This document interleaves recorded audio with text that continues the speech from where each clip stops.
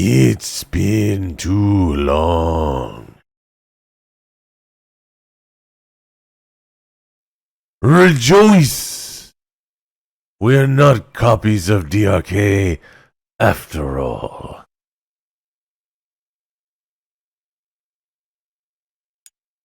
Good morning. Actually, good afternoon. But yeah. So Peace Walker, I think we finished chapter 4.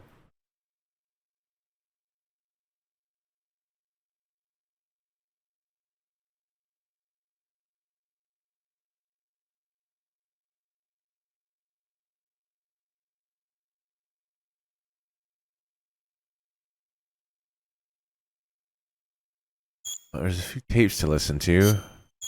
I think there's some post chapter 4 tapes. And then Zadarnov does this thing. And then up until the end of that, there's going to be quite a bit of Zadarnov nonsense.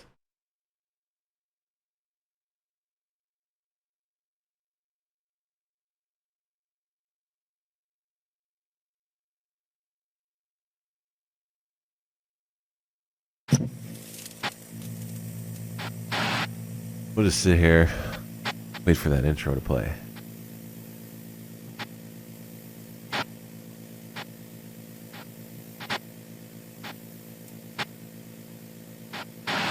We're gonna launch that stream and write it all the way into history.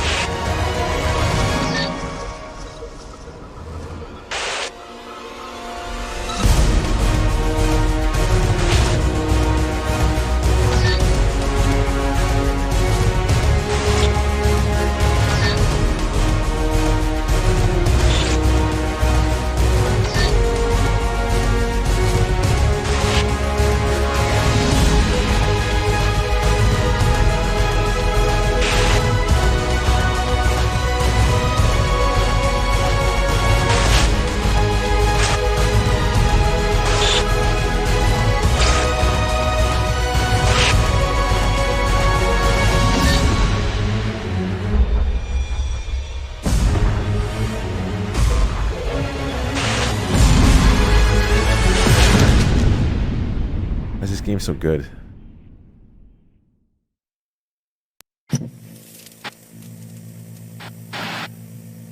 Pre-melodrama, Miller.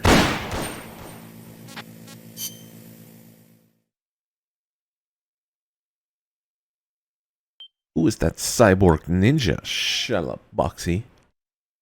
I should have named it Shalaboxy.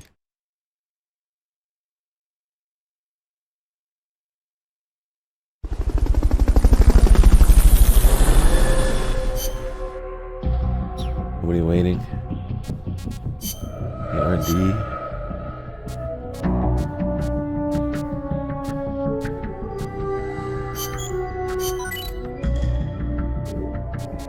What item? Bigger curry? Sounds nice.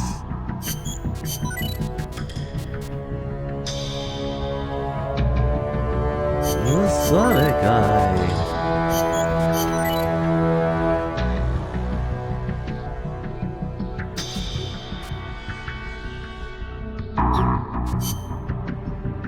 Oh, I feel decently rested today. I think we're gonna see the start of Phantom Pain today. Oh man.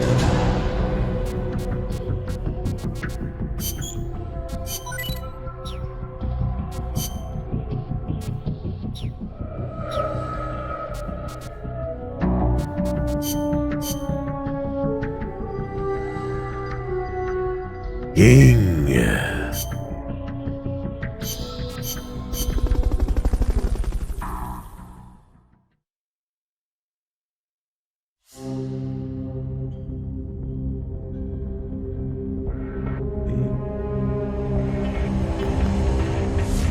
Half of Ground Zero's 100% is literally just trying to tag soldiers while they fade in and out of existence. So that part of the 100% of Ground Zeroes is awful.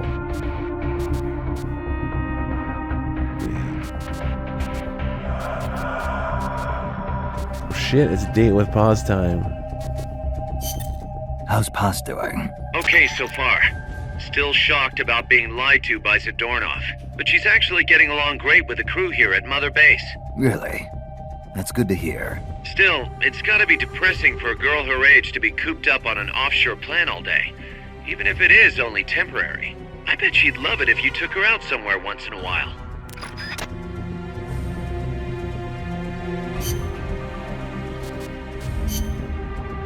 I never got the, can't remember how you get the bathing suit. Let's rock. Let's rock.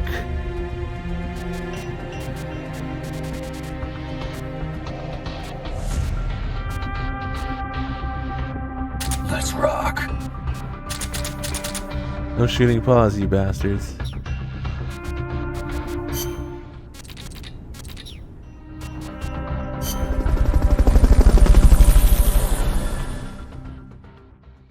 Alright, I was supposed to change my comms. That takes fucking forever. They'll run away anyway like this.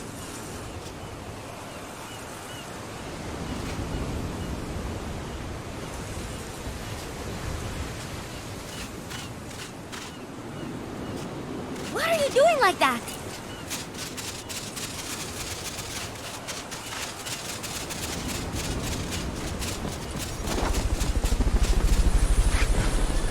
Creep!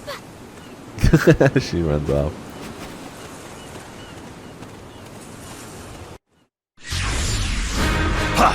Wait!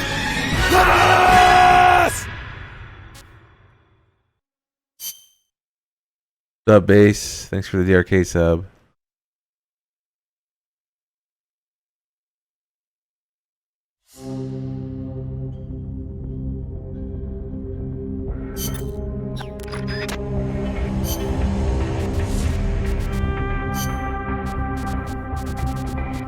Stealth. Rocket peace.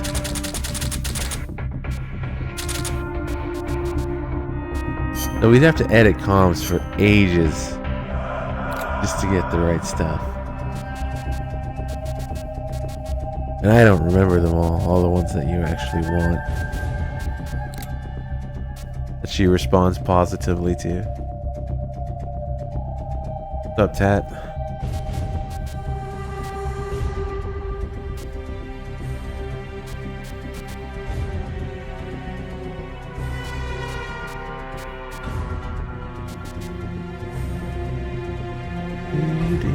No, I didn't.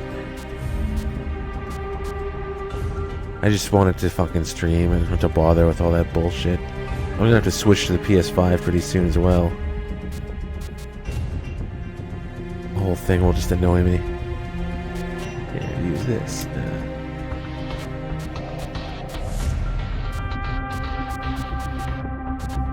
I got you covered, maybe?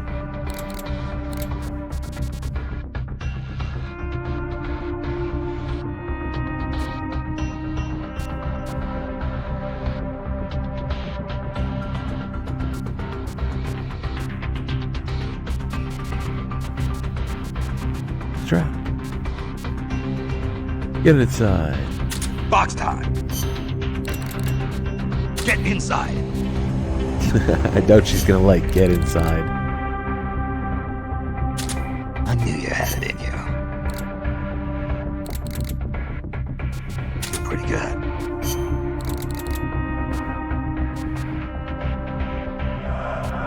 That's good stuff. Impressive.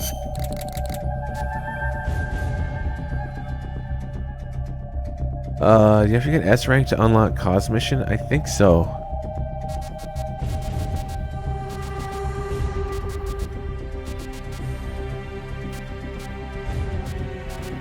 Good to have you.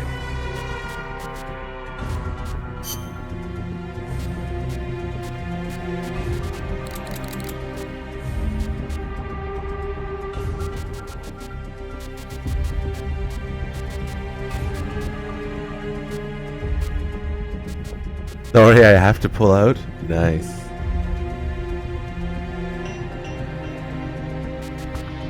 Yeah, just Google which of these work best. Nice one. Yes.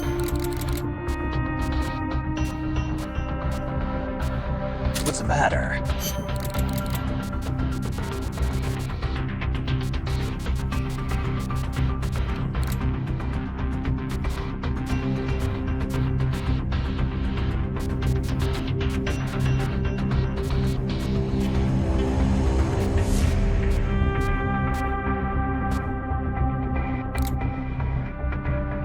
It's not over yet. Most of these will do shit.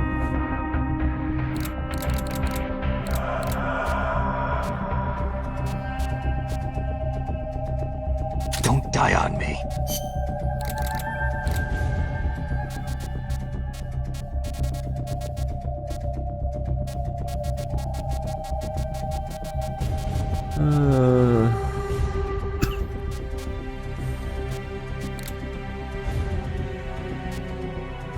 We are still in this fight.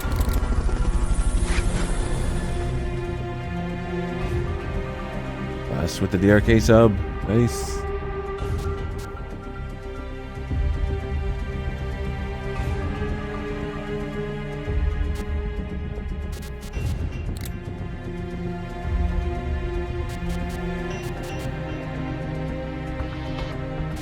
Let's take it easy.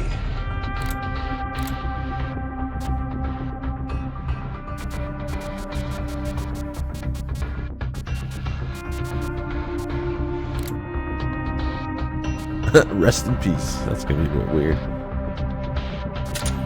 Alright, let's try it like this.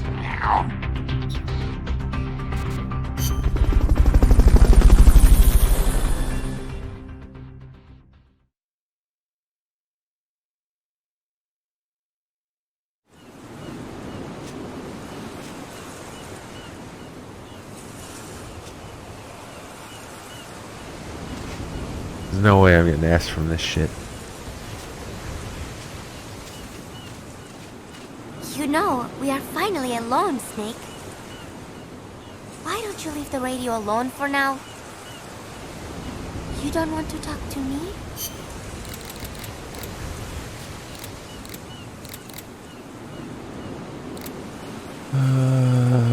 What the hell was I gonna do? Oh yeah, change this. Pull up. I've got you covered. What is that cover for? Box time. Yeah! That's one.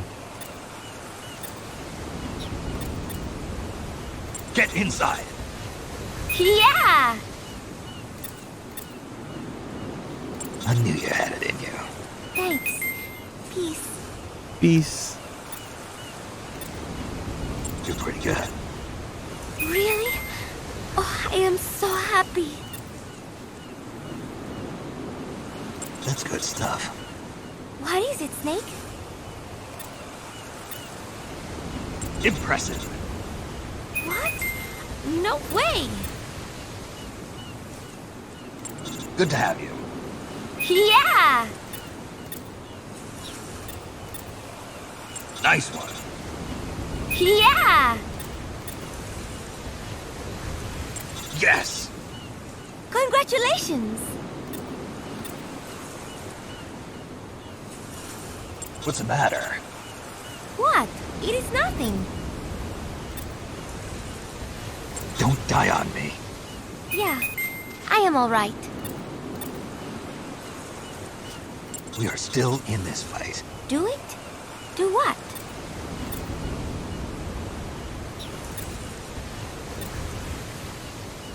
Let's take it easy.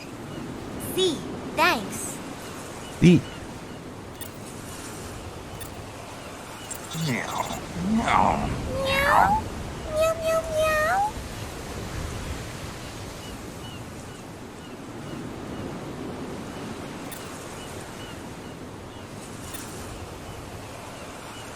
I got you covered. What is that cover for? Box time. Cute. Yeah! Trying to go through it again. Get inside. Yeah! I knew you had it in you.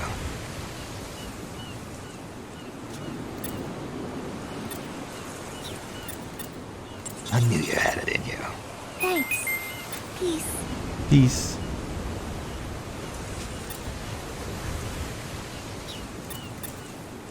You're pretty good. Really? Oh, I am so happy. That's good stuff. What is it, Snake? Impressive. What? No way! Sometimes it feels like she's not responding properly.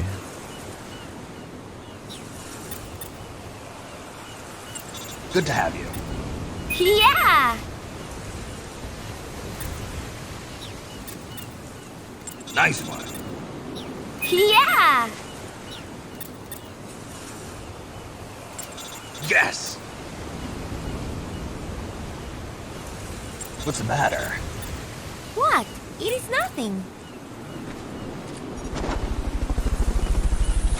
Liquid with the DRK sub. Nice. It's not over yet. I don't want to go back just yet either.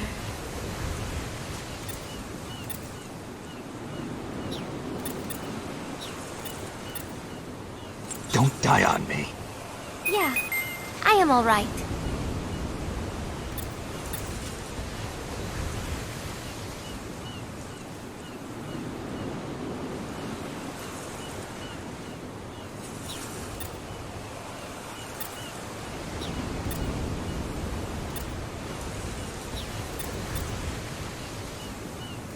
We are still in this fight. What?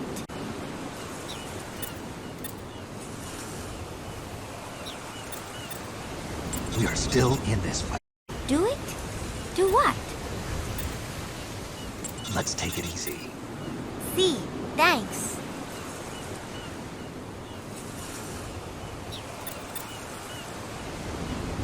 Box time.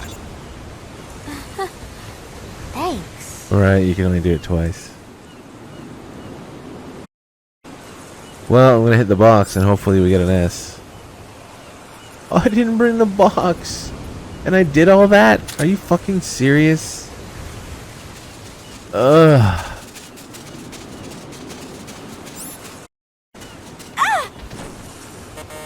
What the fuck?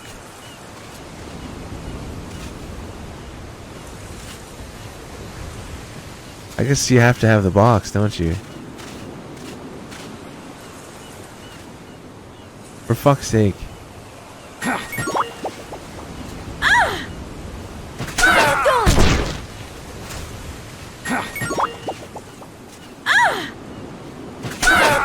That noise.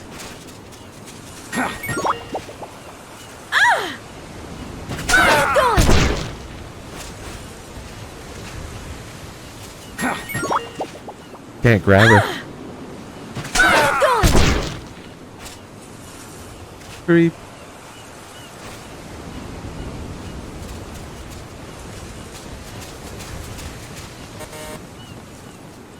Beep beep.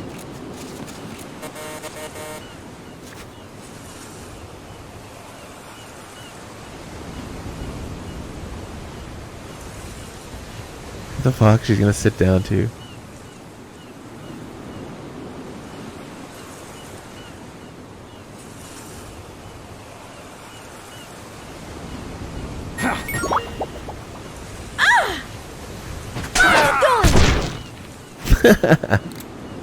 No, not bringing the box was dumb.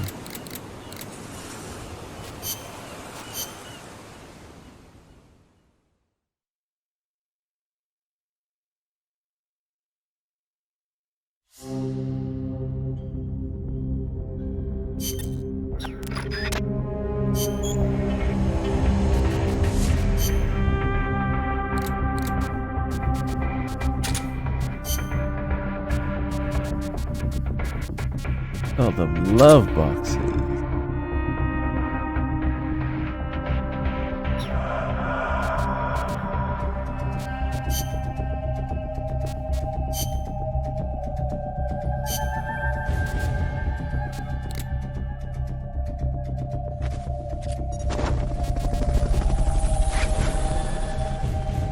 Blue! Thanks for the DRK sub.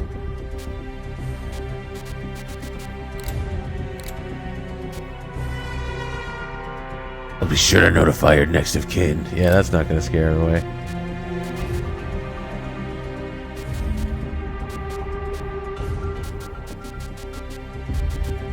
Let's take it easy.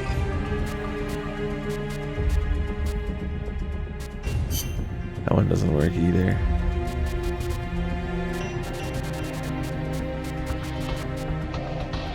Settle down. Where's Ollie? That's perfect.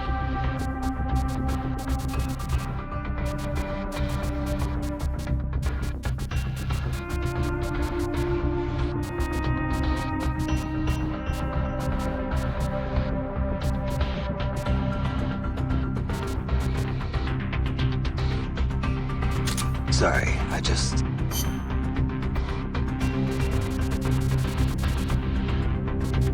Oh yeah. Tapes. Straight up saying peace. Forgot about that.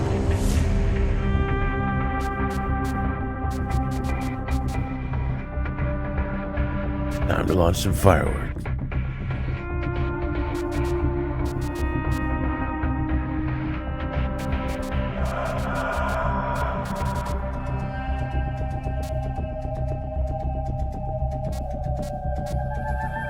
Put him to sleep.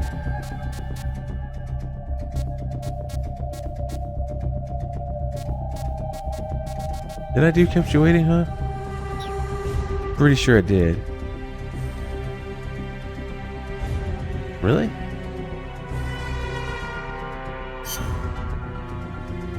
Shit, now I lost it. Kept you waiting, huh? There we go. We get rid of the meows. Cute, but it doesn't really do anything, I don't think.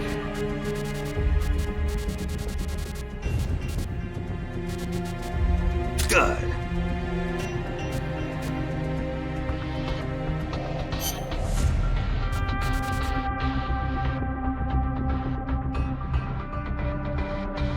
I knew you had it in you.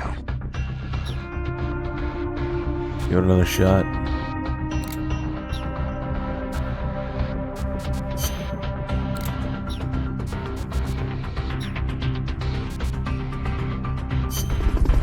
King. What's up, Kendo?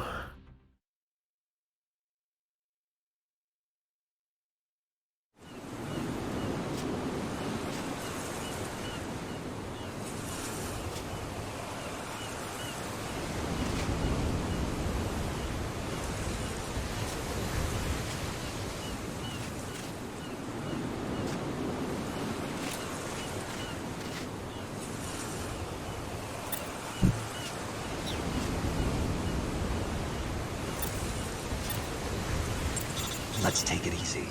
See, thanks. Box time. Yeah! Get inside. Get inside. Yeah! I gotta wait a second before we send out the next one.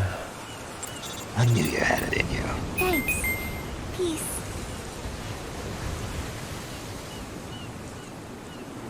You're pretty good. Really? Oh, I am so happy. No, we might not end up doing co-op now.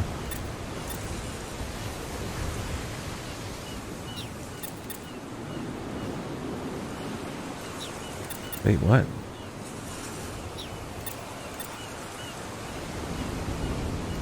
Sorry, I just... No, it is okay.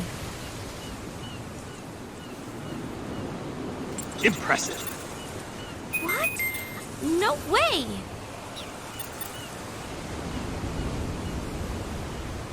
Good to have you. Yeah!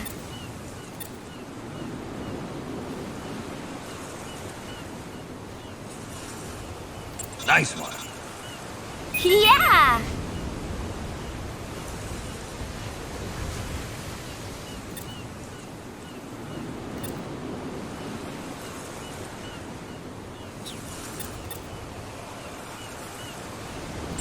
Pace. Peace. He's gotta like it when you say peace. Kept you waiting, huh? No, it is okay. It's not over yet.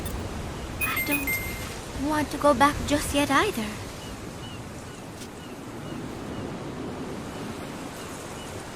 Nice one. Yeah!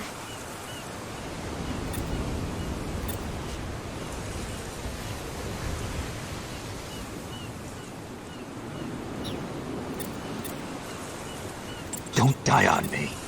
Yeah, I am all right. I knew you had it in you. Thanks. Peace. Let's take it easy. See, thanks. Good. Yeah! Let's take it easy. See, thanks. Box time. Yeah!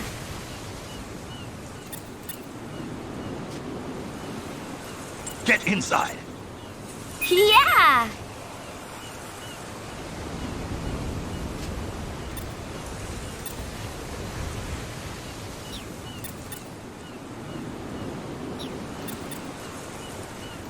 I knew you had it in you. Thanks. You're pretty good. Really? Oh, I am so happy.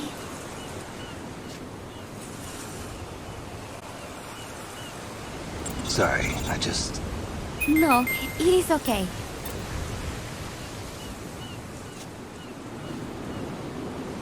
Impressive. What? No way!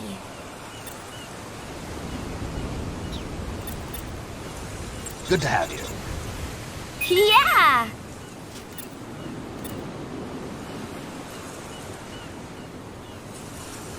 Nice one.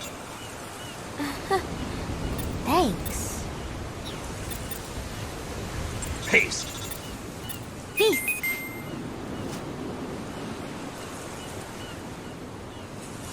Impressive. Thanks.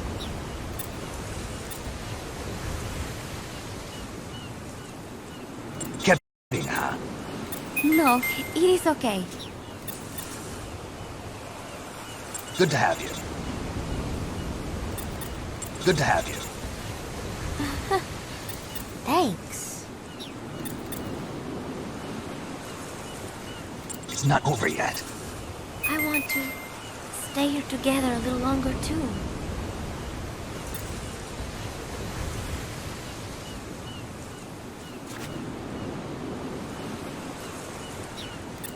Oh, I'm lost. Shit. Don't die on me. Yeah, I am all right.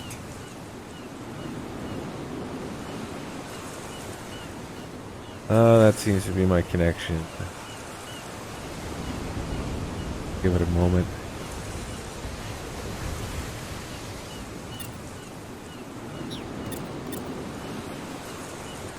I knew you had it in you. Yeah, okay.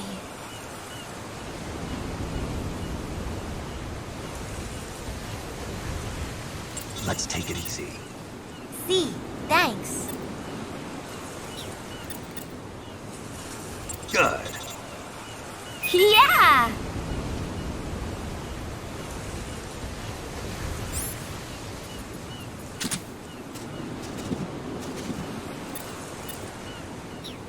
Room for one more? Hopefully that's an S. Aha.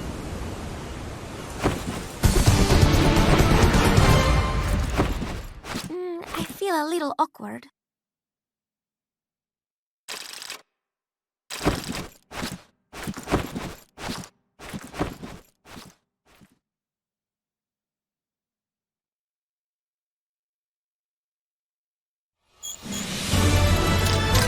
Nice. Got the S.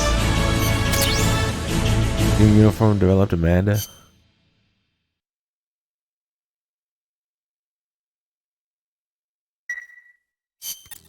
Snake, I got another report from the R&D team. They finished converting Mother Base into a hex plant. MSF's capabilities are up across the board, too. Our combat team's contracts keep increasing. We're seeing action on a daily basis, and we're raking in a ton of GMP. Now this is how a business is supposed to look.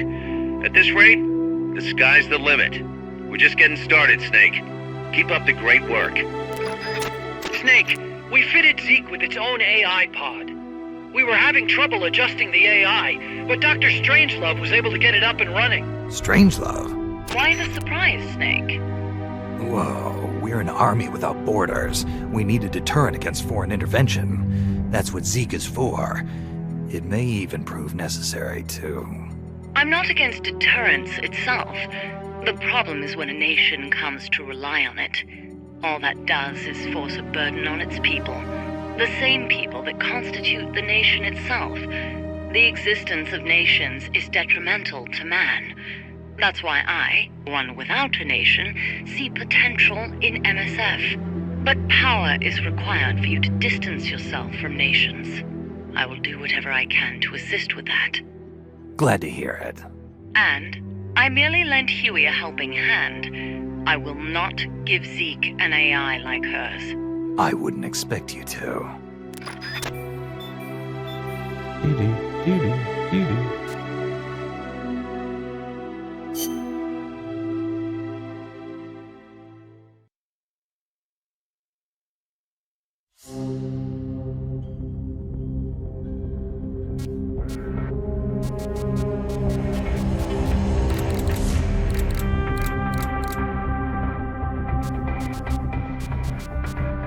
Date with pause.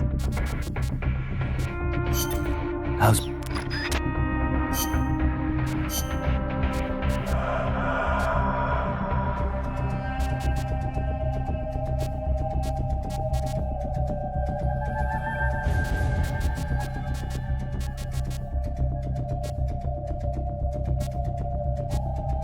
Let's rock.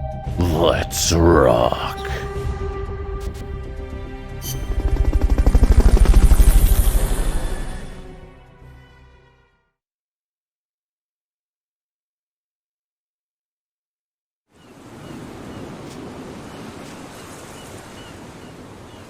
Nice.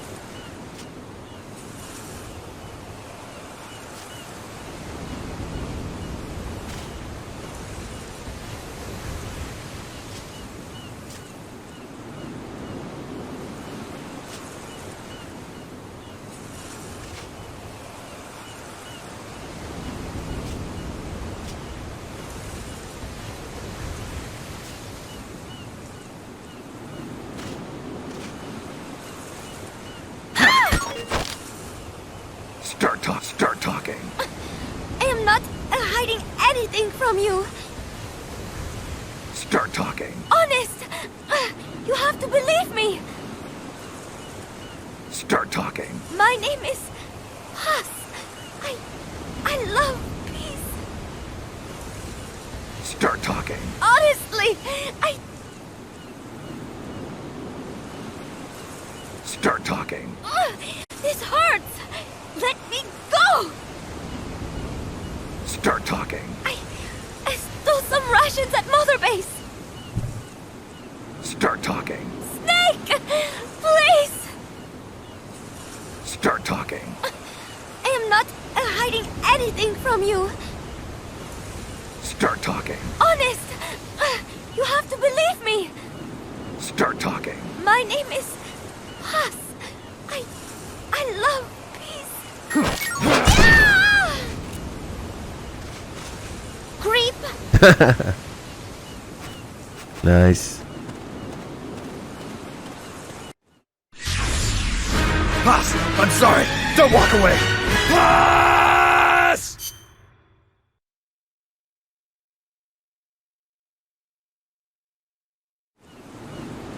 You must be framed.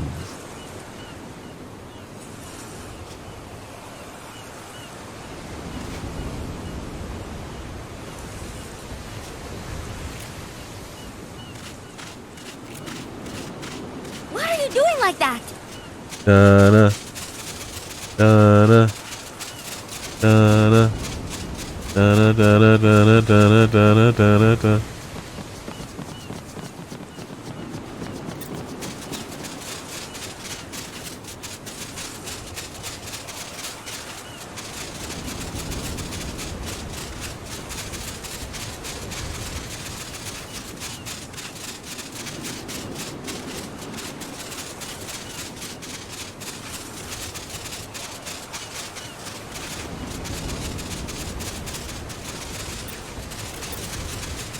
Did you come here to Get swim? inside. Stay away from me. You've got fire. Do not come any closer. Impressive. Stay It's away. not over yet. I am not really comfortable with this.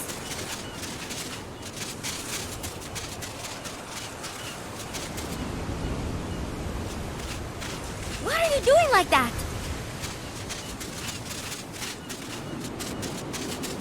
Did you Nice. come here to swim? It is too dangerous. Start talking. Start talking. I am not hiding anything from you.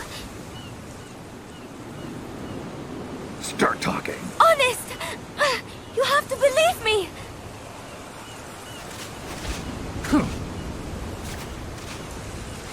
Huh?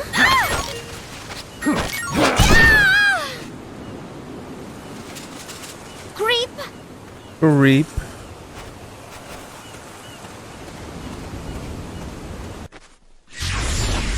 Boss, I'm sorry. Don't walk away. Boss! Hater's delivery there. I would love to see his face.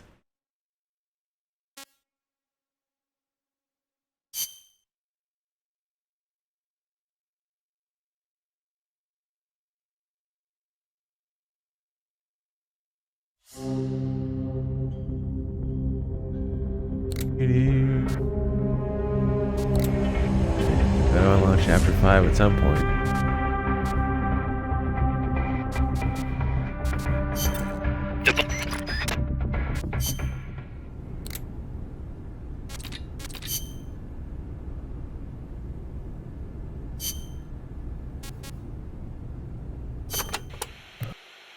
By the way, Kaz, who do you think's our queen bee? Good question. I was thinking maybe Poss. I was thinking Strangelove. Well, I can see that. Or maybe Cecile. On second thought, I might go with Amanda. How about this, Snake? We'll have an army of queen bees. Sure. Why not? Oh yeah.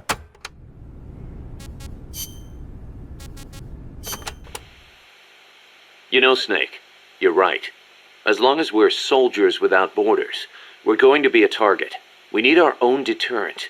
Yeah, we're going to be stepping into a lot of different conflicts as we roam the world, each one unique, and with its own set of geography, ideologies, and politics.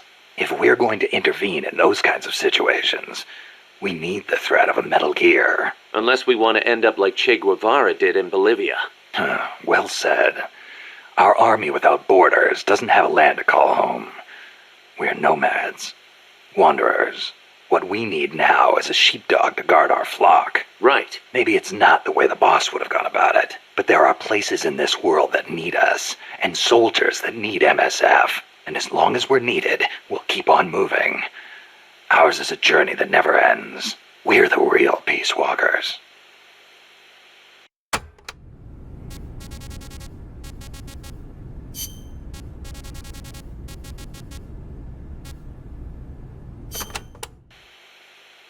Can you believe the CIA and KGB were actually in cahoots? Never thought I'd see that at the station chief level.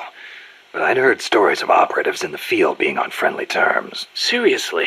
Most espionage takes place in political hotspots, as you'd expect, but there aren't that many of those kinds of places, especially in a small country.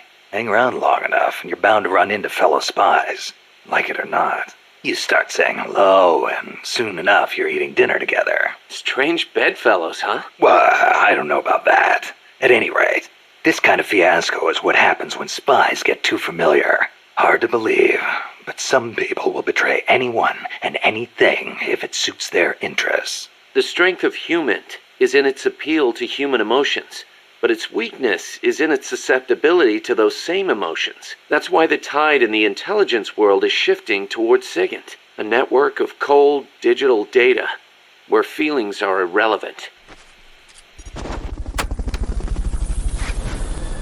Island with the DRK sub. Nice. Snake, you got a sec? What's up? Prime Minister Gary of Grenada is asking the UN to set up an agency to study the UFO problem. Grenada? That island in the Caribbean? He gave the press a bunch of photos. Says they prove the existence of UFOs.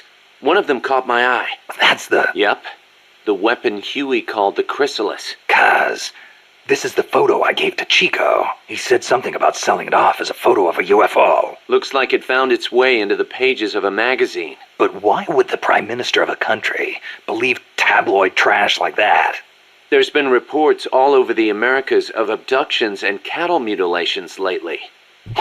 You think that's true? I think the CIA might be involved. If they are, then Gary could be. I know. If he digs too deep, he's gonna get himself into trouble. But Grenada's right next door to Cuba. I guess that would make it tough for the CIA to intervene, in a sense. Upsetting the domestic balance of power could cause it to go red all of a sudden. True. Well, in any case, it's not like we can do anything about it. Just wanted to let you know. Gotcha. I'll be careful not to let any more photos leak.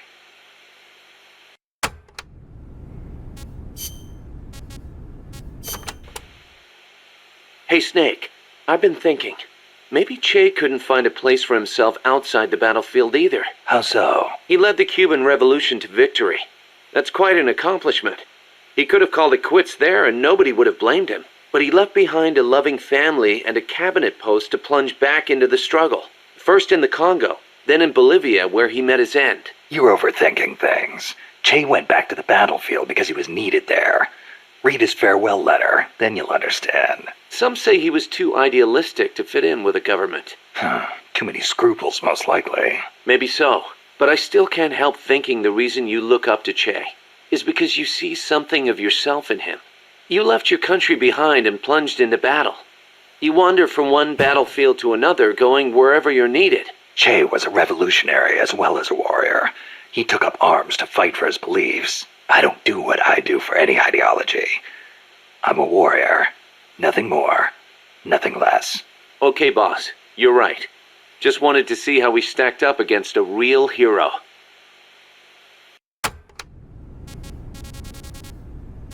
Finally, this tape unlocks upbringing. This is easily the best tape and performance in the game. And I always mention that, so much so that Robin Atkin Downs, well over 5 years ago, I don't know what he has there now, on his website, as examples of his voice acting, this was one of the 3 things that he chose out of everything he's ever done, was this tape, showcasing this tape for, you know, potential employers. It's fucking good. March 10th, 1945. 381,300 cluster bombs were dropped on Tokyo. Japanese houses at the time were almost all made of wood. In that single day, a third of Tokyo burned to the ground. My mom lost her family and home in that raid. She had to move to Yokosuka and live with her cousin. The B-29s kept on coming, razing other major cities throughout Japan without mercy.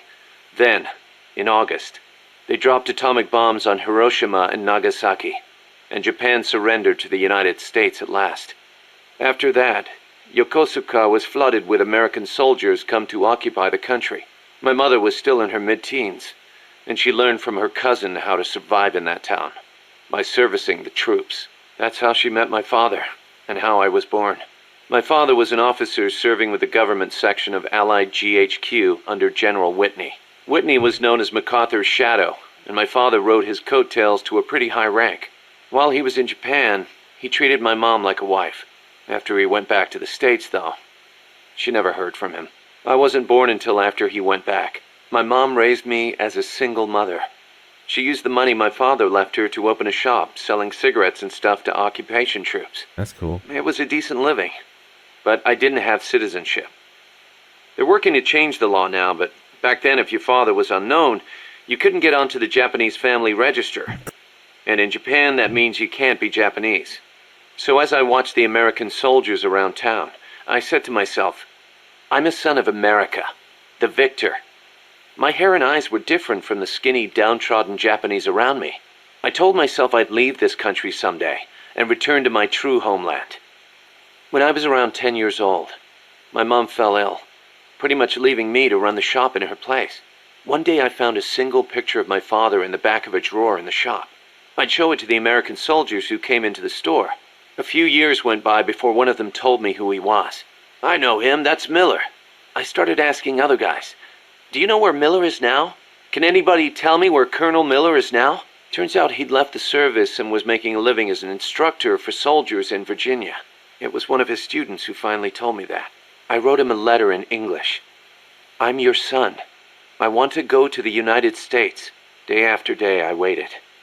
Then just when I was about to give up, the post office delivered my future to the door. My father sent me some money. I thought my dream was going to come true. I was only thinking of myself. So I went to my bedridden mother and convinced her to let me go. My father arranged for a car to pick me up. It was jet black. When the neighborhood kids who'd always made fun of my hair saw it, their jaws practically hit the ground. I put my mom in a hospital and went on my own to America. When I met my father for the first time, he was living alone in a big house. He told me he'd lost his son, his American son, in Vietnam. He showed me a picture of my older brother. I guess that and his divorce left my father feeling lonely, which is probably why he finally took an interest in me. He'd retired from teaching. He was stooped over, could hardly walk, but he gave me two things: the name Miller and money for school. I used it to learn English and then go to college. America was exhausted from years of fighting in Vietnam. They were waging war in a foreign land, while at home, people were screaming for peace. Right after I graduated, I went back to Japan, alone. My father refused to see my mom. It was the first time I'd seen her in years, and she wouldn't even look at me. At first, I thought she was mad at me, but that wasn't it. Disease had taken her mind. A disease she got while she was young and desperate. She didn't even know who I was. I said, Mom, it's me, Kazuhira. As I spoke, the sound of my own voice rang in my ears. Katsuhira, the name my mom gave me. It means peace in Japanese. I was Japanese. At least, I was the son of this tiny Japanese woman. It was then, for the first time, that I understood the reason, the emotion that inspired my mother to give me that name. She'd watched her hometown and family go up in flames. Her body and her mind were ravaged by war. And yet she chose to have a child named Peace, with a man who was once her enemy. Japan lost the war. But what good is war as a measure of a country? Since the war and up until the oil shock last year, Japan's economy has grown every single year. It's on its way to becoming a stronger country than ever. I stayed in Japan and joined the JSDF. I was 22 at the time. I did it to pay our bills. But it wasn't just that. I could have found work anywhere. And I knew it. And still, I couldn't think of anything else to do with myself. 2 years later, I didn't have to worry about Mom's hospital bills anymore. I left the JSDF and went back to the States. My father was already dead and buried. I was told he'd shot himself in the head. America crushed Japan, but it also crushed my father. My American dream was over. After that, I drifted around and, well, you know the rest. GHQ made women like my mother. It made Japan's peace constitution and the JSDF. And it made me. I was spawned by war. but I don't want to die in one. I won't die for a country, and I won't live like a pauper. I won't have my fate decided by some family register. So as long as I stick with you, boss, I've got a good feeling none of that will happen.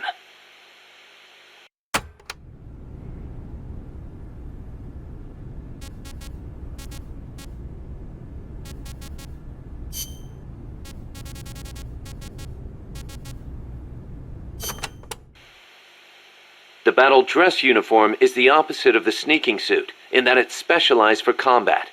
It lets you carry plenty of weapons and ammo, and provides excellent protection. Not the best choice for sneaking, but if you feel like playing one-man army, this is the uniform of choice. Looks pretty damn heavy. It is.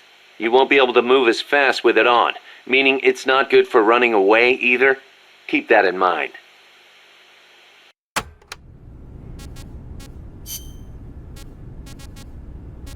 The cardboard tank. Snake, the R&D team came up with something new. What's this? It's a cardboard tank. It's got enough room for 2 people. Same as any other cardboard box. Apparently the guy in front drives, and the guy in back is the gunner. Hold on, Kaz. Who the hell came up with this thing? I'm sorry, boss. He meant well, I swear. I know it's nowhere as good as a real tank, but still. It's brilliant! Huh? The perfect synthesis of stealth and attack power. Compact, elegant design. The finest example of a weapon I've ever seen. Seriously, Kaz, I need to meet the guy who made this. I want to shake his hand.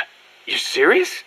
Snake, look at it. It's a masterpiece, in every sense of the word. You don't agree? No, What is that? A tank? I like it. Paz?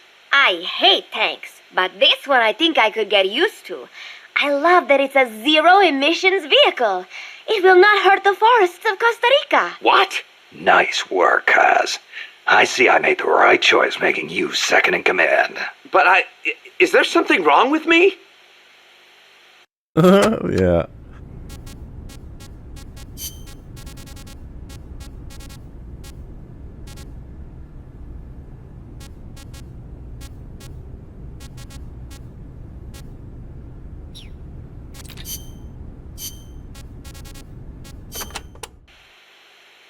Professor Galvez was a KGB spy? I thought he helped me out of genuine concern for Costa Rica's future. You didn't know. How could I? Believe me, Snake. He introduced himself as a peace researcher at the university. He had an office and credentials and everything. They're masters at creating cover personas. They think of everything. ID papers, jobs, sometimes even families. Don't feel bad you didn't see through it. But you did? From the first time we met. I wish you had told me. Sorry. I didn't know if it'd be right. You might have gotten mixed up in things you shouldn't. That is impressive, though. Sizing him up at a single glance. He reeked. Reeked? He had this unmistakable air about him. The air of someone who's been given a mission and will see it through no matter what. Like me. I could just smell it. That is amazing, Snake. I'm just kidding. It was his prosthetic hand. Why would a professor from a peace university need a tool for assassination?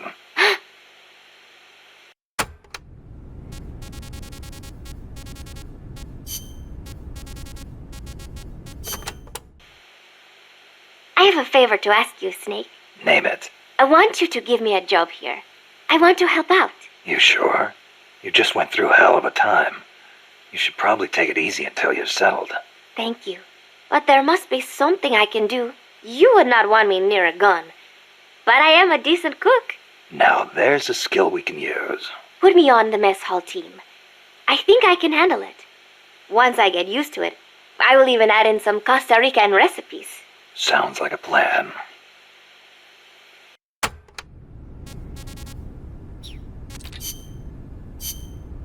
Nicaragua.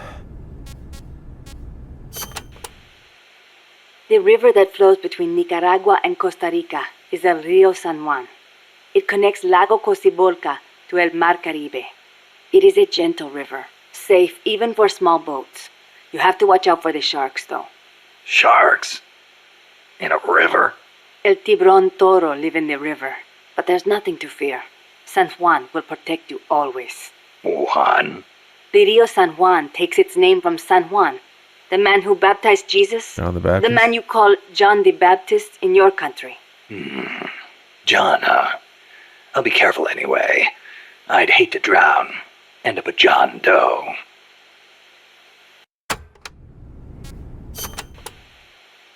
There is a volcanic island in Lago Cocibolca called Ometepe. It's formed from two connected volcanoes shaped like a porongo. The one with smoke coming out of it. That's the one. The smoking volcano is Concepcion. It erupts once in a while. The other one is Maderas. It's never erupted in recorded history. There's a lake in the caldera at the top. A crater lake.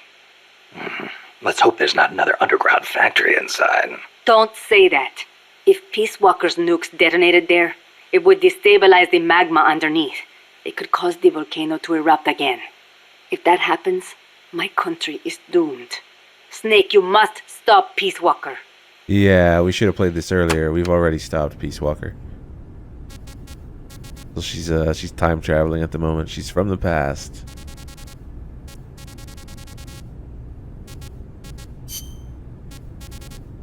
Mi viejo. Amanda, you getting used to Mother Base? Yes, it is heaven compared to living in the mountains. We are no longer constantly on the run from La Guardia or mercenaries. Some of the new guys we recruited used to be mercenaries. We are getting along. It was difficult at first, but once you talk to them, you realize we've got plenty in common. I see. Good to hear. We may be enemies, but we are all still human beings. La CIA's soldiers, La Guardia. The same goes for the people of America. What's gotten into you? Mi viejo got involved with drugs in order to scrape together money for La Revolucion. He did whatever the KGB said, all for Nicaragua, or so he told himself. But I realize now, in the end, all he did was help poison young people of America. Yeah. I have made up my mind.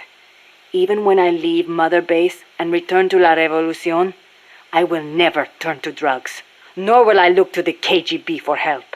If we topple Somoza using the KGB and drug money, we will lose the people's hearts. So, you're choosing a different path from your father. I still respect him, but I will not do things the way he did. Well, I'm sure Chico will be glad to hear that. Chico is a grown soldier now. I could not face him otherwise. Well said, Amanda. Those are the words of a true Comandante. Stop. I was inspired by the greatest Comandante I have ever known. Boss.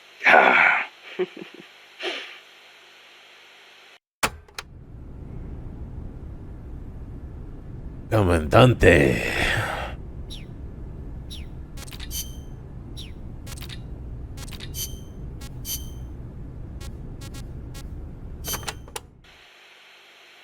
Snake, legend has it, a place called Isla del Monstruo is near Costa Rica. Isla del Monstruo. It was discovered in the 18th century by Caribbean pirates sailing over to the Pacific. And the island in Treasure Island is based on one near Costa Rica, too. Ah, Treasure Island. I remember reading that. You've read it, too? Ah, that makes things easier. In Nicaragua, we too have a story about a group of pirates that encountered a flying monster out at sea. Some even say they landed on this monster island, though we still don't know exactly where it is. That's the reason I've always wanted to come to Costa Rica. Ha! I see. Ooh, I heard another story about a talking cat that lives somewhere in Costa Rica. They say it'll take you to this place. Interesting stuff. Want to know more about the island? Maybe later. If I'm headed that way, you can fill me in. Okay, just let me know.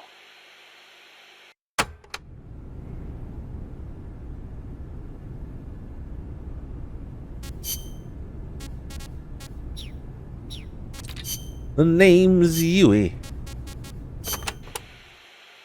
But you know, there's something I've never been able to figure out. Is the Cold War really a war, or is it really peace? Doc, what do you... People called it a Cold War, but I disagreed. Sure, nuclear stockpiles are increasing, threats are multiplying. The US and the Soviet Union have enough power to destroy the human race 100 times over. But nobody's actually being killed. Small-scale conflicts and proxy wars, maybe, but nuclear deterrence has averted another world war. The world's far more peaceful today than it was before, and the breakthroughs we've made in space exploration thanks to Cold War competition? Fantastic, don't you think? No. We didn't need to rush into space like that. Going into space may have been mankind's dream, but good people were sacrificed in the scramble. Maybe so. NASA's definitely got some skeletons in its closet. Same goes for the nuclear arms race. Atomic testing has killed civilians and exposed thousands to radiation. Believe me, I know. And now, this. What peace was I trying to protect anyway? The more I think about it, the less I understand.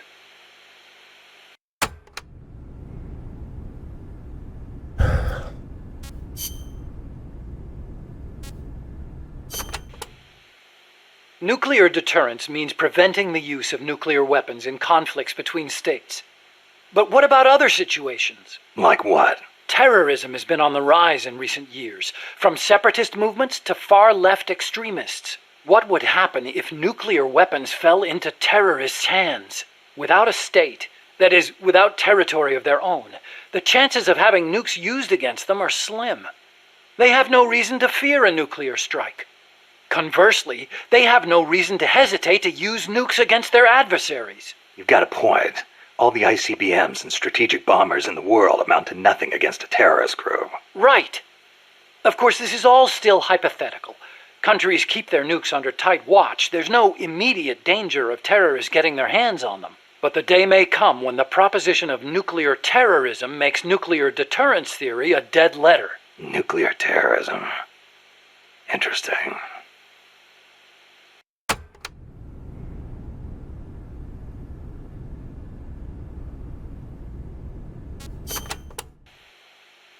What are we gonna do, Snake? If Peace Walker attacks Mother Base... Relax. We've got the entire MSF out to make sure that doesn't happen. Yeah, but Peace Walker's missiles have 1 megaton warheads. The fireball alone would be 1 mile in diameter. Everything in the vicinity of Ground Zero will be vaporized by the heat rays. Then there's the blast, which travels at hundreds of miles per hour. And the fires, and the... A huge dose of radiation from the initial nuclear reaction. That too. There won't be a single survivor. Yeah, I'm aware of that. Look, Doc, you made that thing. You know better than anybody what it's capable of. Right now, you've got to give me a rational, scientific estimate of the damage. If we're talking about a nuclear explosion, it's more than just MSF's problem. You're right, Snake. Sorry about that. Like I was saying, Mother Base would be wiped out. Any ships in the area could be caught in the blast too. We'd need to send out a warning. The thing to worry about most is the fallout. The dust of death. If it goes off over water, the particles will be smaller than with an explosion over land, so the wind will scatter the fallout over a wider area. Clouds will form around the salt crystals in the seawater, causing contaminated rain to fall downwind. Yeah, got a taste of that myself. On Bikini Atoll? That's right. The 1954 Castle Bravo test created fallout 300 miles downwind. Poisoned a lot of local residents and ships, so I hear. The yield of Peace Walker's warheads isn't that big, but the amount of fallout will largely depend on weather conditions. It's impossible to make a quick and easy estimate. If it gets into the trade winds, it could come straight to Costa Rica. What was it Coldman was saying? About leaving people free to help out? He's out of his mind. What does he think's gonna happen? When they get hit by rain containing high concentrations of fallout, a lot of them will die from the external exposure alone. The rain will seep into the ground, contaminating the water supply and crops. When they ingest the stuff, the internal exposure starts. Strontium-90 and cesium-137 have half-lives of around 30 years. The effects stay with you your entire life. Leukemia, cataracts, dermatitis, cancer. And it affects reproduction, too. I know. Even today, 30 years after World War II, thousands of people still suffer from exposure to the bomb. We can't let Coldman create more of them just to prove his point. I know it sounds crazy, but I created Peace Walker so that that kind of thing would never happen again. Don't worry, Doc. We'll stop it. One way or another.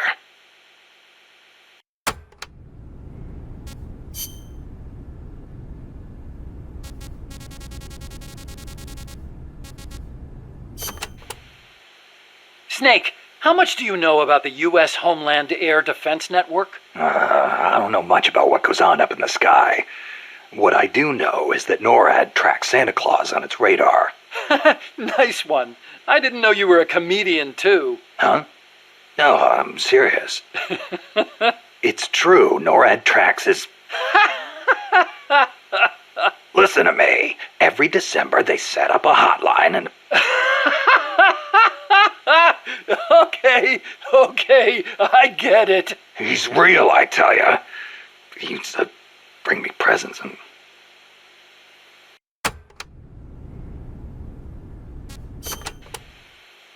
Okay, Snakey. As all good little boys know, keeping tabs on Santa Claus is a very important job for NORAD. But they also have another mission. The one they were created for.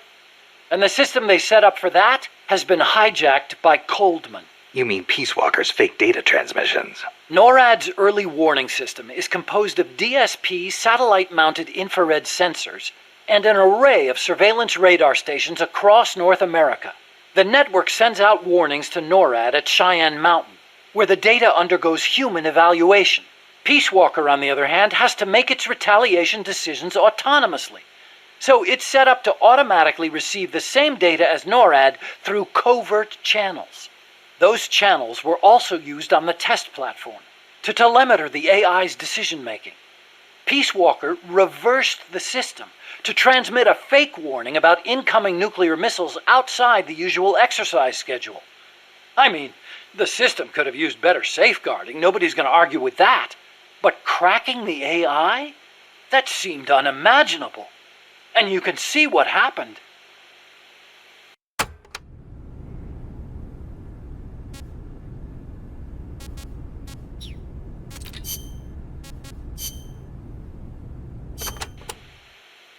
Never heard the name Cosima before. Then again, I don't know many people from France. Is it a common name? No, not that common. But Wagner's second wife was named Cosima Francesca Gaetana Wagner. Huh. You know, Kojima is a common last name in Japan. Kaz? It's just funny how, I'm part Japanese and Cecile's middle name is so close to Kojima. It feels like destiny unfolding. You think so? Oui, oui. That's a beautiful name you have. Cecile Cosima Caminades. Wait a second. Cecile Cosima Caminades. Cosima Caminades. Hey, that's close to... Close to what? your name. It sounds almost like the sentence, Kojima Caminades, in Japanese. And what does it mean, s'il vous plaît? Well, kami is the word for God in Japanese. Nandesu, well, it's hard to explain, but placed after God, it would turn the sentence into, is God. Okay, so? Kojima is God. Cecile's name is a message. I don't believe it. Kojima is God. Kojima is God. Kaz?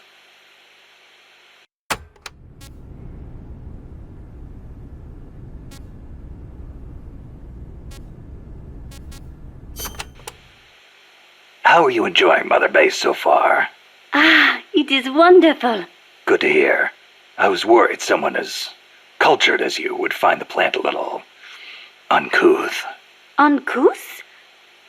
You've got albatross, and frigate birds, and terns, and tropic birds. Seabirds I have never had a chance to see in France. Oh, well, great. Sorry, I know I should not spend all day chasing birds. Is there anything I can help with? I appreciate the offer, but I'm not sure what I could ask you to do. Well, I'm certainly not cut out to shoot a gun. Cecile, where'd you learn to move through the forest like that? The birds weren't scared of you at all. Becoming one with the forest is the very essence of bird watching. They won't behave naturally if they sense a human nearby. And that can really affect your observations. I see.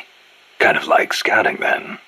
I am also good at spotting birds from a distance, tracking them based on the tiniest of clues, and being aware of my surroundings. You're starting to sound even more like a scout. The only way to find a bird is to think like a bird. Now, think you can find a place for me? Yeah,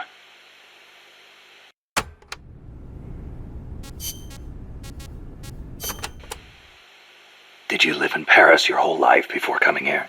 Ah, yes. It is my favorite city. Paris is the world capital of art and culture.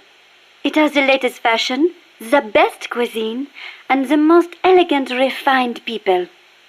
The beauty of the Champs-Élysées at night is almost unearthly. The name comes from Elysium, the name of paradise in Greek mythology. Heaven, in other words. Must be nice for some people. Not for me. Are you saying the cultured life does not appeal to you? I'm saying I never had a chance to lead one. Not that it appealed to me anyway. You prefer war? I don't like war. Life outside heaven just suits me better. That is a hard way to live. But if you do ever come to France, I will show you around Paris. Then you will see what heaven on earth is really like.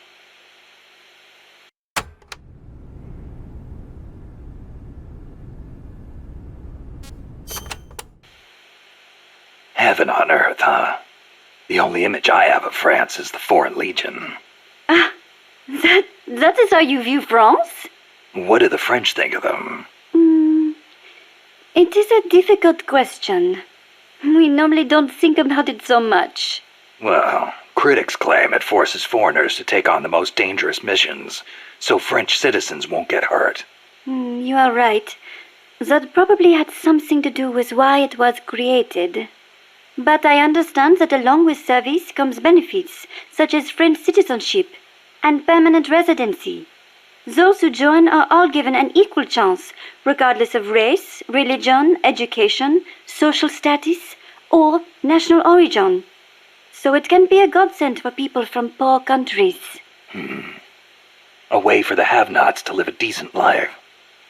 I guess that's not so different from MSF.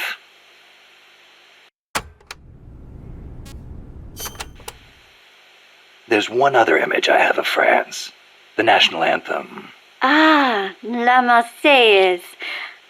Not everyone is a fan, of course. The whole, to arms, citizens. May an impure blood water our furrows thing, eh? The song was composed right after the French Revolution. Fearing what the tide of the revolution represented, the ruling classes in neighboring countries applied all kinds of pressure on the young government. La Marseillaise became the anthem of the volunteer armies that sought to protect constitutional rule against that pressure. And they couldn't do that without armed force. Oui, I agree, some parts are a little belligerent. But we must not forget that if it were not for them, France would not be the democracy it is today.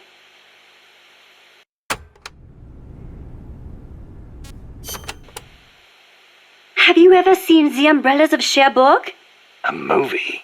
No, never seen it. No? It came out 10 years ago. Catherine Deneuve. She's so beautiful in it. And the music, the costumes, the colors. Huh. It takes place in the naval port of Cherbourg. That was a beachhead in Normandy. It is set back when young men were conscripted to fight in the Algerian War.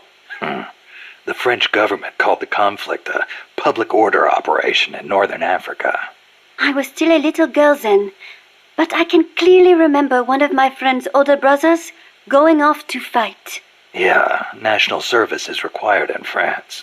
The war splits up two young lovers. Director Jacques Demy's lyrics and Michel Legrand's music tore at my heart. I will never forget its wonderful melodies. Are you okay? It changes lives, changes fates. War is not a good thing. For some reason, it strikes a chord to hear that coming from someone like you.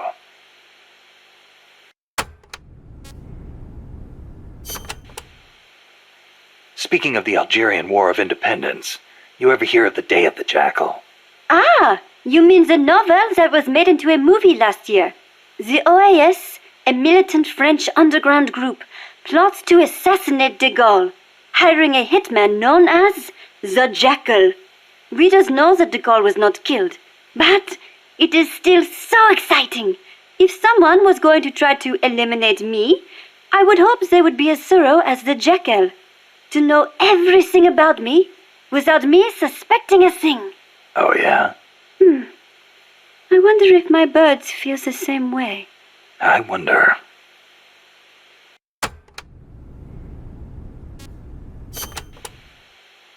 France conducted its first successful nuclear test in the Algerian Sahara in 1960.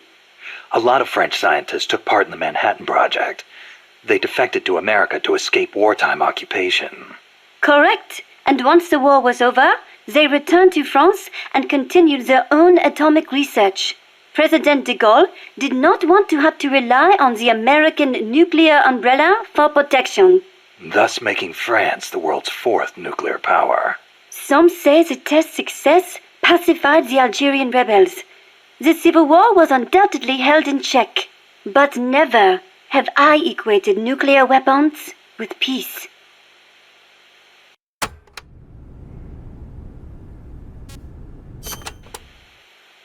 France has produced many philosophers over the years. Descartes, Bataille, Sartre, Baudrillard. Yeah, I'm familiar with Sartre myself. He called Che Guevara the most complete man of the century, didn't he? Smart guy. He does tend to sympathize with the left. And what else do you know about him? That's it. You know nothing else? Nope. Ooh la la! The man is one of the giants of existentialism, you know? Existentialism? I've been meaning to look into that. Nothing more dangerous than sneaking in without first securing an exit. No, existentialism. Sometimes I wonder if my English is not better than yours. Sorry, I'm just not into philosophy. Ah, is that so? I would imagine it might really enrich your life. I'd rather take action now than spend time thinking about what we are or how we're supposed to live. I guess you could say I live my philosophy. Interesting. That sounds like something Sartre would say. Yeah? He says we are born with no defined nature, and that we are free to make ourselves what we wish. Free. So he was one of those devil-may-care kind of guys, huh? No. Actually, he meant that because we are free to create our own life, we must take full responsibility for our actions. Man is condemned to be free, is how he put it. Condemned to be free. But then, others will take it upon themselves to define who you are. I've been feeling that way lately. I keep telling people to call me Snake, but nobody seems to listen. Sartre also says, hell is other people. Hell. Well, we are outside of heaven.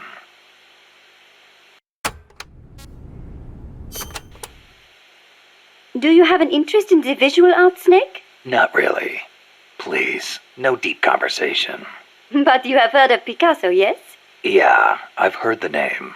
Sadly, Monsieur Picasso, co-founder of Cubism, passed away in the south of France last year. France was his home, you know. Huh? I thought he was born in Spain. Do you know his full name? Pablo Picasso. Anyone would know he's Spanish with a name like... Huh. Shows what you know. What do you mean? Okay, here we go.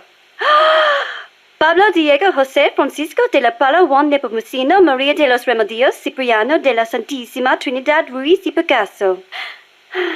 What do you think? That was his full name. Still, I don't see how... A master of modern art.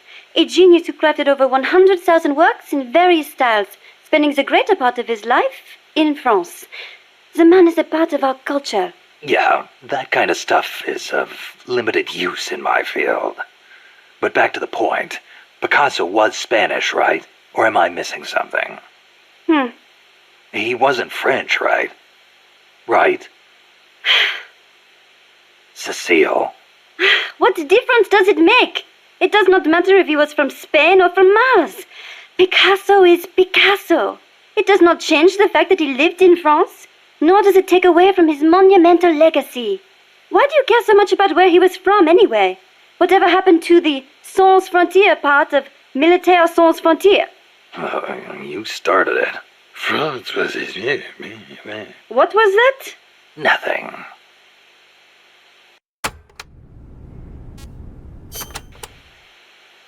Tell me, Snake, do you ever put sweets in your rations? Never thought about it before. Why? Ah, I simply love them. French sweets are très délicieux. Everyone knows crepes, but there are also profiteroles, eclairs, madeleines, financiers. Then there's tarte-tatin, and you can't forget Savarin. Oh, and millefeuille, crepes, blancmange. Yeah, you already mentioned crepes. Soufflés, croquembouche, cannelle, Florentine, Queen Amagne, peach melbas, Finished? and macaroons. I love those the most. Macaroon Parisian are the best. They are so cute and colorful, and they contain meringue, so they melt right in your mouth. Wow. I'd no idea macaroons were that popular in France, too. What do you mean in France, too? Macaroons are those coconut-flavored cookies, right? Oh, excuse you? Macaroons contain almond powder, not coconuts. Don't they have peanuts in them? I've had them in Japan a few times. I thought they were called macarons. Macarons? Some cheap imitation, I am sure. French macaroons have a long and distinguished history. They date back to the 16th century when Catherine de' Medici of Florence married into the French royal family. The story goes that her pâtissier shared the recipe after they arrived. That is a history of over 500 years. So, they're originally from Italy, then? Well, Don't macaroons come from Italy, too? look, I do not really think. Keep in mind, macaron is almost identical to macaroni. Well, that settles it. I cannot believe this. To associate macaroons with macaroni? You, Monsieur Miller, are an insensible oaf. Hey, why am I the bad guy? Come on, Cecile, wait! Cecile!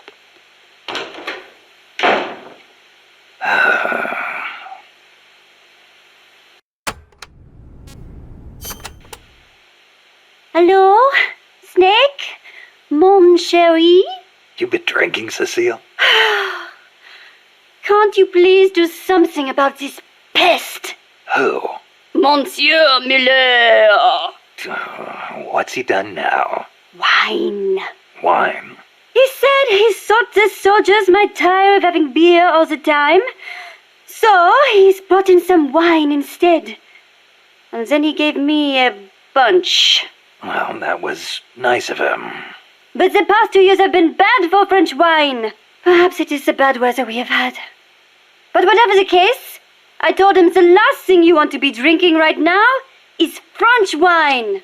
Well, California and Chile have good wine, too. But then he goes and stocks the pantry with nothing but French wine from 72. The stuff is a disaster. Then he says, "Come on, Cecile, have a taste of the old country."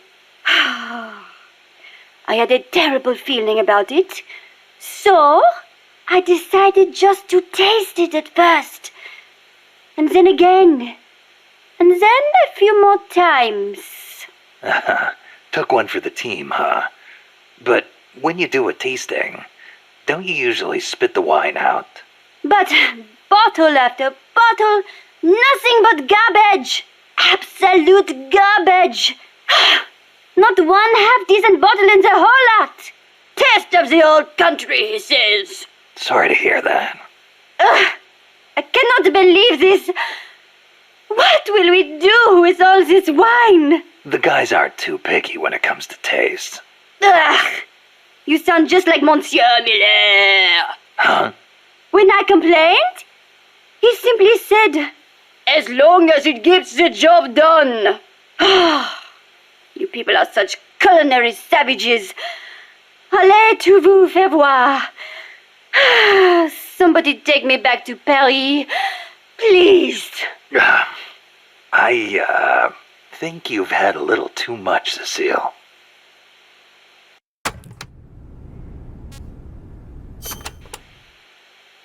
You seem like a very, how do I put this, uninhibited woman. You think so? I am no different from other Parisian women. Not since May 1968. May 1968? The general strike that almost brought down the president? Right. But it was more than just a strike. It started with the student movement at Strasbourg University in '66. They did not want anything from the country, but instead sought reform at the school. That helped ignite a fire in the hearts of scores of dissatisfied young people. And the movement spread all over France. It was more than just opposition to Vietnam and the de Gaulle administration. People also called for free love and the breaking away from other old values. Looking back, I am not sure what the main goal really was. But whatever the case, it was more of a young people's movement than a strike or a protest. So, it was like the hippies or something? In Damn some hippies. ways, perhaps.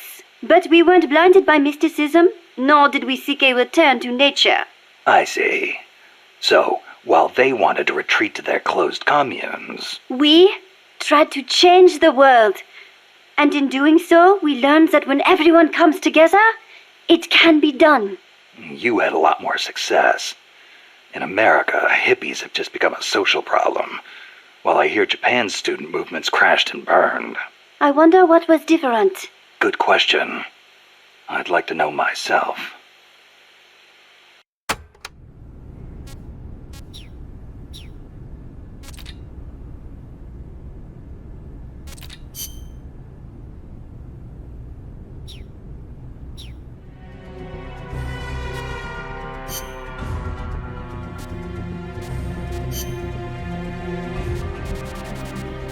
Stealth.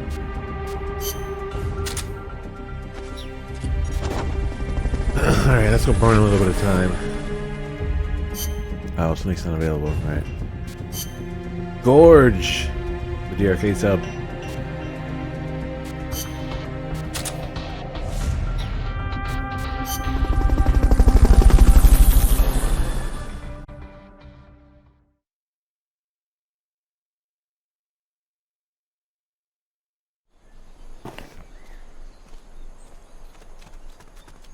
Use Fulton Recovery to bring back knocked out soldiers. To use Fulton Recovery on a soldier, get up next to them so the icon appears, and push the action button. Looks like that soldier's out cold. Try using Good job. Return to base.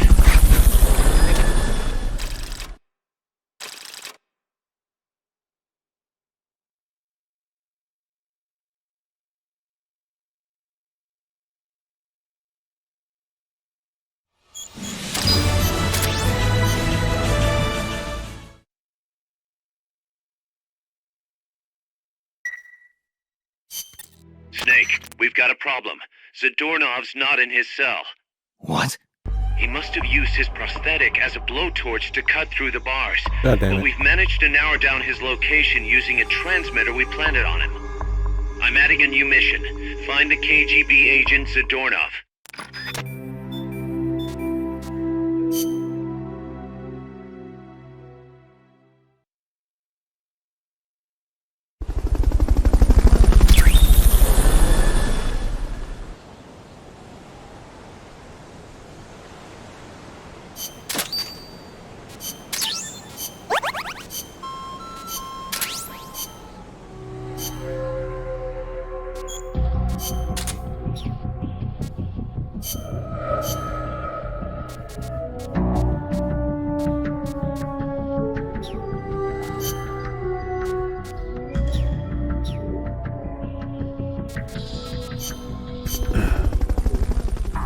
I can't remember if he's always in the same spots on these missions.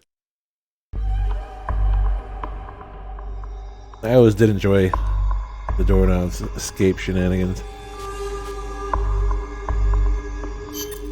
Snake, Zadornov has escaped custody. Find him.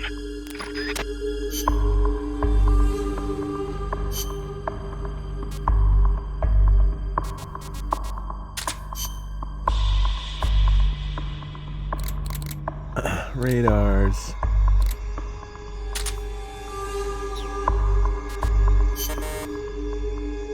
Oh, Fulton. Yes. Right.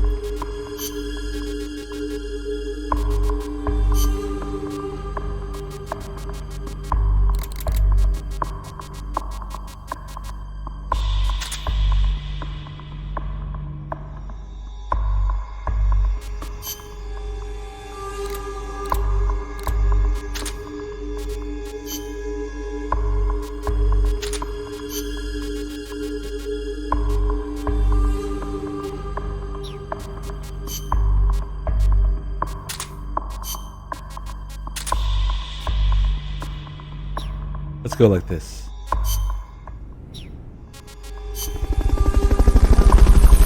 So I'm gonna just spread out the remaining tapes and the Zadornov stuff a bit. Chapter 5. The real ending.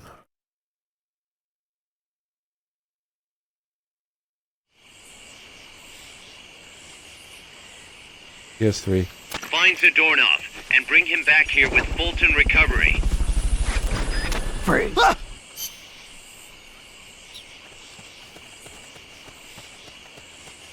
Sub Ramens. Thanks for the DRK sub.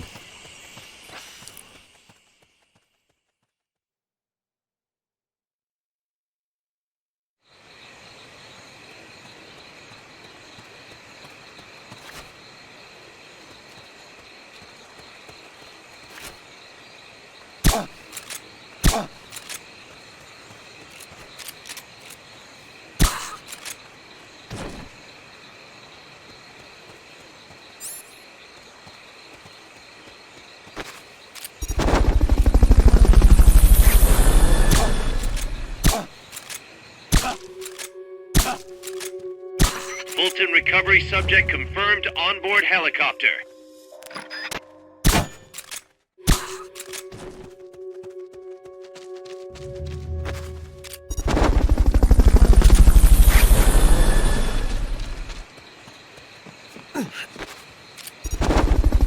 Fulton recovery helicopter is complete. Pretty sure he's not up here. Fulton recovery subject confirmed onboard helicopter. Oh, nice. There's a POW, though. What was that? Hey, ooh.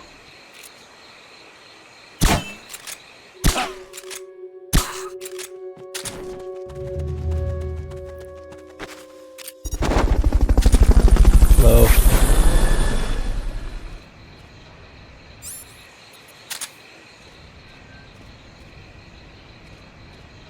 Freeze. Down.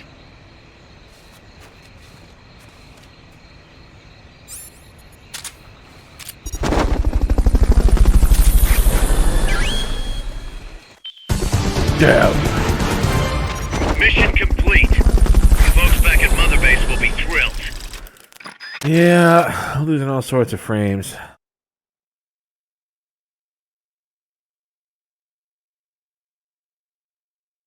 I'm gonna restart the stream.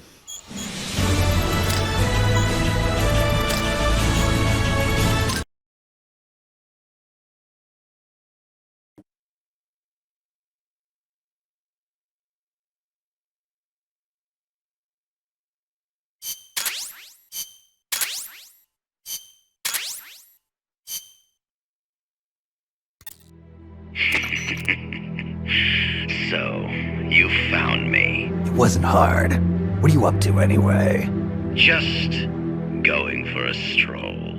Kaz, I've got Zadornov returning home. Acknowledge, Snake.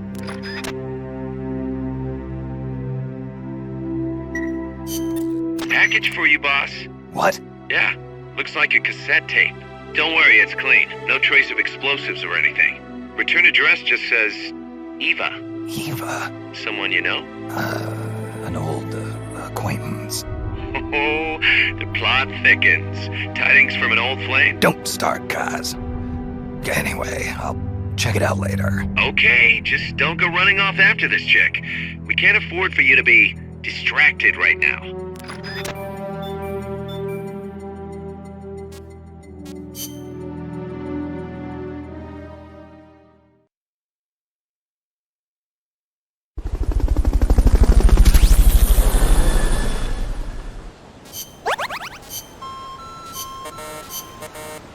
Beep, beep, beep.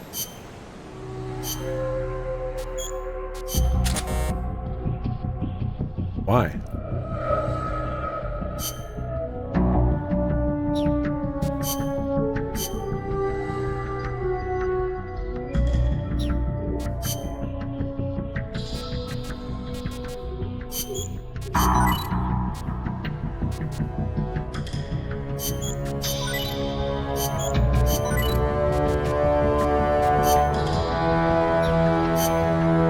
Mess hall team. Whatever.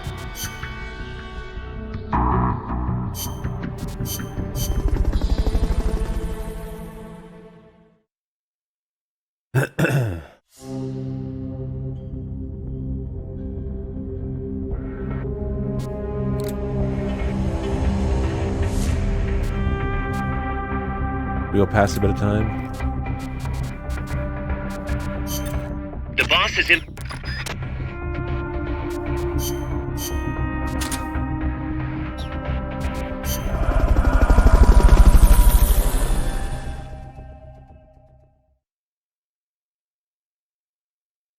Well, the reason I do this mission over and over is because it's the fastest one. We can open up. Use Fulton Recovery to bring back knocked out soldiers. To use Fulton Recovery on a soldier, get up next to them so the icon appears, and push the action button. We can open up the story as quickly as possible. Looks like that soldier's out cold. Try using Fulton Recovery on him. Okay, you're done with that area. Head for the goal.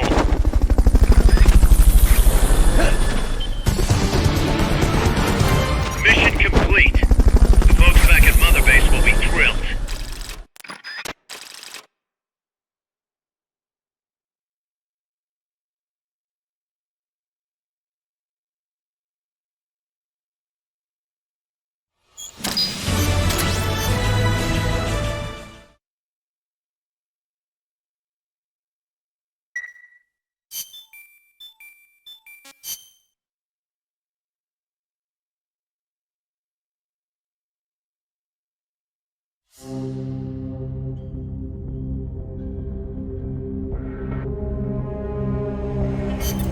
The bomb.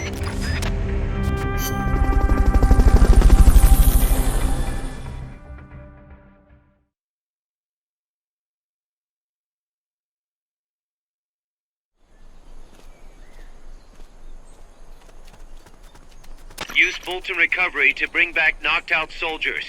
To use Fulton Recovery on a soldier, get up next to them so the icon appears, and push the action button.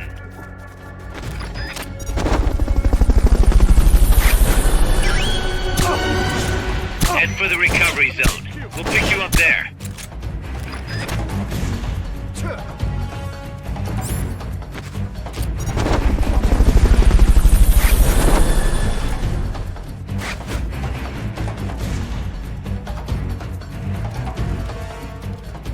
Fulton Recovery helicopter is complete.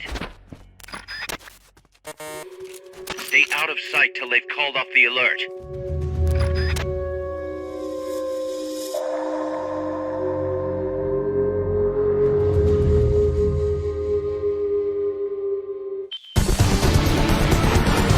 Mission complete. The folks back at Mother Base will be thrilled.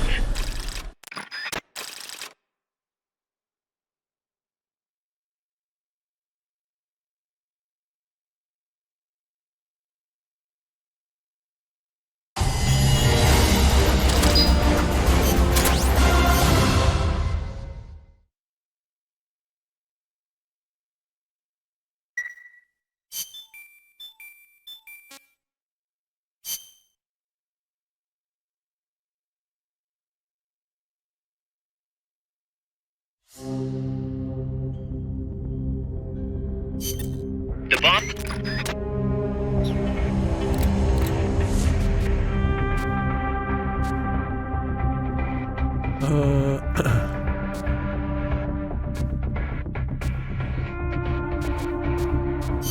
The boss is in.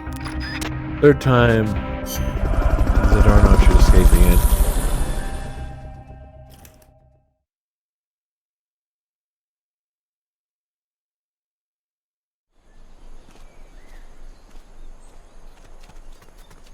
Use Fulton Recovery to bring back knocked out soldiers.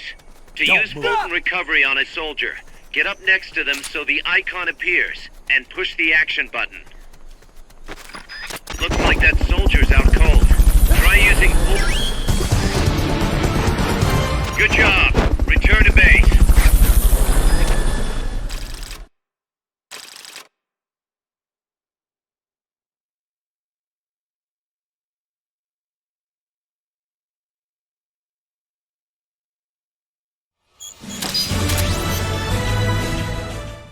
Maybe now. Think. Bad news, Snake. Zadornov's on the loose. What? Again? It's funny. We took away his prosthetic and did a full body check. We even increased the guard. You think he had help? Impossible.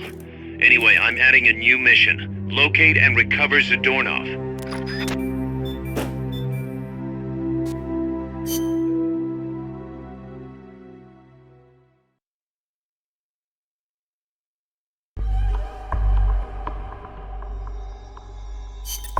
Snake, Zadornov's disappeared from his cell again. Find him.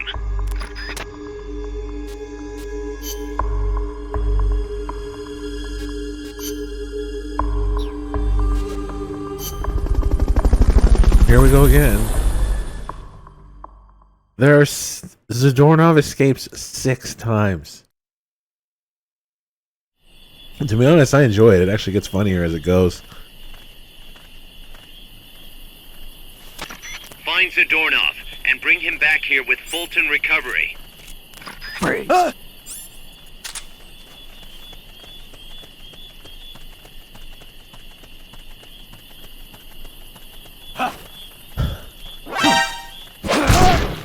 Freeze.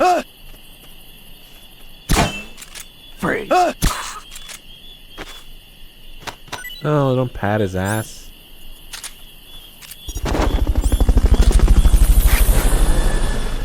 Using some kind of like radar, like what I'm using right now. Fulton recovery subject confirmed onboard helicopter. Surround indicator helps.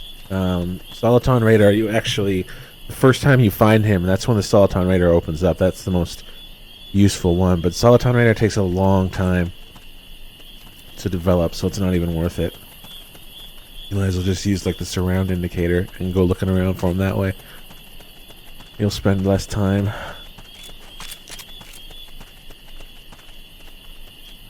Enemies close by! Oh, God.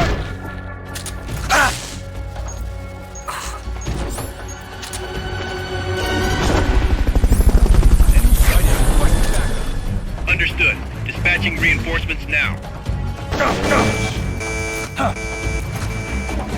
Would you like stop running into me? Come here.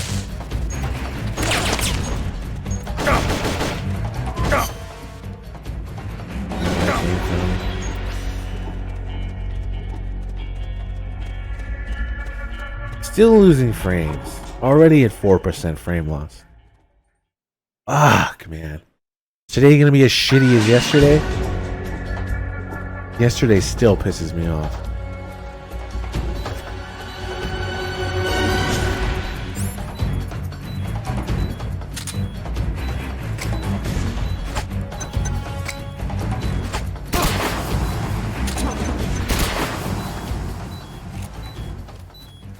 God! God!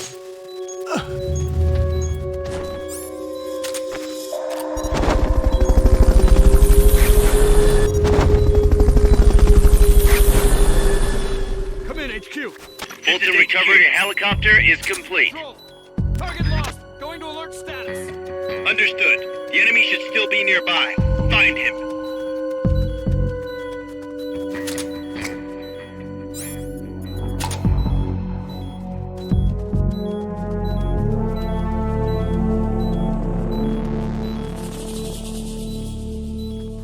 Hey, what's this? Come in, HQ. This is HQ. Freeze. Down. This is patrol. Down. All clear. Understood. Return to base. Try using Fulton recovery on him. Okay, you're done with that area. Oof. Head for the goal. I knew you could do it. Piece of cake, right? I knew you had it in you.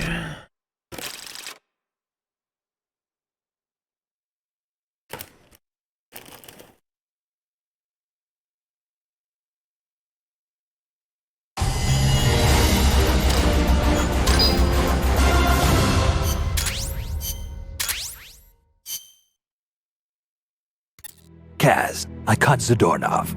Impossible. I thought I'd made it. Acknowledged and appreciated. He's gonna keep Zenona forever.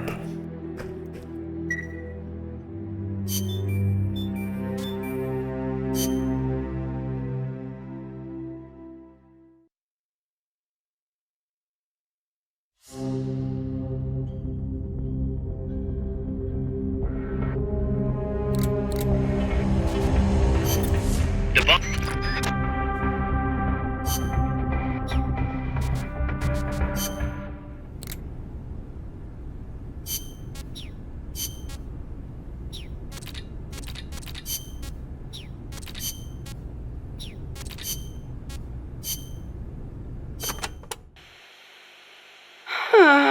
Hey, what's with all this sighing?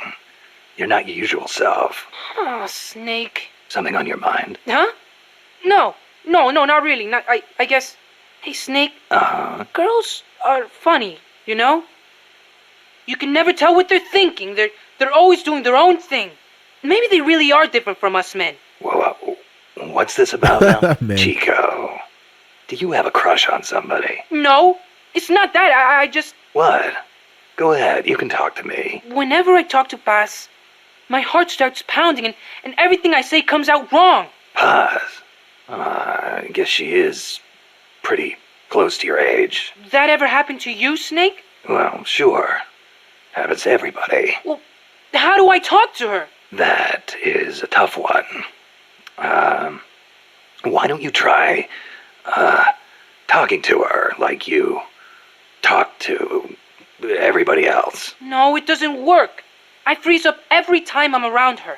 Our eyes meet and my face starts burning for some reason. Well, it's like living on the battlefield. You just have to get used to it.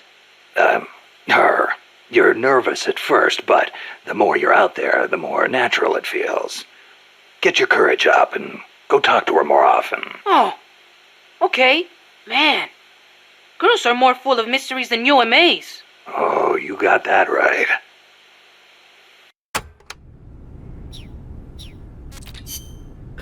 The name's Yui. AI stands for artificial intelligence. It refers to a man-made machine possessing an intellect on par with that of a human being. Is that even possible? Possible. You've seen it with your own eyes. What the AI weapons are capable of. How Peace Walker carried out the boss's will in the end. No mere machine could ever choose to sacrifice itself like that. I just can't see how a bunch of circuits and switches could have a will of its own. It's called the ghost in the machine, Snake. And it exists.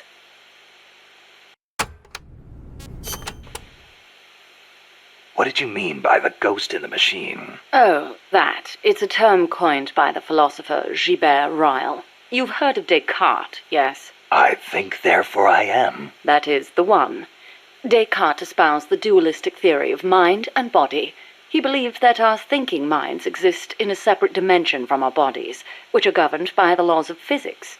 But if that were true, then couldn't you say that a mechanical body, inhabited by a ghost mind, is a human being? Ryle criticized Descartes on those grounds, saying such a thing surely wouldn't be human. Why'd you bring it up? I wasn't thinking of Ryle in particular when I said it. I simply thought that if a person is composed of a machine and a ghost, perhaps the opposite is true as well.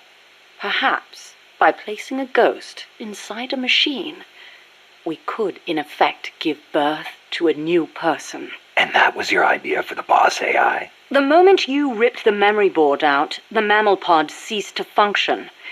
It should have been dead. And yet, Peace Walker righted itself, singing a song of peace. I couldn't help but feel that her soul had come to inhabit Peace Walker.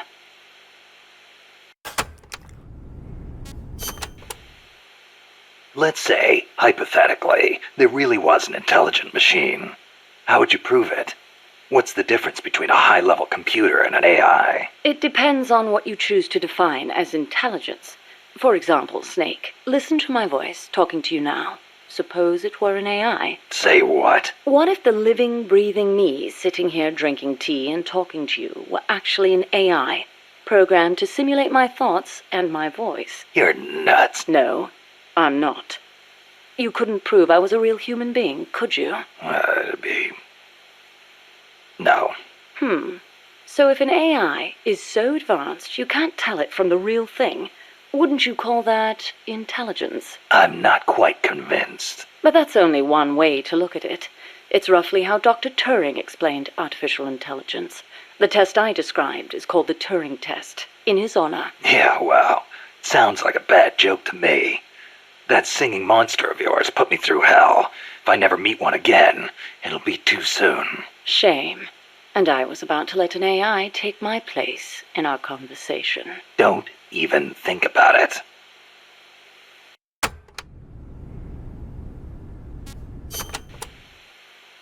Dr. Alan Turing is known as the father of computer science. It was he who formulated the basic theory of AI. During the war, he worked for GC and CS. The government's cryptology school. The one that broke Enigma. The very same. Without him, they might never have been able to decipher the Germans' code. But then, they arrested him. Why? Weren't his some of the greatest contributions to winning the war? Homosexuality was a crime in Britain back then, and he was gay. I know exactly how crushed he was. I feel it's my duty to further his AI research. Like the imitation game, huh? Huh. You know it then. The clue that inspired the Turing test came from a trifling little party game. You exchange written notes with another person behind a screen and try to guess their gender, whether they're a woman or a man, pretending to be a woman. It's surprisingly difficult to tell the difference. Man or woman, human or machine. What do the differences even mean? Dr. Turing was fascinated by the differences between men and women. Perhaps that's what led him to formulate his test.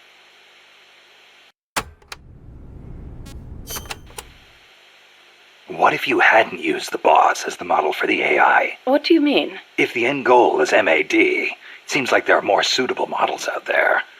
A military chief of staff, or a nuclear technician, even the president. Patriotism, leadership, good judgment. Each of those qualities is essential when deciding whether to launch a nuke, and she had them all. Wouldn't the president, too? It's not enough. She had the will for it. Will? Let me explain, Snake. Peace Walker is a standalone weapon.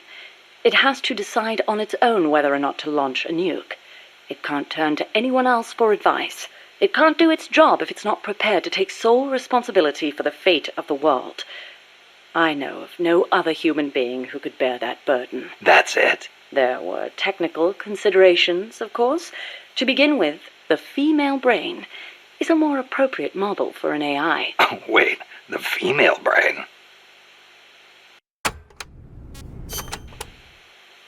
What do you mean by that, modeling your AI after the female brain? Snake, what is the human mind capable of that a computer is not? Being lazy? Interesting response. And not incorrect. But the answer I was looking for was empathy. Empathy? The ability to feel for others, to be more precise. Love for a child. Pity for the weak. Grief for the dead. All of these are particularly well developed in the female brain. That's stretching it a little. On the contrary, it's perfectly reasonable. The male brain, on the other hand, may be well suited for systematic thinking, but it's less able to empathize. In that sense, it's closer to a computer. So if your objective is to make the AI think more like a human... You need to teach it how to empathize like a woman. The novel, Do Androids Dream of Electric Sheep, deals with this very problem. In the book, an empathy test is used to distinguish between machines and human beings. As machines become more and more advanced, our society will gradually become more and more systematic. Our cities will teem with robot-like people, unable to feel for others. We cannot allow that to happen. Computers must learn to empathize. The same goes for humans, only more so. Well, what about yourself? You make these claims, and yet I've never seen you empathize with a real person. It's true. Until now, I was a prisoner of death. It was my intention to die upon the completion of Mammal's development. She was my one reason to live. But you changed your mind. I did. Because she taught me the dignity of living. My eyes are open now. I want to go on living and seeing real people. Huh. I see.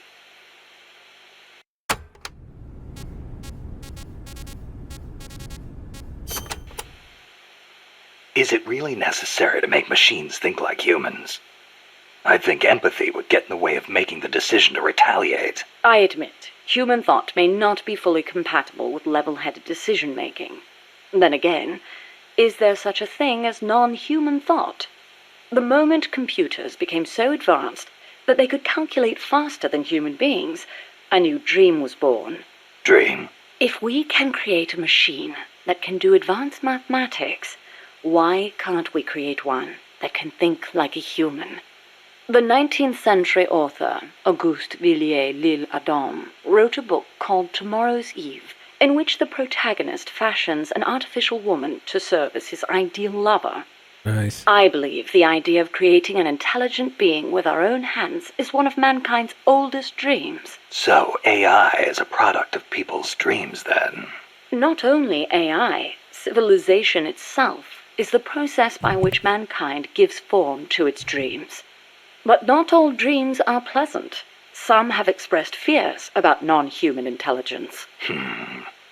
Yeah, they want the benefits with none of the risks. Some fear that intelligent robots might rise up and rebel against their human masters, as portrayed by the Czech writer Karel Čapek in his Rossum's Universal Robots, or in the 1970 film Colossus, the Forbin Project, where intelligent supercomputers in the US and the Soviet Union join forces and plot to subjugate humanity.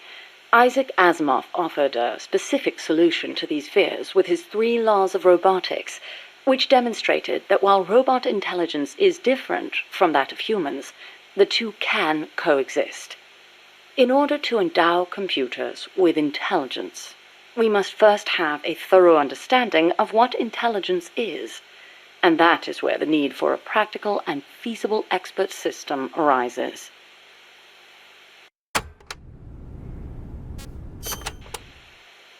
So what's an expert system? The AI housed within Peace Walker began development as such a system. An expert system is a type of proxy program by which a computer makes decisions as an expert would. The program, Mycin, for example, is a system that decides which kind of antibiotics to prescribe. The system asks the patient a series of questions to narrow down the range of appropriate drugs. So you program Peace Walker to prescribe live nuclear warheads instead of penicillin. What I realized, however, was that a simple expert system wasn't up to the task. You need more than expertise to launch a nuke. Indeed, expertise is a necessary prerequisite, but insufficient on its own. Deciding to launch a retaliatory strike requires consideration of a wider range of factors. In such a scenario, the entire global situation becomes the criterion for making a decision. Makes sense. You screw up the prescription and the whole world goes into anaphylactic shock. A weak AI that only has a limited range of knowledge upon which to base its decisions won't cut it. Therefore, I had the AI study the boss's thought patterns, thus creating a true expert system. A strong AI. You couldn't leave the world in the hands of something with anything less than absolute worldview. I could have built a simple expert system in no time at all. Say, how would you like a system that decides which guns you should equip according to the mission's parameters? I'll pass. I'm not going to leave my life up to somebody else's judgment. You Especially did it not all a the time in the machine. past, Snake. Oh, shit. Is what I smell. With current technology, AI are inevitably enormous in size. But as circuit integration continues to advance, they will become even smaller. As small as human brains, and perhaps smaller than that. And in the meantime, robotics will continue to advance as well, to the point where we can create androids, Robots that resemble humans. And then, And then what? well, I don't need to spell it out for you, do I? Don't tell me you're thinking of making an android imitation of the boss. Surely the thought has crossed your mind as well. Of one day being reunited with her? Enough. I don't want any part of it. I see. I didn't mean to offend you. In reality, AI is more likely to evolve in the opposite direction anyway.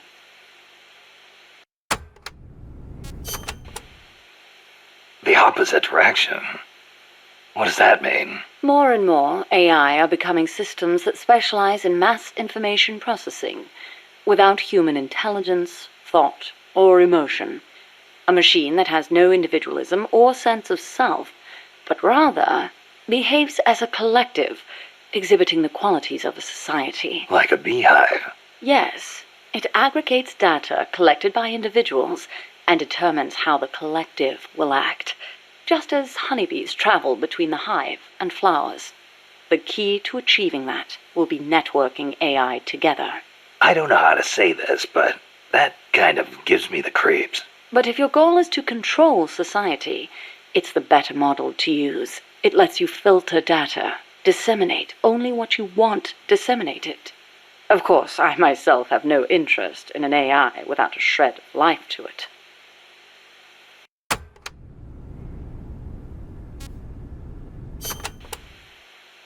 Earlier, you called the mammal pod a butterfly. Not a pupa or a cocoon, but an imago. Yes, the AI that came before the mammal pod were works in progress. Works in progress. They were enough to keep the frame running, but not enough to make decisions about nuclear retaliation. They weren't quite complete. They were pupae. Only when I added the boss's data did the AI take on its true form, becoming a butterfly and taking flight. And that's why the nose art on Peace Walker was a butterfly. I gave the mammal AI the code name BS Imago. Bullshit, BS Imago. is short for boss.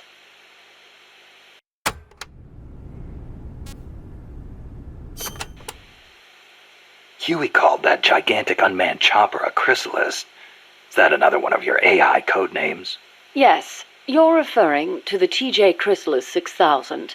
There's also the GW Pupa 5000, the TR Cocoon 7000. I get it. A hovercraft type and a treaded type. And those letters on the front. TJ, GW, or whatever. Those are initials. Correct. The initials of the American presidents whose faces are carved into Mount Rushmore. Then you're missing one. I assigned that one to the reptile pod. AL Aurelia 8000. Aurelia. Another word for chrysalis.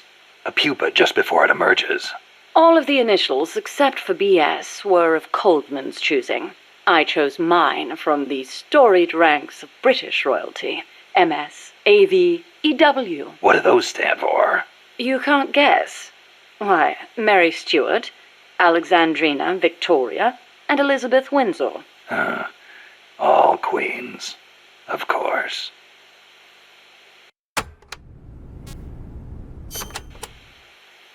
Are you familiar with the film 2001: A Space Odyssey? I've heard of it, but... Of course not. I didn't expect you to be cultured enough to appreciate such things. Yeah, thanks. Anyway... 2001 features an AI called HAL, a highly advanced system that controls an exploration spacecraft. It can converse with people, and even play chess. Now where have I heard that before? The way HAL was portrayed was truly superb. How so? HAL is given secret orders that not even the ship's captain knows about. Naturally, he's not allowed to divulge them to the crew. The stress of it causes HAL to crack. Crack? Go crazy. Though there are those who interpret it differently. One by one, HAL kills off the crew until the captain finally shuts it down.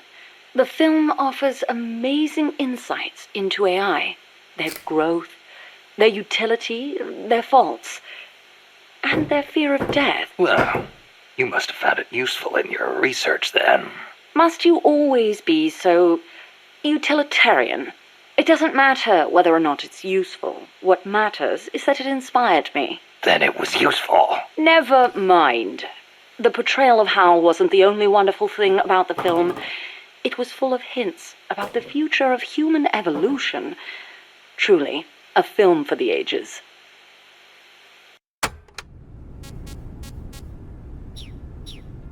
Alright, let's spread it out a bit.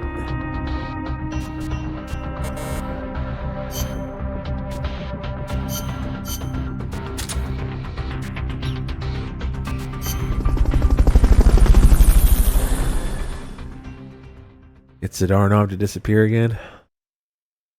So it was helpful. Yeah, I like that line. Use Fulton Recovery to bring back knocked out soldiers. To use Fulton Recovery on a soldier, get up next to them so the icon appears, and push the action button. Hey! Looks like that soldier's out cold. Try using Fulton Recovery. You did it! Keep it up! They were pupae.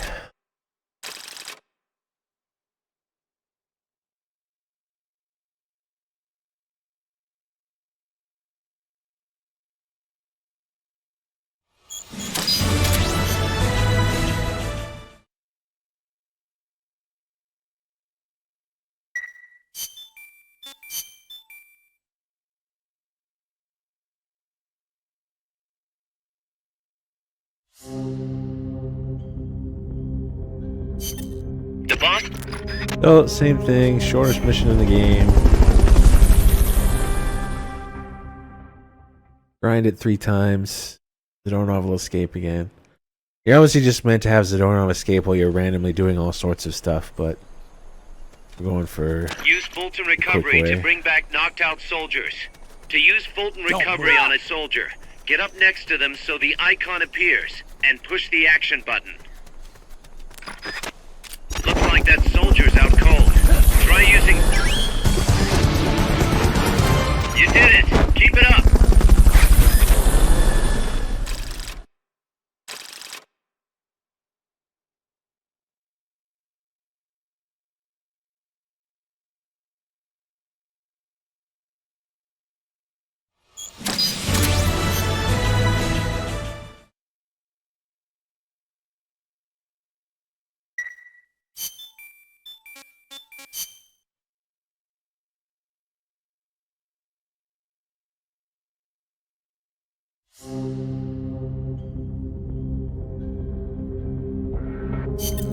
The boss? Okay, third one. Get us a new mission after.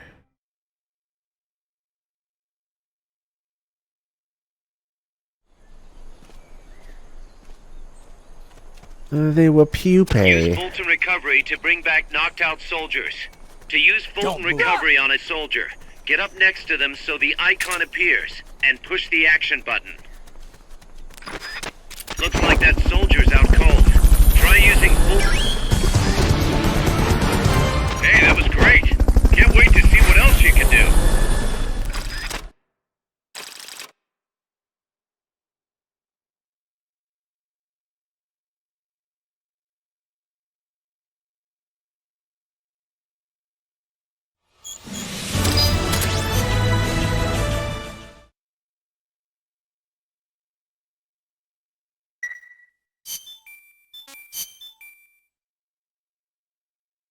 Should be now.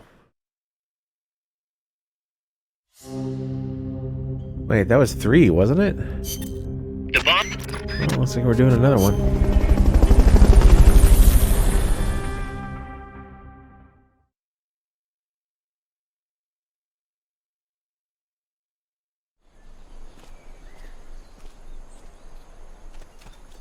Use Fulton Recovery to bring back knocked out soldiers. To use Fulton Recovery on a soldier, get up next to them so the icon appears, and push the action button. Looks like that soldier's out cold. Try using Good job. Return to base.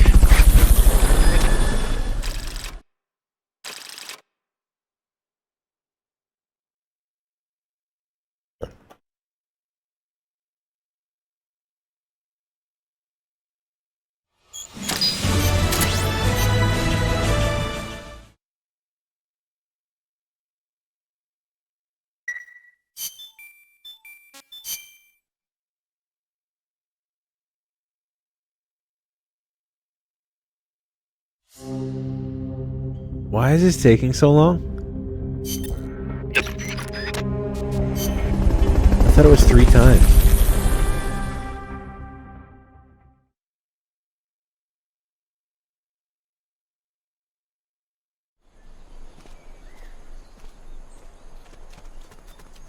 Use Fulton Recovery to bring back knocked out soldiers. To use Fulton Recovery on a soldier, get up next to them so the icon appears, and push the action button. Looks like that soldier's out cold. Try using Fulton... You did it! Keep it up!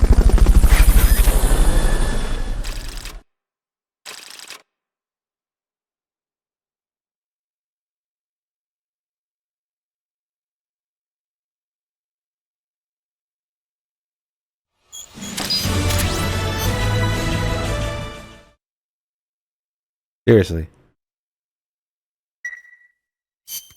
Snake, Zadornov has disappeared from his cell. What? You're kidding, right? Afraid not. You got a new mission. Find Zadornov.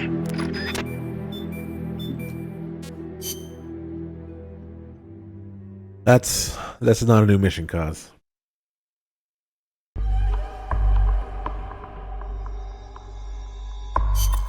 Snake, Zadornov's disappeared from his cell again. Find him. Fucking Zadornov.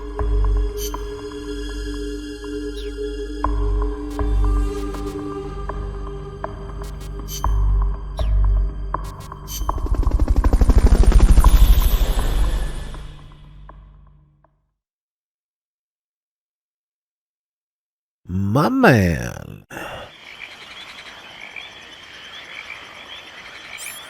Find Zadornov and bring him back here with Fulton Recovery.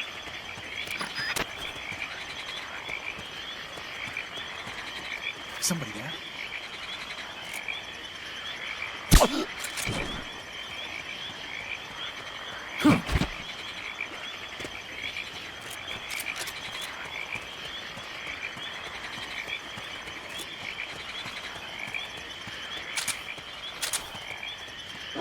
Here he is. I forgot. Don't grab him from the front.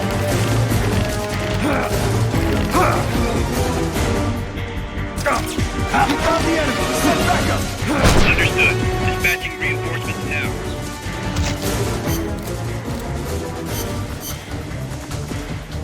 Do-do-do-do-do-do-do-do.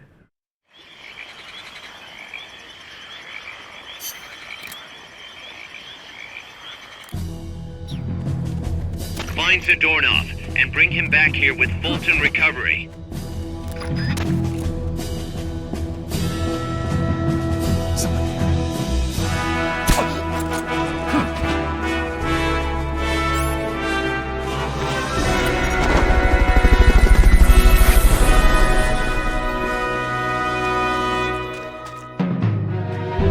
Fulton Recovery helicopter is complete.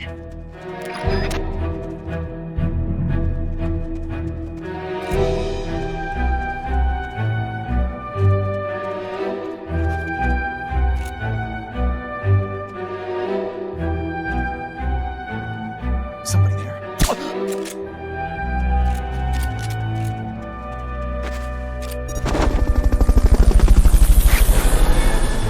Here he is. Fuck you. Of course there's one there. Did not expect.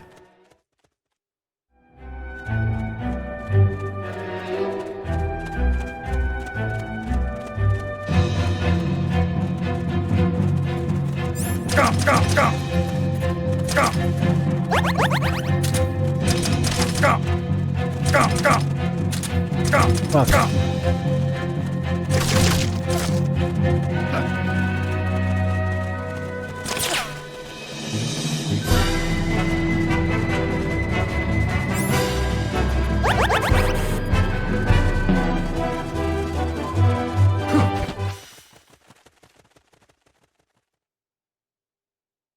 Really disappointing how the Walkman works in Peace Walker. Basically unusable until very late in the game. Sucks.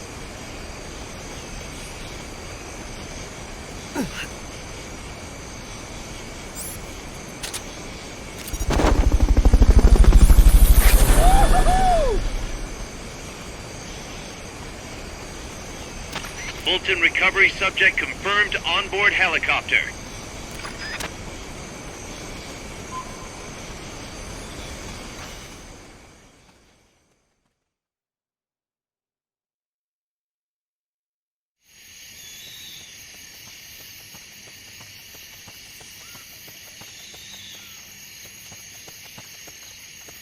Somebody there? Dead. Huh, nothing. Look. Is somebody there? Huh, nothing. He's here! Of course. It's the enemy! Send reinforcements! Understood. Dispatching reinforcements now.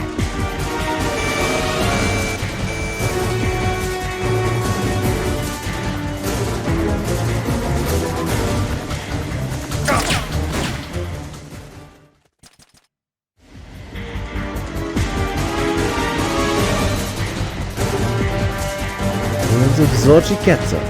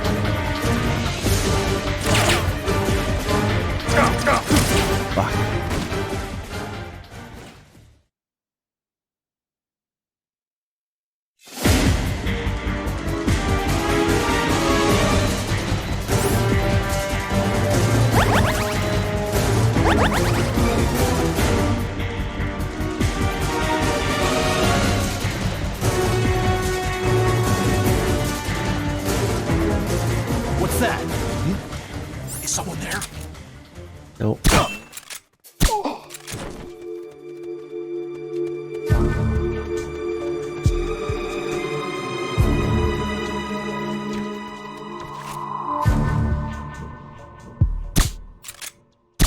in, HQ. This is HQ. This is patrol. Contact lost. Going to alert status. Understood. The enemy should still be nearby. Find him.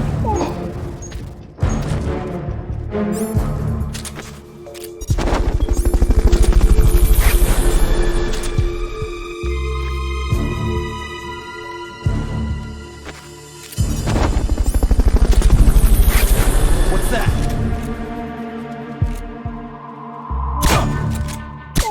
Come in, HQ.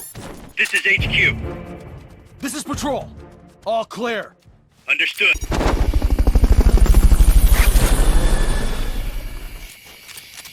What's So we've probably passed them already. There's so Fulton many of you recovery guys right now. helicopter is complete. Really annoying. that? Guess not. Ooh. Where? Oh, yeah. Is someone there?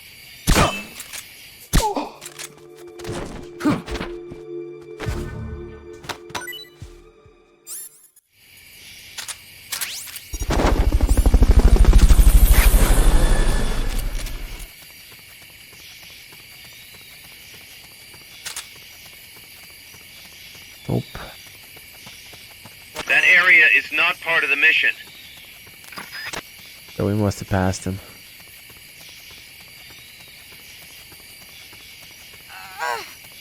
Oh, nice. Wait, why don't you show up?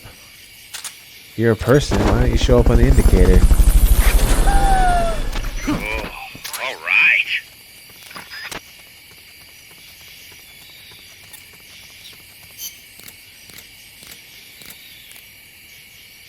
Snake, help! I know it is not easy. Thoroughly search every possible hiding spot. We're dealing with a real escape artist here. You should have disposed of him when you had the chance.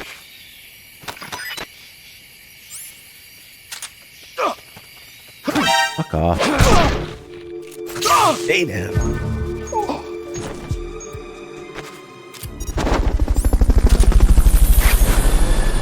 Okay. Fulton recovery subject confirmed onboard helicopter. There's only so many places. This lag shit is annoying. I've switched servers once already. Which being a piece of shit today.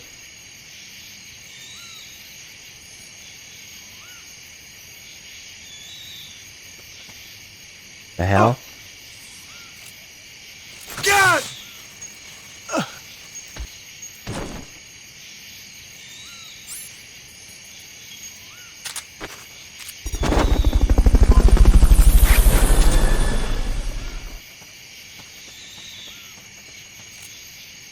How did he not see me? God! You blind motherfucker.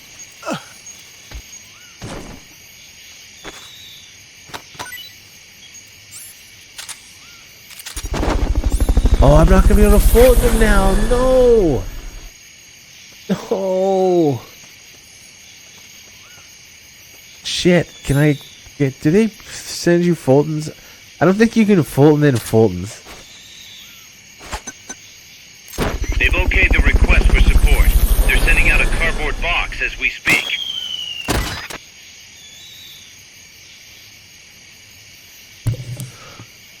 Fulton me in some Fultons, boys. No.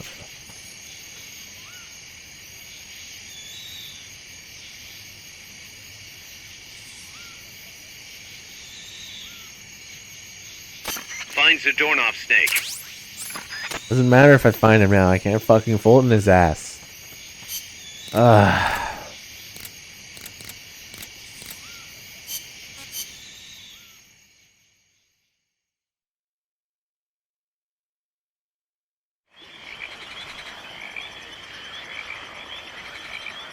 Finds the doorknob and bring him back here with Fulton recovery.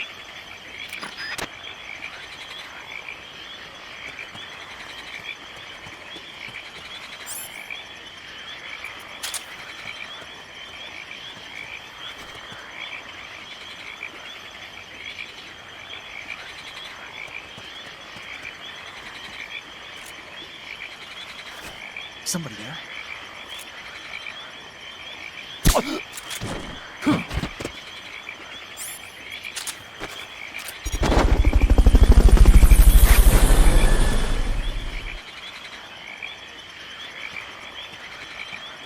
Fulton recovery helicopter is complete.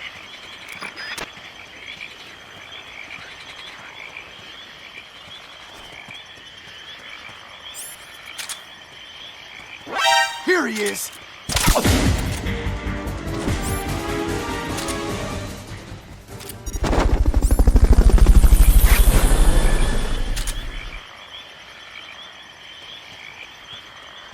I Fulton gotta recovery remember. subject confirmed onboard helicopter.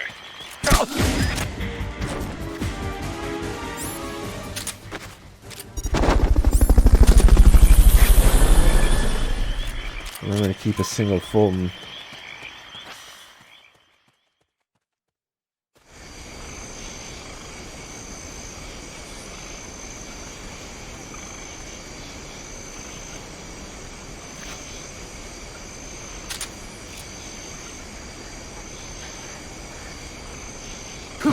Somebody there? Nothing here. What? Where were you? Why were you so far to the left on my speakers? Somebody there? Yeah, I thought you'd be back there.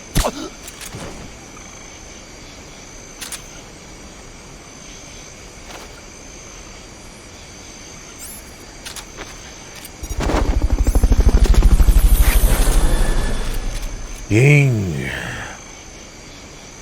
That man is fat.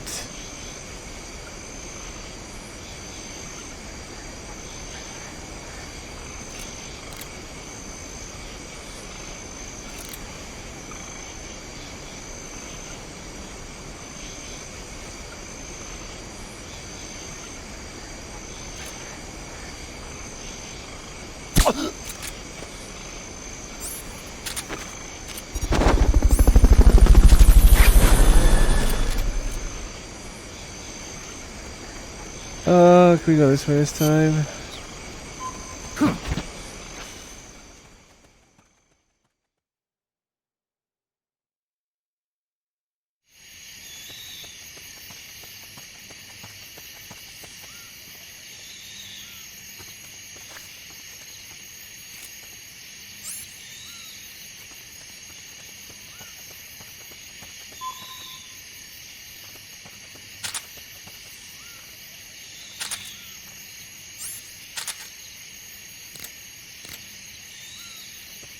Somebody there? Huh, nothing. That's a fucking butterfly. What the fuck?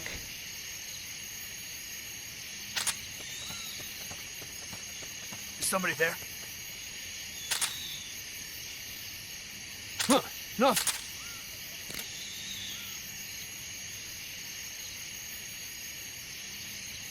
Butterflies are kind of annoying, actually.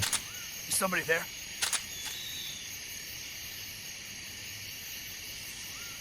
Huh, nothing.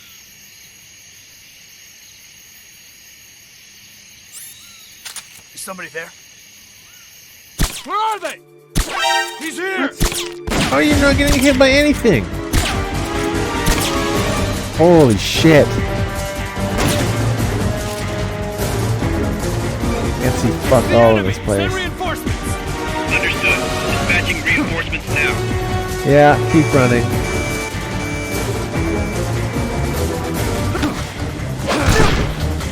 God!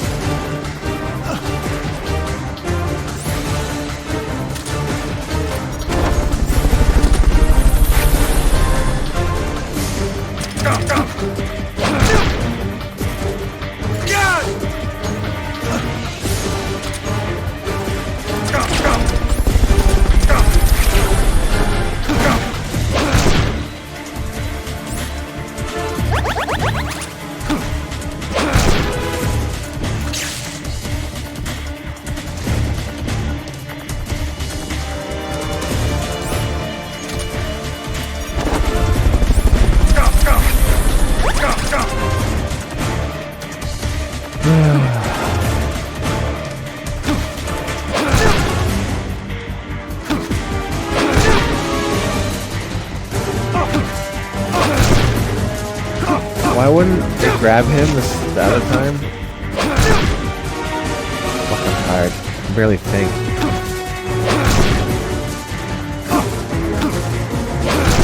God, you guys are so annoying.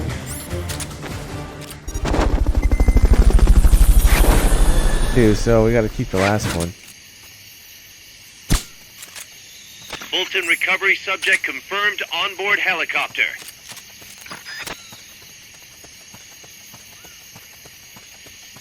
Darnov being a pain in the ass.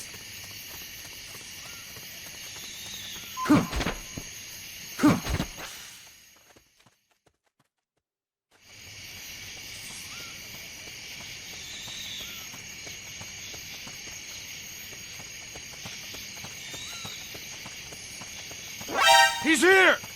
I don't really cared. Where the fuck is the Darnov?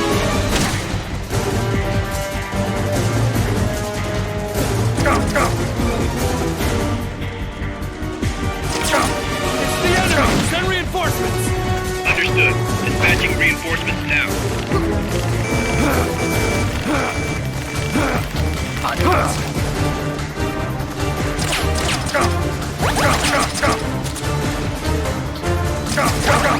Holy fuck. You guys are fucking everywhere. It's infuriating.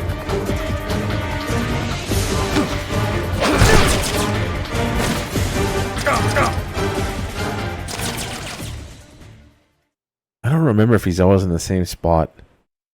Let's check. Isn't this where we ended up last time and he wasn't here?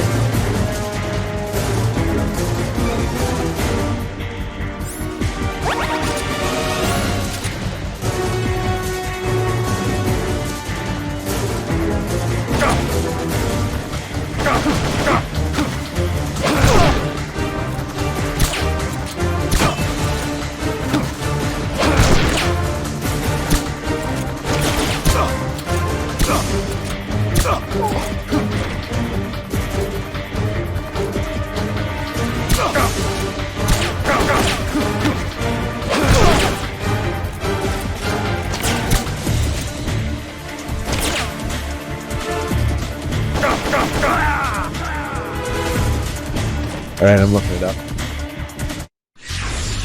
Get up, Snake! Without you, Costa Rica's finished! Snake! Costa Rica. Hell down.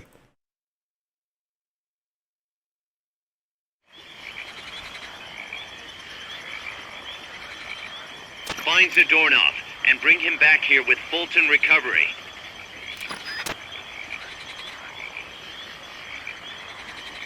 Okay.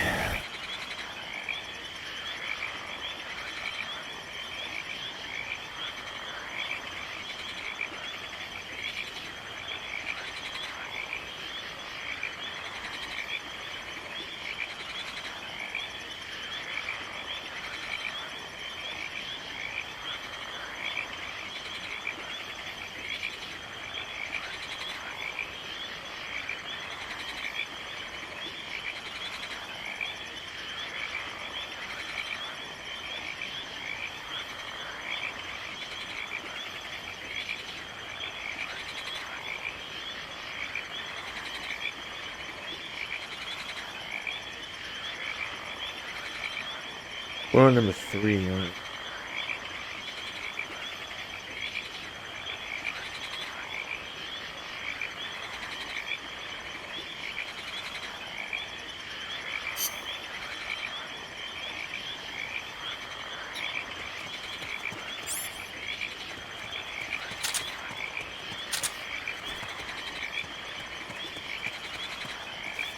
Somebody there?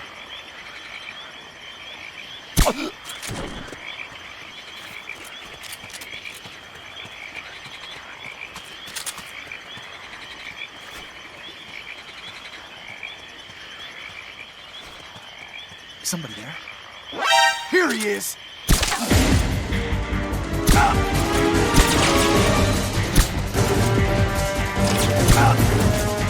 Move your fucking arms. Ugh. I want to fucking smash that guy in the face now. Just getting out of this area is annoying. They really do blend in well.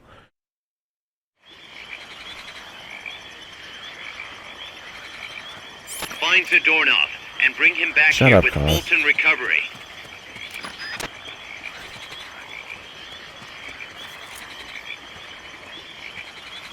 Somebody there?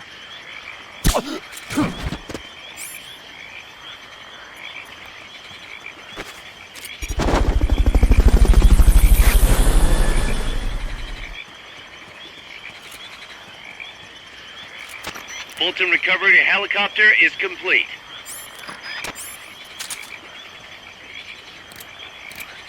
I've already forgotten where exactly this guy was sitting.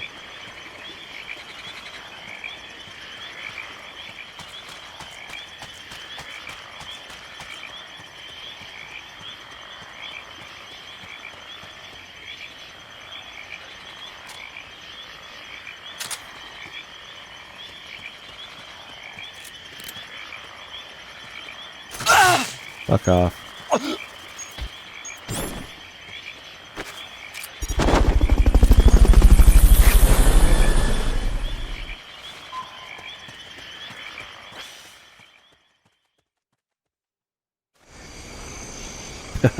This is why I just used to play ones like on a new game plus. I would just like let the initials of Zadornov mission come up, and then I would skip right to the end by just selecting KGB agent in the videos and the whatever you want to call them, the cutscenes. Just skip it. But it's too. Somebody there? It's a good source of humor. Nothing here.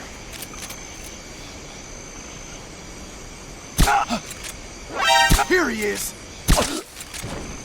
Nope.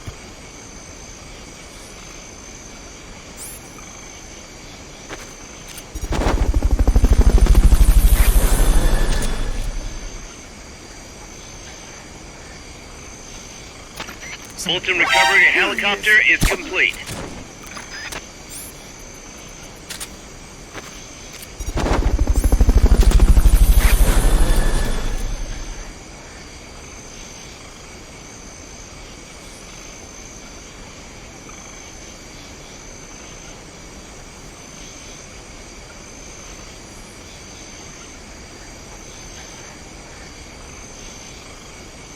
Free. How'd I get around this guy?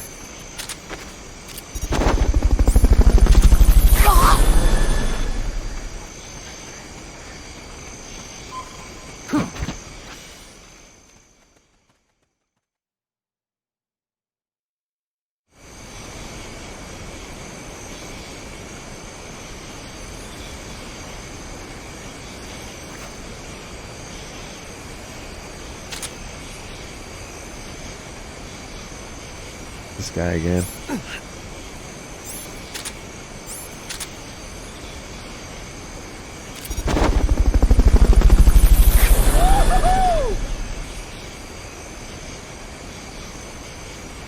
Fulton recovery subject confirmed onboard helicopter.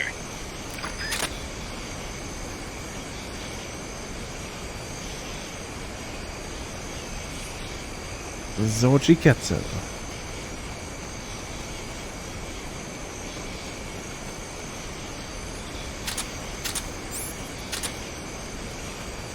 Okay, I want to check this whole area with the radar on.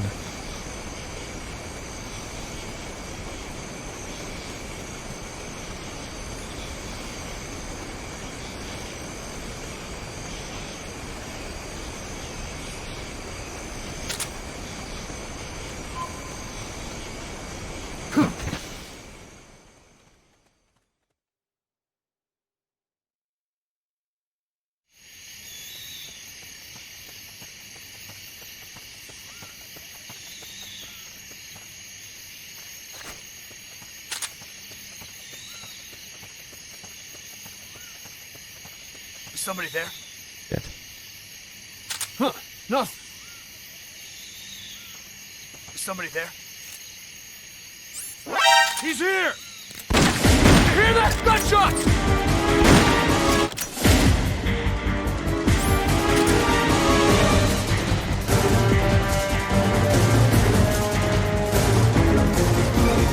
There he is.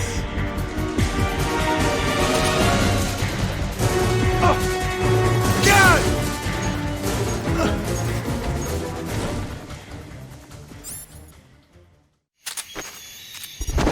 Okay, at least he didn't call anybody in. I'm not seeing Zadornov here. Wait. Oh no, that's this guy.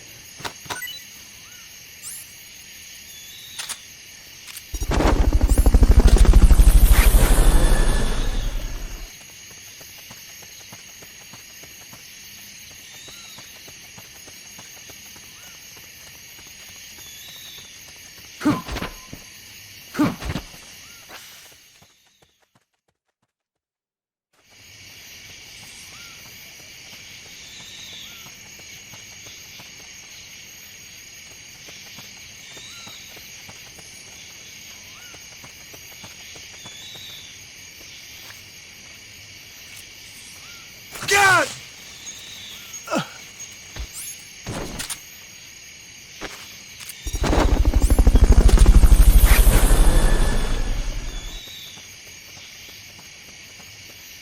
Is somebody there? Fulton recovery helicopter is complete. Huh, nothing. Is somebody there? You hear that? Gunshots!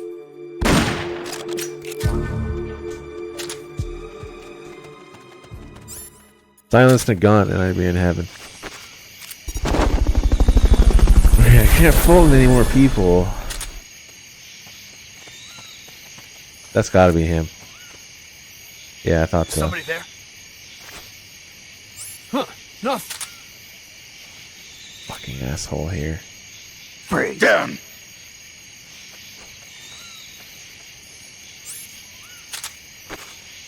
Finally found him.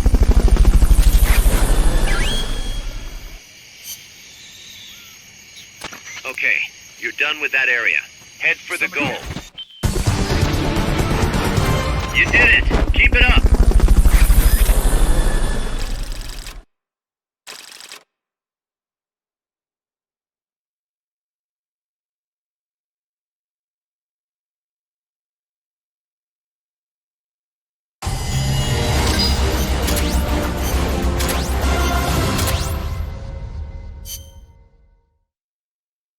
Found our friend, Kaz. Damn it! And I was so close. Great. Good work, Snake.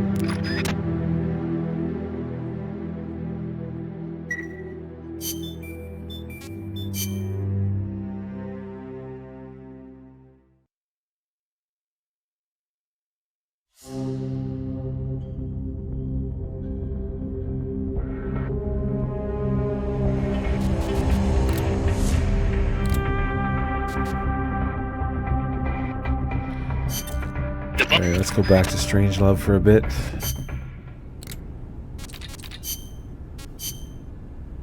Oh god, Strangelove on the boss. Ugh.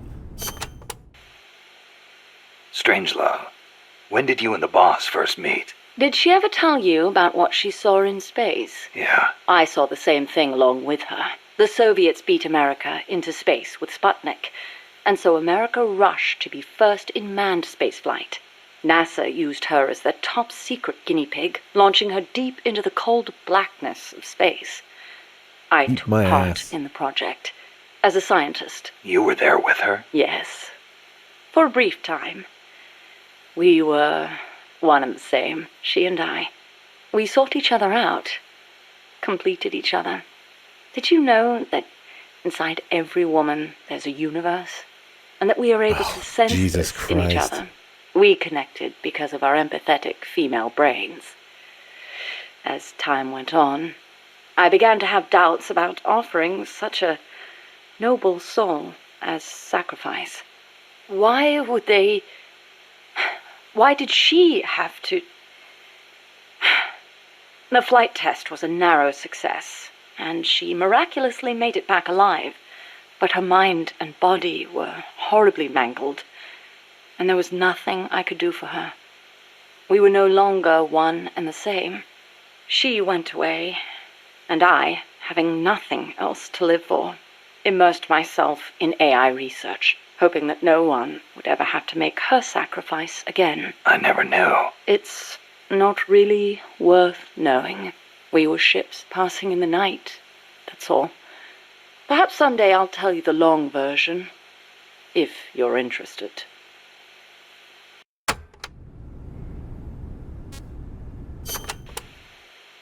That was quite a warm welcome you gave me at the base in Costa Rica. Sorry about that. But I simply had to know. The boss's final act. Yes, by inputting her thoughts and actions into the AI, I was imbuing it with her mind. The only thing I couldn't understand was her final act. Operation Snake Eater. Official history says she betrayed her homeland and defected to the enemy and was killed by you. But it didn't make sense. The boss would be the last person on Earth to betray her country. It was logically inconsistent. It was, wasn't it? That internal inconsistency prevented the AI from activating properly. Just as Hal malfunctioned in the film, I understood the reasoning, but I had to have proof. Proof of her final act, her true intentions, one way or another. So you tried to squeeze it out of me, huh? As a matter of fact, I did. Your silence was the very answer I was looking for.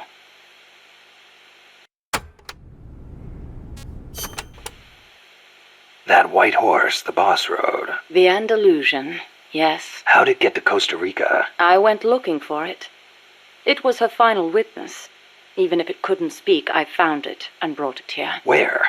I thought for sure it'd be blown to ashes by those MiGs. I searched the ends of the earth for that horse, and found it at last in a horse market in Britain. Britain? Are you saying it came all the way over the Ural Mountains, through Europe, and across the English Channel? Who knows, really? Perhaps someone took it there. Wait, the thought never occurred to you that it might be a different Andalusian that only looks the same? I can't prove it. Or rather, I couldn't. What do you mean? You should know best of all. That horse wouldn't let anyone ride it. And believe me, I nearly killed myself trying. The only one it allowed on its back was you. That was the proof. Though I hate to admit it. And to think, I ran it to its death. But in that last run, it regained the glory of its youth, using the last of its strength to pursue its former master. Any horse would wish for such a fine end.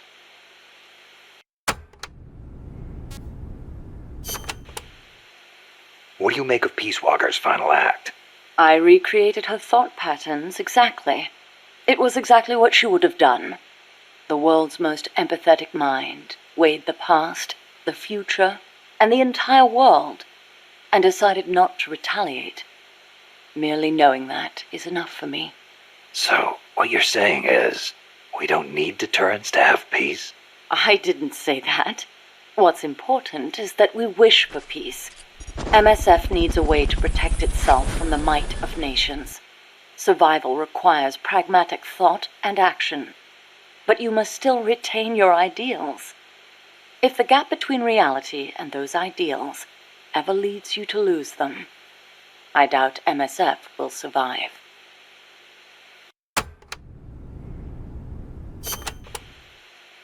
What do you...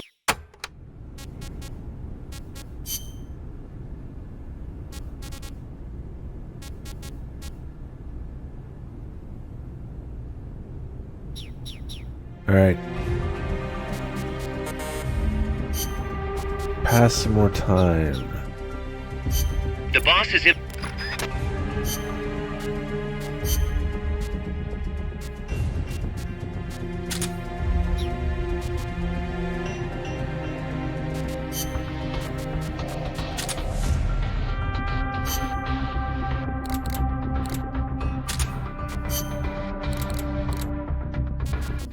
The Andalusian.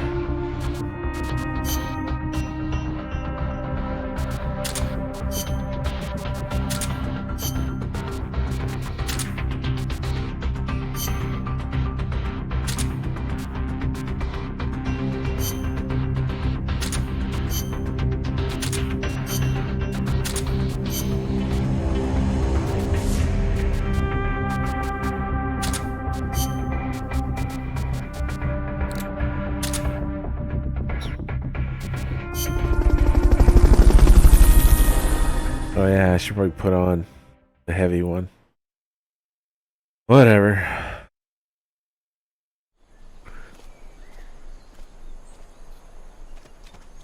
Use Fulton Recovery to bring back knocked out soldiers. To use Fulton Recovery on a soldier, get up next to them so the icon appears, and push the action button. Oof, that slow run. Looks like that soldier's out cold. Try using Fulton Recovery on him. Stay out of sight till they've called up the alert.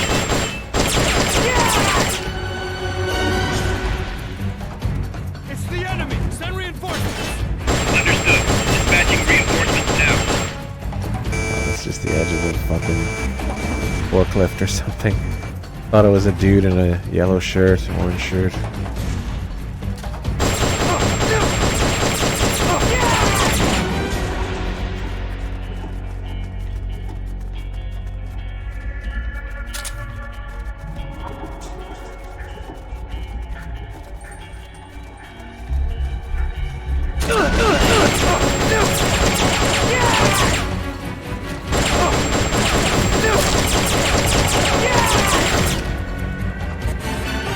Stay out of sight till they've called up the alert. Come on.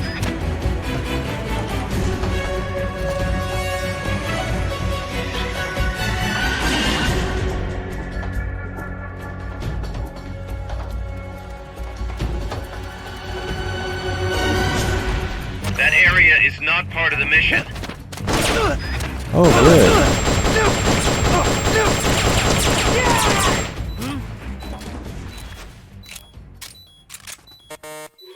Stay out of sight till they've called up the alert. Body's already disappearing.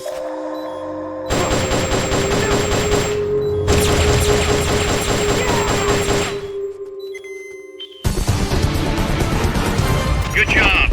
Return to base. Eee. Fuck, I could have been done too by now. Dofa, thanks for the DRK sub.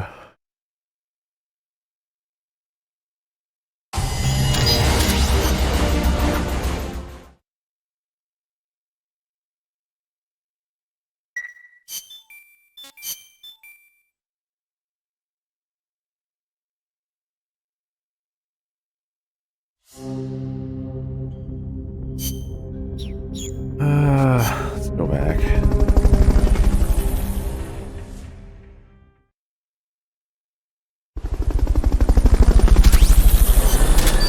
Grab the plants. Zornov.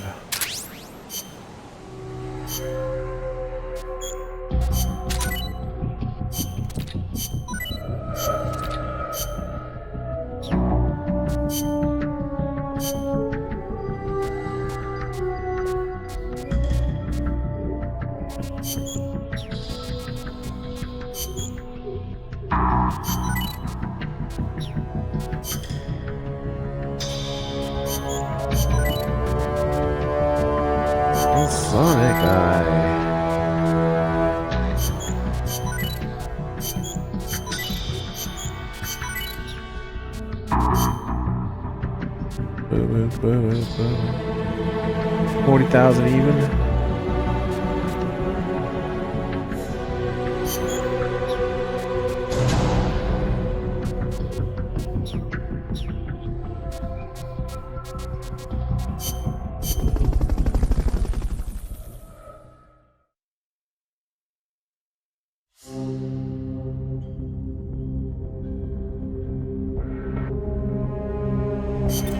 The bomb.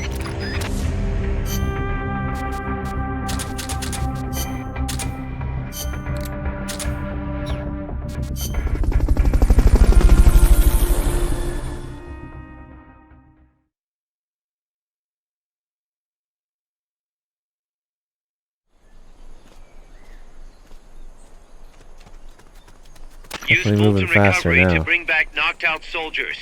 To use Fulton recovery on a soldier, get up next to them so the icon appears, and push the action button. Looks like that soldier's out cold. Try using... Good job. Return to base.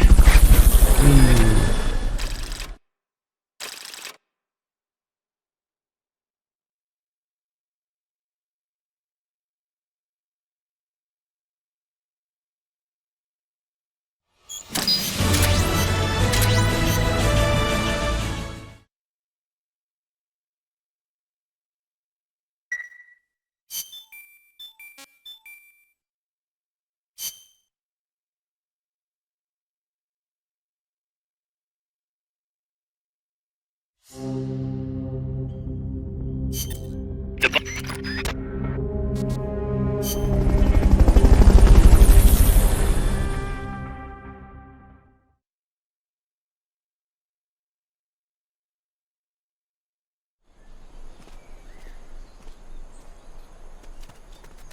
Use Fulton recovery to bring back knocked out soldiers.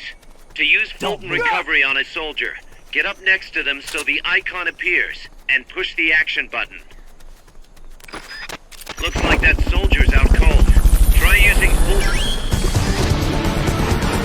Hey, that was great. Can't wait to see what else you can do.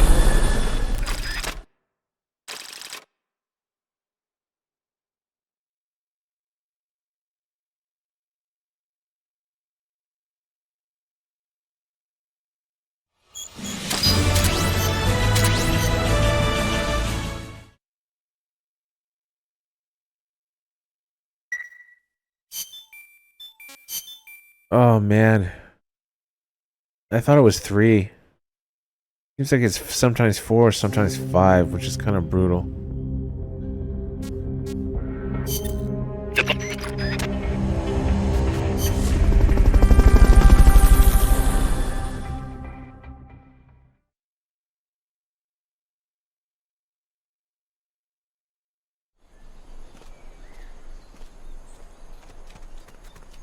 Use Fulton recovery to bring back knocked out soldiers. To use Fulton recovery on a soldier, get up next to them so the icon appears, and push the action button. Looks like that soldier's out cold. Try using Fulton. Good job. Return to base.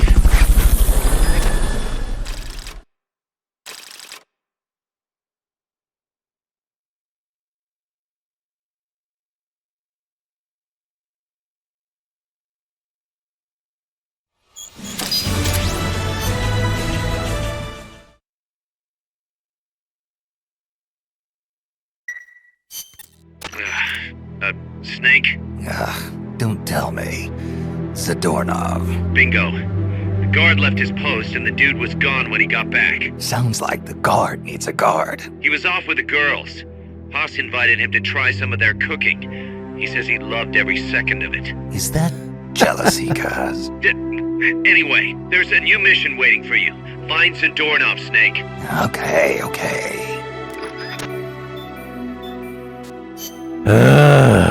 Zadornov.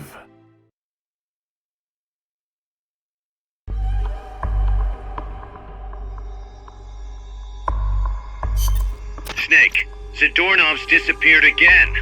Get out there and retrieve him.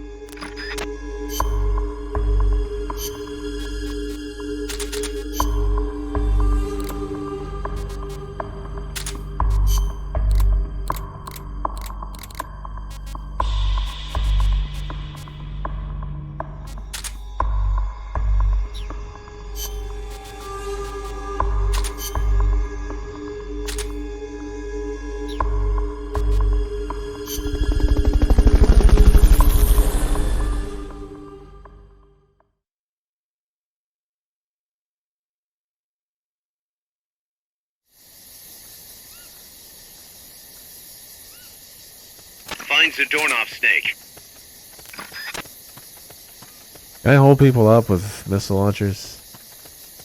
I don't remember. The enemy's here! Okay, somehow that missed. Awesome.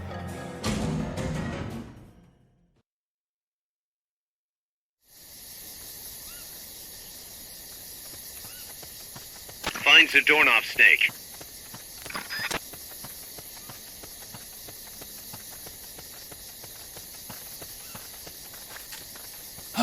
The enemy's here!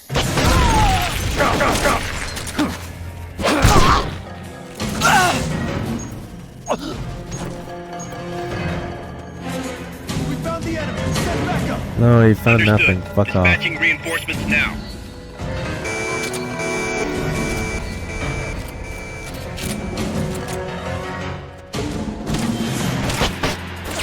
Oh, good. What the hell? It just fade into non-existence?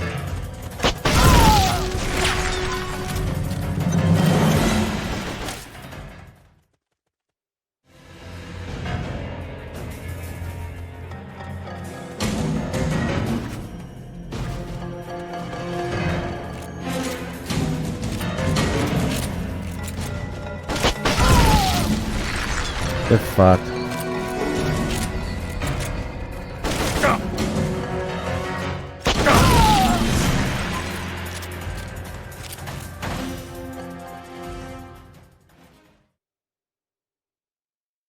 Turtles.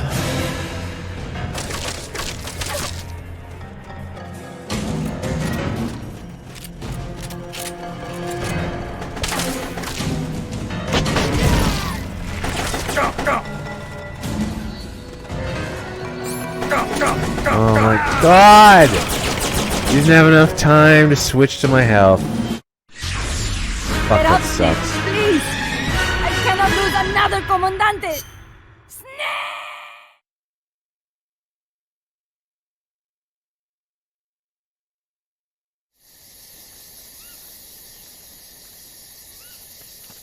Finds the doorknob Of snake. course it makes me start again. Fuck.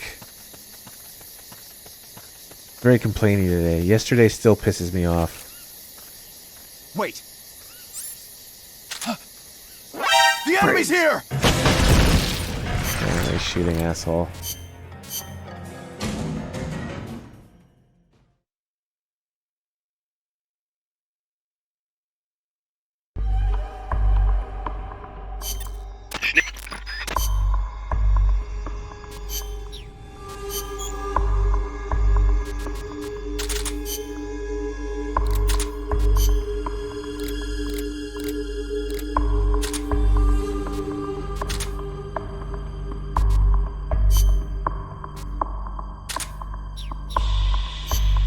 Snake.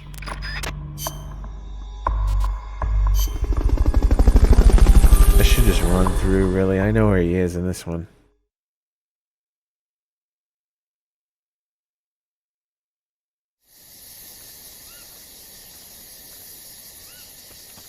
Finds the doorknob snake.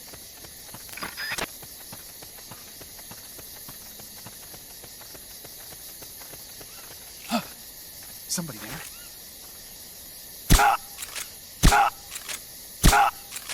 What's going on? Free.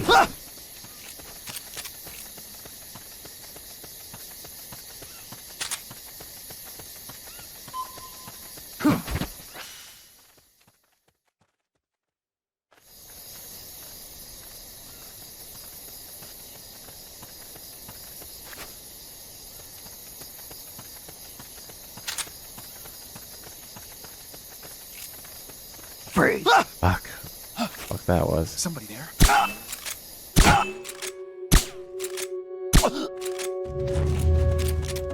Here he is. Of course.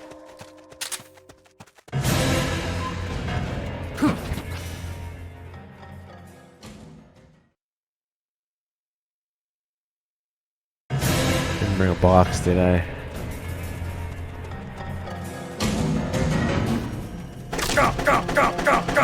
Oh shit.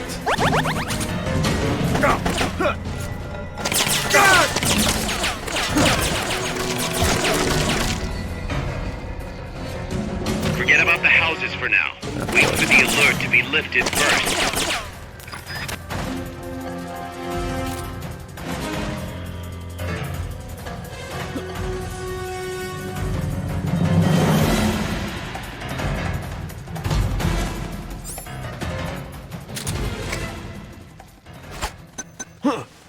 What was that? Not at all.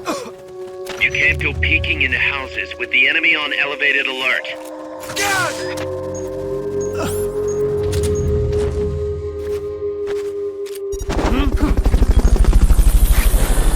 Who's out there?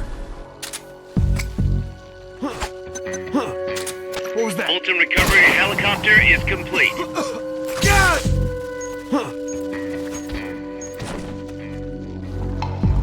We're under attack! There was another guy behind him and I couldn't even tell.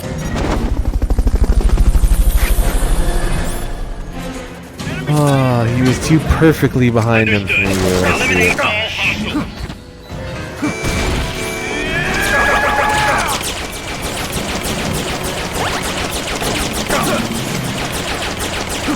Oh my god, look at this. It's a mess.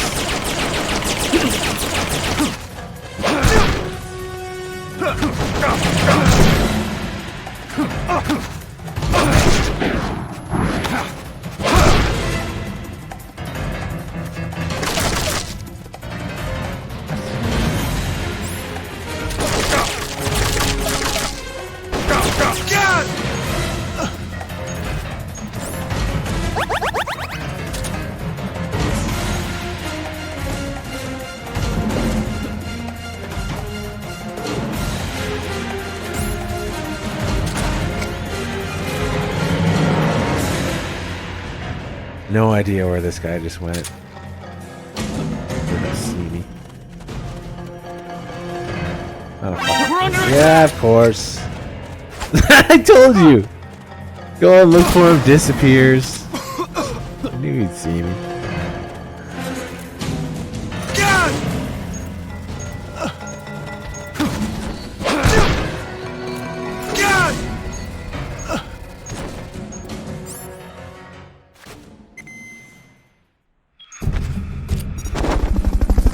Finally.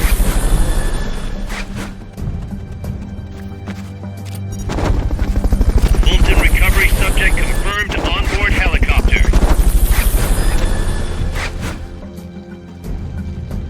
Fulton recovery helicopter is complete. Mama!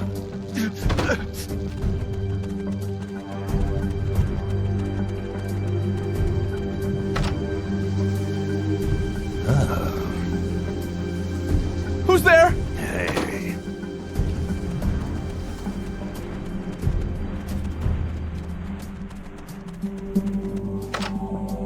No one here.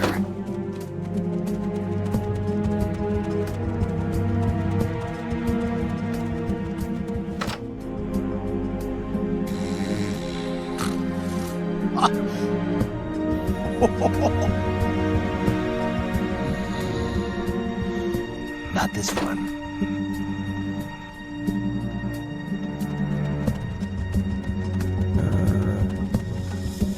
Oh, this one.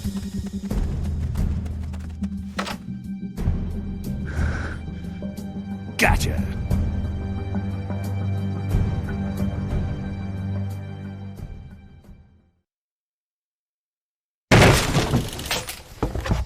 Curses. Curses.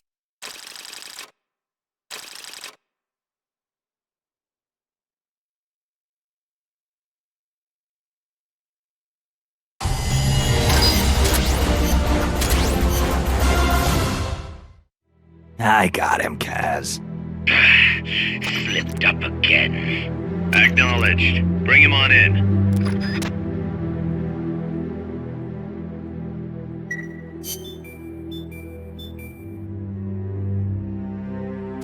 There's 6.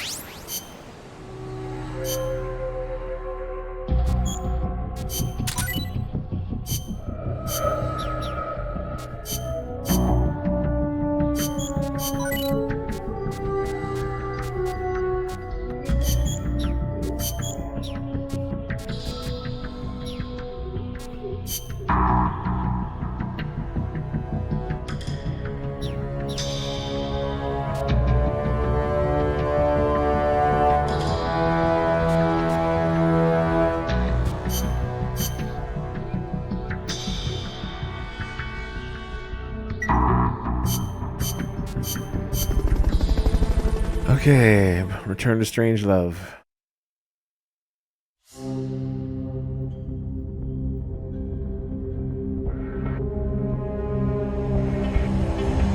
Fucking Puyon. Puyon is so good. Okay, we have to play Puyon. Someone's planning to extract enemy soldiers via Fulton Recovery. Thwart their attempt by shooting down the balloons. We're calling this the Puyon mission. Support our troops.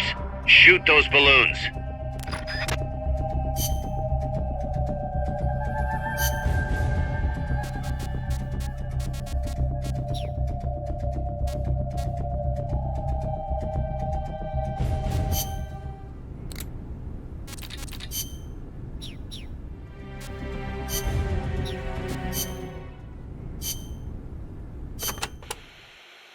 So all I have to do here is shoot down the Fulton recovery balloons, right? Right. And don't shoot the soldier dangling underneath by mistake. I'd go with a sniper rifle, but really any weapon will work as long as you aim carefully. Balloon popping. You might get more balloons if you do this one as a co-ops. The, sky's the limit. Look at it this way. It'd get real depressing real quick if every single mission were a bloodbath. It's good to have a nice, relaxing challenge like this once in a while, you know? Oh, come on, don't those Fulton balloons look tasty? Like big, juicy, floating pigs? Yeah, sure, whatever. So, this is called a Puyon mission. What's that supposed to mean? When I was a kid, my neighbors had a pet pig they called Puyon. Every time I see a Fulton balloon, it reminds me of that little porker. Okay, but the objective here is to pop those balloons, right? Doesn't sound like a good idea getting emotionally attached. Good point. Man, if only those were real pigs dangling from the balloons. Now wouldn't that be something? Ugh.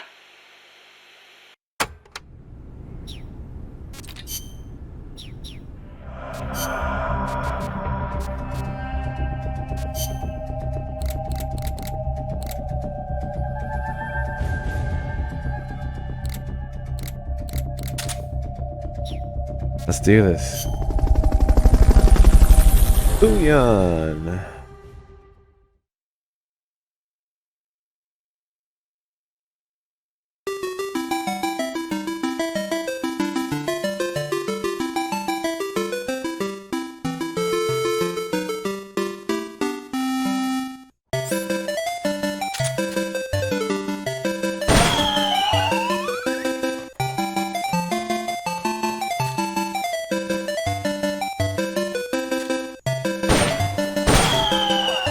Fuck, I can't see the crosshair in that whiteness.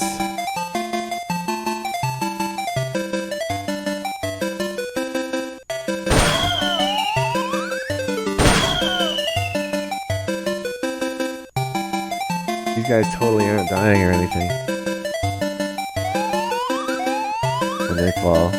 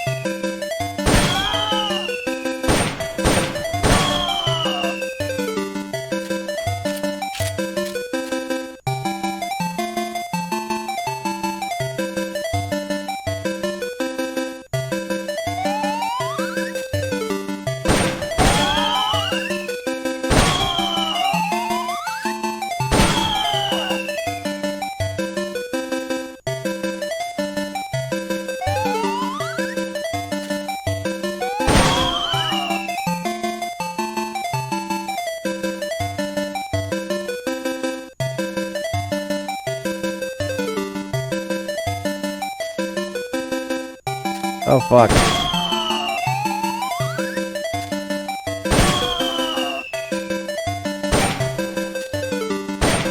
Oh my god.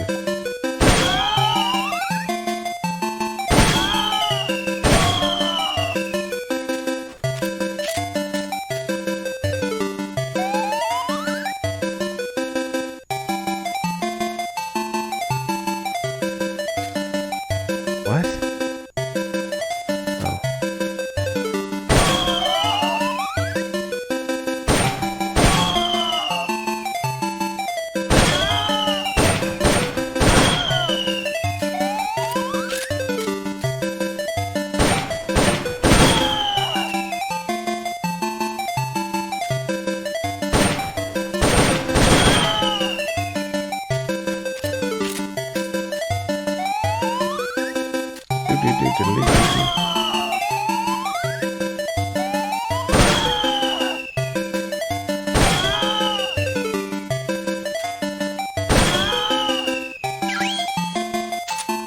Okay, you're done with that area.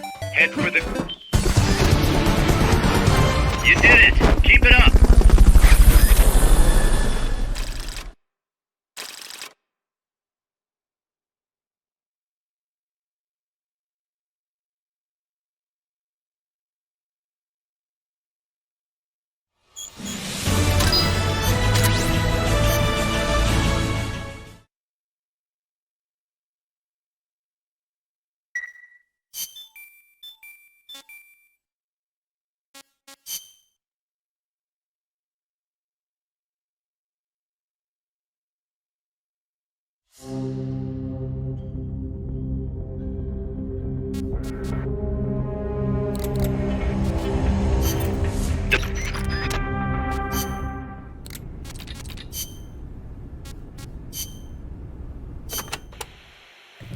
Strangelove.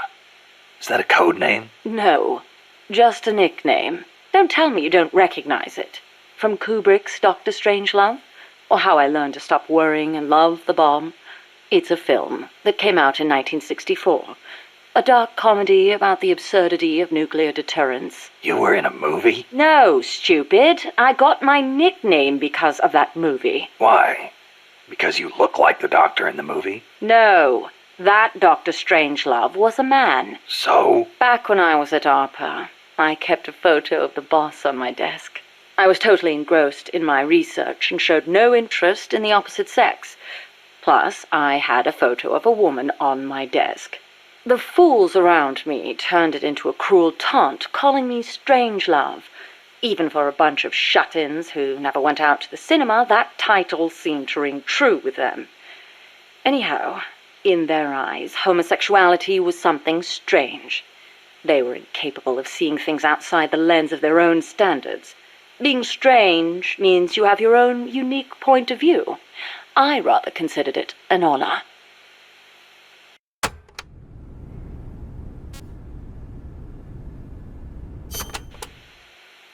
So, you were with ARPA before you came here, huh? Yes, back then it was really the only place I could make a living from my AI research. And before that? I started out at NASA. That's where I met her. When Boss went into space? Yes.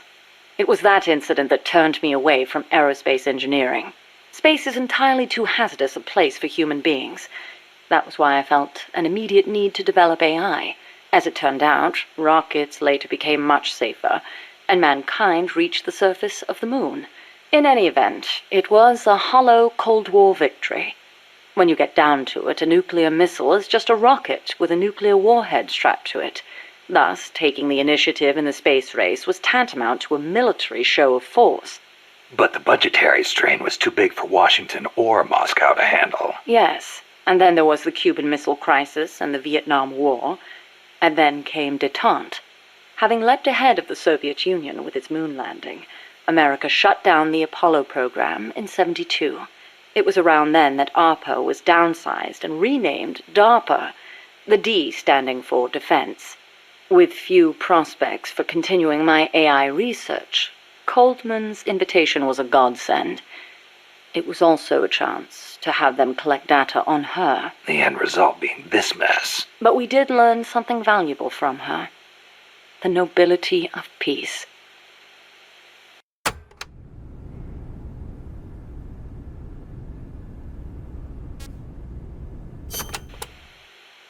Why'd you agree to come here?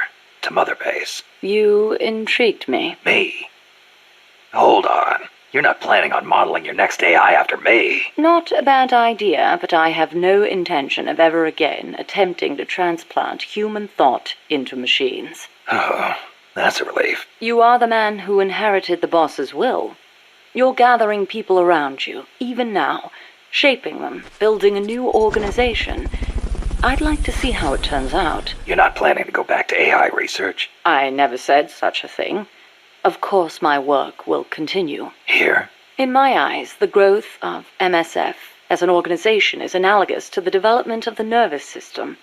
The way you become intertwined, stimulate each other, branch out in new directions. It's really quite inspirational. Interesting way to put it. Of course, I intend to repay you for your hospitality. The fruits of my research will be at your disposal. Why not assign me to the R&D team? I promise you won't be disappointed.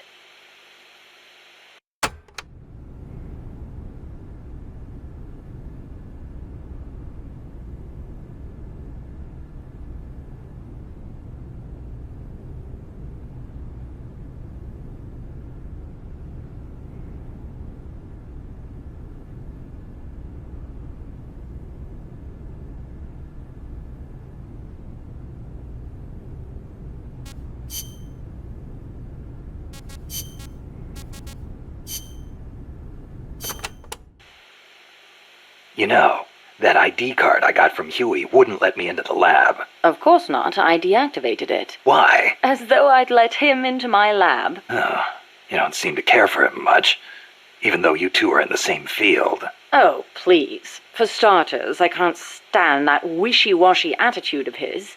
If he's got something to say to me, he should be a man and come say it in person, not write some furtive letter. But if his card doesn't work, how's he supposed to— And another thing, the way he always demeans himself. Every other sentence begins with, I could be wrong, but... Why can't he just do what he does and be confident about it? Well, there was the thing about his dissertation being plagiarized. The real problem is he doesn't have a whit of independence in him. In Costa Rica, and even back at NASA, he was always following people around, asking if there was some way he could help. Why doesn't he stop his whining, take a stand, and face up to me? I think I know how he feels. And to top it all off, he seems to enjoy referring to himself by that nickname I gave him. I simply don't get it. How can he be so submissive? So, Huey was a nickname you gave him. That's right. I took it from the name of a drone in the science fiction film Silent Running. Drone? It's a type of worker robot. The way he follows people, just waiting for them to boss him around, is so similar. I couldn't help myself. Oh, it's an American film directed by Douglas Trumbull, the man who did the special effects for 2001: A Space Odyssey. Imagine that. A scientist who likes science fiction. And that's not all. There's more. He's a man. Hang on. I seem to remember you saying he should be more of a man. Yes. Well, he is an awfully good scientist. Without his reptile pod, my mammal pod wouldn't function, just as the cerebrum can't exist without the cerebellum and the brainstem. He did a fine job of designing it. I'll give him that. Huh. That sounded suspiciously like praise. It's merely an objective observation. I like people who possess the will to move forward. I have no time for those who refuse to take control of their lives. Until he does, my opinion remains the same. Cheers. Bathing of Cecile. So, you and Cecile seem to be enjoying yourselves back at that lab. What are you insinuating? I only kept her because I didn't want our secret to be known. And the personal baths? You could have left her in there alone and locked the door from the outside. Yes, well, she seemed anxious, so I... Now, why would she be anxious? She was beautiful. I was only admiring her beauty. She was terrified. I never meant her any harm. She knew that. I know she did. But she felt like she was in enough danger to run away. No matter what I did, if Coltman found her, she would have been... You're right. The truth is, I wanted to save her. But not if it meant forestalling the completion of Mammal. So you made it easy for her to escape? Do you really think I am that soft? I'll admit security wasn't exactly tight. It wouldn't have been difficult for her to escape from the building. Seemed like she had a rougher time after she got out. At any rate, I never did anything to her to deserve any blame. Is that clear? Okay. I believe you.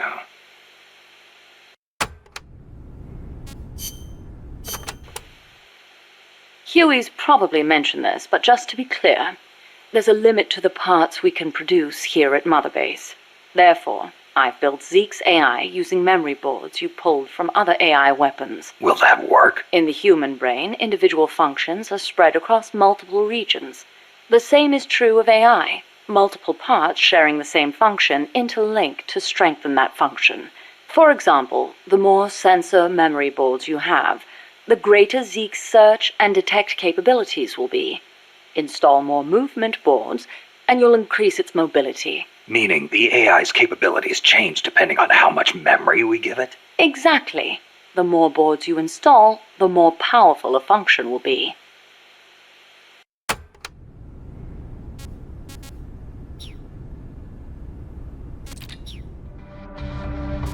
Alright, pass some more time.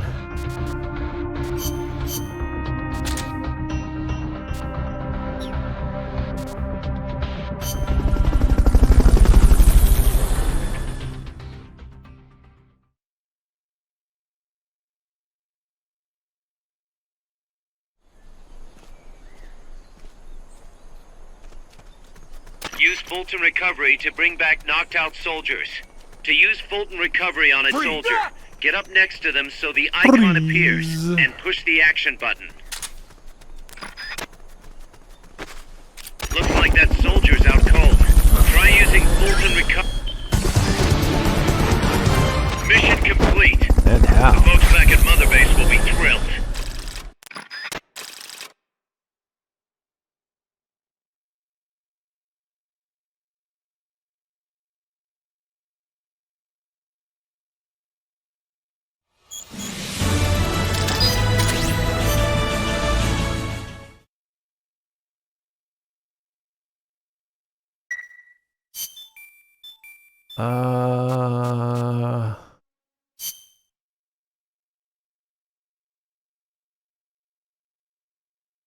That's some more time. The bomb.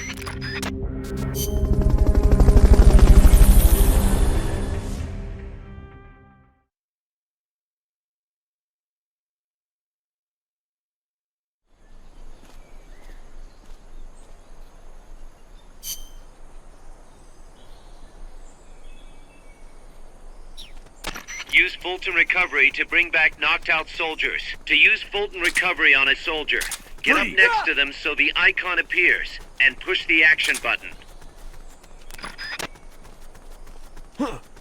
Is somebody there? Looks like that soldier's out cold. Try using Fulton. Good job. Return to base.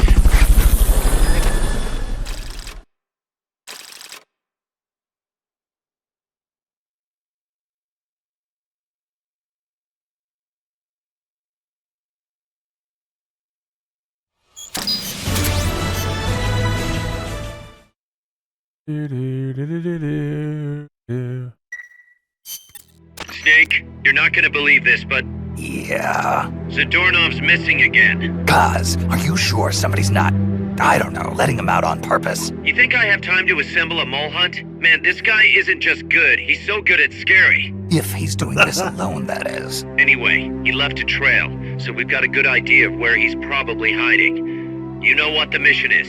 Find Zadornov, Snake.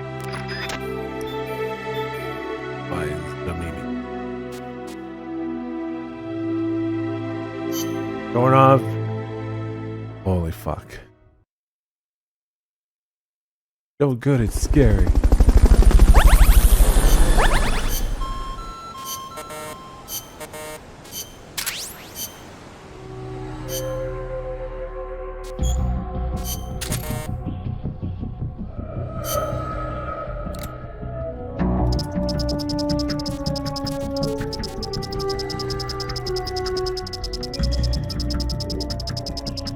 Got 254. Nice.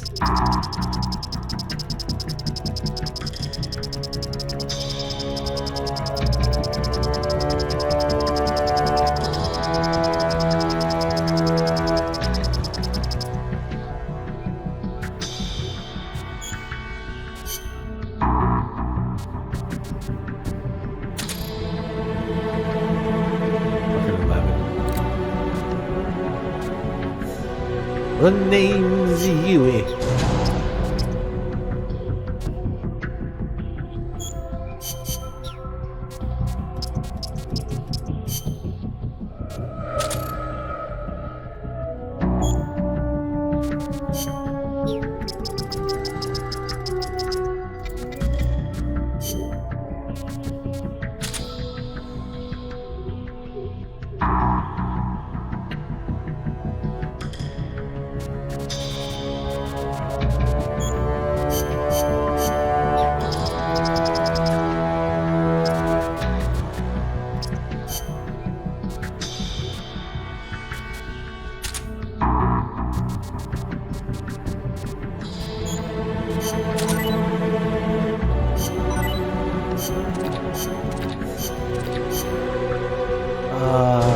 Yeah, we need a bit of food, yo.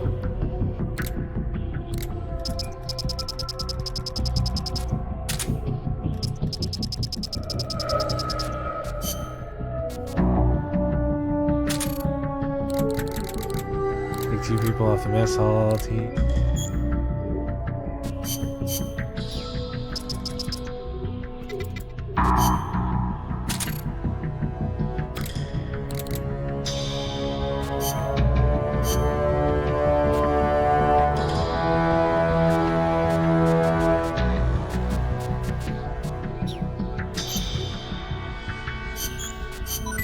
We're full done.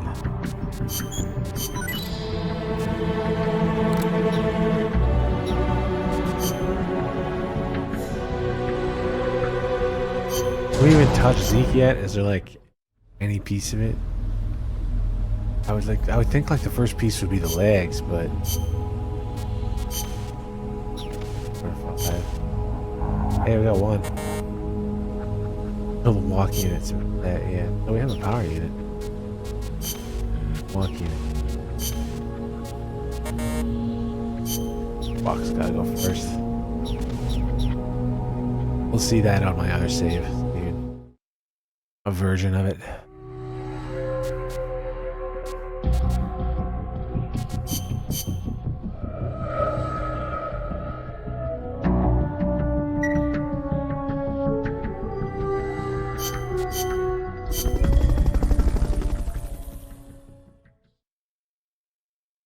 So good, it's scary. Snake, Zadornov's escaped custody again. You have to track him down.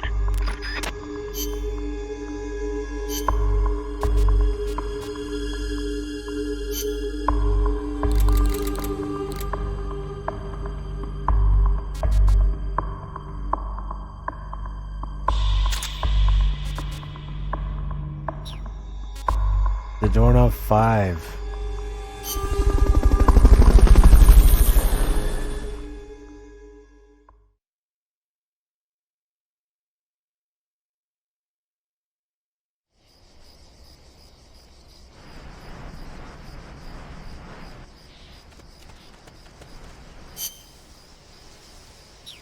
Find Zadornov, Snake. Oh.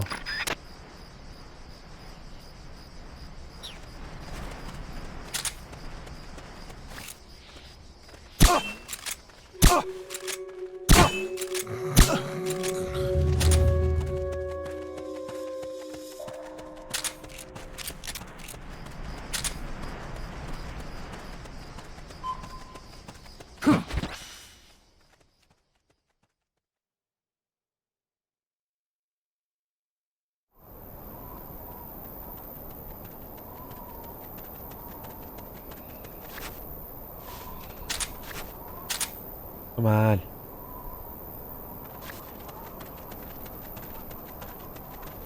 Freeze.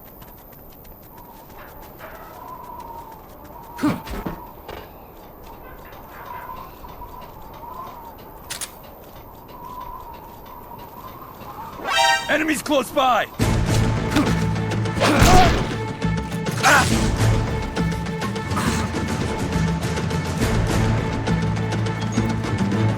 Enemy sighted. Requesting backup. On the same mission? Oh, he's inside the truck in this one.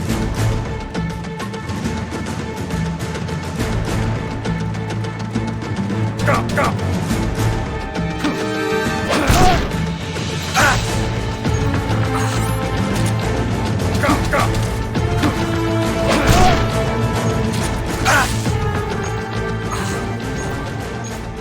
Same spot. Enemies close by! Go, go, go! Who's that?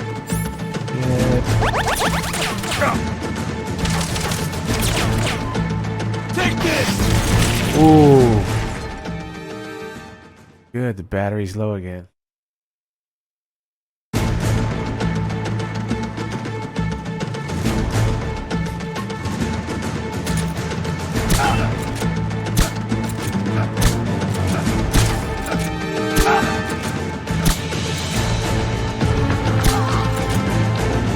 In the hole.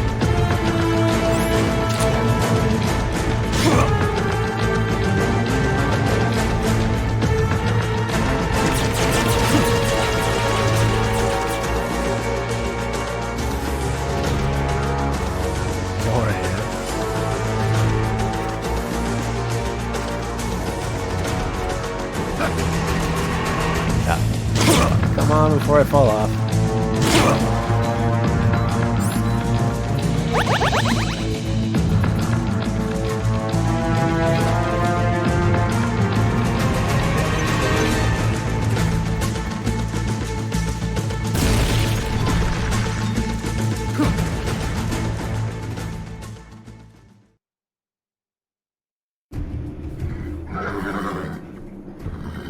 Guys, I'm inside the facility. There's rows and rows of trucks here. Zadornov should be somewhere in that area. Find him.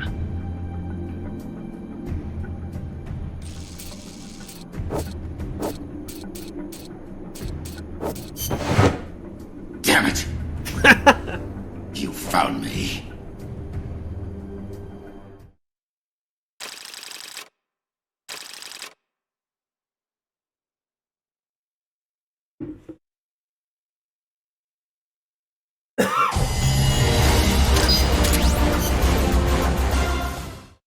I found him, Kaz. Close, but no cigar. Not for you anyway. Snake, we're coming to pick him up.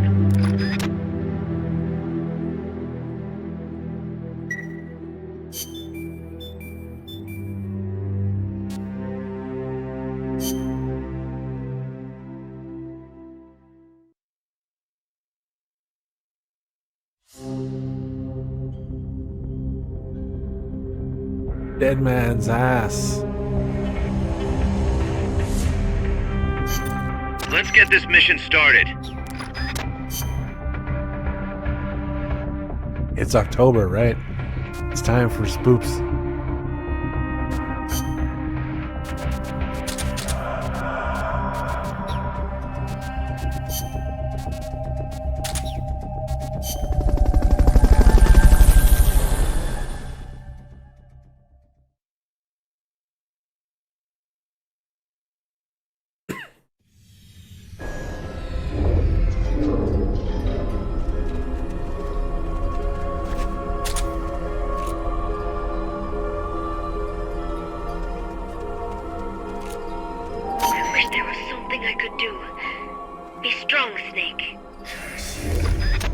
I know it is not easy. You are doing great, Snake.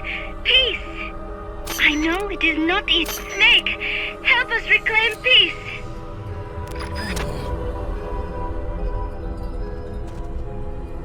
Oh fuck.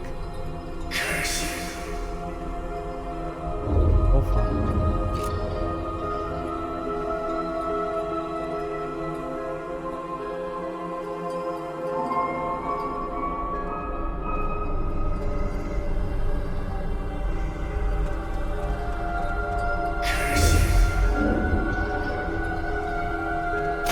Counting on you, boss.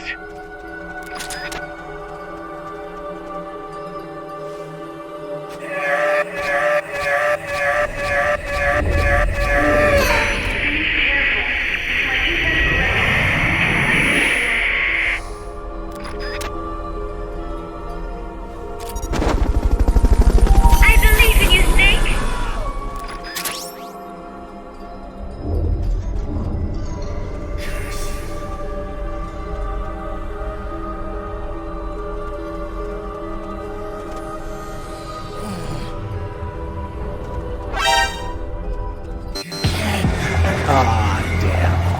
Damn it. The ghost's been set loose. It's coming after you. Run! Already on me. Hide, Snake! Quick! Don't fight them. Remember her sacrifice.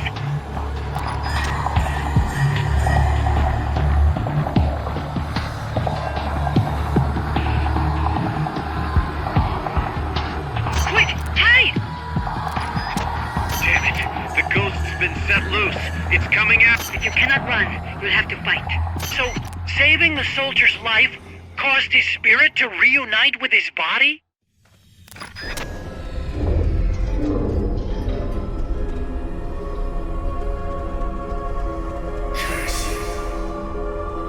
You're doing great, Snake! Peace!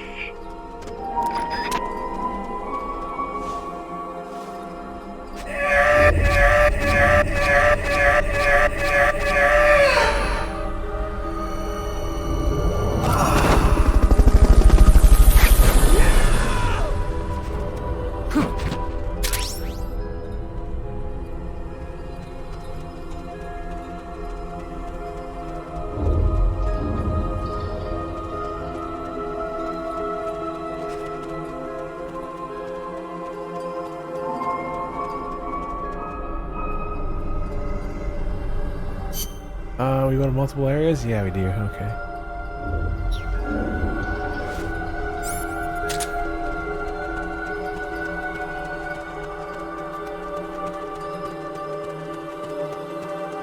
That's a bit here.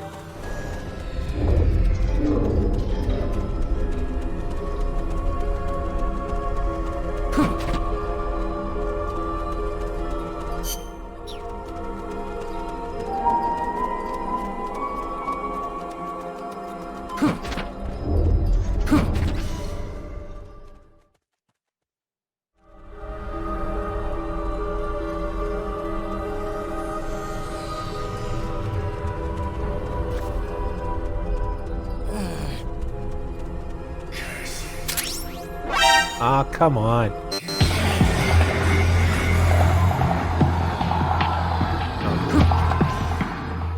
I didn't think it would come at me from that far.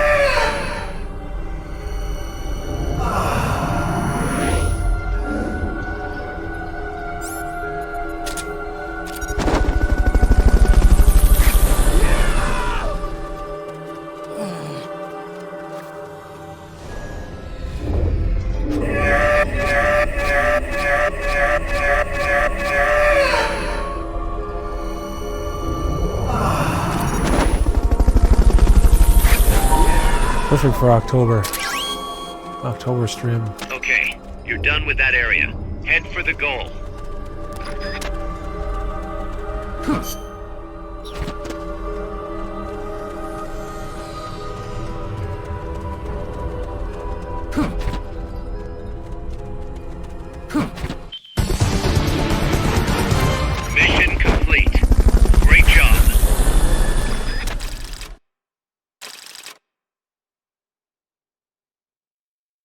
Where's you?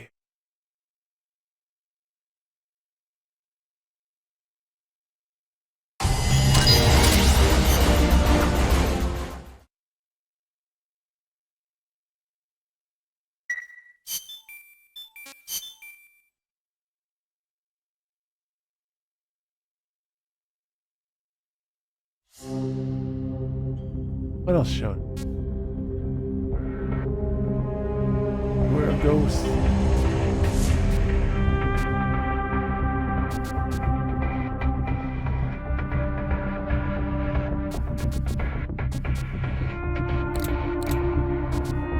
Alright, let's pass the time.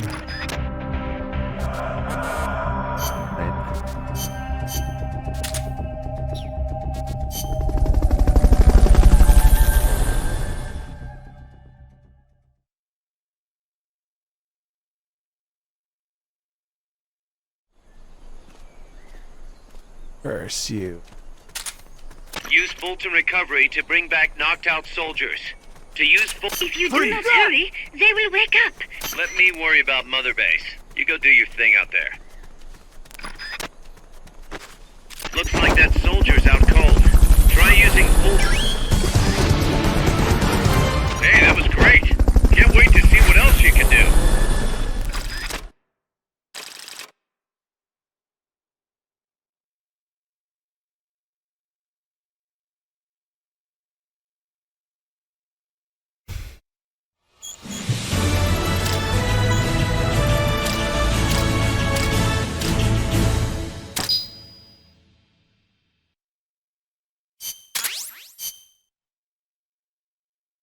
King.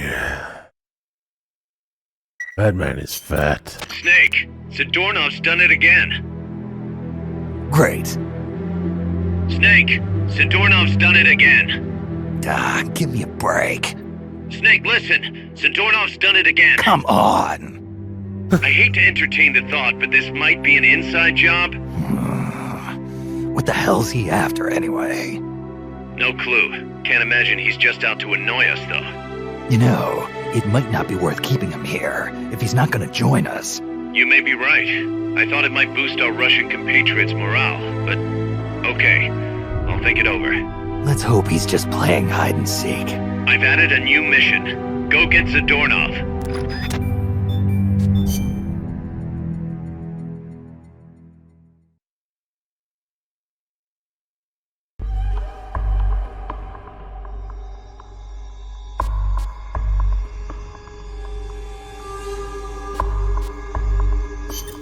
Snake, Zadornov's escaped. You have to find him.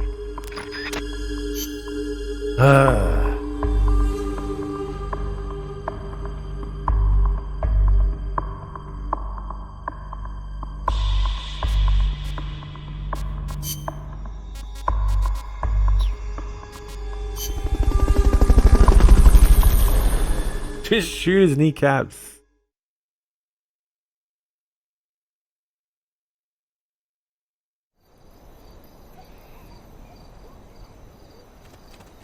Find Zadornov and bring him back here with Fulton recovery.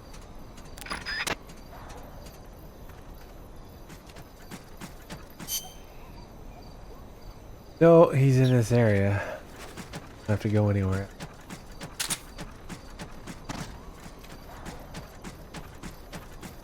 The enemy's here! Yeah.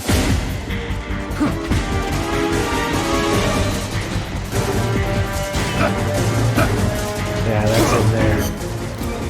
Pretty sure that's him right there.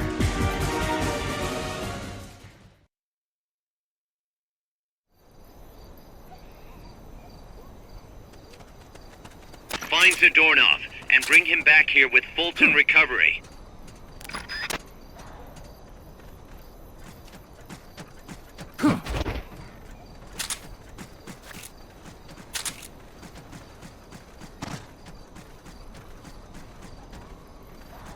Or here.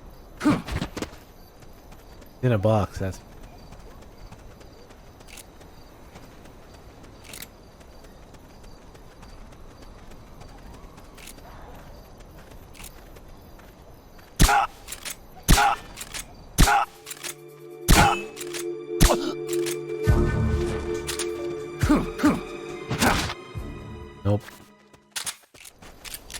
Snake, how could you do that to a cardboard box? Find Zadornov, Snake. You'll find that ugly Russian and bring his butt back here. I can't believe he tricked Bus like that. Bus. Thoroughly search every possible hiding spot. We're dealing with a real escape artist here. Possible?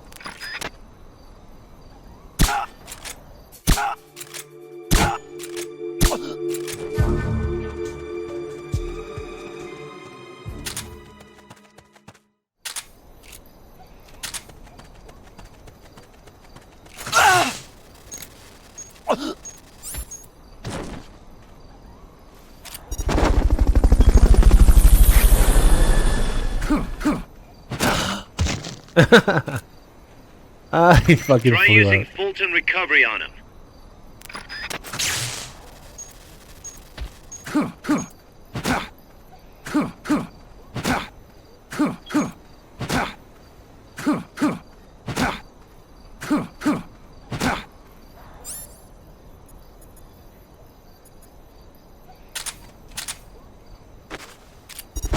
Off we go.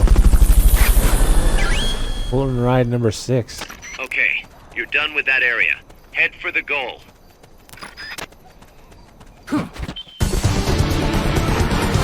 You did it! Keep it up!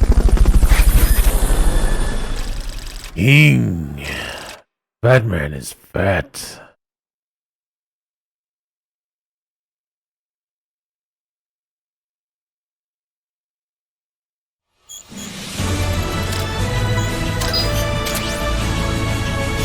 What is this? Headshot Master? Nice.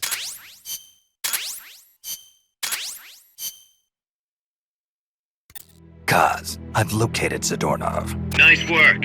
I knew you would. How could I be so stupid?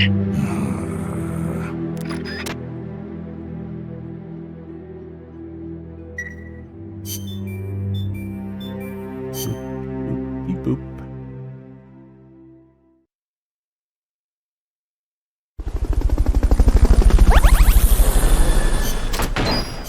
Plant.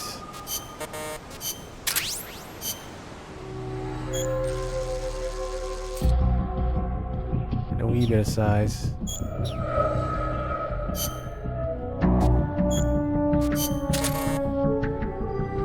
What?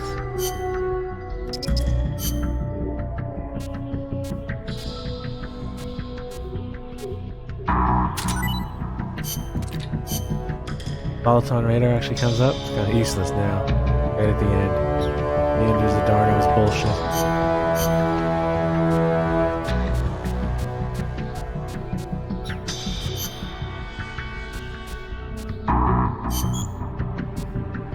It's too much anyway. Most expensive thing yet, I'm sure.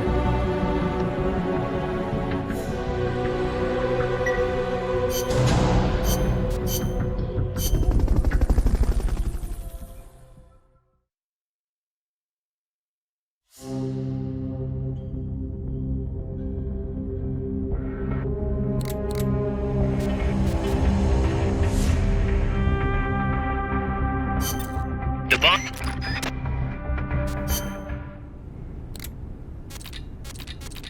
Well, something, Strangelove Simulation. So Strangelove Simulation happens just before you get tortured by Strangelove. So I would have played it at that point, but it doesn't open up. Not even available at that point. Oh, we'll listen to that now. It's not bad.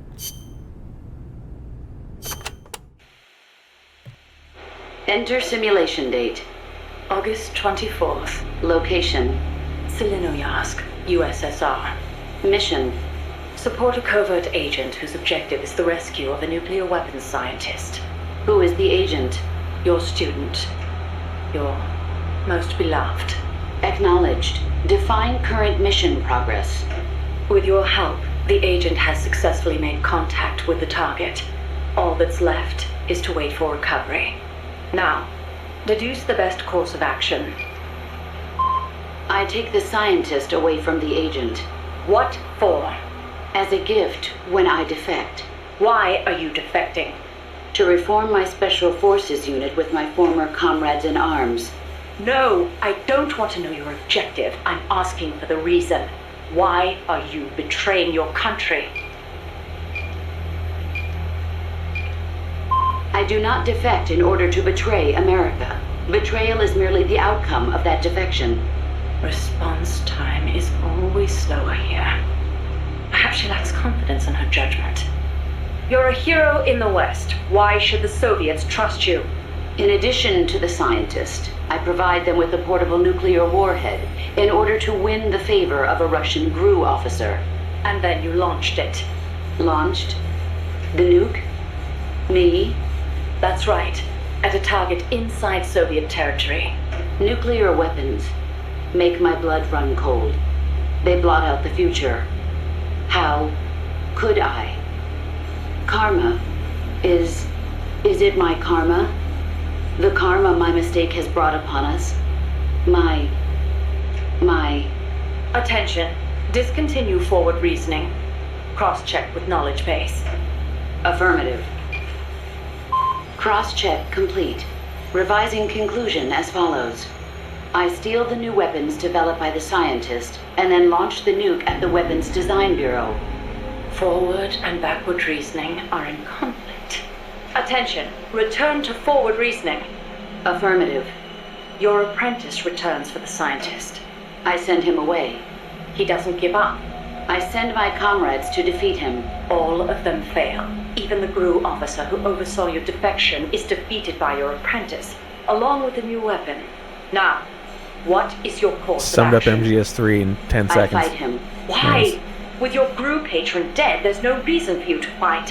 Why not just run away? I must fight him. I do not see the reason. With a soldier of your caliber on his side, how could the GRU officer be defeated to begin with? Did you betray him too?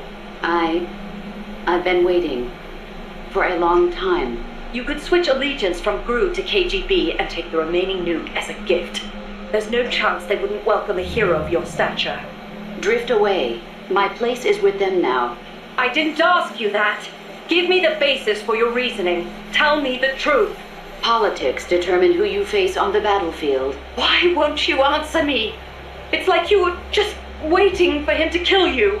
I was disloyal. Betrayed my country.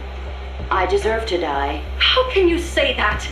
You can't be a traitor. You're not that kind of person. Kill me. Kill me now. Stop it! Stop it! Attention! Discontinue reasoning. One must die, and one must live. Stop it, damn you! Discontinue! Life's end. Isn't it beautiful? Shut down! Always in the same place. Her reasoning goes haywire. You. Someone holds the key. Perhaps it's him. I'll get it out of him. One way or another. And then the torture starts. I think he's captive right now. Well, he was then anyway, at the time of this.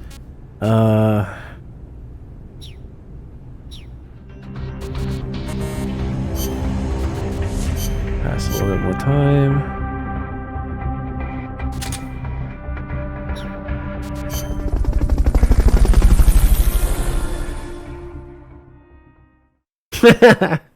Discontinue reasoning. Suddenly, phantom pain turns on. Use Fulton Recovery to bring back knocked out soldiers.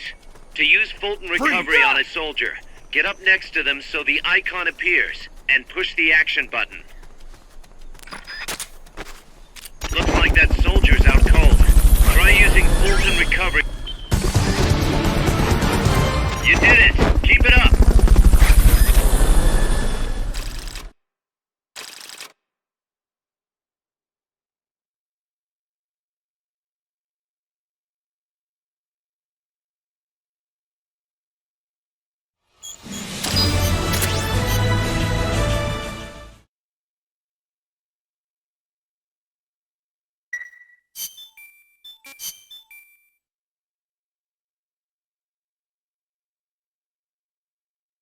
All right, we're closing in on moving to the to my main save, my load game.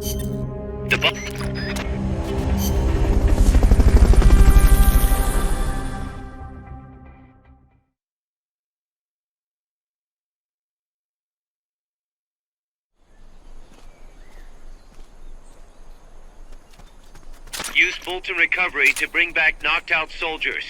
To use Fulton Recovery on a soldier, get up next to them so the icon appears, and push the action button. Looks like that soldier's out cold. Try using... Mission complete. And how? Folks back at Mother Base will be thrilled.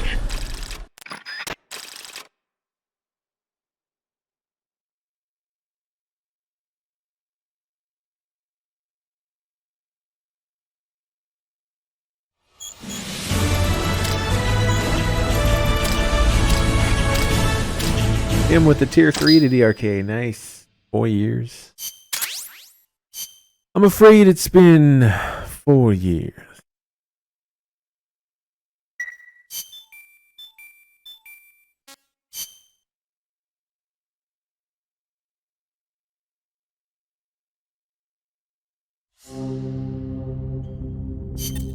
The boss...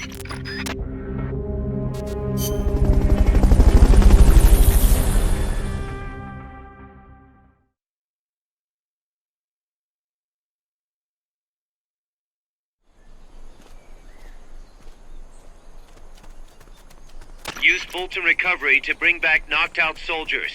To use Fulton Recovery on a soldier, get up next to them so the icon appears, and push the action button. Looks like that soldier's out cold. Try using... You did it! Keep it up!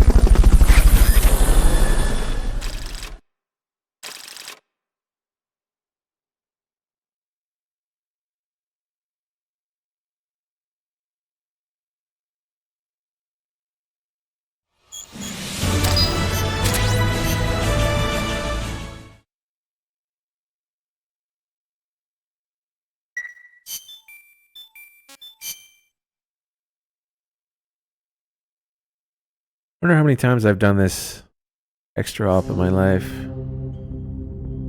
Just to force time to go by.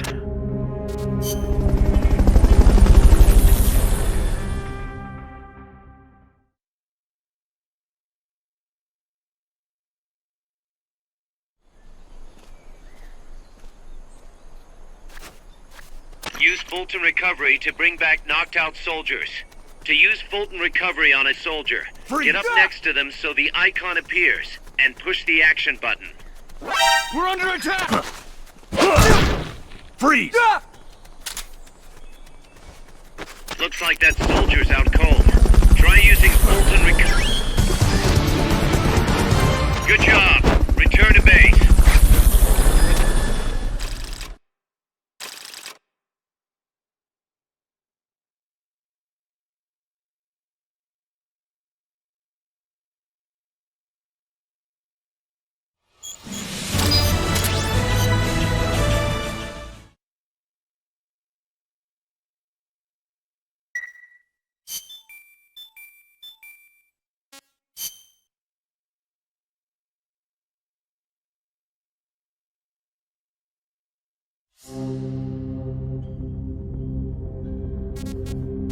Oh, right. I think this is a waste of time, isn't it? Because technically after 6... Let me think. I'm gonna have to load my other save. Probably already, but... Probably didn't have to do those last couple.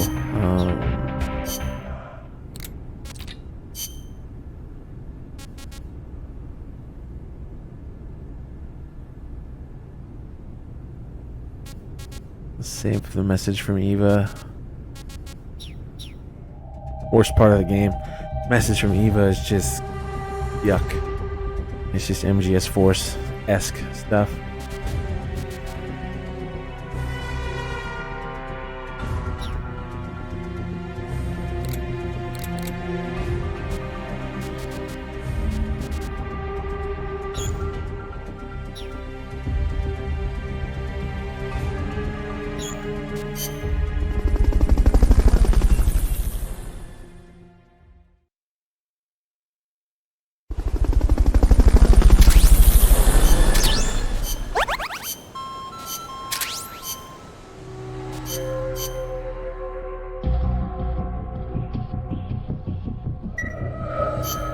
out on my main save.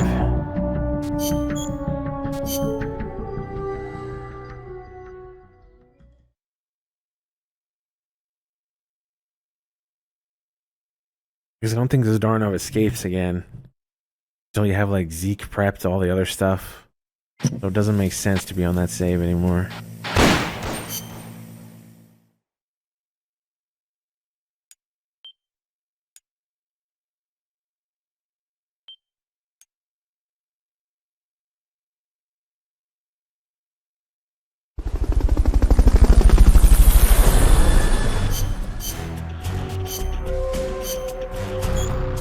A much bigger mother base.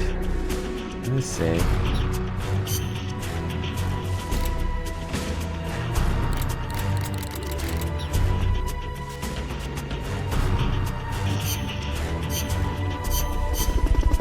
Oh yeah, the completed Metal Gear. I should show that. I forgot. So that's, you spent a lot of time just putting together Metal Gear Zeke. Because in between, well, for the start of Act 5, Chapter 5, I guess it's chapters now, you have to grind for like, well, at least 10 hours, like well over that, I'm pretty sure. Just to unlock the ending proper, but we're not going to do that on the other save. We just jump to my main save and show all the stuff here. So here's what my completed Zeke looks like.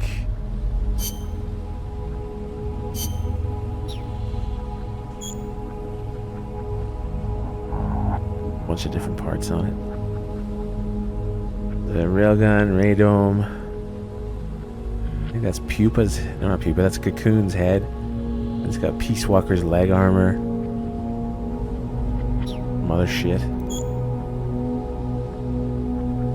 You got them thick legs, yeah. Alright, Peace Walker legs, Peak power unit, Cocoon head parts. And all the optional parts. Jetpack, radome, armor, railgun. My memory board situation is pretty pitiful though, because I haven't even really bothered with it on this save. The hell do I look again? Ah yes, AI storage. AI storage is not fantastic. Okay. But yeah, this one in particular. Missing quite a few agility, I guess. No attack. Well, its attack is pretty poor. 60s.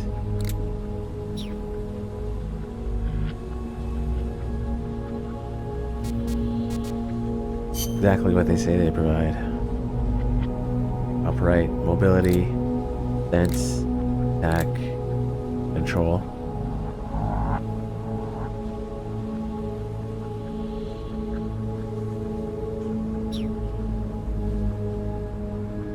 From scraps in a cave. Nice.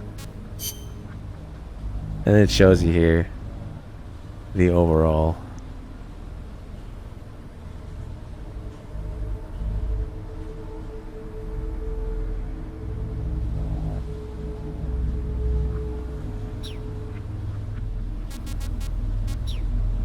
Anyway, so we just pretend we fast forward and boom, our Zeke is complete.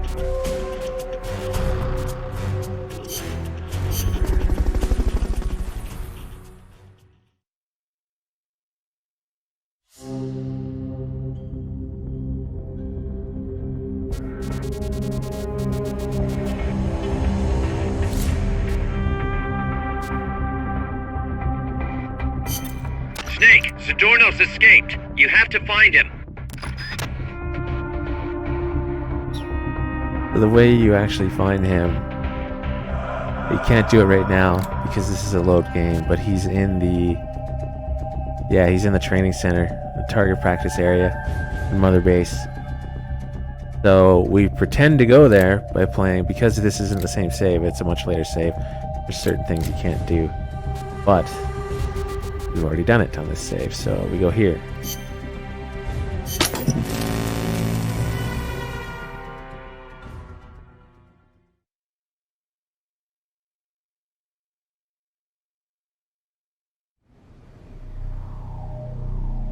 Big boss!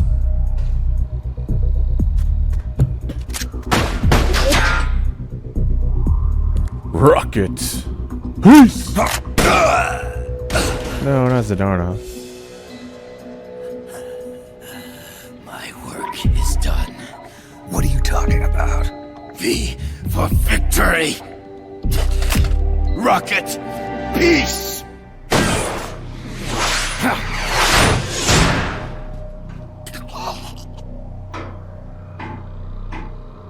It just lands perfectly somehow.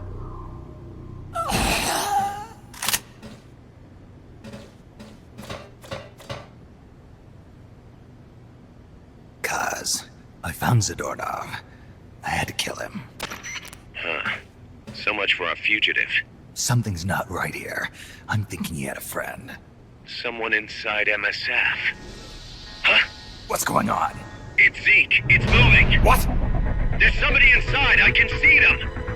Snake, get up here. Pronto!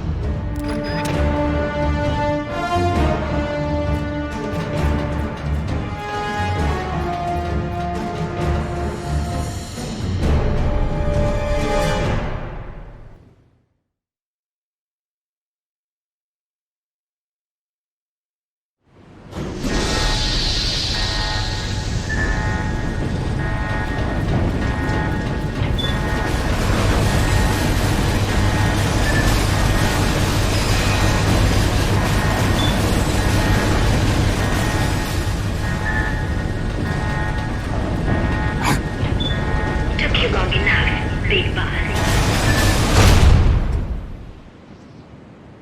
Boss.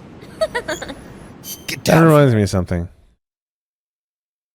Sorry to interrupt. Once upon a time, No, shut up. there were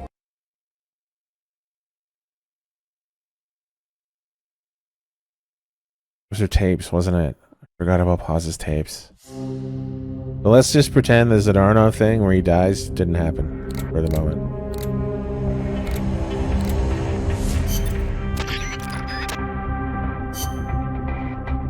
Ooh, someone's smoking weed. Fucking weeds.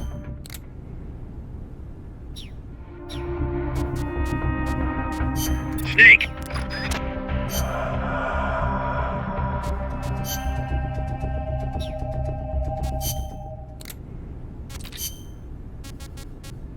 There we go. We wanted to play Paz's diary before trigger the ending.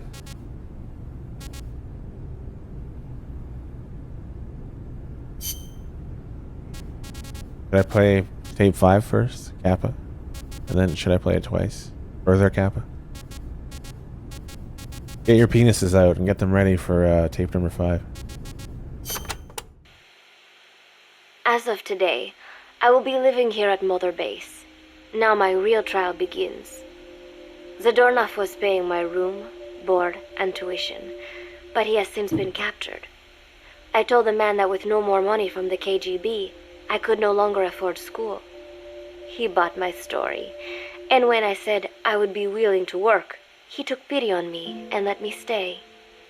For some reason, Miller really pled my case. That was helpful, but the man is still a fool. His men are no better. They think their training makes them strong, but that kind of strength is nothing in the face of true power. And better yet, they wait on me hand and foot, believing I am just a schoolgirl. Looks like I won't be working too hard after all. Just today, while scouting out the living quarters, I saw a group of them in the corner of the deck making a fuss. Going over for a look, I saw they were feeding a kitten. A bunch of grown hard men, and they're the ones acting like schoolgirls. Look, isn't he cute? What is wrong with them? Disgusted, I just nodded and smiled. I must stay in character after all. I indulged their chit-chat for a few moments. Then one of them asked me to give the thing a name. They had just taken it from its mother. I named it Nuke. I improvised some nonsense about how our compassion for living things can help prevent wars. The men gave me a little fish. I held it out in my palm and the kitten happily ate it up. What a pathetic, feeble creature. It sickens me. God, I love Paz. It sickens me. It's a fucking cat. It's a kitten, for the love of Christ. Today, Chico invited me to go fishing with the soldiers. I suppose finding one's own food does have its merit, but I prefer not to be involved in such a degrading task. And their prattling on about fishing being fun is nonsense. I'm not here to find playmates. Nevertheless, distasteful as it was, I went along in order to maintain my cover. Chico thrust a fishing pole into my hands, and we went up onto the deck where several soldiers had gathered. They welcomed us warmly. With so few women aboard Mother Base, I'm treated like a princess. No one suspects I am neither a teenager nor a student. It was nice and sunny, with a gentle breeze and waves. As I cast my line and waited for a bite, the soldiers began to ask me all sorts of questions. As always, I answered according to our predefined scenario, feigning a smile. As I sat there feeding them lies, the fish began to bite, and the soldiers began to focus on their prey. Chico had his bait stolen by a fish, and got so angry that he stood up and nearly fell into the sea. Everybody laughed. It almost made me want to join in too. At some point, I got a bite myself. The instant after I felt that first gentle tug, the fish yanked the line with astonishing strength, and I let out a cry of surprise. I thought he was going to be huge. It was my first time fishing, and I was a bit flustered, so the soldier beside me helped by supporting the pole from behind. "Reel it in," they shouted. I nodded, turning the handle as fast as I could. I wondered what kind of fish lived below the surface, and thought back to the deep sea dives I had to do as part of training. Those were difficult days, but I remember finding the multicolored fish gliding through the water incredibly soothing. After a hard fight, I pulled it up. To my surprise, it wasn't even half a vara, rather anticlimactic. But I wasn't doing it for fun, so I wasn't the least bit disappointed. Nook was hovering nearby with an expectant look on his face, so I gave the fish to him. All in all, a thoroughly wasted day.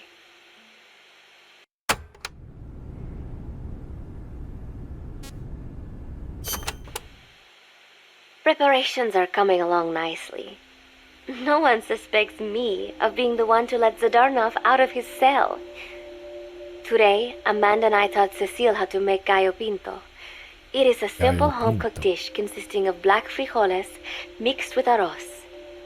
It is well known throughout Central America, not just in Costa Rica, so it is no surprise that a Nica like Amanda would be good at making it. But I was raised in the States from a very young age, and could hardly even remember my mother's gallo pinto. Having to make chit-chat with that clueless bird lover and the so-called revolutionary was excruciating. And, clueless or not, I will need to be especially careful around Cecile, the one who actually recorded that tape. Thankfully, Miller and his men seemed to believe I mistook the tape I found for one my friend made. In any case, one can never be too careful. Anyway, the three of us minced garlic and herbs, then cooked them in a pot with frijoles we'd soaked overnight. While waiting for them to cook, we sautéed onions and arroz in a frying pan. Cecile worked the frying pan according to Amanda's directions, but seemed a bit glum. She does have a knack for cooking, though. She is French, after all. We added water to the pan and watched the arroz begin to steam. While we waited, Amanda shared memories of her mother with us. They had been separated because of Simosa, but the taste of her mother's cooking was still fresh in her mind. When the frijoles were ready, we drained the water, stir-frying them with the rest of the vegetables. Quite a complicated process for home cooking. Nonetheless, it kept them occupied. The longer we sat and talked, the greater the chance of my arousing their suspicions. With women, it is not enough to just bat your eyelashes and giggle. It takes a lot of effort to divert attention.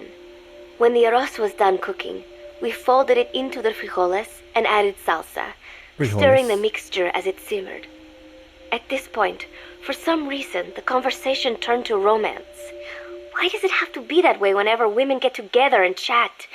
Cecile fancies herself to be well versed in such matters, and gave Amanda all sorts of advice. It was harmless enough, until, to my irritation, she began pestering me whether there was anybody I liked. Not right now, I said, trying to dodge the question. But she pressed on. It's Snake, isn't it? Ugh. I gritted my teeth and played it coy. Maybe. Yeah, I'm actually cringing Cecile with her nodded there. and giggled. He is pretty sexy, isn't he? What a ditz. It's all I can manage to just survive. The thought of romance has never once crossed my mind. I have no interest in that kind of man. Soon enough, a rich aroma began to fill the room. The gallo pinto was ready. Nuke came over and rubbed up against our legs, looking for a handout. Unfortunately, it was not the kind of food a cat would like. We let a few of the soldiers have a bite, and then headed off to the mess hall. The home-cooked flavor we'd achieved was a big hit with the men of MSF. Not that we are trying to impress them or anything. Even I could manage a dish like that. Snake enjoyed it too.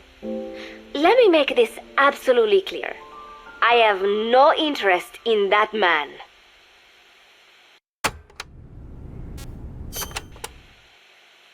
Football, or soccer as it is known in the States, is Football. extremely popular here. It has not caught on yet in the US, but it has legions of rabid fans all across Latin America. These fans can get so rowdy that it is commonly believed El Salvador and Honduras went to war in 1969 over scuffles in a soccer match. In reality, tensions between the two countries were already high. The match was merely one of the sparks that set them off. But these people are so passionate about this sport that the story seems plausible. Predictably, many of the soldiers here are fans. They have apparently divided themselves into Costa Rican and Nicaraguan teams and started playing each other. To play, you need a ball and 2 goals. The R&D team built and set up simple goals on the deck. I had absolutely no interest, but Chico insisted that I come and watch. It was not a proper match by any means. The pitch was not even regulation size. The peach. But the players and spectators alike got pretty excited. They banged empty cans and shouted cheers through the handmade megaphones. It almost felt like carnival. Huey, the referee, blew a whistle to start the match. The soldiers' training has left them in excellent physical shape, but they lacked the honed skills of professionals and their play was quite rough. Midway through, one of the men collided with another. They started shouting at one another, but Huey stepped in. I thought we had forsaken our countries, become one with the earth, he said, quoting Snake. We're not competing for national pride here, and we are not fighting for the good of any one country. This is not a war. Soccer is a peaceful sport, am I right? The soldiers nodded. Time for a They soccer know the riot pain on of Mother war, Base. and they share Snake's vision. Perhaps that is why all this resonates with them. Team Costa Rica was down a man, and somehow I was picked to fill in. Costa Rica had the advantage up until that point. I suppose Huey wanted to keep it balanced. The soldiers agreed with Huey's call. Maybe the Costa Rican players felt an even matchup would be more fun too. I could not be bothered to run at first, but chasing the ball out there in the hot sun, I was soon drenched in sweat. Before long, I found myself actively seeking out the ball, partially out of desperation. I picked up a loose ball deep on the opponent's side of the field. Even though he's Nicaraguan, Chico cheered me on, yelling, "Go for it, shoot!" I launched the ball as hard as I could, only to have it blocked by the keeper. Disappointment only increased my determination. In the end, I didn't score a single goal, and Costa Rica gave up its lead. It was really close, though. We congratulated each other on a good match and sprawled out in the shade on the deck, exhausted. The ocean breeze felt so nice on my sun-soaked body. Nuke came over. It is one of his favorite spots, and stretched out next to me. And together, we watched fluffy white clouds drift lazily across the clear blue sky. Alright. It's time for pause tape 5. Penis is out. lovely out today, so I decided to sun myself in a lounge chair up on the deck when Strangelove came up to me. Despite the heat, she was in her usual long sleeves and pants. I waved at her. She looked away and mumbled, "Hello there. Fancy meeting you here." I asked if she needed anything, feeling her eyes creeping up and down my body like she was savoring it. Finally, she swallowed and said, "You have such beautiful skin." Bewildered, I shook my head and said, "No, not at all." I had heard rumors that she was a lesbian, but she couldn't be after me, could she? She continued to stare and said, "No, it is beautiful, but you must not let yourself get so tanned." And then she took my hand in hers. "What is wrong with a little sun?" I asked, trying to cut the conversation short. But she shook her head violently. "No, you mustn't. A young lady should take better care of her skin." She was acting strangely now, as if aroused. She lectured me on the perils of tanning, how it ages skin, causing wrinkles and spots, and in the worst cases, even skin cancer. I knew already that tanning could cause spots, but I thought only pale-skinned Anglo-Saxons had to deal with that. Having a scientist tell me it causes aging, though, that spooked me a little. If I am to keep playing the teenager, I will have to start paying more attention to my skin. Sensing my anxiety, she took a small tube from her pocket. She said it was the sunscreen she always used. She told me to keep it. I didn't know what to say. I was more than happy to take it, but exactly what were her intentions? Was she merely being nice? Or is she really into me? Either way, there was no reason to refuse, I suppose. I have undergone training. An out-of-shape woman does not pose any real threat to me. Having power means not being afraid. It is the same on a global scale. A country with nukes can dictate terms to a country without them. I thanked her and took the tube. Then she offered to put some on for me. She squirted some lotion onto her fingers and began rolling it into my chest. It happened so suddenly, and I was so taken aback that I did not even think to protest. She caressed my stomach with her long white fingers, then slid them upwards between my bikini-clad breasts. "What? Wait," I sputtered as her moist eyes met mine. She was beautiful. Somehow, I found myself captivated by this woman more than 10 years my elder. "Hold still," she whispered in my ear. I nodded silently, unable to refuse. My body went limp, motionless, as if in a trance. Gently, carefully, she rubbed the lotion all over my entire body. I shouldn't have enjoyed it, and yet I could not help myself. For a moment, I was spellbound. That woman is dangerous. I had better watch myself.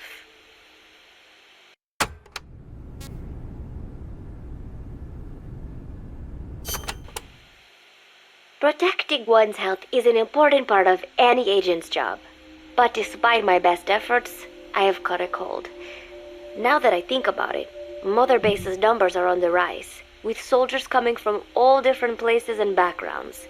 It is no wonder, then, that sooner or later someone would bring in a virus. That said, what I have got is just a common cold. The medical team said I'd need a few days rest, so I've been restricted to my room and put on bed rest. I thought I'd gotten used to not having anyone around to relate to, but at times like these, being alone is just miserable. All I could do is lay there and stroke Nook's back, trying to take my mind off how bad I felt. Nook just sat there, not making a sound. But I did have visitors. Amanda and Chico, Huey, Cecile, Miller, and a few of the soldiers I've become relatively close to. Amanda made me a soup with herbs she said were good for a cold. Miller told me to take it easy. I will sing you a lullaby, he said, then broke out a guitar and sang some incomprehensible song in Japanese. I did not need to understand the lyrics to know he is an awful singer. Then he said, "You know what is good for a cold? Suppositories. Here, I'll show you." He began to take off his pants, so I threw my tissue box at him to make him go away. Then Strangelove showed up, saying she had some miracle Indian cure. It has got eucalyptus extract, she said. A foul It wind works is best blowing. if you rub it into your chest. And then she tried to take off my nightshirt. I whacked her with my pillow, and I got rid of her. Chico brought me a little flower in a cup. It had been growing in a little bit of earth that probably found its way on board stuck to something else. I found this on the deck. Here, you can have it. He tried to act nonchalant, but I am pretty sure he's got a crush on me. None of them understand. If they thought these little visits would cheer me up, they were wrong. Tonight, Snake himself came to my room. Like the rest, he believes I am just a schoolgirl and treats me as such. "Why did you abandon your country?" I asked him. "Why create the MSF?"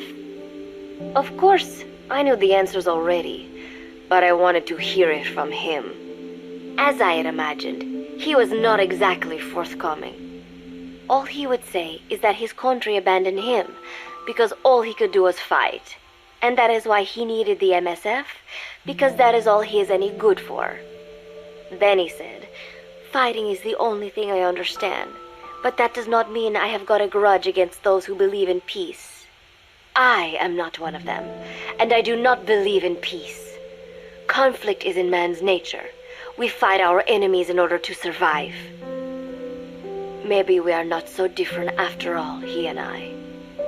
But that is exactly why I'm going to have to kill him, or else he will have to kill me. When I stop and think about this wretched existence, being killed by a man like that suddenly does not seem like such a bad thing."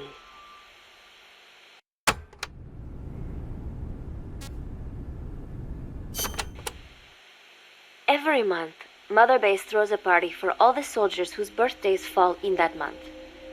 There is something strange about a military organization having Who is that cyborg ninja, Shalaboxy? Every month, Mother Base throws a party for all the soldiers whose birthdays fall in that month. There is something strange about a military organization having parties. Really though, it is just an excuse to drink and make noise. It is not easy to get alcohol in a fortress in the middle of the ocean. Most days they are training from dawn till dusk. They do not have time for things like drinking. That is why Snake and Miller came up with the idea to give everyone a chance to let loose. Obviously, a bunch of bores like that are not going to bother with blowing out candles on a cake. Rather, they sit there in a cloud of cigarette smoke, drink beer, eat meat, tell tasteless jokes, and swap crude insults about one another's hometowns. But it hardly ever breaks out into something serious. They talk up a storm, but they're just having fun. It is funny. You have got members of FSLN rubbing shoulders with the UCLAs, people who once would have considered the other mortal enemies. I wonder if that is what makes Big Boss so popular. In leaving their countries behind, they leave their hatred for other countries too. Miller seemed a little protective of me. "Hope they're not being too crude," he said. But soon enough, he too was drunk. He yelled, "Come here and take a look at the real Kazuhira Miller," then dropped his pants and mooned everybody. The other soldiers burst out laughing. I have never seen such a crude, ridiculous party before. And yet, all these people, laughing and acting the fool. Is this what they call peace? For some reason, I began to think about all that has happened since I came here. Fishing with Chico, cooking with Amanda and Cecile, playing soccer, having visitors when I caught a cold. When I stop and think about it, My time here has been the most peaceful of my life. But that is about to end. I cannot imagine he will be willing to negotiate. It seems I am to fight the legendary Big Boss. I do not know if I'll be able to beat him. But if I have to choose between death and defying Cypher, I will gladly choose death. The thought of dying does not scare me. But if I disobey my orders, the fear and despair awaiting me will be far worse than anything I can imagine. It was Cypher who took me in as an orphan, gave me food and a place to live. His orders may have been unreasonable, but I will never repay my debt entirely. It seems I have no choice. I must fight this man. I must fight Snake. What the butt? Do you know Miller, Snake's right-hand man? Apparently has got at least one serious weakness. He is an insatiable womanizer. He does not bother me, most likely because he considers teenagers off limits. But he has hit on every single one of the few female soldiers here at Mother Base. They ought to be telling him where to stick it, but end up falling for it so easily. I think some of it stems from the fact that he is actually not that bad looking. Anyway, today, that nasty habit got him in trouble. He and Snake got into one of their rare fights, and I was there to see it. They burst out of the showers, completely naked, trading punches. I am no child. The sight of a naked man does not make me blush, but this was something else. Maybe this'll teach you, Snake yelled as he slammed his fists into Miller's chest. I heard later that apparently he had been two-timing someone, and that same someone had gone to Snake with her troubles. As I see it, it is her own fault for letting herself be deceived like that. If she is too dumb to see through Miller's lies, then she got what she deserved. But this was not the first time it had happened, or the second, and Snake read Miller the riot act. Miller argued back, and what began as a shouting match turned into a fist fight. "You son of a bitch," Miller yelled as he swung. "Not bad," said Snake, smiling, "but not good enough." And then he was back on the offensive. They had already been at it pretty hard in the showers, and their bodies were covered with bruises. Both of these men had been trained for war, their bodies deadly weapons. They were each bleeding from a dozen places. All this from a fist fight. Even so, it was far less gruesome than if they had given it their all. It was obvious that one of them would be dead were they fighting for real. Miller took another swing, yelling, "Try this then!" Snake parried, then responded in kind, but I could tell he was not aiming for anything vital. "You are one tough bastard, boss," Miller muttered. A smile crept across his face as he caught his breath. And then they went right on fighting. Blood and sweat flew off their glistening bodies. It was combat without hatred or hostile intent. I had never seen violence like this before. And yet, it was more than just a friendly tussle. They were utilizing every technique they knew. It was not a sporting match. They were not playing by the rules. How could they keep this up? At last the two men tired themselves out, and the bizarre scene came to an end. They looked at each other's battered bodies, and then burst out laughing, embracing and congratulating each other on a good fight. It all seemed so idiotic. I still cannot fathom such behavior. But somehow, I got the sense that for all his womanizing, Miller really only trusted one person, and that was Snake. There was no way I could ever come between the two of them, and at that thought, I began to feel as if I had lost.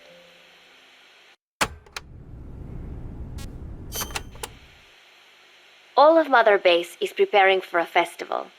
Since Snake and his soldiers spend so much time fighting, they are setting aside one day a year for peace and relaxation.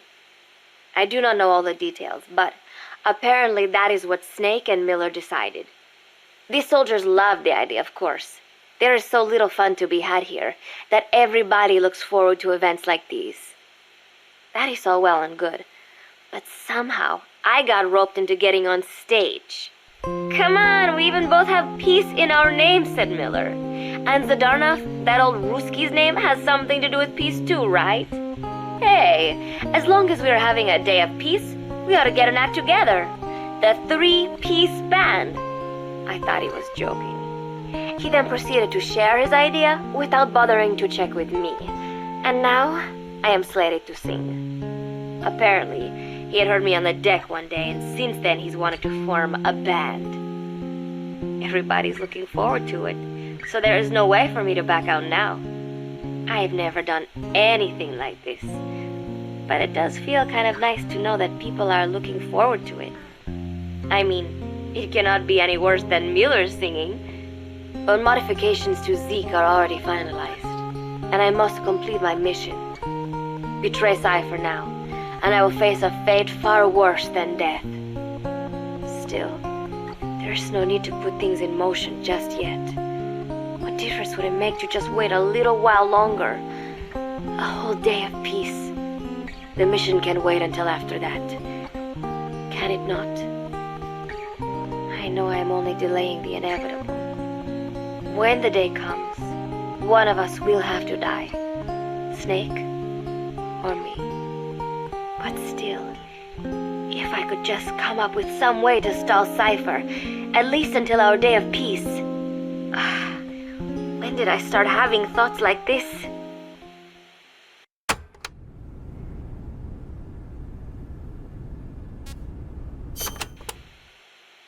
My cover is blown. They know nothing of Cypher or my true objective, but they know I am a spy. There is no more time left. I must act now. I must complete my mission.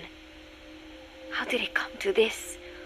All I wanted was 3 more days. Just 3. Miller's already finished writing the song. It is called Love Deterrent. It is about a girl who cannot express her true feelings. I have been practicing. I am no pro, but I was pretty sure I would do a decent job. And now this. Cypher found out that Zeke was complete. He must have someone inside Mother Base besides me, spinning his tightly wound web of control, leaving no room for individual will. Typical. When they found out Zeke was complete, I was ordered to execute the operation immediately. If I was going to enjoy just 1 day of peace, I had to ensure the plan could not move forward. I tried to sabotage Zeke. I thought by damaging the drive system, they would have no choice but to delay their plans.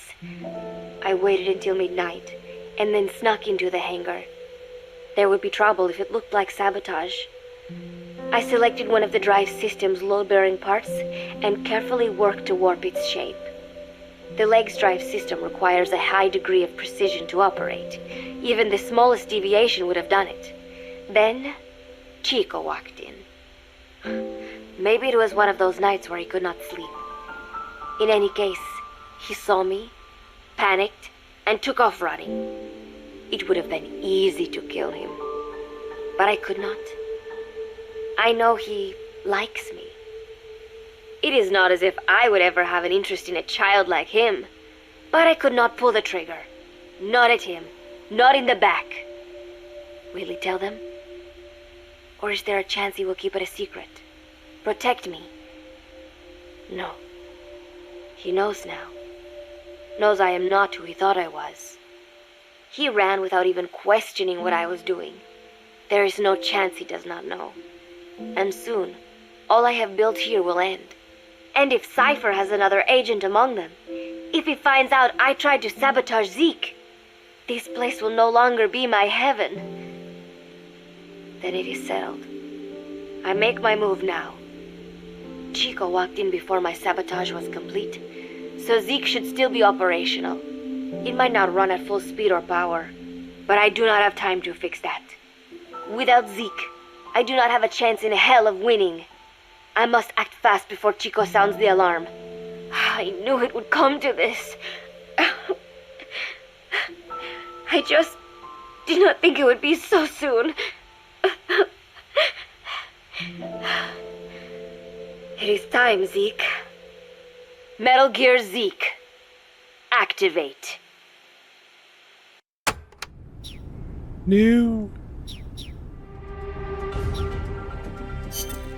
Snake, Zadornos escaped. You have to find him.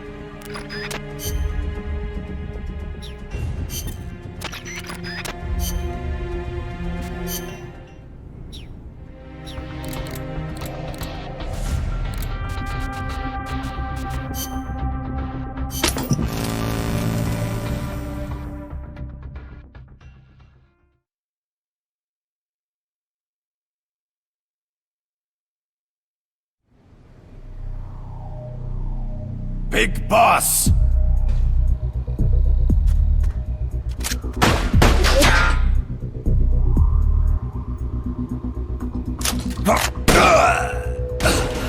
Rocket. Peace. My work is done. What are you talking about? V for victory! Rocket! Peace!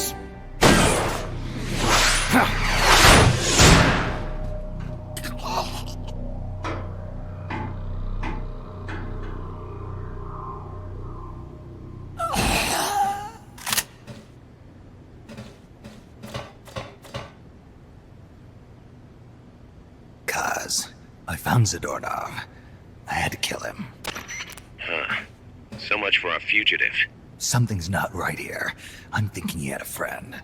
Someone inside MSF. Huh? What's going on? It's Zeke. It's moving. What?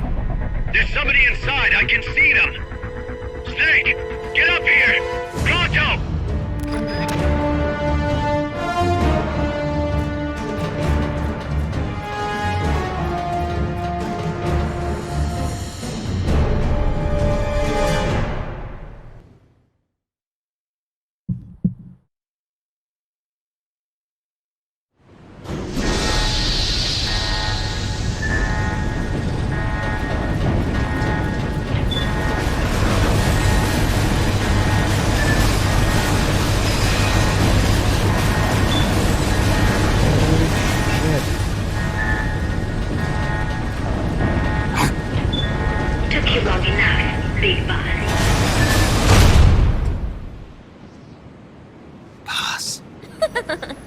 Get down from there before you hurt somebody. Maybe I want to hurt somebody. What's going on? She's not herself. Oh, I am myself, all right. My true self.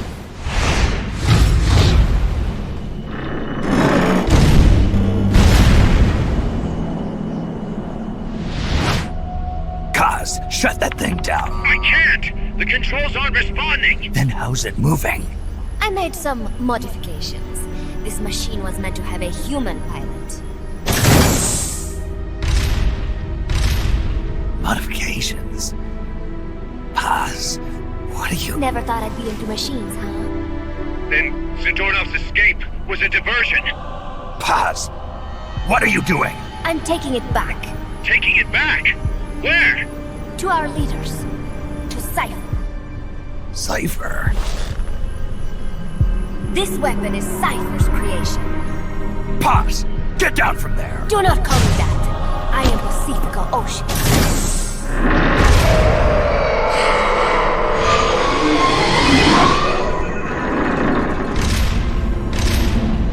My name, my age, my mission. Cypher gave them all to me. My entire life has but one purpose. To carry out Cypher's plan. The nasty tobacco, the angel of peace scrap, the whole teen with a dream routine. I am through with all of it. Kaz, you can't. I told you not to call me that. It makes me want to puke. Everything is going exactly as we planned. Now the real Peace Walker project is finally about to reach its goal. The real project?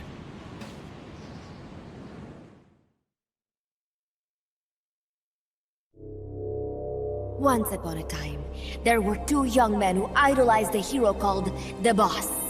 The Boss. One day, they suddenly lost the point of origin. This Cypher, that was like a mother to them. Unable to come to terms with their sorrow, they each decided to carry on the will of their hero. But they could not agree on what that meant. In the end, they became bitter enemies, and the zero from which they both started was split into two. And you have been on the wrong path ever since. There is no happily ever after waiting for you in the end, unless you obey the will of Cypher. Where does an army without borders call home? A state without borders, of course. A world without borders. A world without borders. The Cold War order is about to collapse. The age of electronic intelligence is about to begin. The NSA, CSS, NRO, DIA, etc., etc. The intelligence community that is long bickered amongst itself will be united in a world governed by electrons. Cypher will gather all information, watching over the world and guiding the will of its people, all while they remain blissfully unaware. There will be no one to oppose them. For the first time, the world will be ruled by a single will. Until the new order is in place, you and your army will be the force that protects it. You will be Cypher's deterrent, pulling the wool over the eyes of the old order with your charisma and military prowess. Accept our offer, and we will allow you to retain control of MSF and Zeke. That's an offer. The boss threw down her gun, and with it, her life's calling. You, her disciple, have never been able to do that. You are too afraid to let go. I was made to fight. I am a gun. Is that so? Then what do you call this? Is it a gun too? You are a lousy liar. Admit it. This thing is a monstrosity, a product of your own fear. But not Cypher. Cypher thought of something different. Cypher's going to control guns. Control guns? That is right. Not deter, control. It is the ultimate approach to the illusion of peace. Control power. You're gonna be disappointed. Then we are done. Thank you for playing. Better luck next time. The offer is rescinded. And now the ultimatum. Zeke is already in nuclear strike mode. What? I'm taking the weapon you built and using it to launch a nuclear strike on the east coast of the United States. You're insane. What are you after? But wait, here is your consolation prize. We are about to show the world just how dangerous a gang of outlaws, an army without borders, can be. You and your men will become pariahs, and you will be wiped off the face of the Even said it was canon in 2014. Rather than heroes, you will be seen as a well-armed extremist cult prone to indiscriminate outbursts of nuclear aggression. You will give rise to a new world order, an age of deterrence defined by its fear of extremist cult influence. Do you like the picture I am painting, Big Boss? When all is said and done, peace is nothing but a fantasy. A game is a game. You either win or you lose. All you can do is fight. Stop me if you can. The peace sign is the V of victory. Say, peace.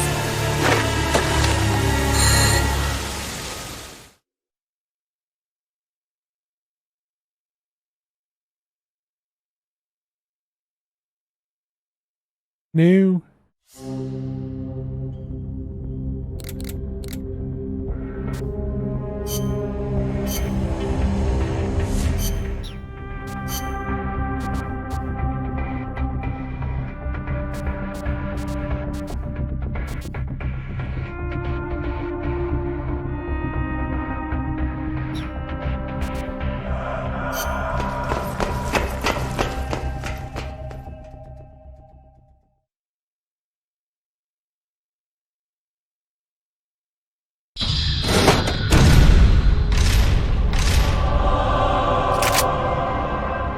She's gonna launch a nuke. Snake, we've got to stop her. Whatever it takes. Awaiting your orders. Stop me if you can. There we go. It's not going to take very long with the items I have on this save.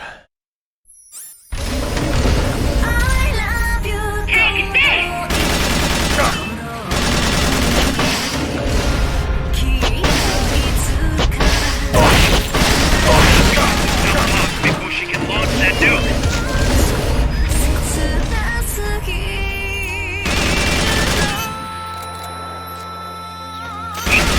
We've activated the hatches up on deck. You can use them as cover so long as they're open. Time to run, Caesar! She's a spy. How could have been so blind? There's no AI. Human pilot. It's gonna be a hell of a lot harder to predict.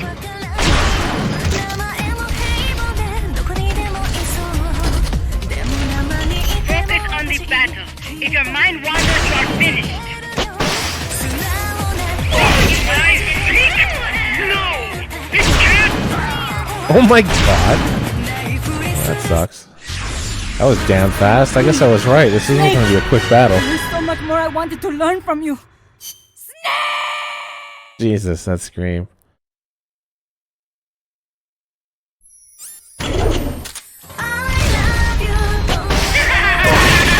Smash it with the M47, I guess.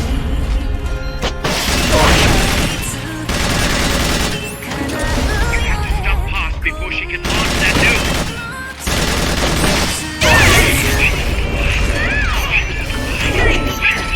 We've activated the hatches up on deck.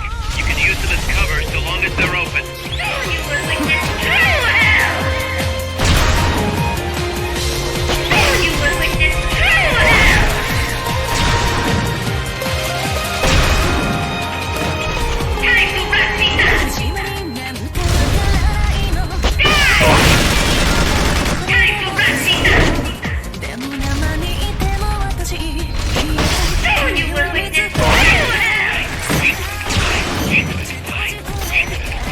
Jesus Christ. Spamming the same thing. Mother Base's gun platform to use. The control panel is on the edge of the deck.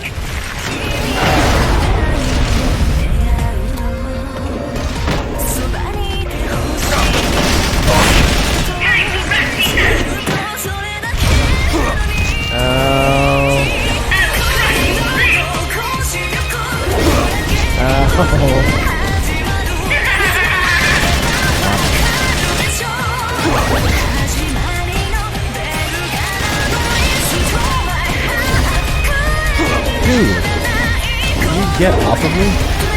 I can see.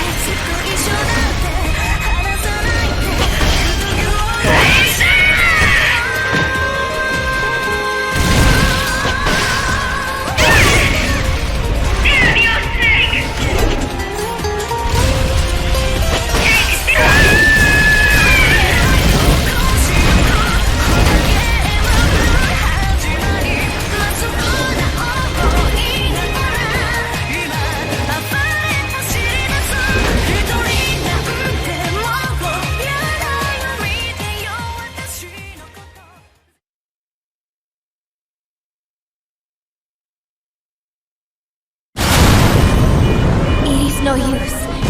Zeke is out of my control. This is where it ends. Listen to me, Big Boss. As long as your army is needed, the world will never know true peace. The peace you will know will be fleeting, elusive. They will use you, disgrace you, and then finally discard you like they would a cancer to society. This is the path you have chosen.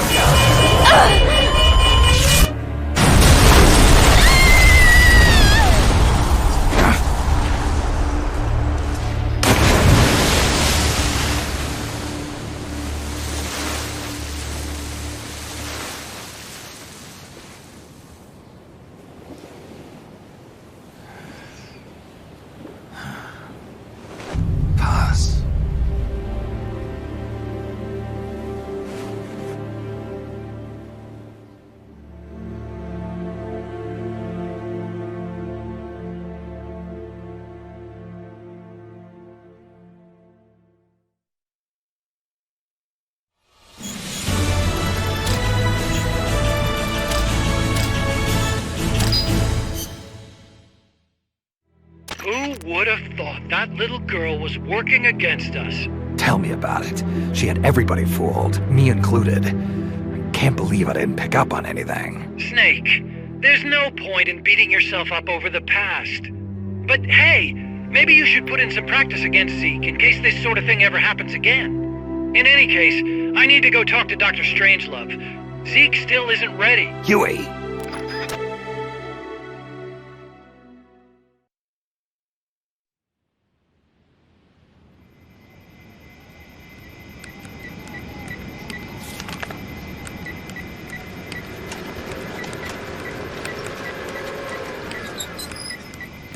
How's it going?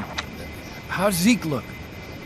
The attitude control AI had a backup, so it should be able to walk. Really? Oh, that's good. Beyond that, it's up to the creator. Stop! Don't come any closer, Doctor. There's something I've been meaning to ask you. Do you despise me? Doctor, are you asking me out? No, not at all. No? Pity. Because I've just had my heart broken by someone else. What? I only like those who can stand on their own. If you fancy me, then come walk with me. Who knows what miracles might happen. Love is blind after all.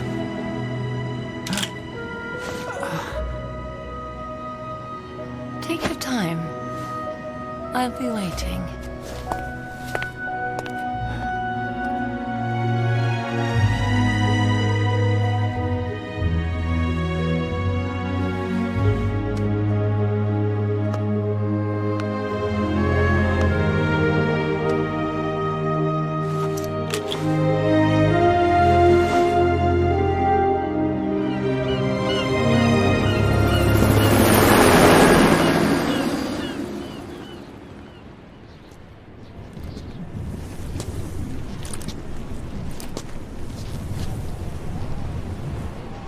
Snake!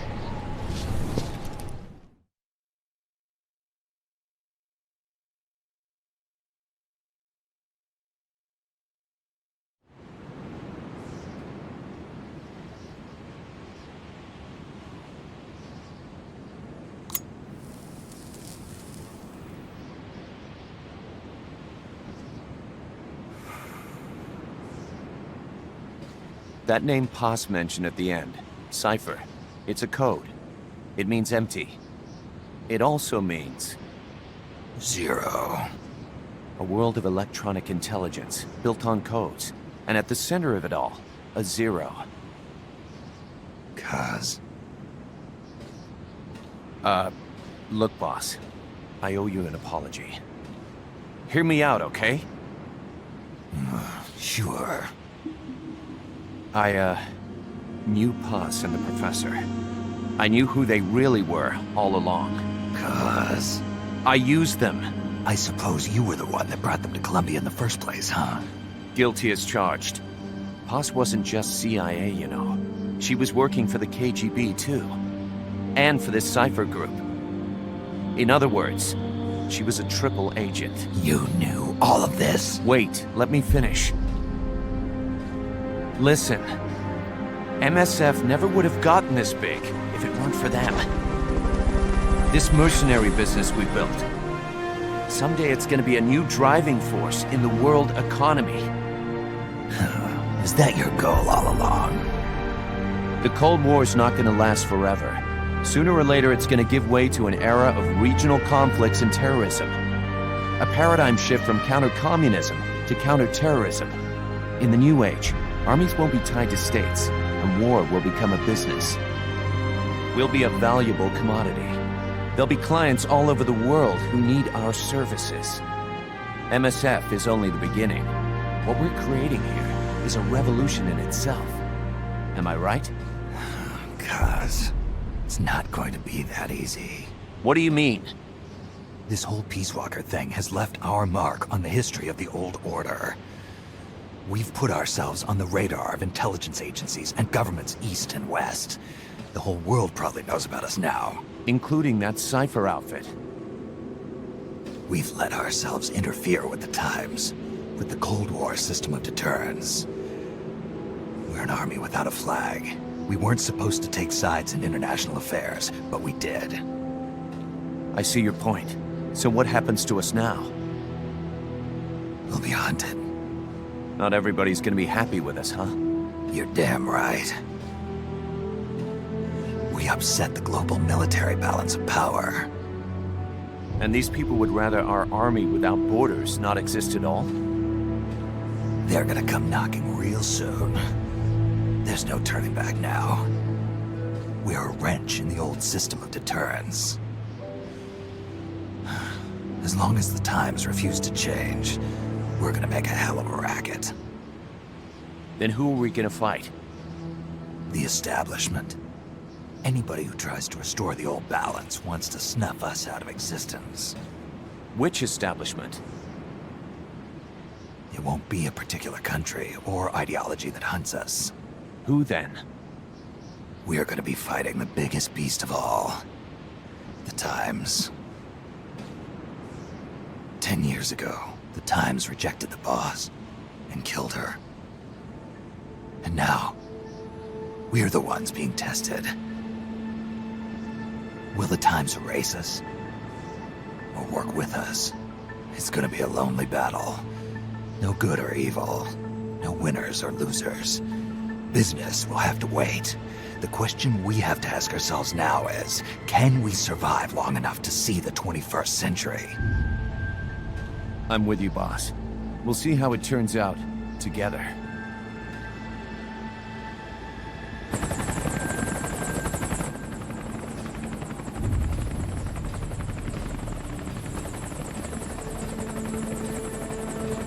The hunt is on, Kaz. And the whole world's on our tail. Assemble the men.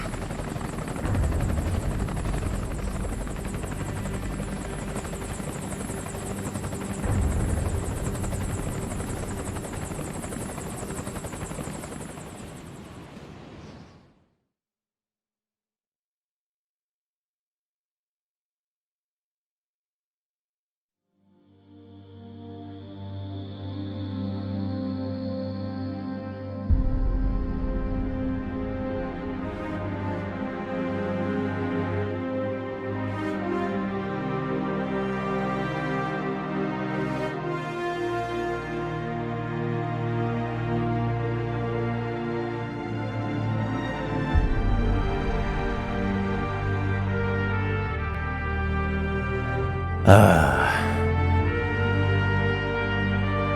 1984. Barren, as it should be. We jumped from 83 to 85. That's perfect.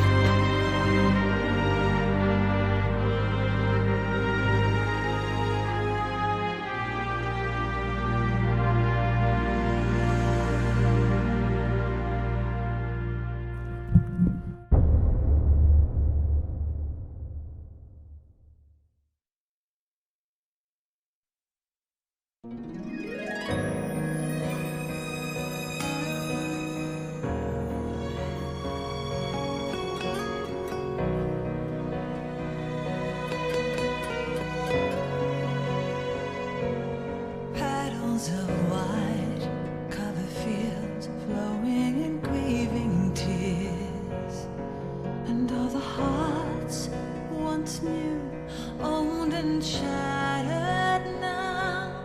Love can kill, love will die. Give me wings to fly, fleeing this world so cold. I just wonder why. Cold as a dart, now my words are frosted with every breath. Still the hate burns wild, growing inside this heart.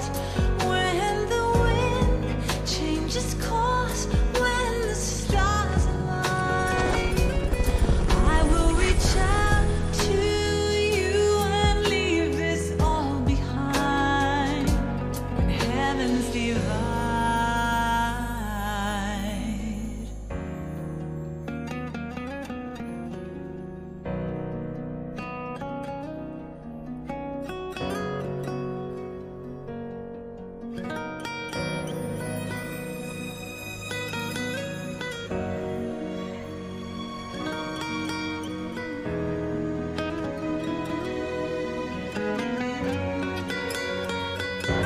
When heavens divide, I will see the choices within my hands.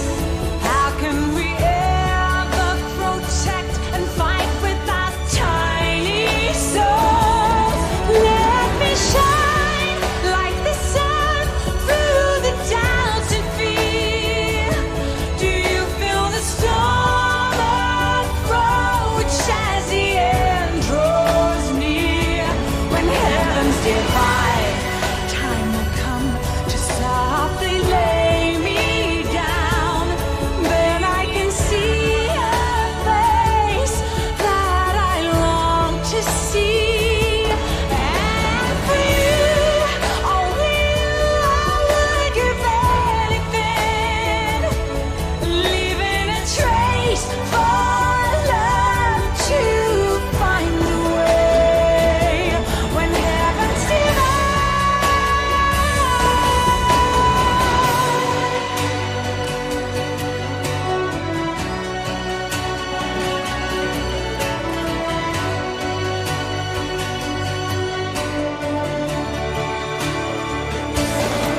I will dive into the fire, spilling the blood of my desire. The very last time my name starts into the sky. When heavens divide, I will see the choices within my hands. How can we ever protect and fight with our tiny souls? Let me shine like the sun through the doubts and fear. Do you feel the storm approach as the end draws near? When heavens divide, time will come to softly lay me down. Then I can see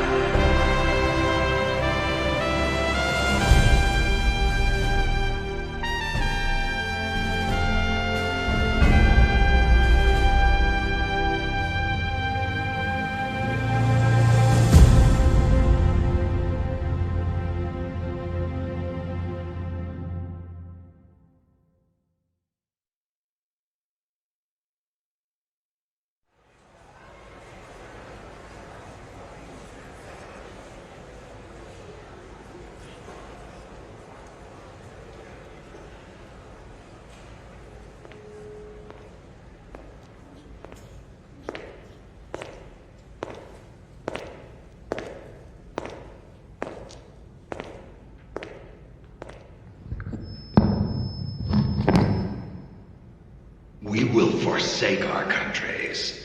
We will leave our motherlands behind us and become one with this earth. We have no nation, no philosophy, no ideology. We go where we're needed, fighting not for country, not for government, but for ourselves. We need no reason to fight. We fight because we are needed. We will be the deterrent for those with no other recourse. We are soldiers without borders, our purpose defined by the era we live in. We will sometimes have to sell ourselves and services. If the times demand it, we'll be revolutionaries, criminals, terrorists, and yes, we may all be headed straight to hell. But what better place for us than this? It is our only home, our heaven, and our hell. This is utter heaven.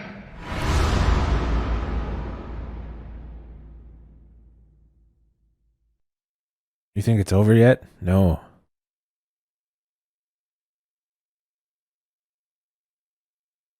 I need the not yet Snake line recorded for moments like this.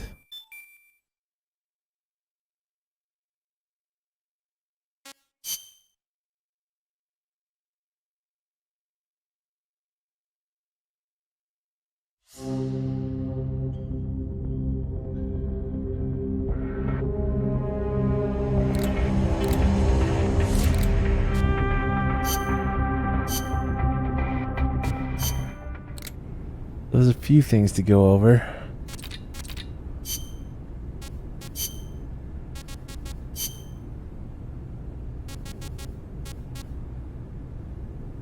think we played that one, didn't we?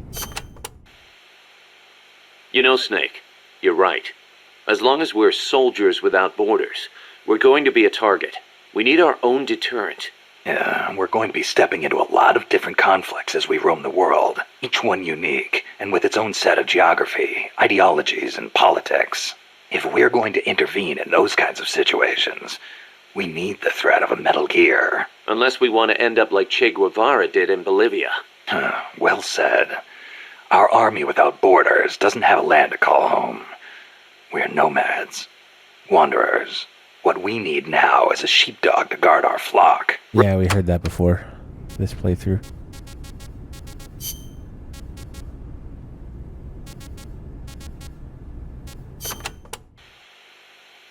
Remember that habit Paz had, Snake? How she always had her index finger on her upper lip like this? Yeah.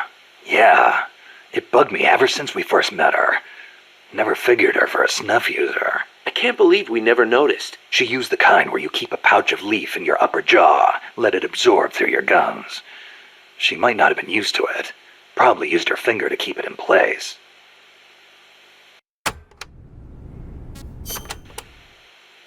How could Paz... We were gonna start a band together. She was posing as a KGB agent, too. She must have put on the act to get close to Galvez. Wonder how much Coleman knew. But the whole time she was working for some organization called Cypher. Cypher? Ring any bells, Kaz? Cypher.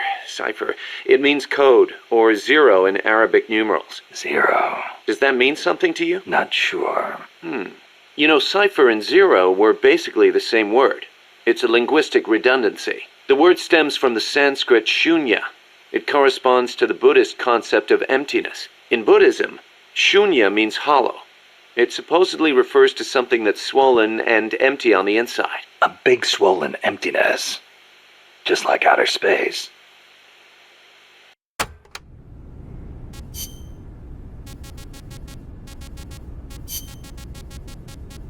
I have to like manually fish out the ones that pop up after the real ending, or after the second credits.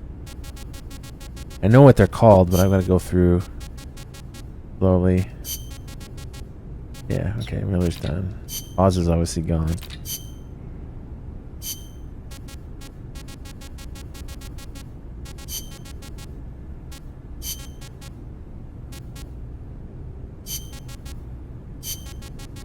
Mi viejo. Ah, yes, Chico.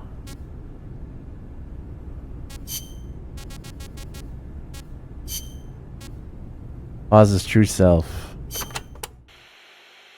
Chico, I heard you saw Paz trying to sabotage Zeke before she activated. Me. I should have stopped her. If only I hadn't run away. I could have captured her before she got inside. If I'd done that, she'd still be here. She was carrying a gun. Probably trained to use it too. Don't blame yourself. You couldn't have stopped her anyway. You were unarmed. Could have at least talked to her. If I'd promised not to tell anyone, Paz wouldn't have gone and done what she did. It's just I was so shocked. I panicked. Ran away. Chico, when you saw Paz, she was trying to sabotage it, right? Huh? Well, yeah. And right after that, she took control of it, tried to make me surrender. Something doesn't add up. Why would she sabotage Zeke when she was about to use it against me? What? Her actions were inconsistent. Even for a spy. If she wanted to destroy Zeke, she could have done it and run away. But if her goal was to steal Zeke, she'd have no motive to sabotage it. I don't know. Maybe your seeing her caused her to change her plan. I don't get it.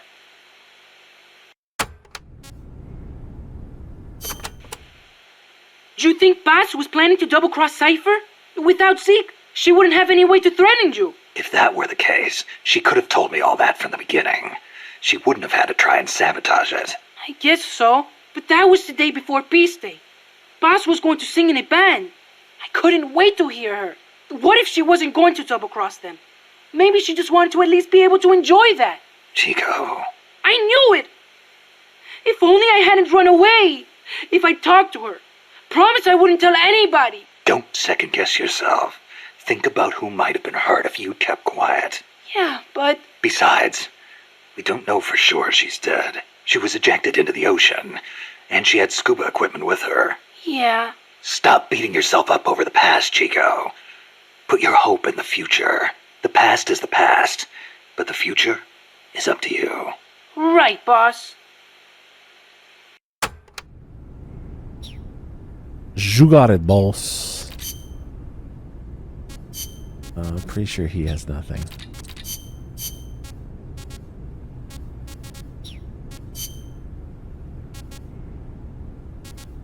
Did we do this one? I gotta say, I'm surprised you helped us arm Metal Gear with nukes. What of it? Don't get me wrong, I'm grateful and all, but you sure about this? They may be for MSF self-defense, but they're still nukes. It's essentially the same thing as Peace Walker, which you despised. See, that's exactly it. What is? You don't hide your motives. You tell the truth. That's what makes you different from those CIA bastards. They lay on the charm, win you over. And then, when things get hairy, they turn their backs on you. I'm just telling it like it is. Which is why I get the feeling that you wouldn't be stupid enough to use them. Okay, I'll come out and say it. I trust you. You give me too much credit. You think so? Besides, there's more uses for bipedal locomotion technology than weapons. We make it small enough, and it could have applications in robotics and prosthetic limbs. Maybe one day I'll even be able to walk.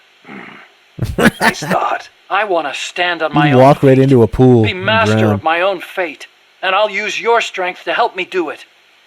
If you don't mind, of course. Nah, it's a fair enough deal. Thanks. People can change, I know. But I trust you, Snake. I trust you to be the guy I know now.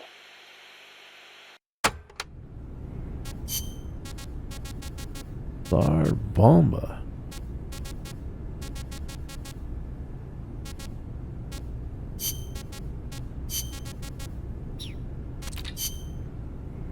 Yo doesn't have anything.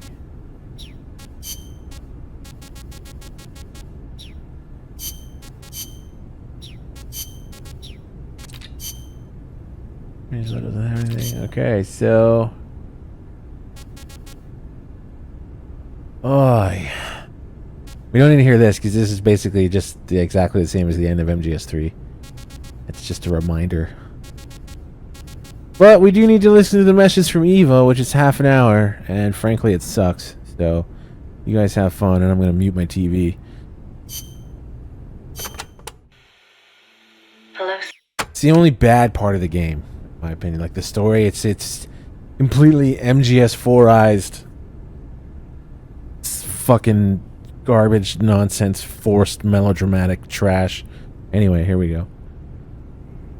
Yeah, the only part in the game that's like this.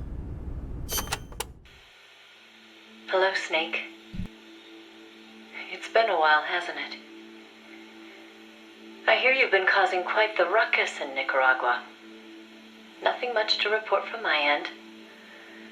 The legacy's being put to good use. Or so they tell me. But enough with the small talk. There's something I need to tell you. You saw the photo that came with this tape, right? The boss gave that to me 10 years ago. I'm sorry, I should have told you sooner. I probably should have told you right away. But sending it to you hasn't been an easy decision to make. It's taken me 10 years. Once you've heard what I have to say, you'll understand why. That photo belonged to her. I know what you're thinking. What does she have to do with this?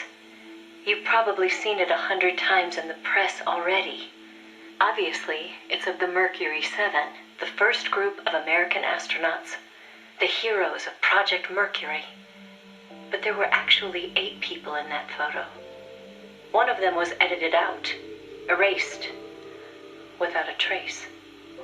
That 8th astronaut, the one airbrushed out of existence, that was her, Snake. Now, why did they need to keep her existence a secret? What were they trying to hide? The answer goes back even further. 17 years ago. It was the height of the Cold War. The Eastern and Western blocs were racing to develop space technology to match their nuclear arsenals. In 1957, the Soviet Union launched Sputnik 1, the first artificial satellite. The Americans were stunned. They'd been led to believe their country led the world in science and technology. That shock quickly turned into fear. If the Russians had the know-how to launch a satellite into space, they could use it to launch a nuclear missile, too. Frantic, the U.S. threw everything it had into the space race. The following year, the Army succeeded in launching the first American satellite, Explorer 1. The National Aeronautics and Space Administration was established that fall, and Project Mercury with it. The goal was to send a man into space, and 7 men were chosen as pilot candidates. The media dubbed them the Mercury 7. They were immediately hailed as national heroes, icons of Western space exploration. But after Explorer, America suffered a series of failed rocket launches. Desperate, the government made a fateful decision. Unable to wait for its space program to mature, they'd steal the Soviets' technology, at the same time sabotaging their space program. You know better than anyone how hard a mission that was. The Soviet space program was shrouded in secrecy. Recovering that information would be no easy task. Using the help of an insider, they'd insert a sleeper agent into the research institute, or else recruit one of those insiders to do the job for them. And, if necessary, the mission leader would have to go in and sort things out themselves. Someone was needed with experience, knowledge, and superior intuition. And the only one for the job was the boss. The president himself asked for her by name. He needed someone who could be trusted with the fate of a nation. Who else to turn to but the hero of the Second World War? It was June 1959. So you see, Snake, that's why she left. That was the top secret mission that took her from you. But her selection ruffled a few CIA feathers. They didn't appreciate the president going over their head like that. The mission was tough enough already, and now the CIA was dragging its feet. She couldn't get anything out of them. No manpower, no information. Left to her own devices, the boss made a decision she knew would come back to haunt her. She decided to tap into the Philosopher's Network. And that's when the wheels of fate began to turn. The Philosophers were a secret society of power brokers formed in a pact between the US, Russia, and China in the early 20th century. Of course, by that time, the American and Soviet branches had already parted ways. But there were those among the remaining Russian philosophers not entirely happy with the one-party communist state. The boss reached out to them. She arranged clandestine meetings in Berlin, hoping to find a way into OKB-1, the Soviets' premier design bureau. She worked tirelessly to win their sympathy, in some instances using huge sums of cash, in others by helping them over the Berlin Wall. It was a dangerous game to be playing. The philosophers had everything on her, and not just information either. She'd given birth to a child on the battlefield, only to have them immediately snatch it away. I know she told you that story. If that child was in the hands of the Soviet philosophers, she'd be putting more than just herself in danger. But she did what she had to do. At the time, the Soviet Union was believed to have an arsenal of missiles far greater than that of the United States. If that proved to be the case, Moscow would be free from the yoke of nuclear deterrence, raising the possibility that the Soviets might actually launch nukes if they felt it necessary. As you know, the so-called missile gap turned out to be a Soviet bluff. Moscow had gone to incredible lengths to perpetuate the lie. In fact, the whole space race was really just a part of an elaborate ruse. Only we didn't know that at the time. She used to joke that even she swallowed the whole missile gap story, hook, line, and sinker. She put her life on the line, for the sake of her country, to prevent nuclear war. And it was because of her sacrificial efforts that America succeeded in placing a sleeper agent inside OKB-1. NASA began to receive huge volumes of technical data from the Soviet program. By the end of 1959, they'd succeeded in sending a chimpanzee named Sam on a ballistic rocket flight. The rocket never left the atmosphere. But all the same, it was a huge success for NASA, restoring confidence in its technology. Then, just when the operation was starting to produce results, the CIA came calling. "You're a war hero," they said. "No need for you to dirty your hands with this sort of black ops. We'll take it from here." In effect, they wanted to reap the rewards for themselves. But the boss didn't object. "My part is over," she said. "I don't care what you do with the data now." It seemed as if NASA was making great strides toward manned spaceflight, while the Russians lagged behind. They even got a report from their mole at OKB-1. "The safe return of Sam has sent our scientists into a panic," he said. Soon afterward, the Soviet Union sent an animal of its own into space on Sputnik 2, the dog Kudryavka, better known to the world as Laika.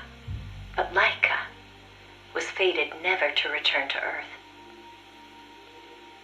The U.S. can recover its spacecraft from the ocean upon re-entry. But the Soviet Union only borders the frozen Arctic. They had to bring their spacecraft down on land. How could they soften the impact enough to bring a living creature back safely? The agent reported that the Soviets hadn't yet found a solution to that problem. The plot to sabotage the Soviet space program seemed to be working, too. First, they tampered with Sputnik 4's re-entry. Then, 2 months later, one of their rockets exploded on the launch pad. They did manage to send 2 dogs into orbit aboard Sputnik 5 and return them safely to Earth. But the agent dismissed it as a fluke. Dogs, sure, but humans? They didn't have the technology. Everybody believed it. Everybody was complacent. Everybody. Except the boss. There was So something bad. about the Sputnik 5 schematics they were getting that didn't seem right. Did you have to dump on a Some kind of game like this ejection after device on the being capsule really that didn't quite quite high belong. grade? She couldn't figure out the reason It why gets it was worse, there. frankly. What was it supposed to eject? NASA shrugged off her Boss! probably Shut meant to up. eject the flight recorder in case of an accident. The boss pleaded with them to investigate, but the CIA wasn't having it. They probably thought she was trying to reclaim some of the glory for herself. The boss wouldn't give up. She decided to head to the Soviet Union herself, alone, without any backing from the CIA. By the beginning of the next year, 1961, she'd succeeded in infiltrating OKB-1. That's when she saw the truth, for the first time.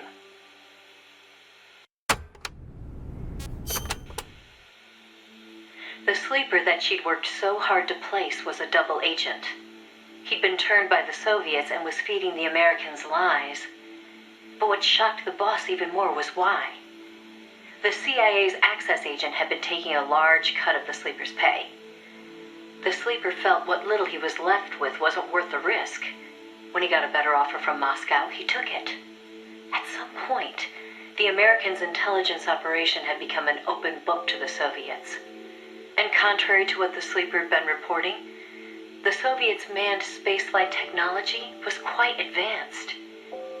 It wasn't until she infiltrated OKB-1 herself that the boss learned the truth about Sputnik 5. After the spacecraft re-entered the atmosphere, it ejected the pilot, seat and all, at an altitude of 7,000 meters. It was the Soviet solution to the problem of land recovery. The mystery device attached to Sputnik 5 was for that purpose. The pilot would parachute down from that high altitude wearing a bulky spacesuit. Crazy, I know.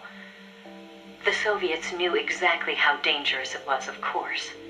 So much so that they gave Yuri Gagarin, the first man in space, a special 2-rank promotion before re-entry. Only Moscow could come up with this kind of plan. With total state control over information, they could easily pretend it never happened in the event of a failure. The boss passed the info on to NASA. It was their worst nightmare.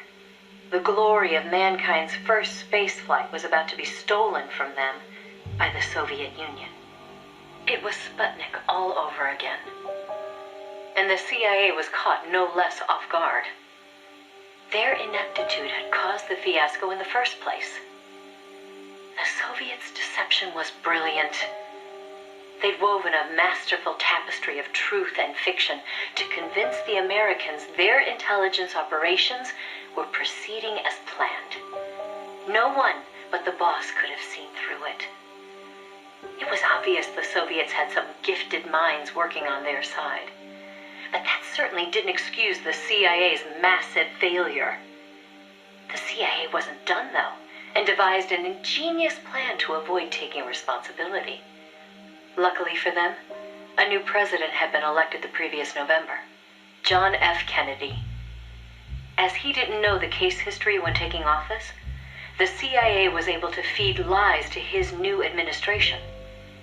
They masked their own failures, placing the blame squarely on the boss's shoulders. After all, she'd selected an unreliable sleeper. They claimed she'd failed to make use of one of the most effective means of controlling a sleeper agent's actions: holding their family hostage. The boss was well aware that would have worked. She told me so later, but she couldn't bring herself to do it. It seems clear it had to do with having her own child taken. She could never inflict the same pain on anyone else. The CIA used that against her. In his election campaign, Kennedy had vowed to close the missile gap with Moscow. If America lost the space race, that promise would be worthless. The fact that the president had no links to the philosophers only made things worse. He was completely unaware of the secret networks she'd used to complete her mission. In his eyes, she was no better than a traitor. The fate that awaited her was cruel beyond belief.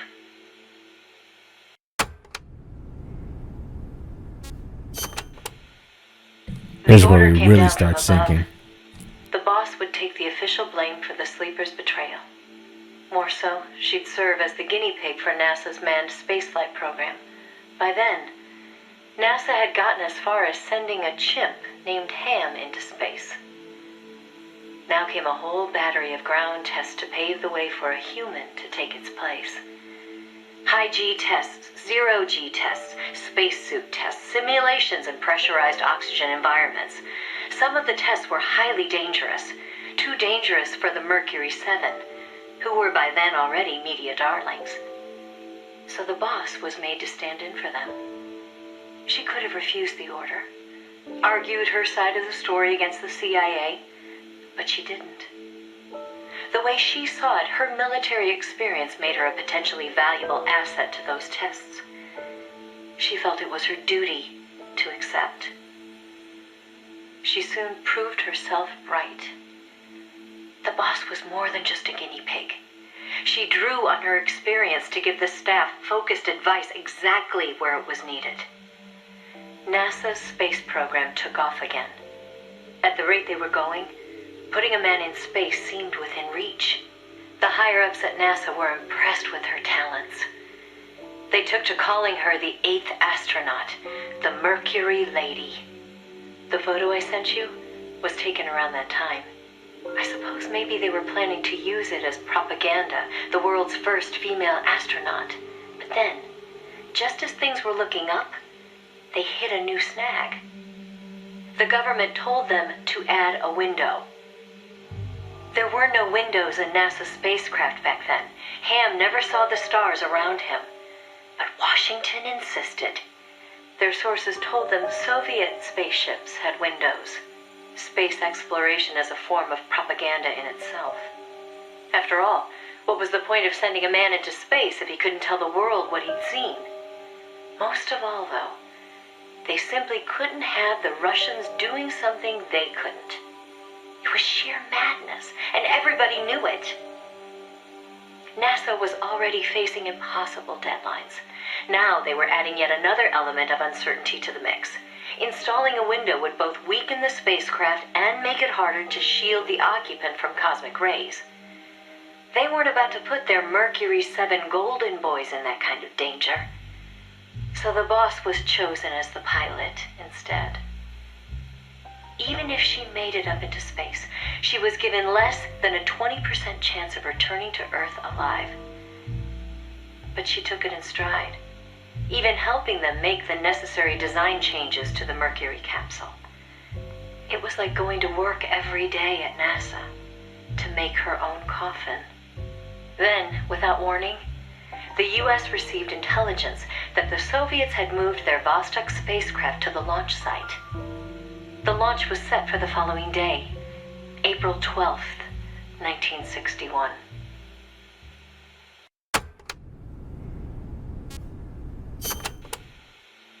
America couldn't let the Soviets beat them with Vostok. NASA was forced to cut short the testing process and move the launch date up. They pulled out all the stops to get it scheduled for the earliest hours of the next day. The spacecraft would be launched from Cape Canaveral in the dead of night. For the flight path, they chose a course that would take her as far east as possible. She'd be able to see the Earth in daylight from the window, at least for a little while. The boss climbed into the Mercury capsule, having completed less than 80% of the regular flight procedures. Both the timing and the flight path were risky, and testing was far from complete. But NASA had no other choice. The boss, for her part, never expected to come home alive. She was going on a one-way trip, the American version of Laika the dog. And yet she went all the same. Someone has to be first, she said. If fate has chosen me, then I accept, for my country, for the balance of the world. That's how she saw things. My chances may be slim, but I'll take them. I've accepted my fate. If anyone can get through this, I can. Then, on April 12th at 1:30 in the morning, the boss entered space. It was nothing short of a miracle. First, that she'd made it in an incomplete spacecraft. And second, that her flight coincided almost exactly with Gagarin's. As the sun rose over the horizon, and cosmic rays began to bombard her through the window, she saw the Earth. I think you've heard the story before. It was a world without borders, a perfect jewel. All nations, all ideologies. They seemed so far away. It almost made her laugh, knowing that they'd risked so much to beat the Soviets by a few short minutes. If she'd seen Vostok from her window, she probably would have waved. But the two spacecraft were destined for very different fates. Gagarin circled the Earth and returned to the Soviet Union, safe and sound. The Mercury capsule, on the other hand, deviated from its planned re-entry angle. The addition of a window had thrown the capsule's aerodynamics off balance. The boss's coffin veered wildly off course and began to plunge earthward.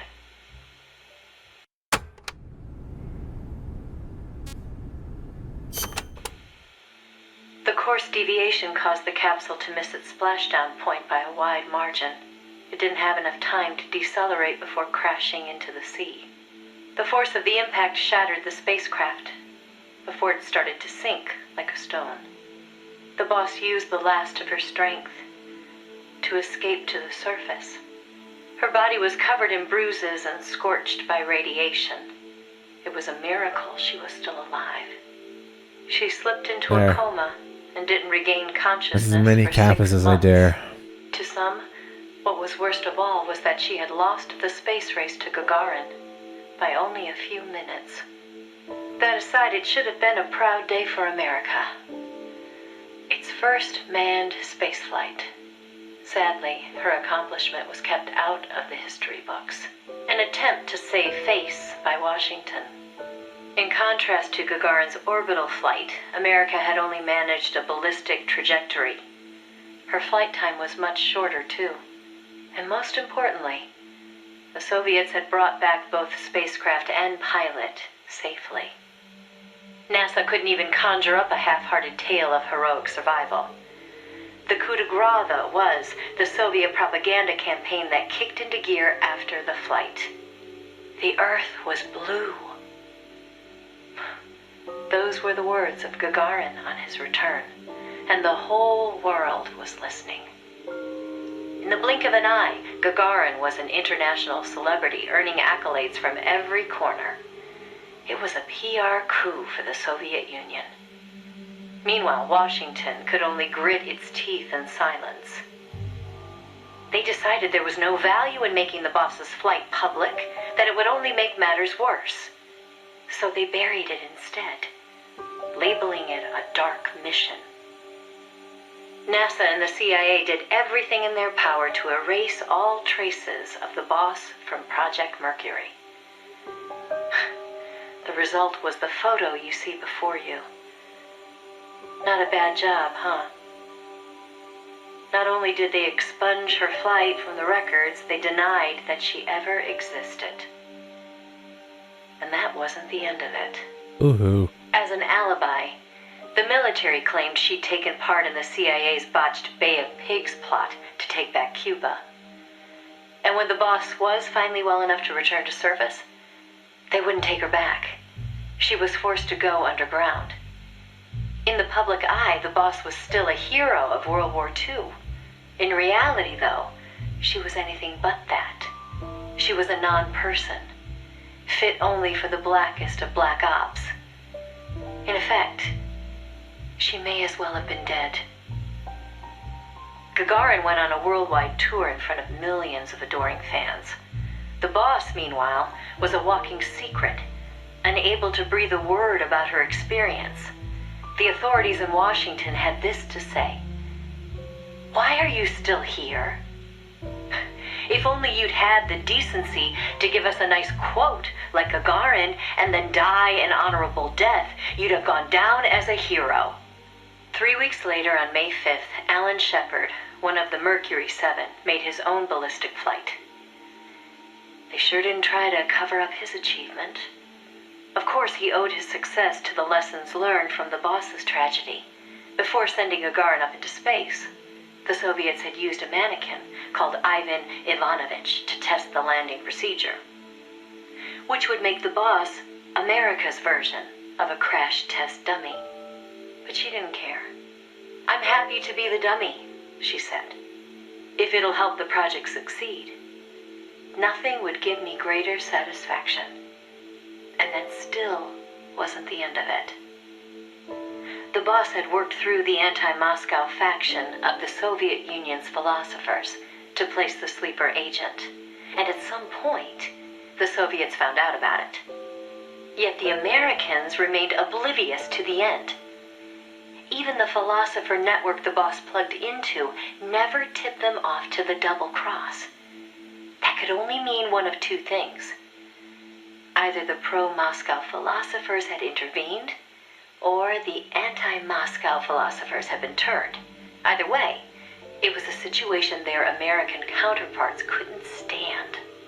To preserve the philosopher's good name, and to repay her debt, so to speak, the boss once again made her way into the Soviet Union. There, she found herself face to face with the Soviets' own agent.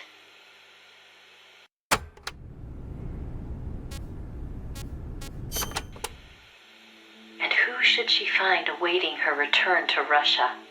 The one who'd turned her sleeper against her, who'd fed them lies all this time. It was her former comrade in arms, the father of her child, the man known as the Sorrow.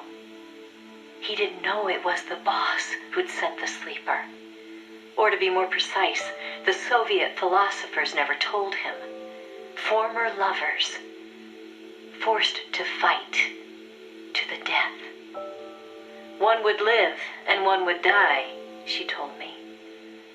That was the revenge the Soviet philosophers had in store for me. If both of them survived, their child would suffer in their place. They were left with no other option. The boss shot him. He offered no resistance. When she returned from the Soviet Union, there was no place left for her to go. She'd sacrificed everything. Everything. For her country. And in return, they treated her like a dead woman. She was made a scapegoat for no good reason. Only because power had changed hands in Washington. Any lesser being would have long since cracked. It was then that one of her old SAS comrades reached out to her, Major Zero, and so Fox was born. She undertook a mission that, well, you should know better than anybody. You are a part of it. 20 days after Shepard's flight, President Kennedy announced that America would put a man on the moon. Without the intelligence the boss obtained, America's space program would never have caught up. Armstrong and Aldrin might never have walked on the moon. Did But that? the Americans' gain had cost the boss her health, her honor, and the man she loved. The word tragedy doesn't even begin to describe what she endured. The Soviets continued their manned space flights, and in 1963, Valentina Tereshkova became the so-called first woman in space. It's said they took their cue from NASA's long-buried Mercury Lady project.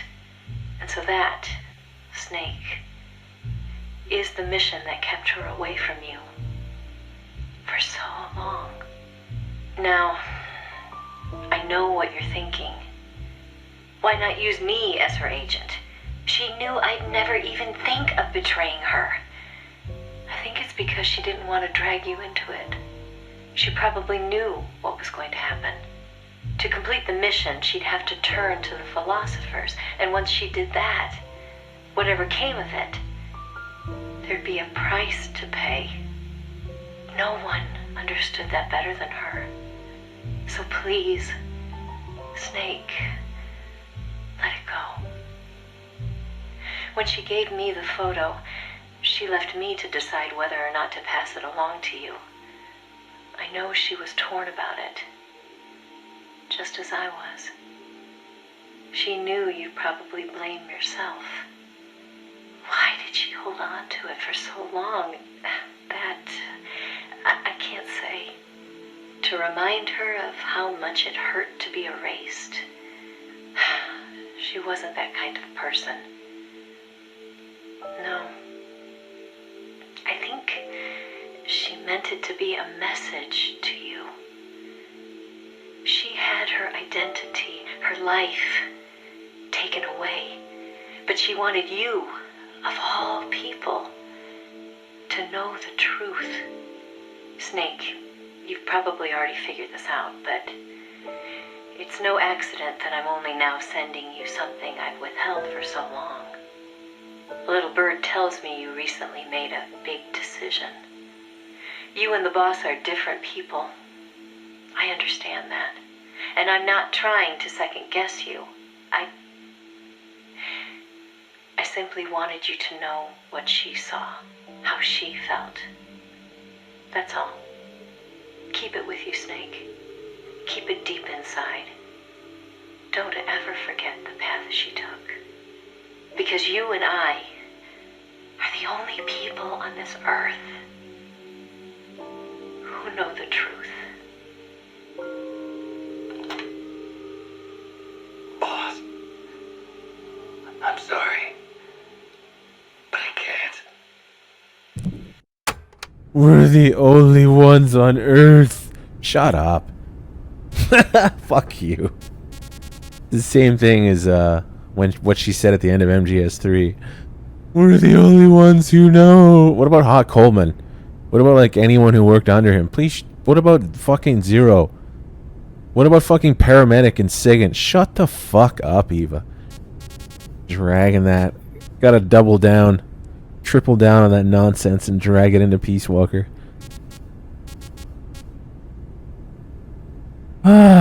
Okay, so that's basically... I should have played that earlier. I just let that play like after almost everything before the secret files, so it's like the second last thing I often do is the message from Eva. But I should really do it when it shows up and is like possible to listen to. And earlier, like late, it's still late game, but Kaz like jumps on the radio and is like, "Oh, we got a message from someone named Eva. Don't go running after this chick." I should have just played it then, though it doesn't. And the boss, just the absolute insanity, like just multiplying the boss's role in everything, and just the pure melodrama surrounding it is so bad. So bad. Anyway, so there's a secret file. This is the last part of Peace Walker's story. I don't think I missed anything. So the secret file, it's the phone call. It's the equivalent. Well, it is. It's the end of game phone call that you only get after you finish every single main op and side op, and there's like 150 of them. You don't have to S rank, but you have to finish them all. So there's this tape. This tape is very, very often unheard by people who've even played through Peace Walker. Never mind the people who've never touched it. It's kind of an important one too, considering the nature of it, the content. Here we go.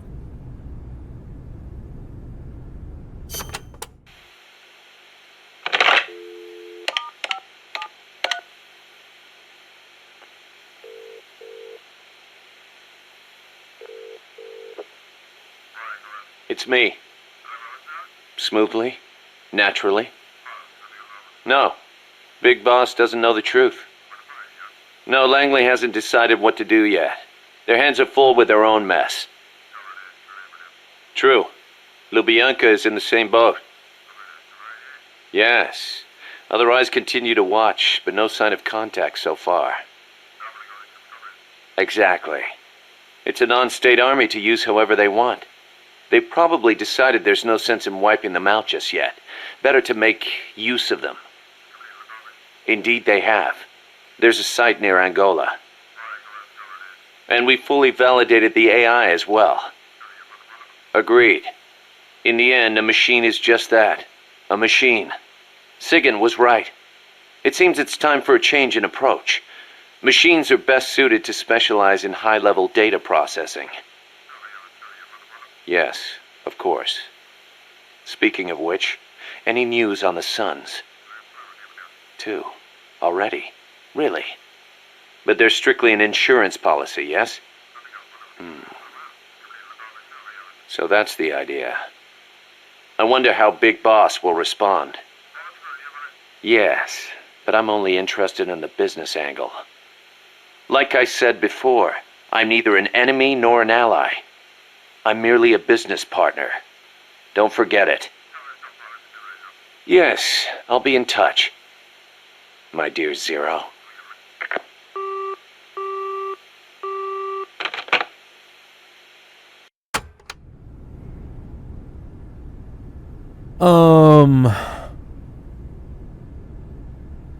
Yeah, that's a big one for a piece of the story so royally covered up by every mission, every side op.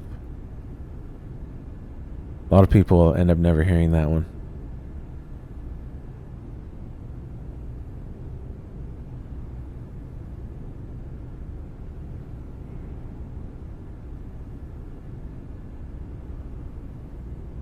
So, Ground Zeroes.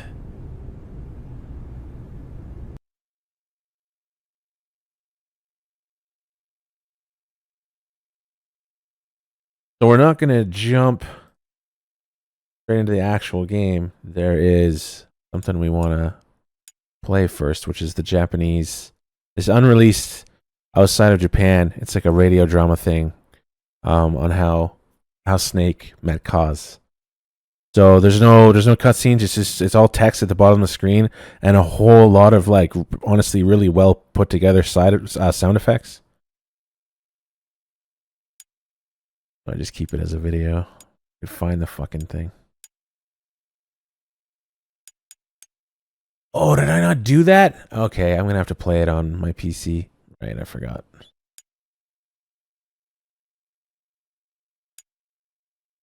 Thought I had it on my PS3. Never mind. Give me a moment to deal with this.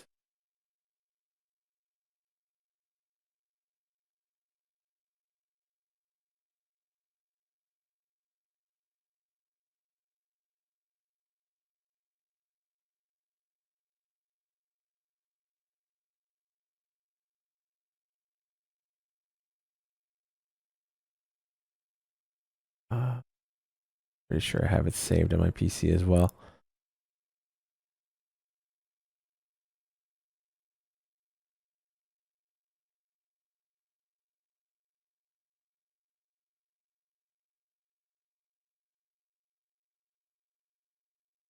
The bottom, isn't it? Right, it's called Peace and Kazuhiro Blues.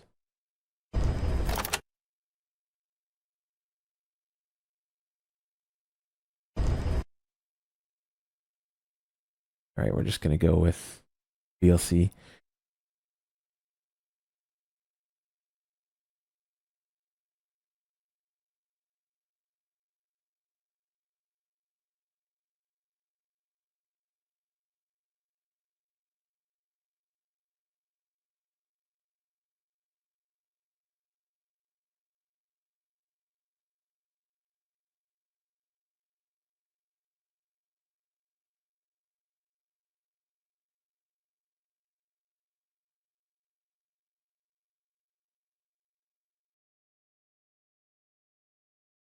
So yeah, it's in Japanese. I don't want to capture it this way. You guys are gonna miss if my mouse moves.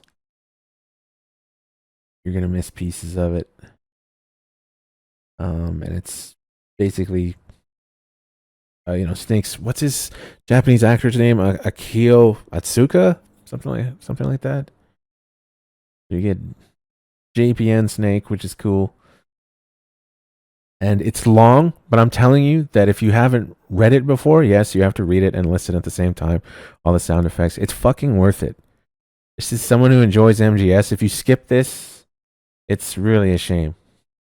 Because it's damn good. I think it was put together really well.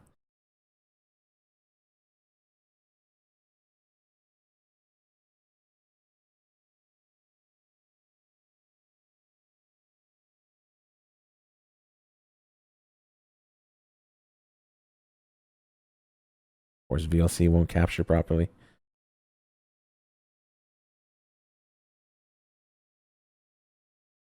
Oh, there we go.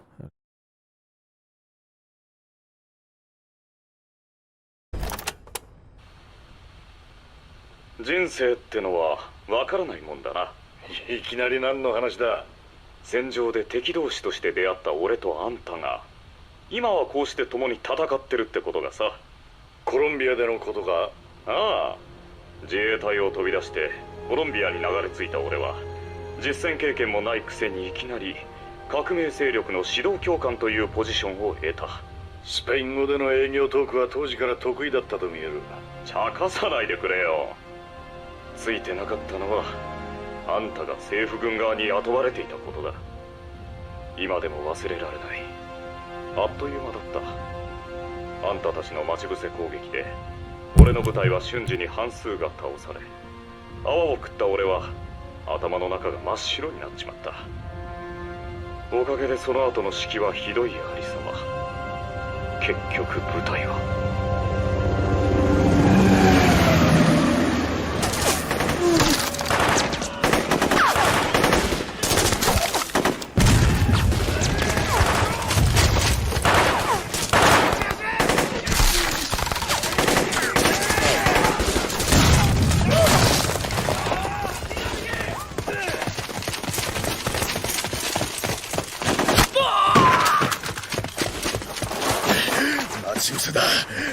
どうします、教官。ミラー教官。ああ、教官。二手に分かれる。お前はついてこい。待ってくれ。俺はあっちだ。言うことを聞け。あんた俺を大鳥に。違う、急げ。走れ。こっちだ。教官、そっちは。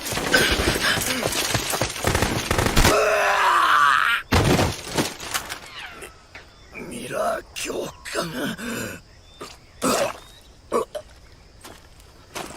おい。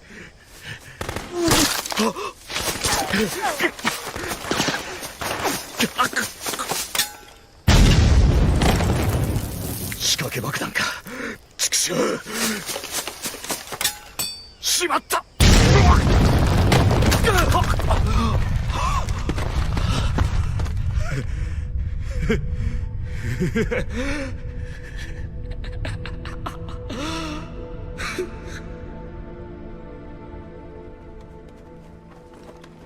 負傷者の抗争を急げ。鹵獲兵器は可能な限り持ち帰るんだ。遺体は道端に並べてタープをかけてやれ。おい大将、武器を捨てろ。両手は頭だ。英語はわかるか。手が聞こえん。手が上がらない。大将、いらんことは考えるな。お前の部隊は全滅だ。俺は日本から来た。自ら望んでやってきた。それは戦場が俺の居場所だからだ。分かったから両手を見せろ。解釈を頼む。解釈？切腹、腹切りだよ。俺は侍だ。自分で腹を切る。その時俺の首を落としてくれ。これが解釈だ。後ろから円髄の下めがけて一気に振り下ろせ。だが皮一枚で刃を止めるんだ。振り切ると首がどっかに転がっちまう。鳥の餌は嫌だ。できないのか？マジェット。はい、ボス。悪いな。すぐ済む。じゃあグレネードだボス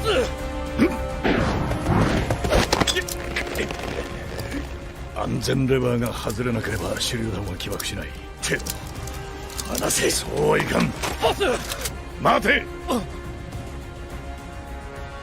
お前自爆しようとしたな。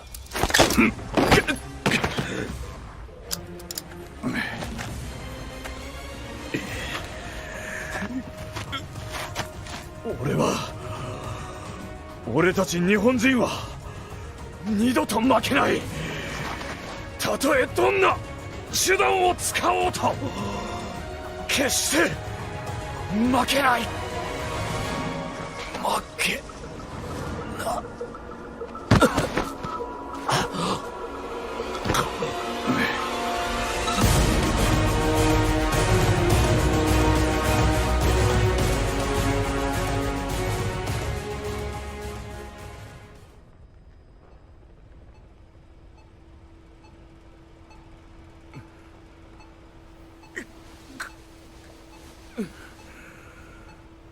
野戦病院、いやテントか。政府が建てた臨時収容施設だ。思ったより顔色がいいな。動くのは無理だ。日中は暑いだろうが我慢してくれ。帰れ。話が終わったら帰る。Yo. 武器もない。お前も手榴弾はなし。 Let me guess, everything went to shit. 帰れ。永久に痛みを忘れさせてやってもいいんだぞ。こっちも仲間をやられたからな。ほら、差し入れだ。開けてみろ。何しに来た？尋問か？違う。お前のことはもう知ってる。和平ミラー。日本陸上自衛隊出身。戦争をしない軍隊か。軍隊じゃない。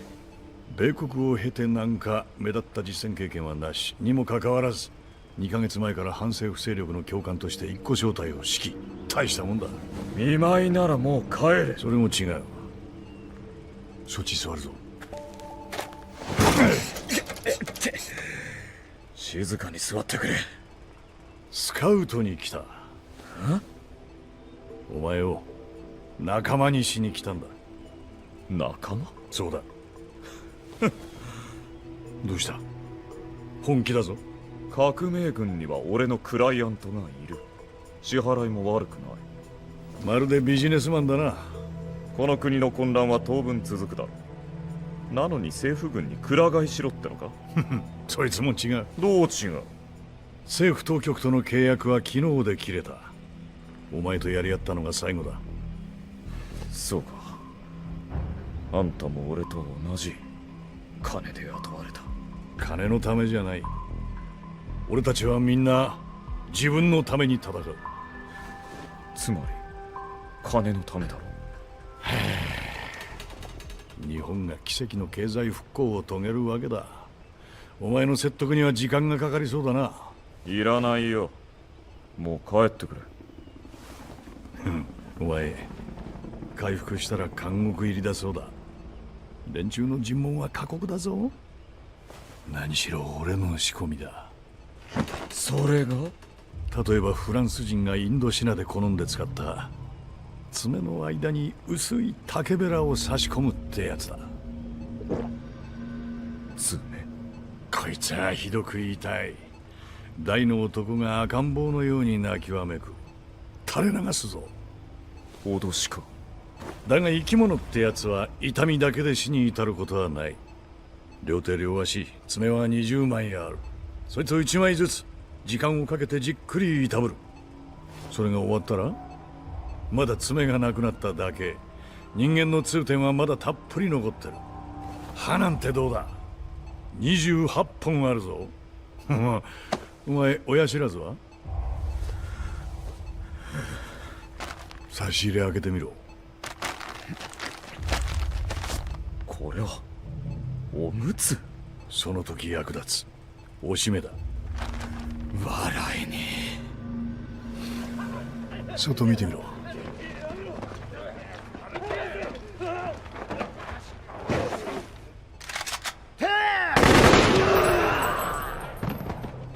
正規軍の奴らが言う処刑、ここじゃ見慣れた風景だ。どうだ、俺んところに来るんなら全部チャラ、無罪放免にしてやる。雇われ兵のあんたに何ができる？ここの基地司令官と俺は仲良しでね。仲良し？奴の上層部に知られたくない秘密が俺の日記帳に書いてあるくらいのな。ブラックメールか。奴にとっちゃ命だ。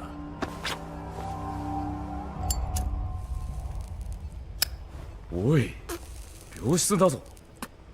お前しかいない。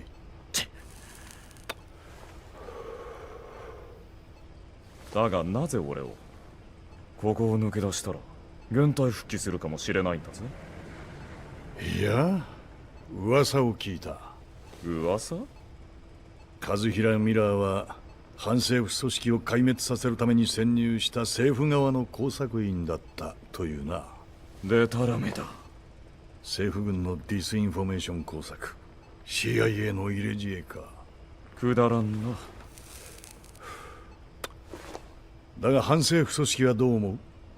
部隊は全滅、お前の死体は残っていない。お前が疑うよな。あんたか。あんたがその噂を。いや、だがどっちにしろお前はもう戻れない。反政府軍は裏切り者和平ミラーへ報復に出るだろう。単独のフリーランサーとしてはやりづらくなるな。少なくともこの辺じゃ。かといって出国も命がけだろう。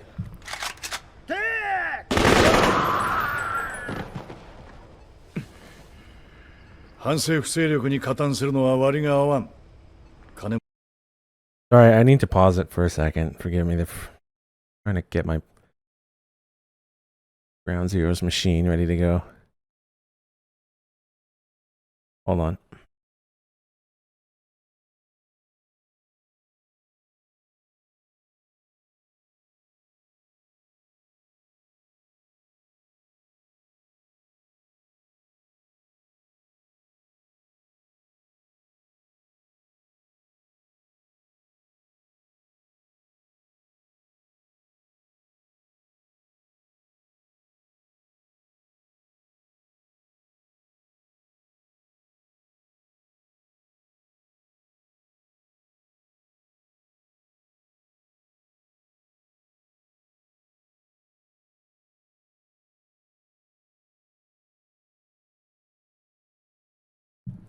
Well, I guess I'll just have to wait. Okay, I'm gonna hit play again in like 5 seconds. A warning. And here we go. もう装備もないが責任は重いからな。だが政府軍もやめておけ。権力の復讐が体に染みつく。俺のとこに来い。装備は自前で揃ってる。イデオロギーもパワーバランスも関係ない。戦いを求める者の理想郷だ。俺があんたにつくだって？いくら雇われでも敵方のあんたに？戦うことしかできない人間がいる。生まれつきか誰かにそうさせられたか、戦いにしか生の充足を得られない奴がな。だが何のために戦う？国？家族？金か？俺はどうでもいい。だがそういう連中が同じ境遇を持った奴ら同士が仲間になった方がいい。殺し合うくらいならな。勝利かさもなくば死か。俺はあんたへの負けを認めてない。そうか。あんたにつく理由がない。そうだ、勝負をしないか。勝負？あんたが勝ったら仲間になってやるよ。だが負けたら俺を逃がしてくれ。何をする気だ？あんたと決着をつけたいだけだよ。どうだ、傷を治して1週間後だ。勝負の内容と場所は俺が決める。いいだろう。おい、俺が勝って自由になったら噂を流す。あんたは工作員で反政府勢力に情報を流してるってな。何がおかしい？尋問はあんたが受けるんだ。こいつもあんたが使え。分かった。何か必要なものがあったらここの連中に言え。俺から伝えておく。そうするよ。あ、そうだ。ん？脱走は考えるな。ここの兵隊は従順だが気性が荒い。下手に動いたら勝負は永遠にお預けになるぞ。ああ。じゃあまたな、和平ミラー。おい。ん？俺は金のために戦ってるんじゃない。じゃあなんだ？いや、あんたに話すようなことじゃない。なんて呼べばいい？俺か？ああ。ボスと呼べ。俺はスネークだ。スネーク。1週間後。ああ、これここは置いとくぞ。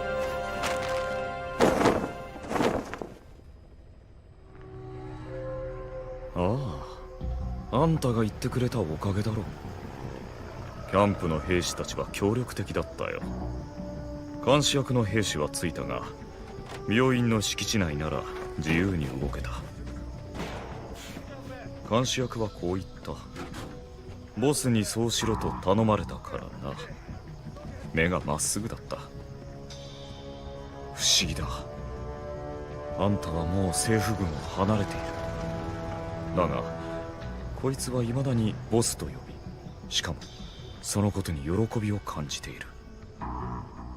自由に歩き回ったおかげで残念なことも分かった。脱出は無理だ。見張りは厳重。24時間隙がない。あ、想像はしてた。勝負に向けてと称して必要なものを調達してもらった。ゴーグル、時計、森、マッチシューティング用のセミカスタムガバにまで OK が出た。気前が良すぎる。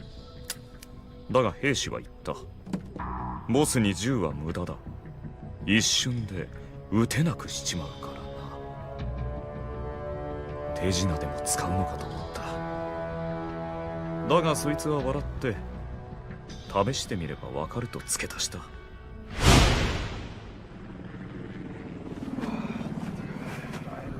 ここの兵士はみんな戦士としての、それか指揮官としてのあんたに深い敬意を抱いていた。軍を辞めてついていきたがってるやつもたくさんいたんだ。あの人のためなら命も惜しくない。かつての部下にそこまで慕われる軍人、それがあんたの強さの秘密ってやつか。俺は革命軍の連中をまるで無知で追い立てるように扱っていた。連中もそれなりに動いてくれたが、俺についてこいと言って従う奴がどれくらいいただろうか。部隊は全滅。もう確かめようがない。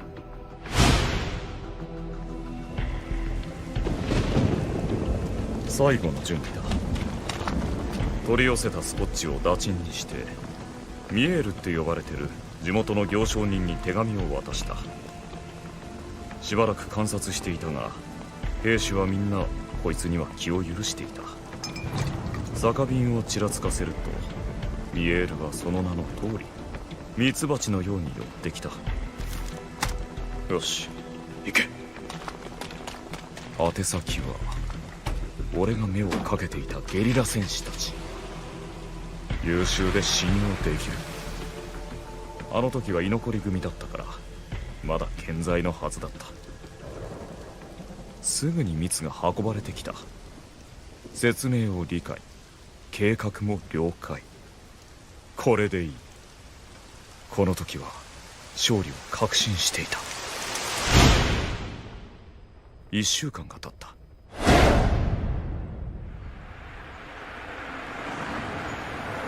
よし、この辺で止めろ。あんたも降りてくれ。ミラー、この辺りはダメだ。場所を変えよう。ビビるなよ。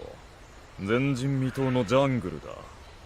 ここのワニは人肉なんて食べたことないさ。メガネカイマンのことじゃない。危険な動物はいない。毒蛇はあんたのお仲間だろ、スネーク。ここなら邪魔者も入らない。山賊風情のゴロツキがこの辺りを根城にしていると聞いたことがある。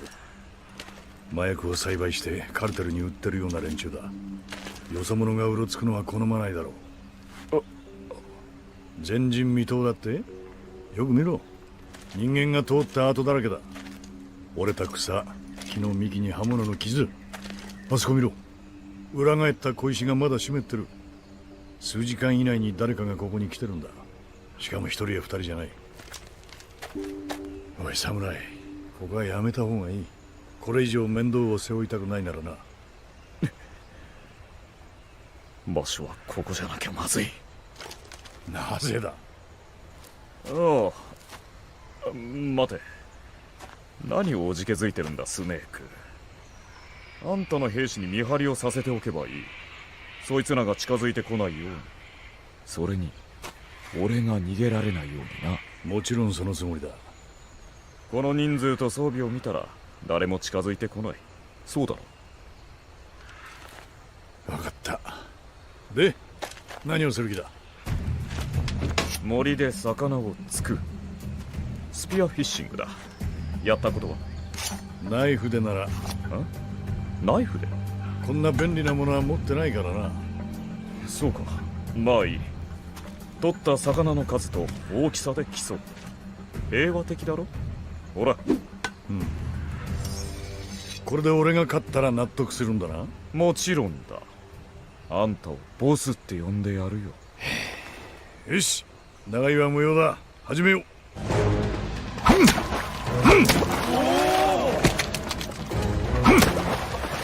よし、来た。どりゃ。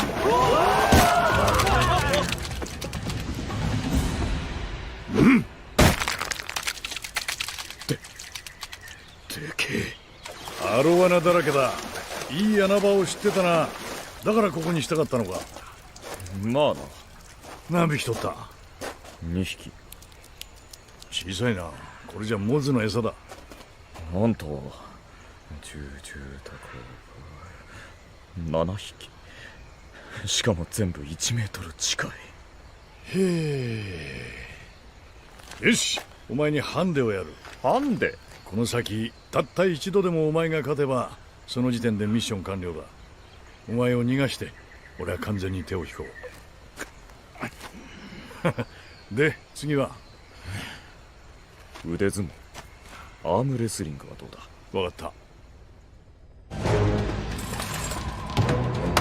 始め！勝負あり！ボス！さすがですボス！他に得意なことは？銃の分解組み立て競争といこう。日本じゃ一番早かった。じゃあ目隠ししてやろう。始め！あれ？これがいや待てよ。この先ぬるっとしたおかしいなこれ。よし、そこまで！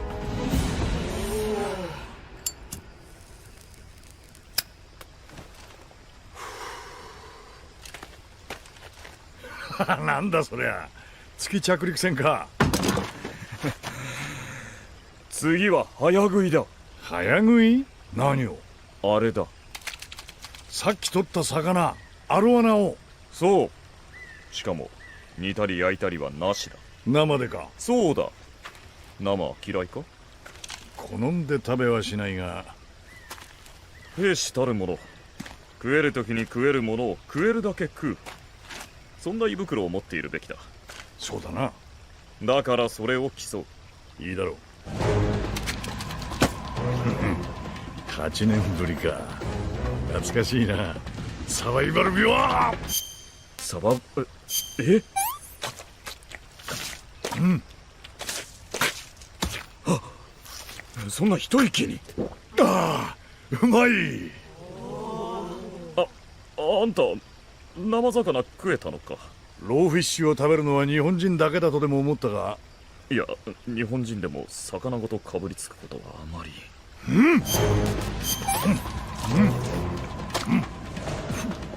ますぎる。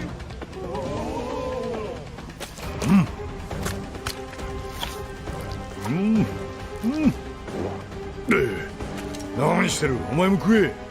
ああ。最高だ。腹渡まで食ってる。この柔らかいとこがうまい。あ、寄生虫が。よく噛めば死ぬ。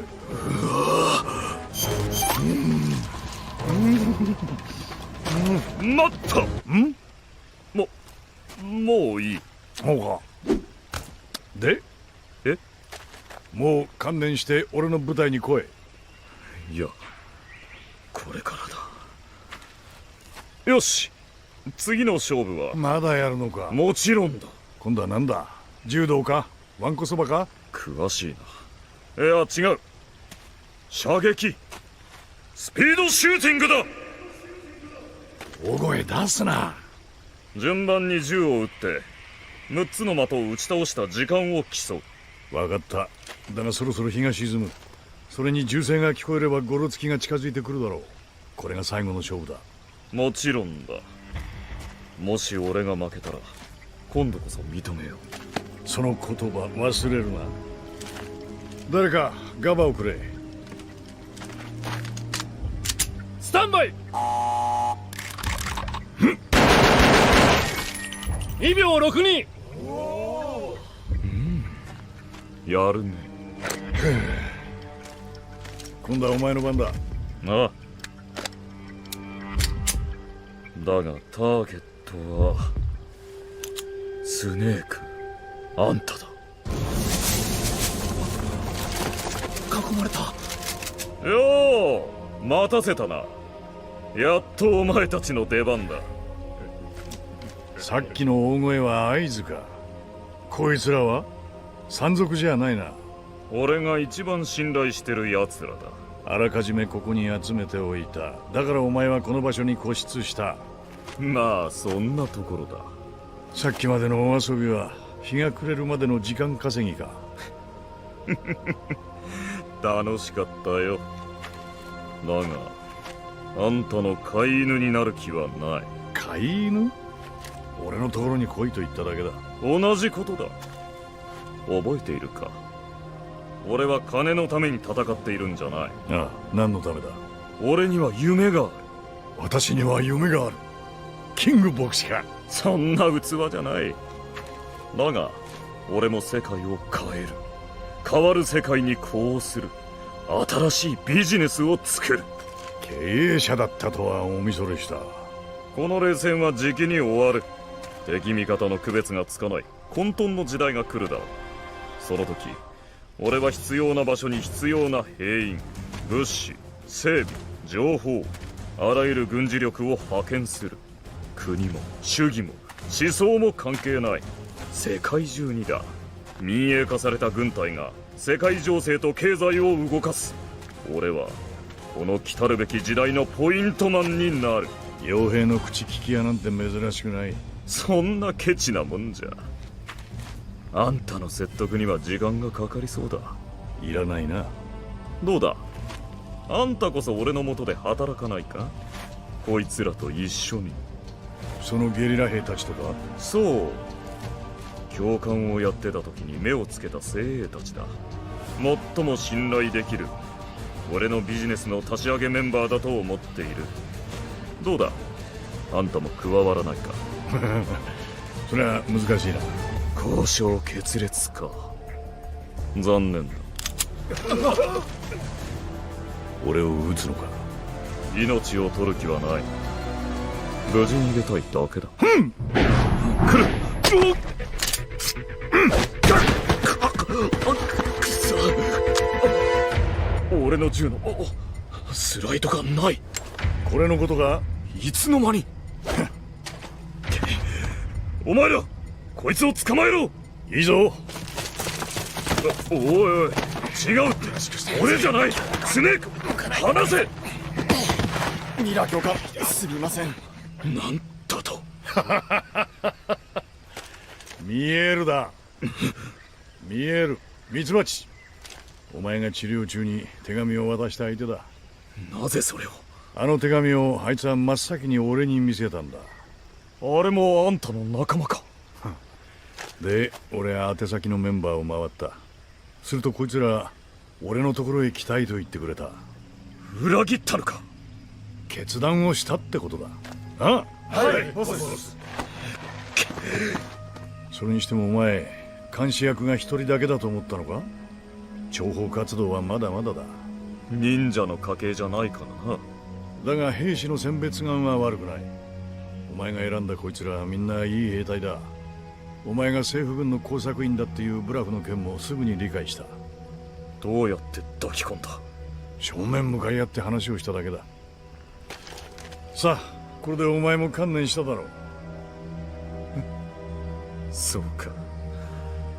カリスマの違いってわけか。さあだって。どけ！待て！俺は一人でも生きる。止まれ！撃つぞ！待て。森を持っていきました。あっちはまずいぞ。山賊ですか。日も暮れる。お前たちここで待ってろ。ボス！気をつけて。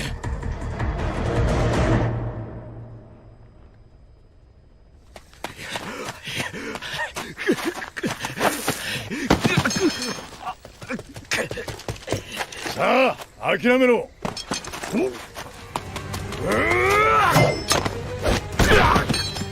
立て。おい。どうした。かかってこい。くそー。好きだが。お前の朝知恵も好きだらけだったから。くそいいぞ、つけ。俺を刺してみろ。正面から堂々と突っ込め。ダメだ。先がブレてるぞ。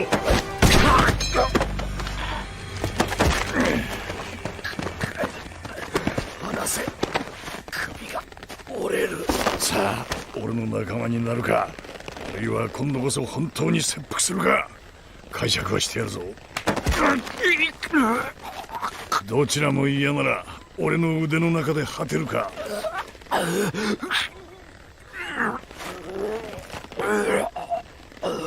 さあ、どうする。分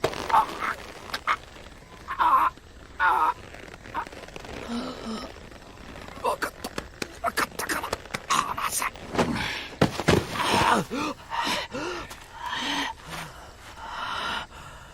あんたからは逃げられない。まさに蛇に睨まれたカエルってわけだ。観念したが。あんた強すぎる。しかも俺の部下まであっさり手なずけちまった。じゃあ降参するな。いや、俺は負けてない。なんだと。まだ最後の決着はついてない。俺は負けていない。お前まだ。だがあんたと一緒にやりたい。協力しよう。つまり共同経営者ってやつだ。金儲けをする気はない。そうじゃない。俺たち日本人はエコノミックアニマルだなんて呼ばれてる。金の亡者だってな。だが違う。誰も心を動かされない者に金を差し出したりしない。俺はその期待に見合う価値を売る。それに見合う対価はもらう。だが俺の目的は金じゃない。なんだ。認められたい。証明したいんだ。俺には夢がある。あんたにも夢がある。俺のは夢なんかじゃない。俺にはわかる。あんたとならそれができる。そう確信したんだ。だが運営は俺に任せればいい。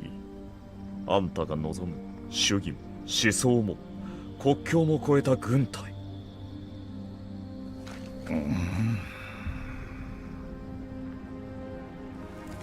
一緒に作ろう。戦う者の理想郷を。あんたが望む理想郷を。国境なき軍隊。あお前は。んコネも実戦経験もない外国人がなぜ教官職の契約を取れたのか理由が分かった気がする。そうか。結局失敗した理由もな。相手があんたとはついてなかったんだ。立てるか。起こしてくれ。よろしくな、ボス。スネークでいい。決着もいつかつける。いいだろう。そうだ。あんた、女は何人くらいだ？ものにした女だ。ああ。お前は？これくらい、いや、これくらいだ。あんたは？俺か。俺は。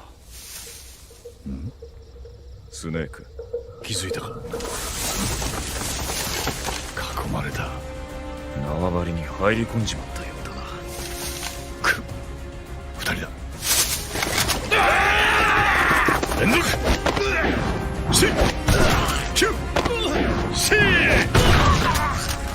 見事だ、スネーク。銃を持っていた。使えるか？古いな。ないよりいい。この辺りは政府軍、反政府勢力、どちらの勢力圏でもない。やはり無法地帯の山賊風情か。ほぼそうだ。あいつらが危ない。戻るぞ。まずは包囲網の突破だ。これは戦いだ。避けられないこともあるが、救える命は奪うな。了解。戦友の腕前を拝見といこう。コンタクト10時ケーキ。コンタクト正面サブガン。クリアムーブ。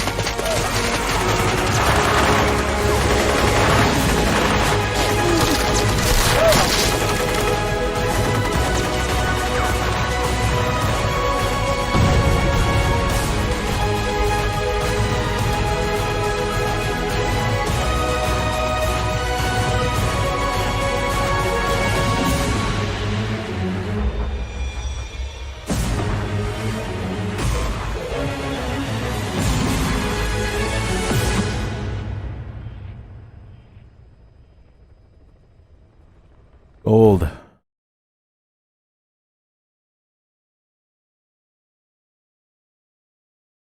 All right. Check. Good to go, I hope. I really enjoy that half an hour of that tape. Great. It's too bad it never made it to having an English version.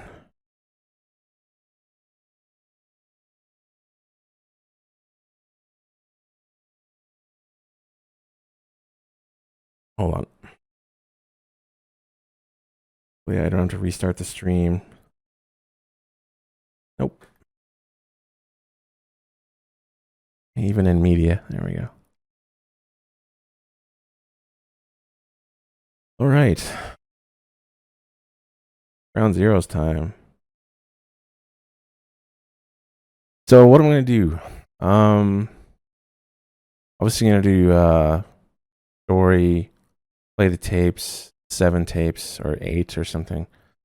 And we'll do everything on hard difficulty, and we'll do all the side ops once as well. I've got like a save that's 92% in. For some reason it's not. I guess I deleted it because I've had like at least like 600% saves on Ground Zeroes, but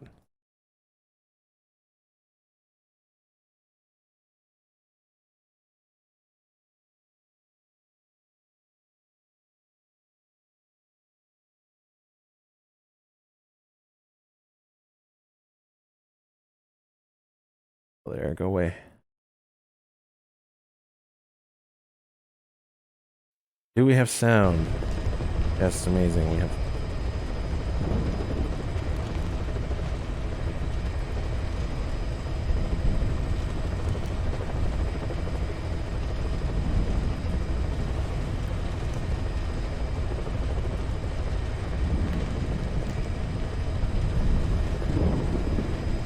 Ground Zeroes gave me hope. Definitely gave me hope. Then it was snatched away by the philosophers or some shit.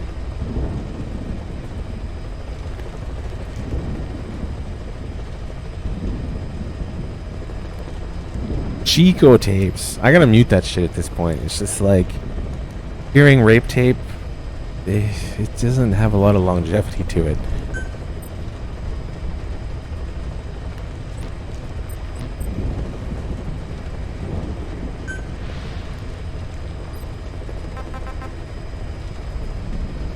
Should we read the backstory? We don't really need to. I mean, we just fucking played the backstory. Open the tapes.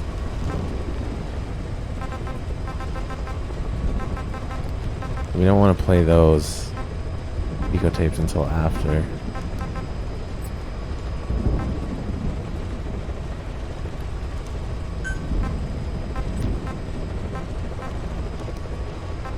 These are all the Peace Walker pause tapes. Pretty sure that we just listened to. Yeah. No, wait, is that... Let's call it, do we have them? I don't fucking know.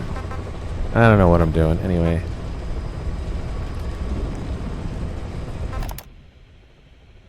I heard about Paz's tapes. She survived. Why do you think she'd leave him behind?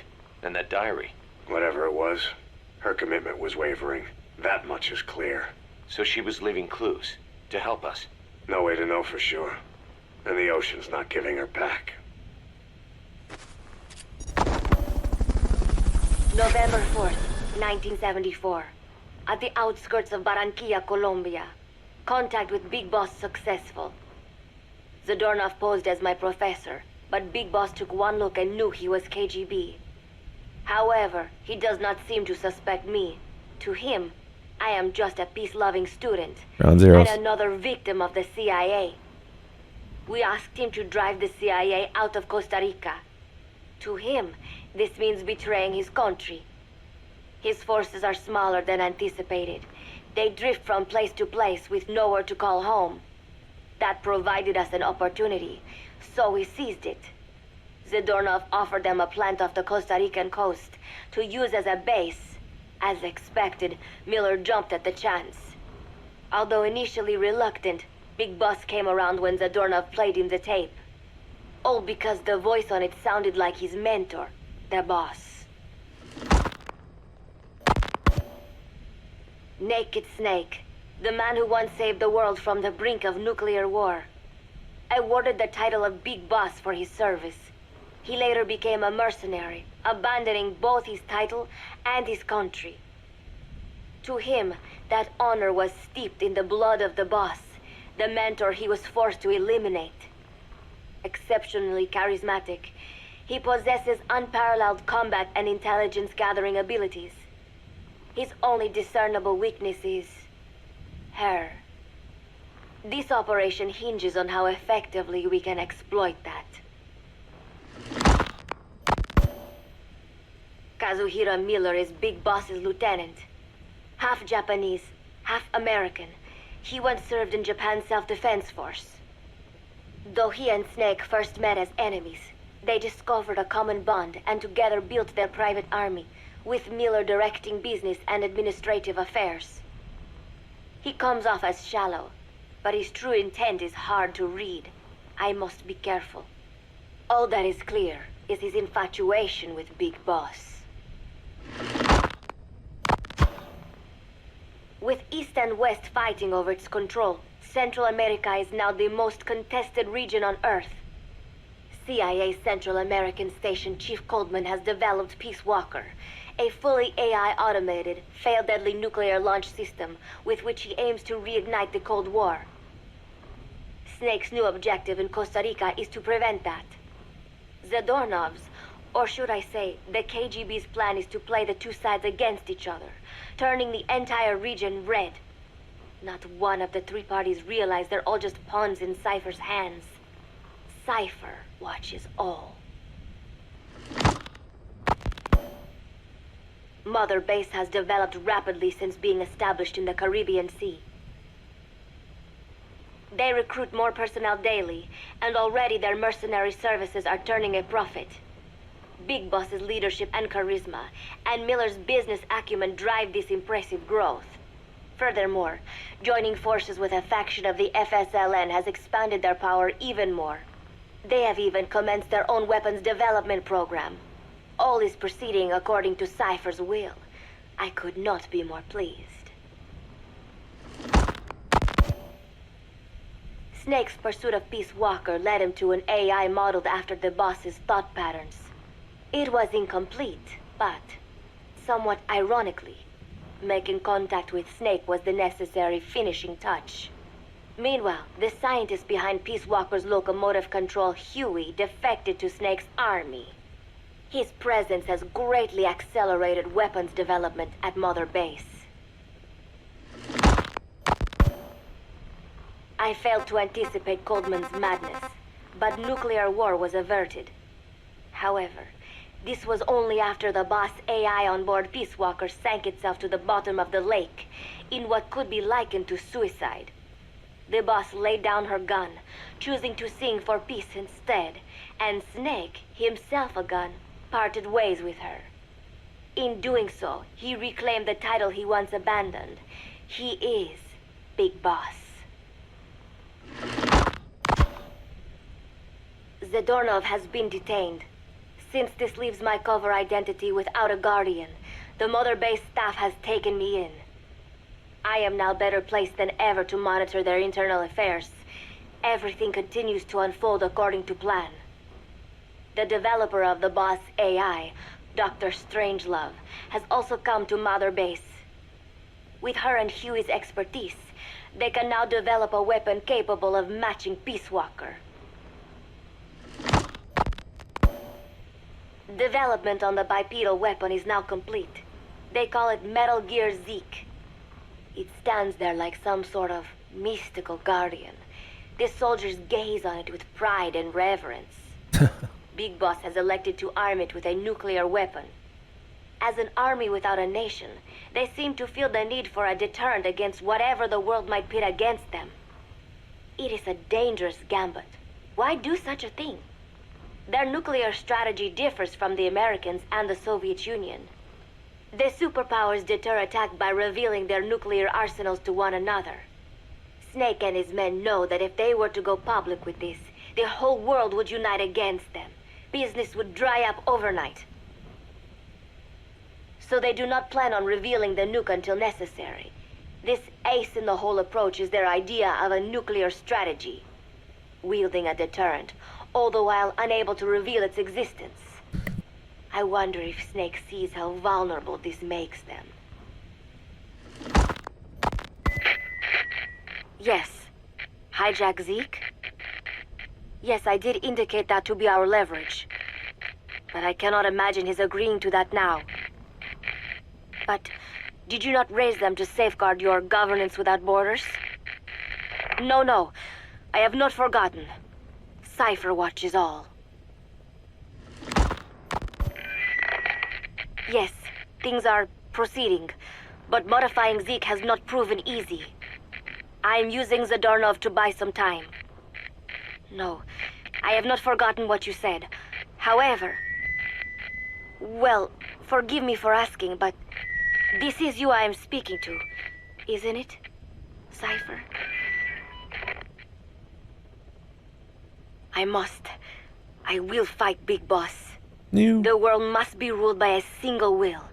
To defy Cypher is a fate worse than death.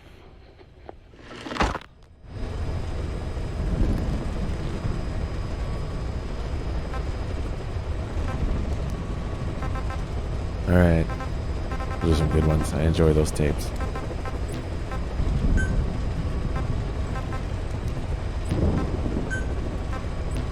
Tapes discovered.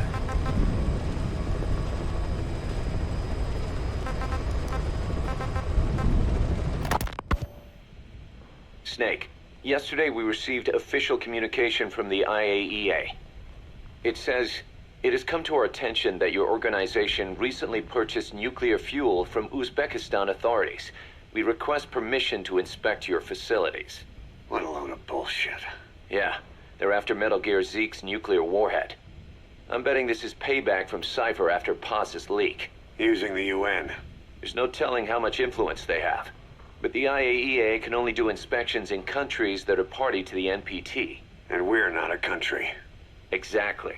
We haven't signed a safeguards agreement with the IAEA over peaceful nuclear use, and we're not obligated to report any nuclear material we have, nor information about any nuclear facilities.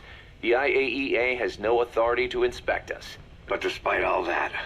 That nuke's our last line of defense. We don't want to announce we have it until the world is preparing to wipe us off the map. Until then, we let everyone think we're just a private army with conventional firepower. What's Huey's take? That the problem's how to hide the nuke in Metal Gear. But I gotta tell you, he was all for it. I see. But there's no way we can have the IAEA poking around here. So what do? Ignore them? Send them an official letter of refusal. Say that we're a private organization and we've done nothing to attract this suspicion. You got it.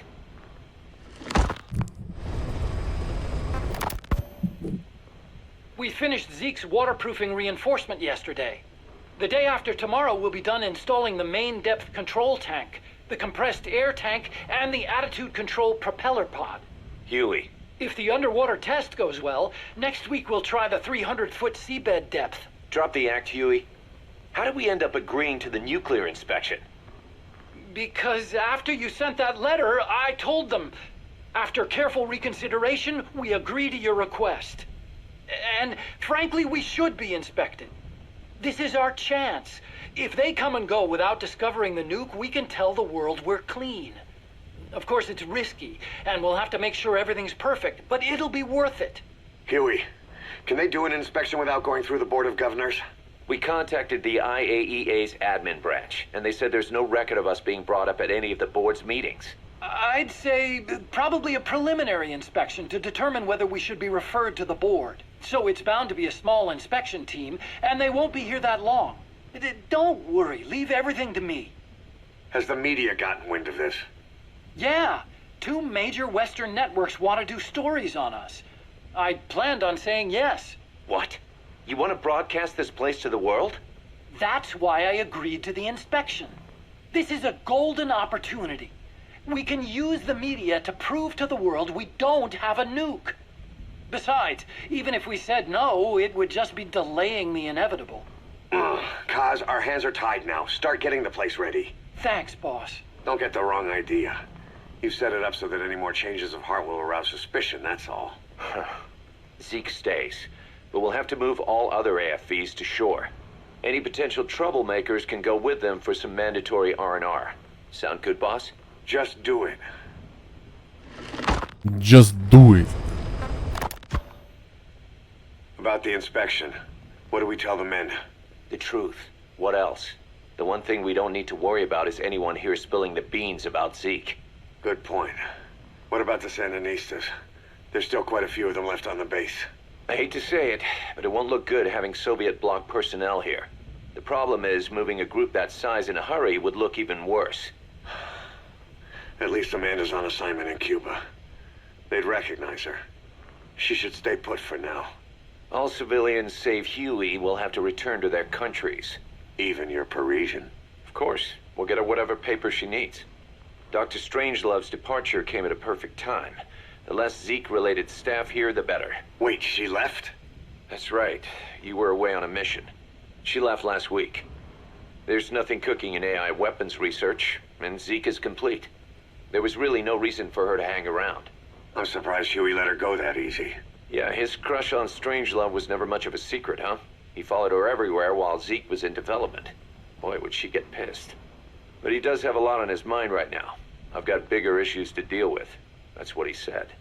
That's the spirit, Huey.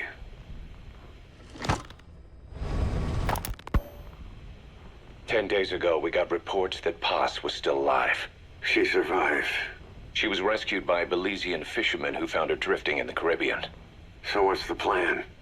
Silence her before we're compromised? No. What are the odds of finding her? Drifting in the Caribbean?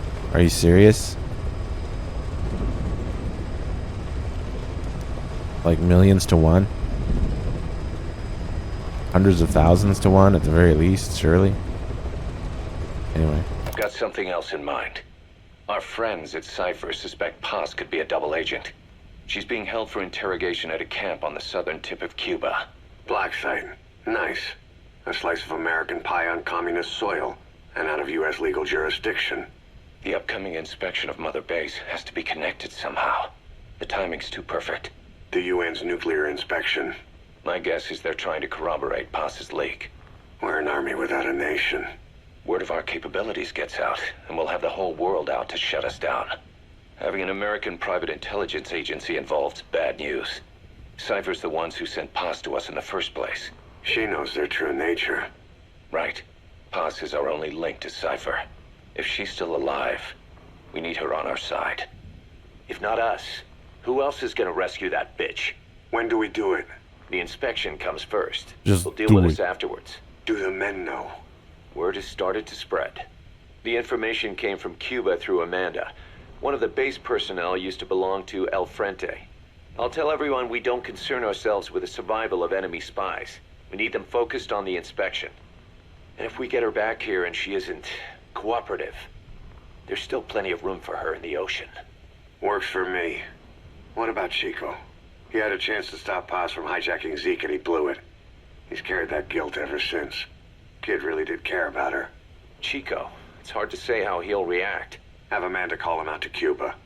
He shouldn't be here right now. Good idea.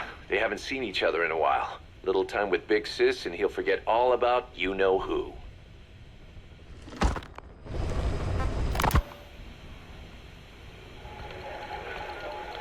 Cuba. What? Still no sign of Chico? What's going on? It's Amanda in Cuba. Our resupply package arrived, but Chico wasn't with it. Relax, Amanda. I'm sure he's just exploring Havana or something. First time in the big city. Could have gotten carried away. Cos, wait. The boat Chico was on, did it stop anywhere before it got to Havana? Yeah, it had to refuel at Santiago de Cuba. You don't think... Oh, shit. You gotta be kidding me. He does this now? It's 60 miles from Santiago to the prison camp. Chico used to cross the mountains with the older Sandinistas like it was nothing. He'll make that in 3 days. Still, even if he does find his way there... You know how reckless he can be. Chico thinks we've abandoned Paz. That's why he's doing this. We'll start by having the intel detachment in Cuba look for him. We can't let him be captured.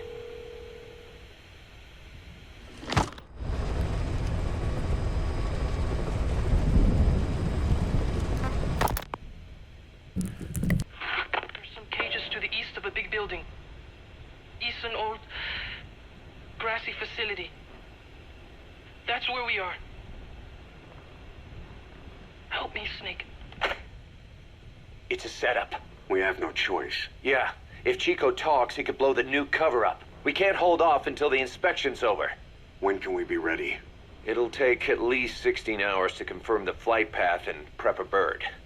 The intel unit has started reconning the area. Sounds like I'll have to miss the inspection. Boss, we'll just have to send someone else to get them out. No. I'll go. Yeah, Chico and Paz would only take orders from you anyway. And we can't go taking on those Marines at the base head on. It's gotta be off the radar, and it's gotta be you. Hold down the fort, Cos.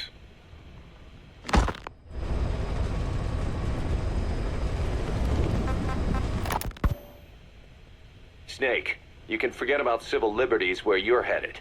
God only knows what they'd do to you if you got caught. Do not let that happen. The Cubans leased the land to the U.S. as a gesture for helping them gain independence from Spain. The deal remains in effect until both countries agree to dissolve it, or the U.S. abandons the land. That's why America still operates the base even after La Revolucion. Problem is, it's leased land. Meaning it isn't American soil, so the U.S. Constitution doesn't apply there. That allows them to withhold its civil rights protections. Yeah, that's Uncle Sam's excuse. The area was originally only for detaining refugees from countries like Cuba and Haiti. But a few years ago, the CIA and its like started using it as a black site. Enemies of the state are renditioned there and subjected to extreme forms of interrogation. You can bet Cypher had a hand in that. As you'd expect, American and other Western human rights organizations aren't allowed anywhere near the place. What happens there disappears down the memory hole. Who knows what they're doing to Chico and Paz? I'd like to interrogate her ourselves. But if worst comes to worst, make sure she's dead. Chico, on the other hand, we have to bring back. Fast. He knows too much about us. Cos? The area is surrounded by mines placed by both the US and Cuba, making escape on foot impossible. You're heading into the Lion's Den, Snake. Don't take this one lightly. Come back in one piece. Yeah. This is a one-man infiltration mission, boss. Equipment is the bare essentials. Anything else will be OSP. The target location is a prison camp on a US military base. Those Marines have the place locked down tight. Your only backup will be one extraction chopper. We can't send anything else. You won't need to. Again, this is infiltration, a sneaking mission. Your number one priority is remaining undetected. Use discretion before engaging any guards you encounter. Be mindful of their sensory perceptions: sight, sound, smell, and pain. Fortunately, these atmospheric conditions will continue until dawn. That should provide you with some cover. At least the weather's on my side. Just do it. Your mission objective is to rescue Chico and Paz. According to Chico, they're both being held at an old prison facility. Recon from the intel unit supports this, so it's safe to assume that's where they are. Once you've gotten them to the RV, call in the extraction chopper. I'll monitor the situation and offer guidance from here, but you'll be the one in the field. How you handle this mission is entirely up to you, boss.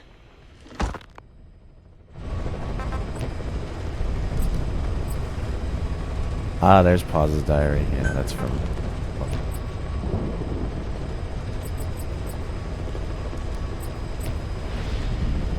Here we go. Main mission. Hard difficulty.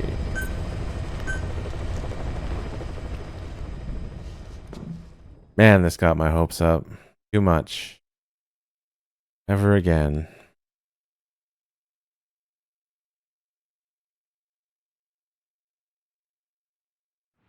The boss.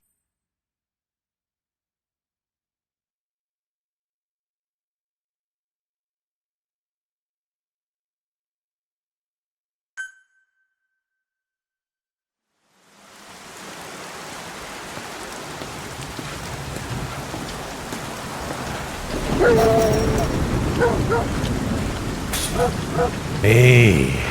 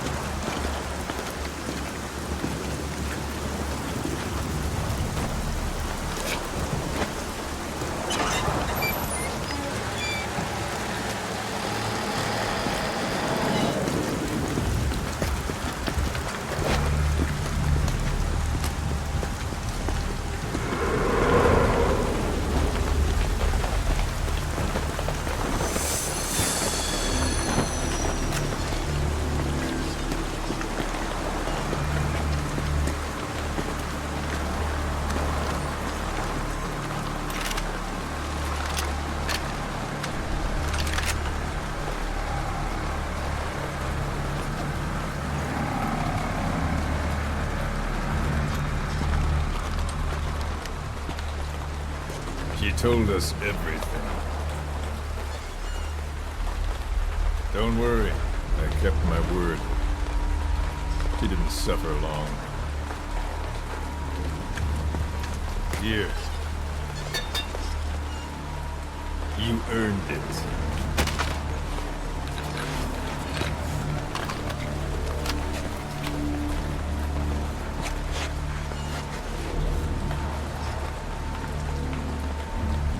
How's it feel to play the traitor?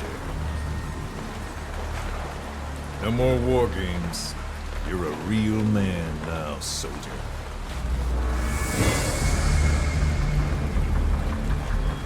Ricardo.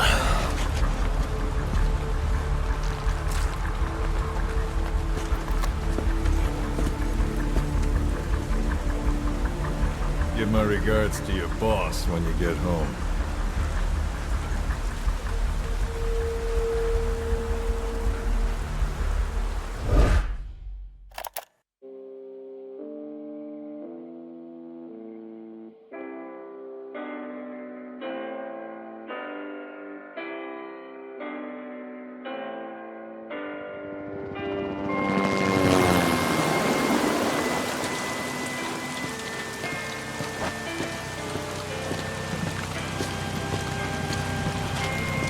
out. Here's you. Your middle finger.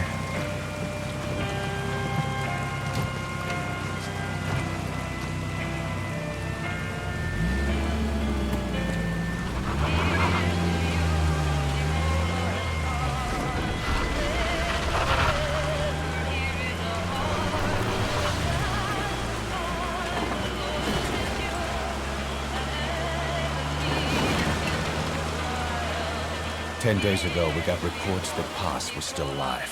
She survived. She was rescued by a Belizean fisherman who found her drifting in the Caribbean. So what's the plan? Silence her before we're compromised? No. I've got something else in mind. Our friends at Cypher suspect Paz could be a double agent. She's being held for interrogation at a camp on the southern tip of Cuba. Black site. Nice. A slice of American pie on communist soil, and out of U.S. legal jurisdiction. The upcoming inspection of Mother Base has to be connected somehow. The timing's too perfect. The UN's nuclear inspection. My guess is they're trying to corroborate Paz's leak. We're an army without a nation. Word of our capabilities gets out, and we'll have the whole world out to shut us down. Having an American private intelligence agency involved's bad news. Cypher's the ones who sent Paz to us in the first place. She knows their true nature. Right. Paz is our only link to Cypher. If she's still alive, we need her on our side.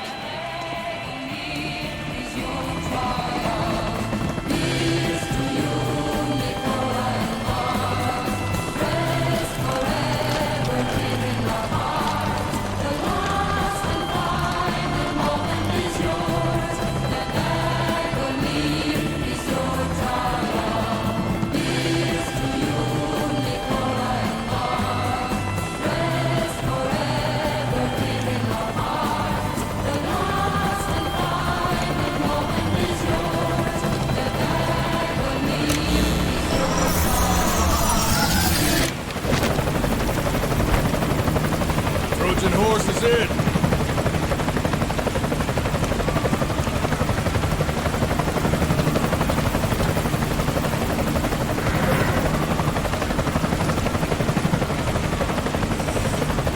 This pirate crackdown's a go! Move!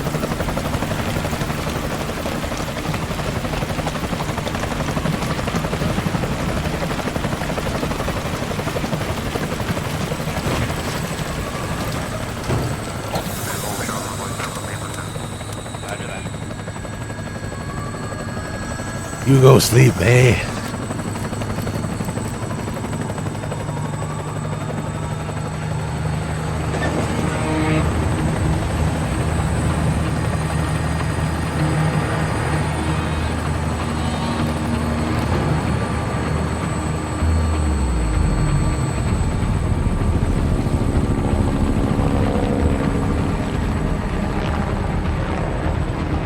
So who's the other target? Boo! That would be Chico. He's being held in the same area as Paz. Last radio contact was 40 hours ago. Find them both. Bring him back alive. Enter the compound from the south cliff. Secure Chico and Paz, then report back from the rendezvous point.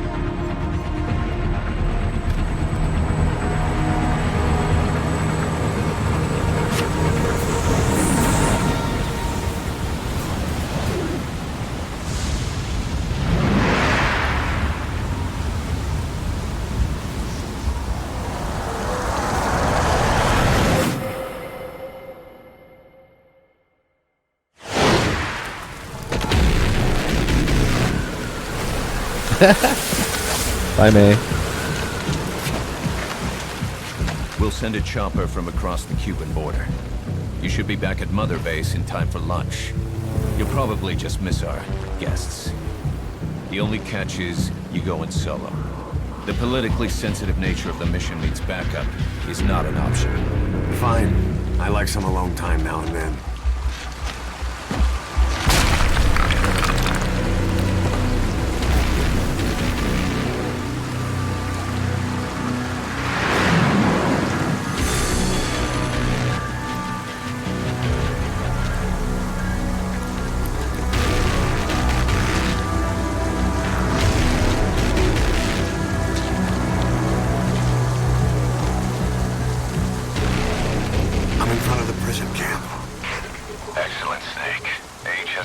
you down one bit.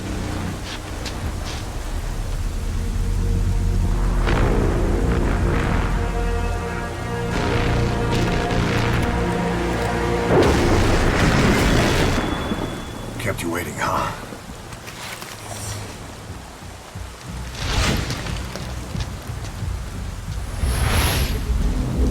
Yep, playing this was good.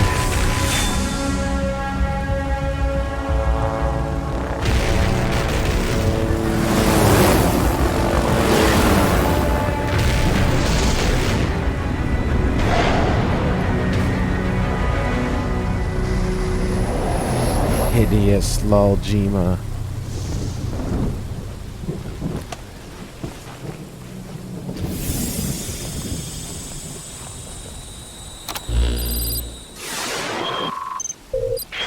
Chico and Paz are being held in an old unused part of the compound.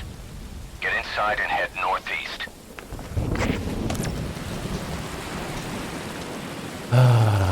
Mission info has been This is an updated. infiltration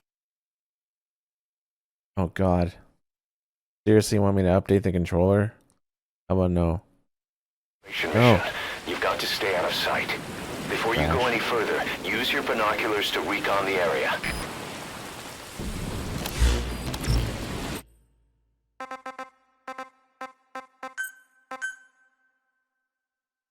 So it's been a while since I played this, obviously. It's probably going to be rough as fuck.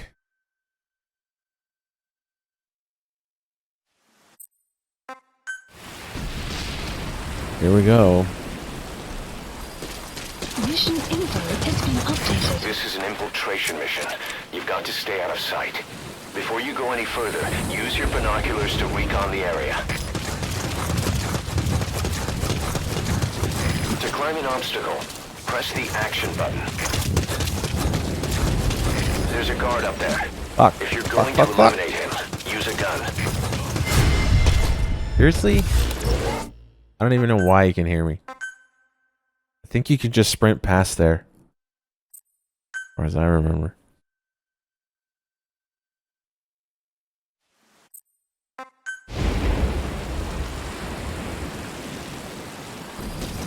Mission info has been updated. This is an infiltration mission. You've got to stay out of sight. Before you go any further, use your binoculars to recon the area. To climb an obstacle, press the action button. There's a guard up there. If you're going to eliminate him, There we go. use a gun. Now head east to the old prison area. You can bring up the target's location on your iDroid. Contact me if you need advice.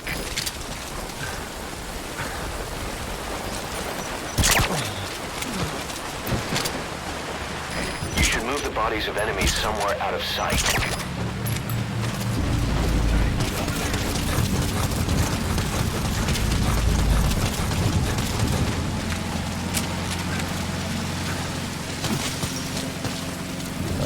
Where is he? He's still up there.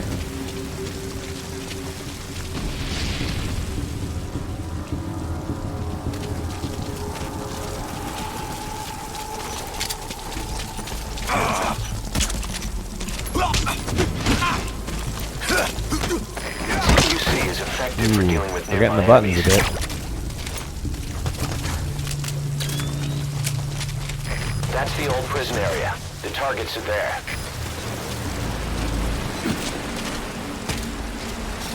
Good old shit pants.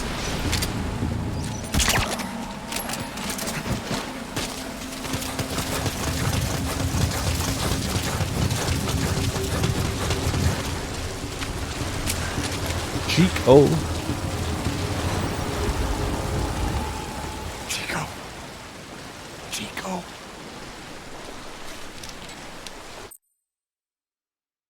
Sound is kind of delayed. Wonderful. A whole new problem to deal with.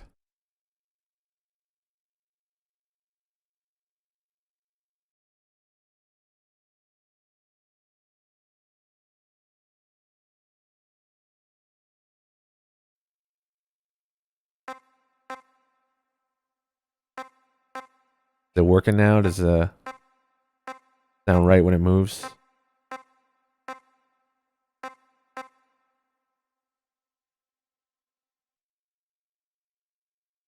I need a Doom capture device, dude. I've got an Elgato S Plus, fucking trash.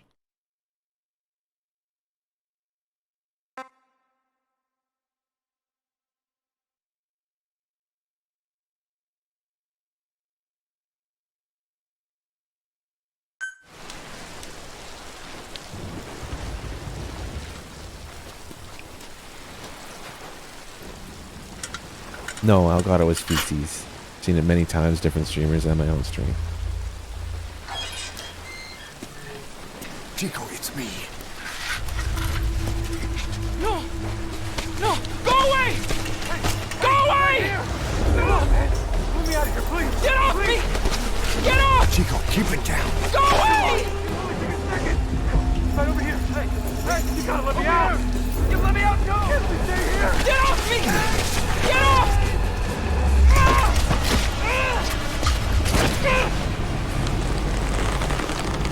Chico, calm down. Calm down. Don't fight it.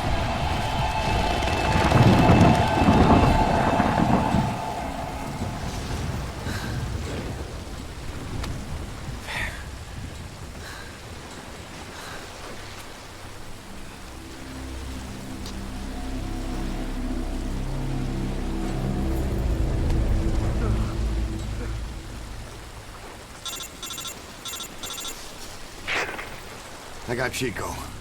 And Paz? Not here. Are you sure? Pretty sure. Is Chico able to walk? Hold on.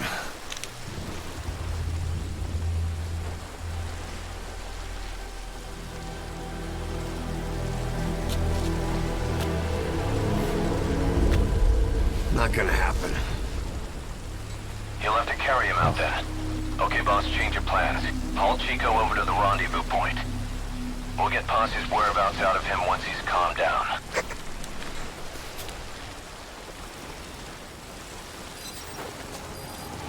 Mission info has been... I almost forgot. Shit. RV on your map. I should have done this. Carry Chico there. The map has been I should updated. have called Chopper already. Landing zone confirmed. Roger that chopper request. It's headed your way now.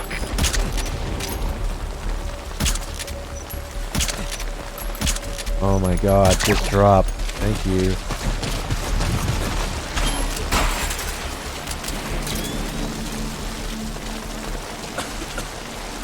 It's fucked up my timing entirely because I forgot to call earlier.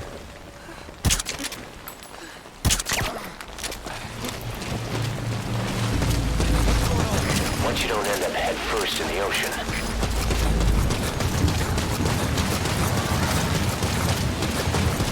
The RV's just a little further. This is Morpho, arriving shortly at LZ. Great. You reach the RV. Put the target down for a minute. How's he doing?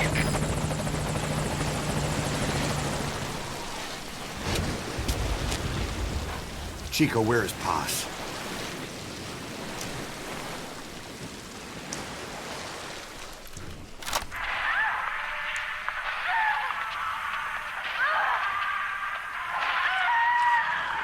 She's dead. When was this recorded? She's dead.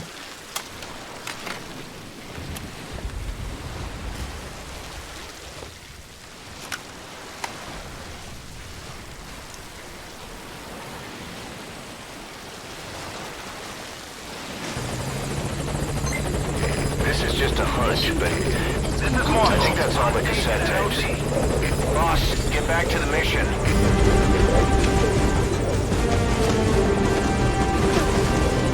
Put the target on the chopper.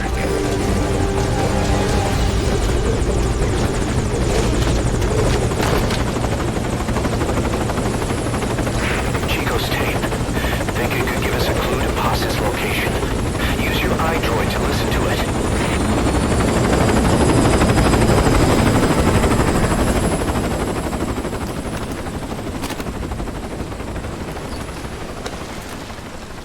Nice. That Walkman.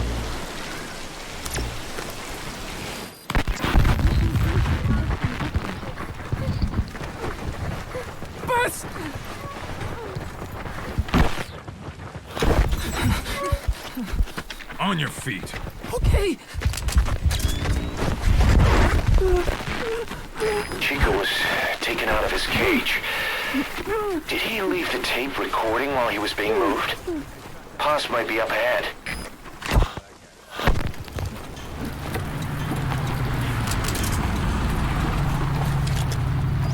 I hear vehicles. And a flag. Oh, come on.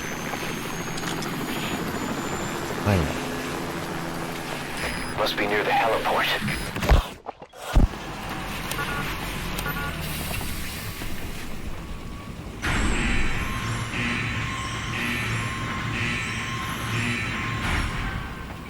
A gate.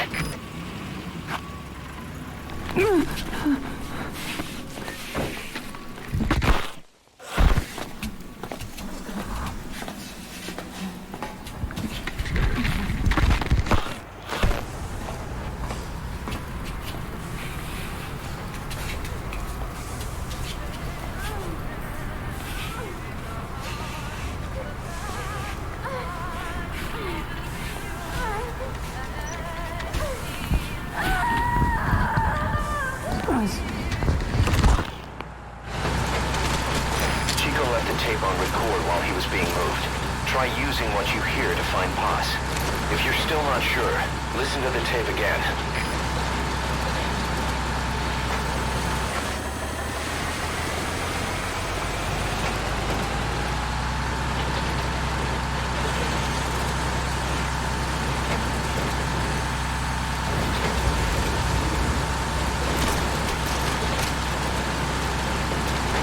Ah, shit.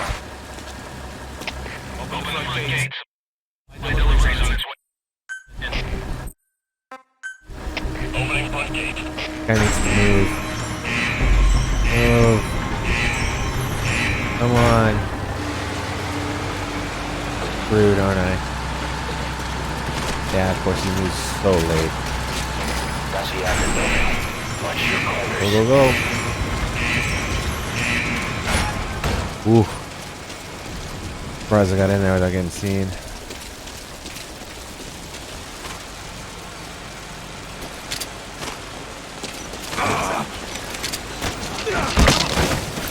The surveillance camera.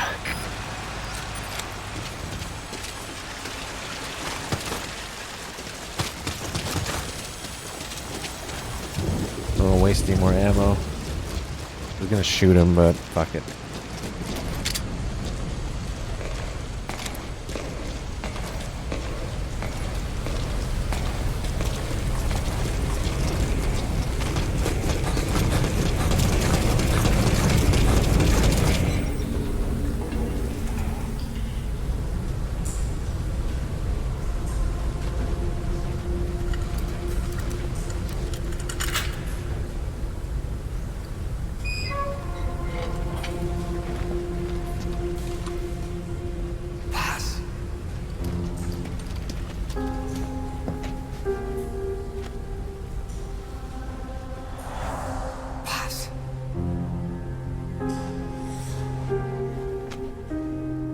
Eminem, is that you?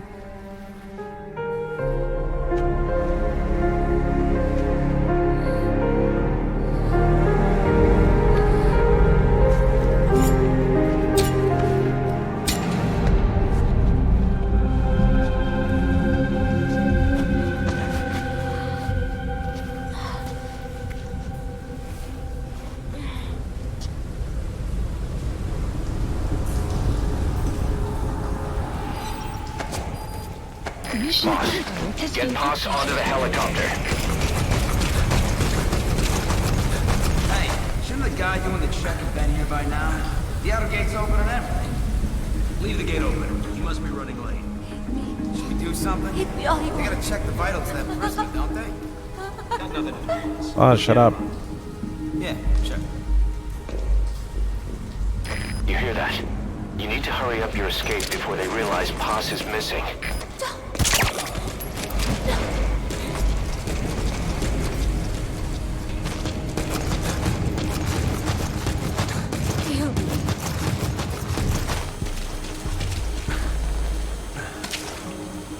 Oh, fuck.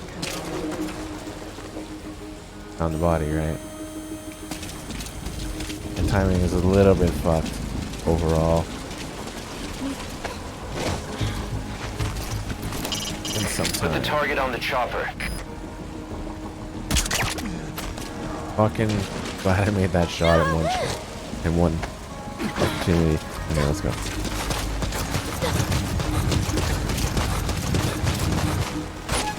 Go ahead and call the chopper. Let's just hope we don't get seen here. Keep an eye out for nearby Guys there. enemies. They can try Guys to shoot there. down patrol.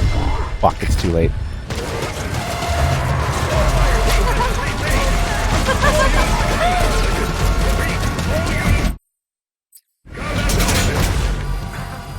Please select a landing zone. Landing zone confirmed. Roger. Dispatching chopper.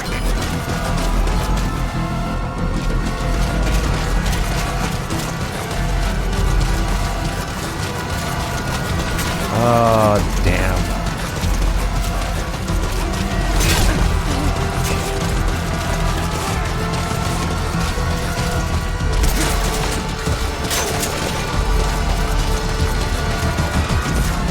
Gonna have to zigzag my way there.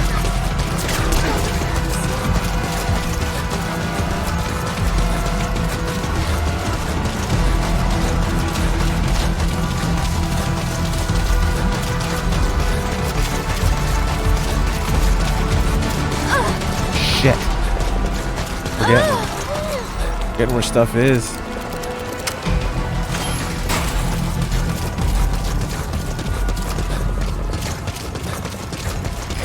This is Morpho, arriving shortly at LZ. CP, this is Delta 3. Outside of the enemy. We're going to search the area. Over. This is CP. Understood. Search every corner. They gotta be around here somewhere. Out. Get Poss onto the helicopter. Put the target on the chopper. On station at LZ.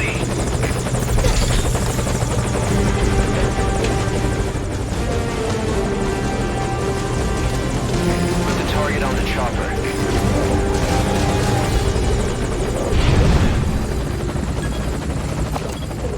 Mission info has been updated.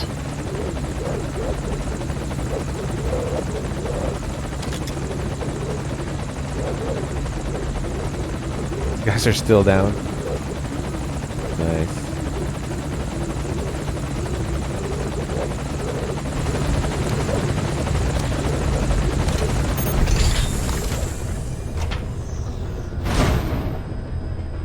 Shooting a flag? Put you in alert? What? What game is that? Wait, who did we kill?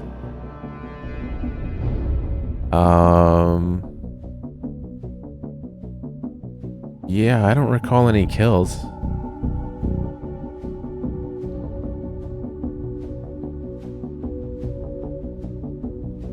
Oh, right, I left reflex on, which takes points away as well. I never used it, but I forgot it on.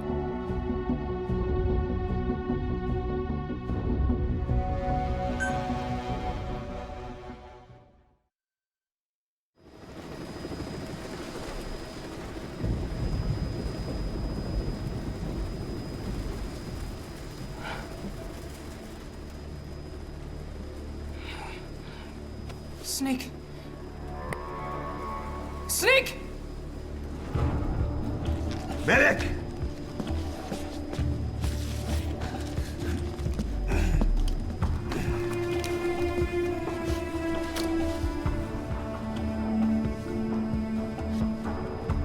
She's rigged. Damn it, we were set up! We gotta get it out.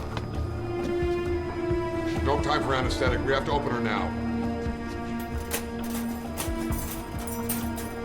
Hold her down. Hold her down!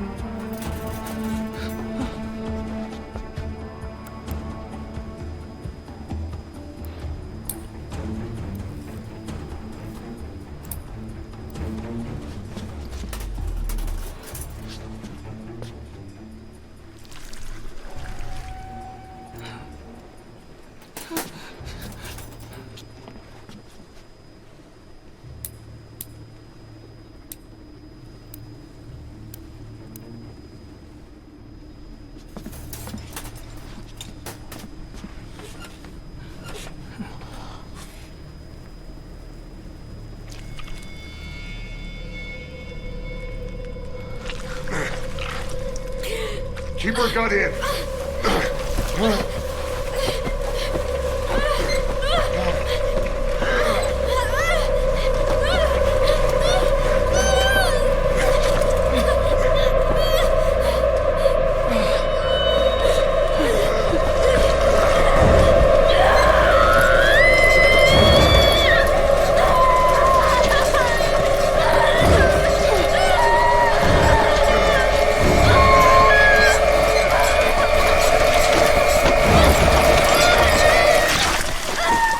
Boss.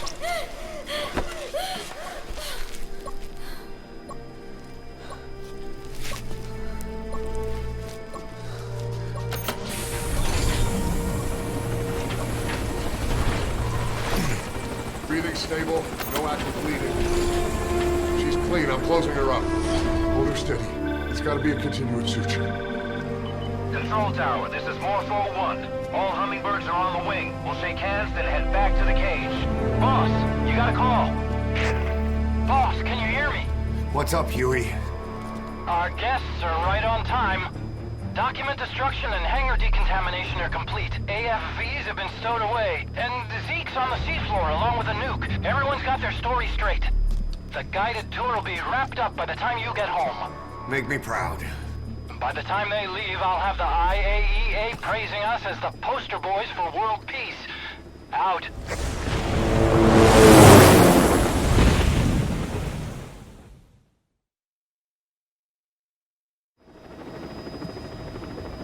Tower, this is Morpho 1.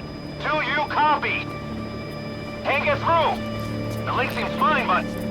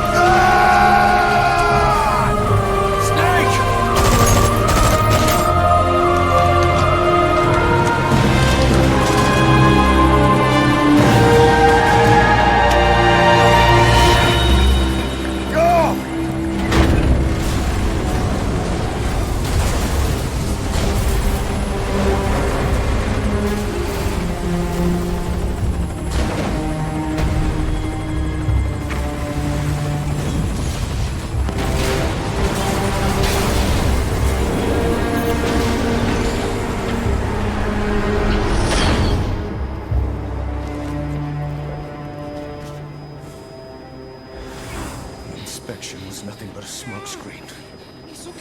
I heard explosions, then... They played us like a damn fiddle! Give it back! This isn't right, that was ours! We built it, damn it! You spying bitch! Come on, start talking, bitch! Come on, get up and start talking!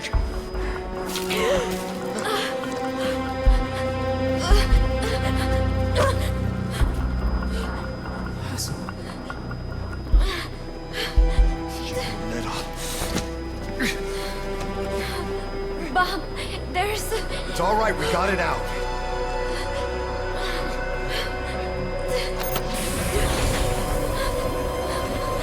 There's another in my...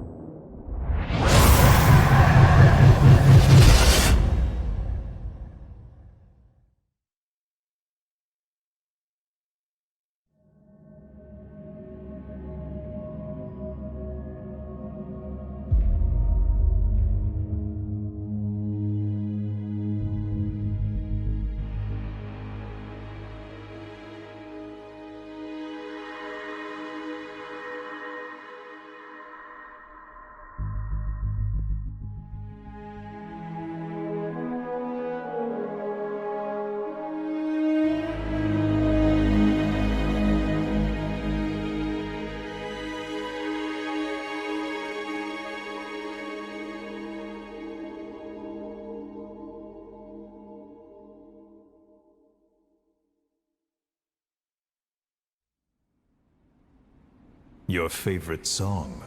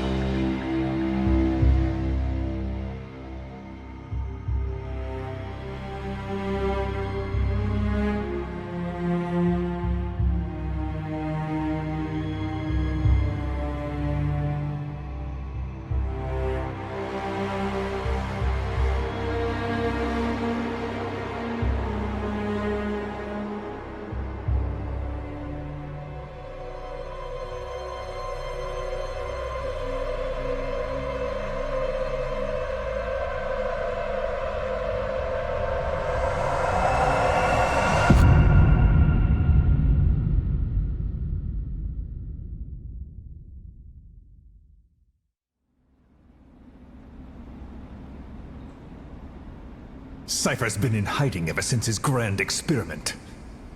DRK's been in hiding since his grand subathon. All we hear are orders delivered by proxy. All we hear are orders delivered by viewer 6000. Except you. You met with him, face to face, in order to contact Big Boss. Tell me where he is. Where is Cypher? Where is Zero? I've never known choice. Where I was born, the language I speak, I've never had the freedom to choose for myself.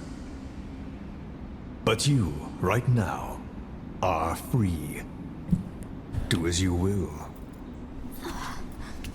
This will save Big Boss. It may. Will you really kill Zero for me? Not for you.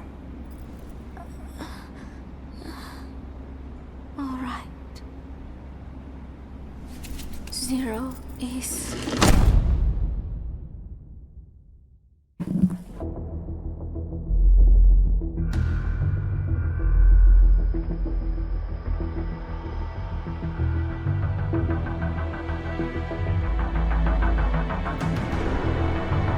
Oh shit. 1984 is gonna be empty again. The name's Yui. What? Otacon is on board in 1980? He's only 5 years older than me. I thought he was older than that. Oh, feels old, man. Look, no 84. That's priceless.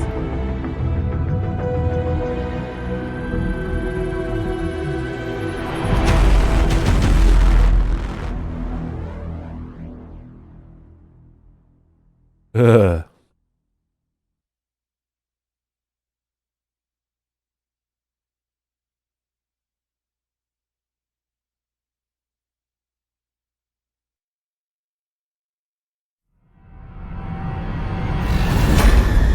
Don't you die on me, damn it! He's dropping! Intubate, now! Clear!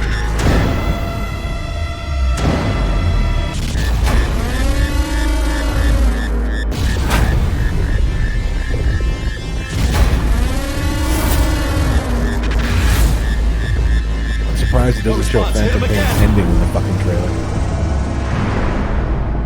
Clear! That'd be shocking.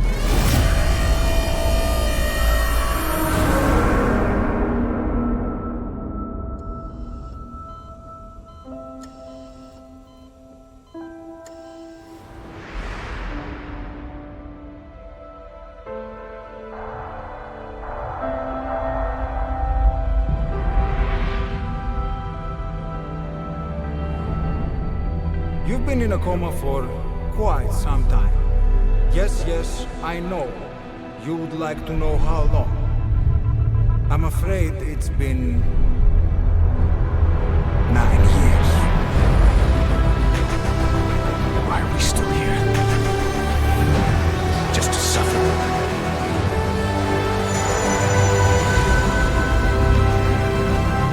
The body I've lost. I'm afraid it's been 9 years since Comrades I've lost.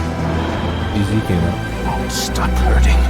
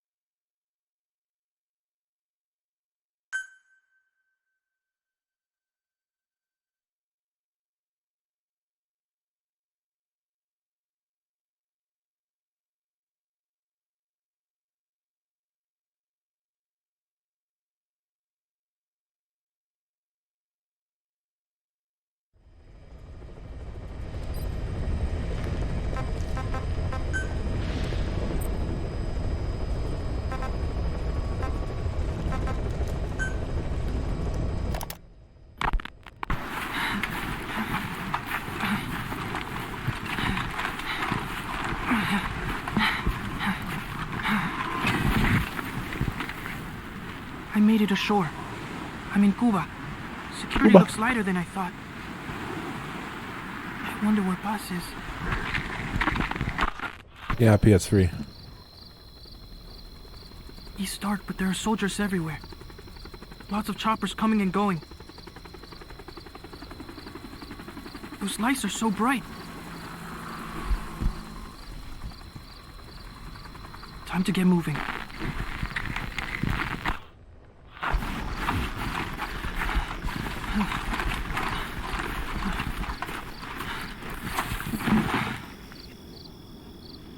I got close to the fence to see if I could spot her. They had a guard posted, so I got out of there. Guess security's not so light after all. I'm coming, Paz.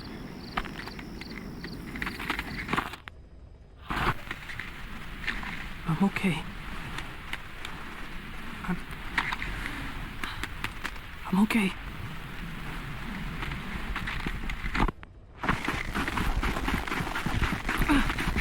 I think I found her. It's gotta be Paz. No, no, no. They're looking for me.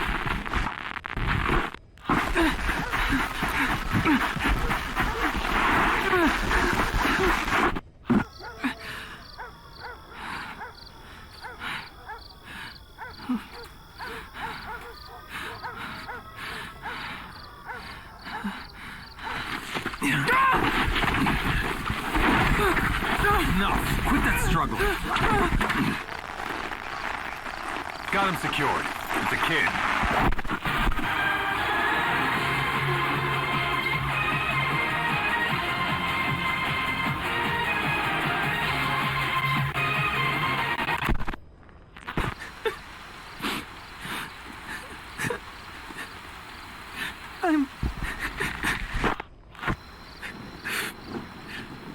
I got caught. I'm in a cage. Give me back my recorder. At least whoever finds this will know what happened.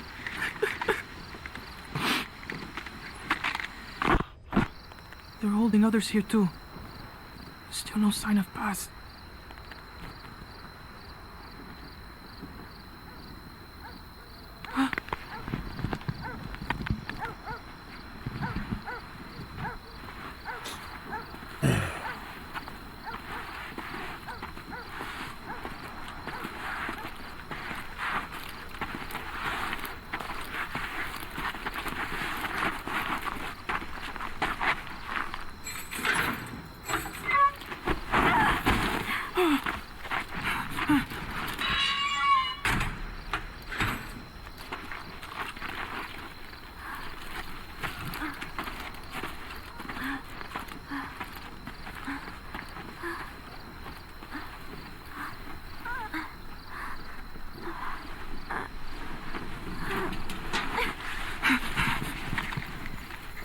Chico. Paz? Chico.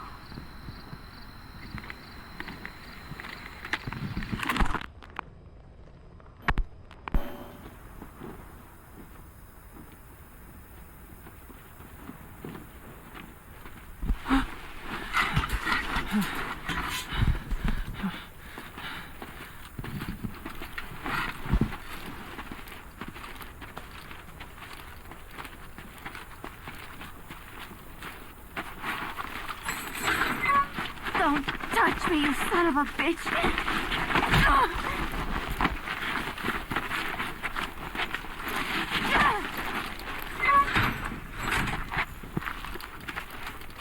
Paz!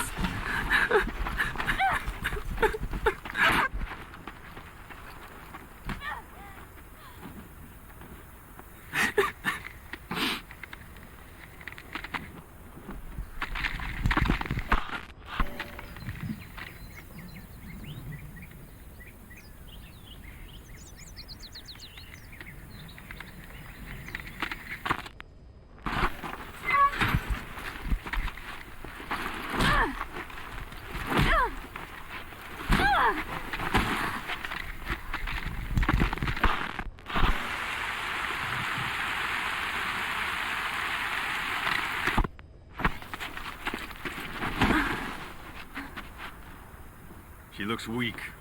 We need her alive. Yes, sir.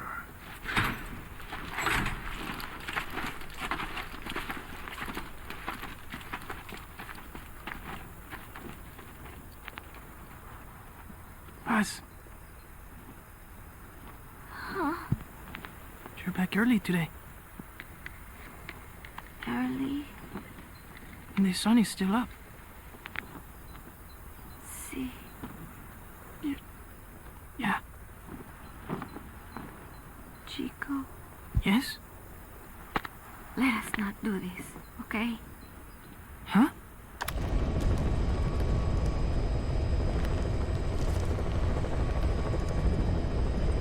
I do not think I want to talk to you. But I came here to... Just be quiet. Or I'll scream. What the... I don't get it.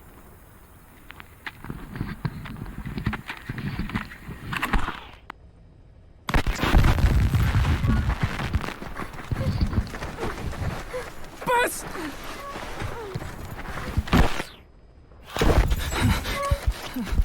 On your feet. Okay.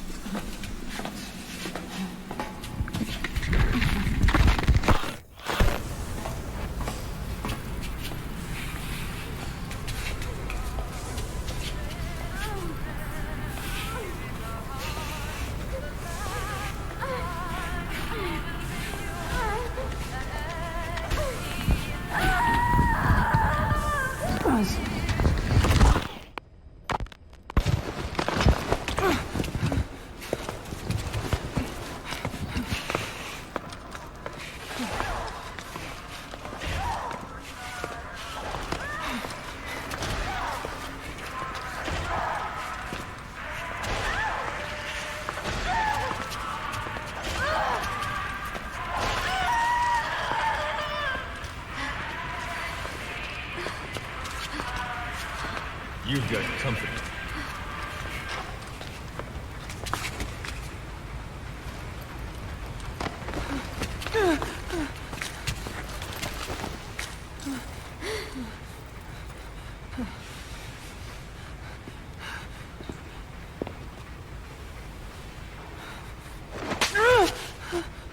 Does it hurt? Talk. Talk.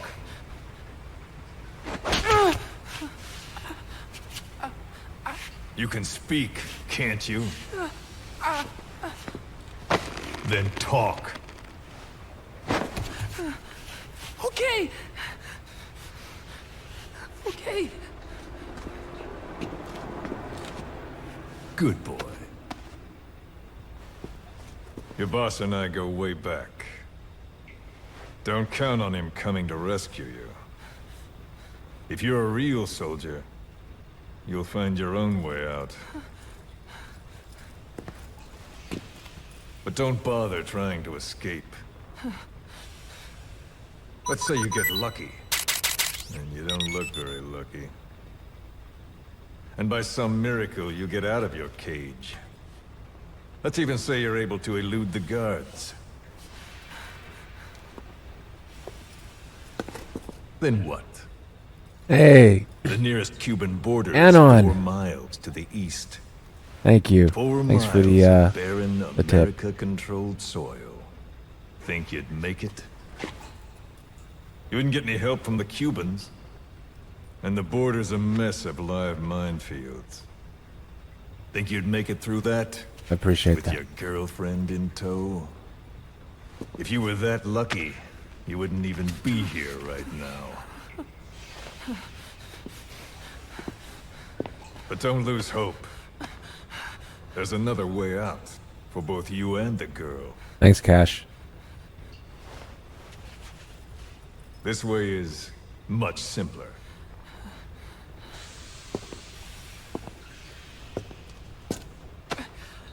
I ask, you answer. Easy, right? Just tell me what you know. You're dumber than you look. Wasting your time torturing kids.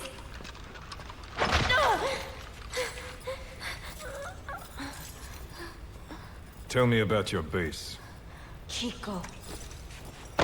Well, Chico! Hit me!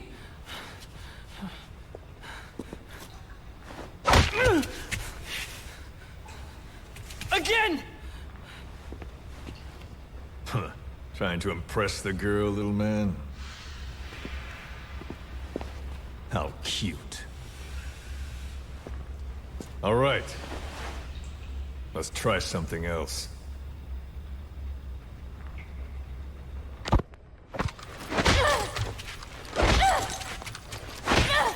Stop it! She'll get what she deserves. We were comrades once. But she betrayed us. Deception and deceit. What better proof she's a real woman?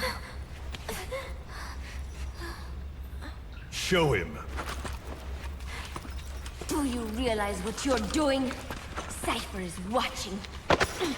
Let go of me! You will be next. Your hideous face will...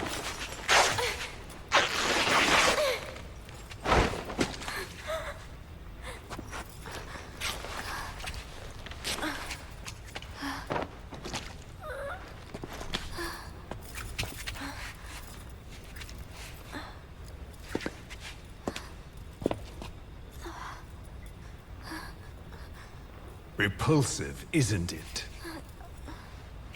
Look. Look carefully.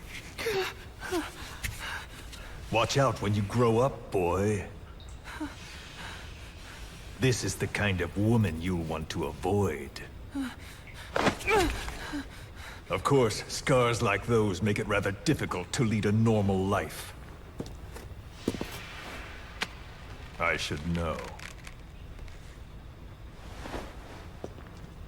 Continue. Talk, and you both go free. Chico! No! Only you can stop this. Don't talk! Chico! Please! No!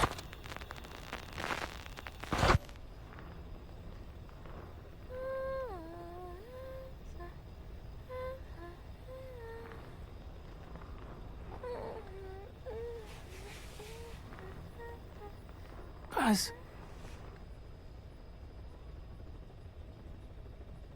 Why?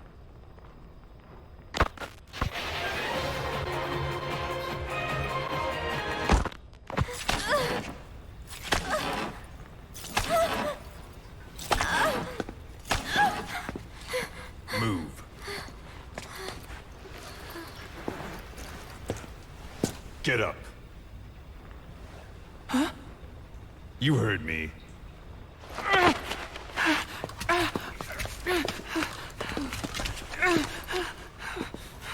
Do you like what you see?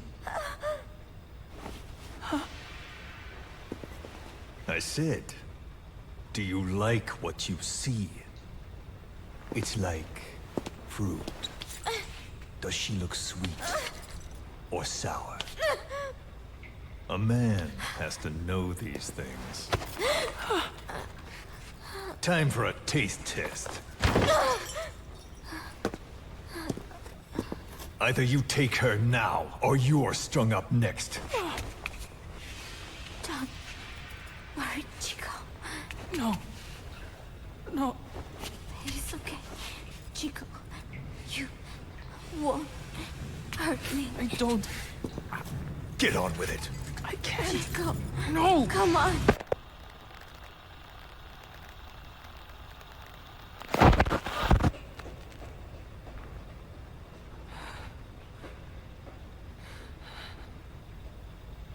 Out at sea?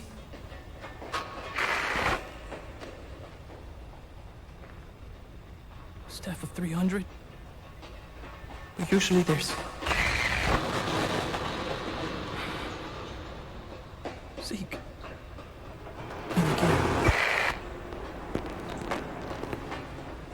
See? That wasn't so hard. You got what you wanted. Are you satisfied? We're halfway there.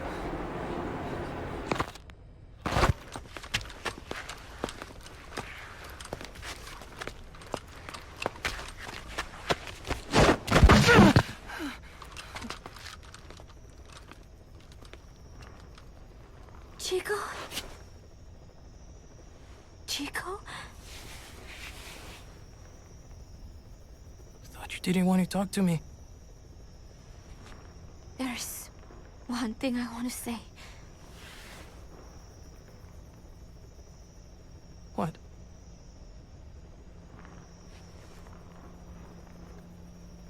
I missed you, Chico.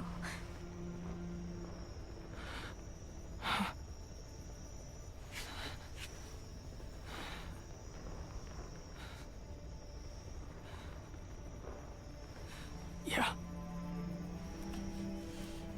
Come here. Huh? Closer.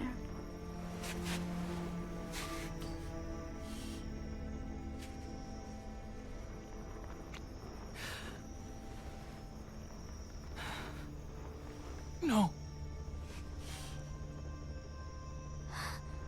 Sorry. Enough already.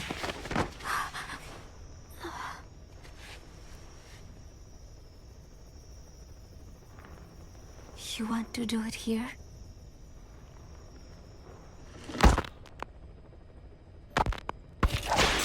Come on, Buzz, talk! Please, Buzz, I'm doing this for you! Coward! How can you say that? Traitor! Don't make me mad. You're only making things worse.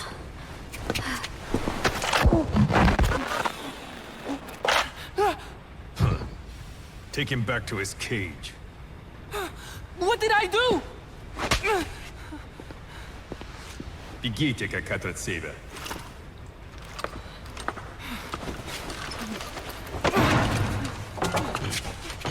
Give it back! Give it back! Enough. She's no good to us dead.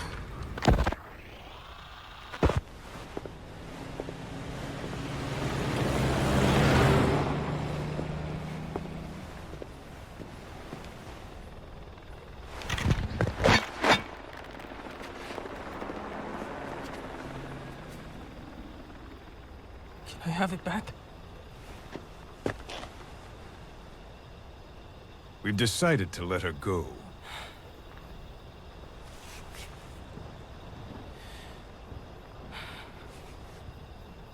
So... she talked. Told her she should have just gotten it over with. She's going back to your boss. But only her. Huh?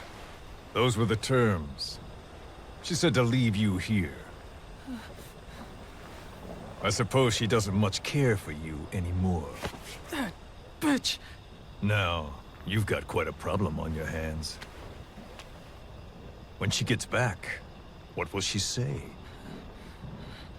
That you talked? Sold out your comrades? Your family? You're finished.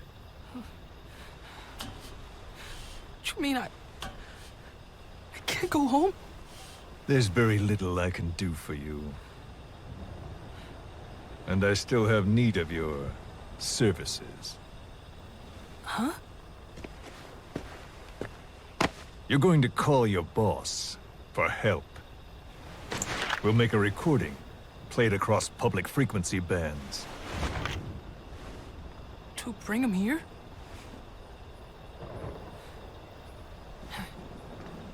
Yeah, right. Do you expect me to trust you?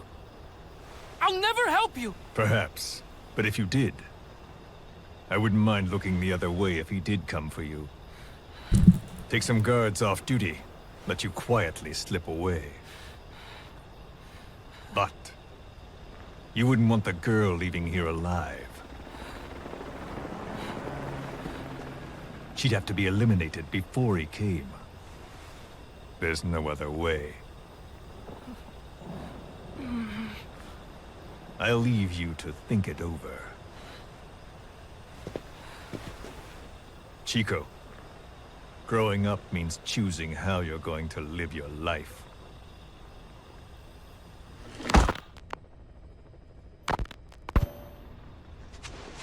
Snake. It's Chico. I need your help. Cypher's holding me on a US military base in Cuba. Paz is here too. We're at the prison area on the coast. There are some cages to the east of a big building. East an old, grassy facility. That's where we are. Help me, Snake.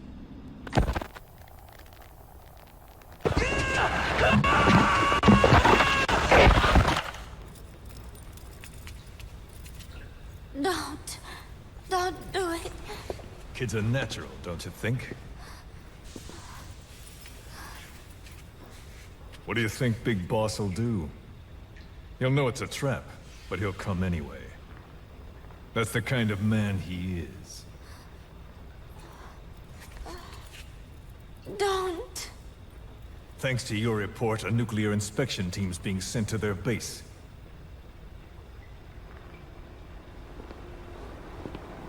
The scientist was our way in. It all ends soon, exactly as I've planned.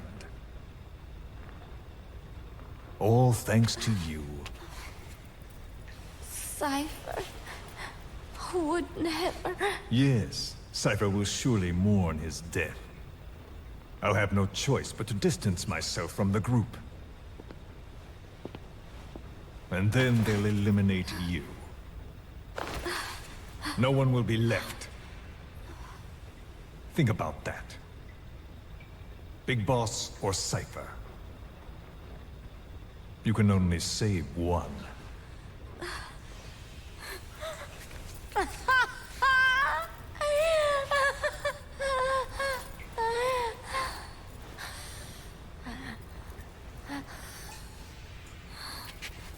I will never talk. I don't expect you to believe me. The question is, which of the two would you like to give a shot at survival? What I would like is to kill you. The feeling is mutual. But we are secret agents. Restraint is a virtue.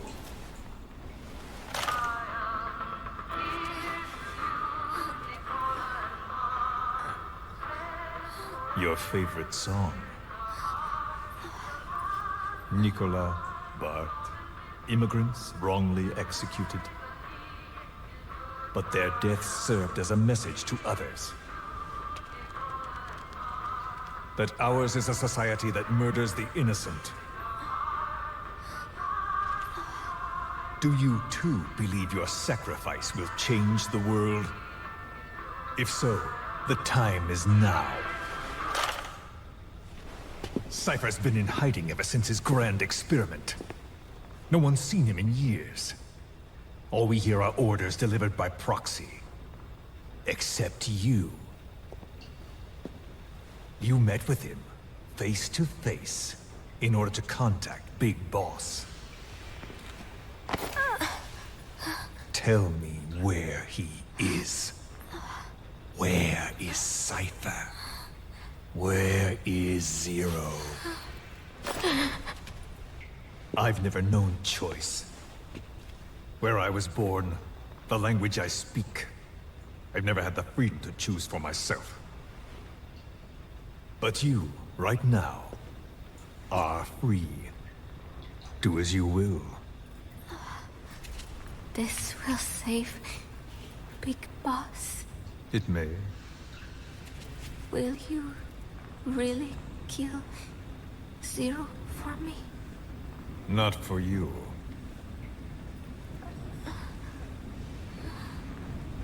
All right. Zero is...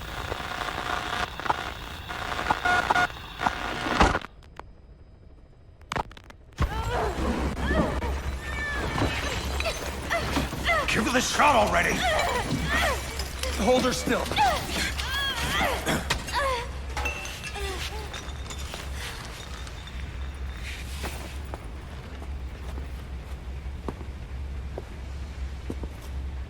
Prep the package.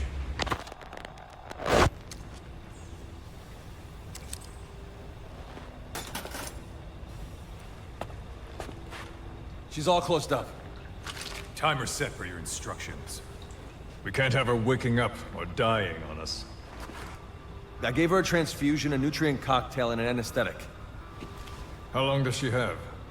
24 hours, same as her cargo. She won't last much longer than that. To make room for the bomb, I removed organs she won't need. Almost there. Now for the second one. In a place they'd never look.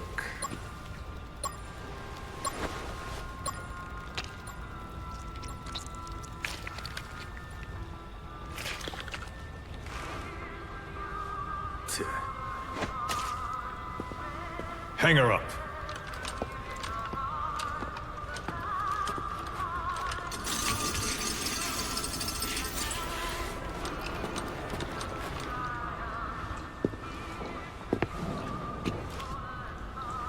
You shall not see triumph. You've been most helpful, and I have one last use for you.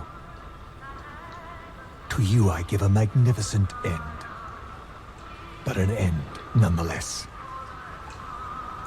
The final moment is yours.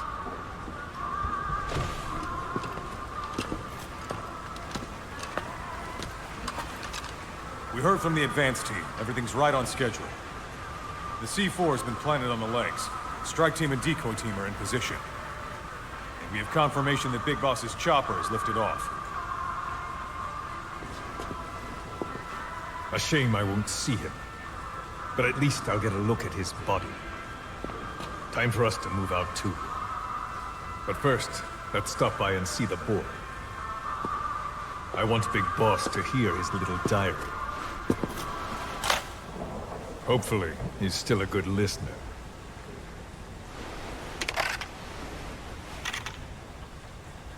Give this to the boy as a reward. And a memento. Make copies. Yes, sir.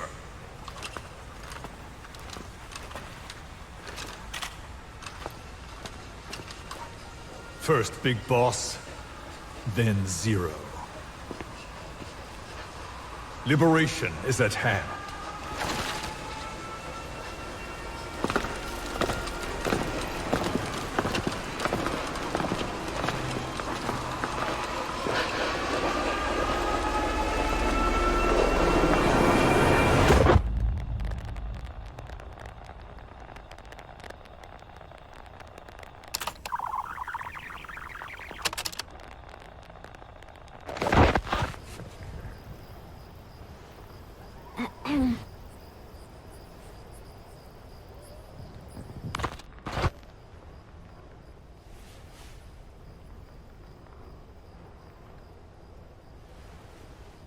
Chico, I am borrowing your recorder. I hope you do not mind. I know it hurts right now, but it will all be over soon. Just thinking that helps keep the pain away. Chico, I would do anything to get you out of here. It is funny. I have never helped anyone else before. Only Cypher. That is the truth. I never imagined you would come for me. I was not very nice at first, I know. But I did not mean it. I was afraid they would try to use you somehow. But to be honest, having you with me here put my mind at ease. I hope that does not sound selfish. I thought I would never make it.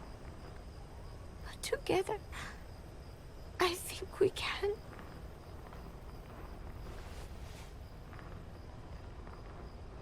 I'm watching you sleep as I record this. You have made me believe that I will make it out of here. And that no matter what happens, it will not be the end for me. Thank you, Chico.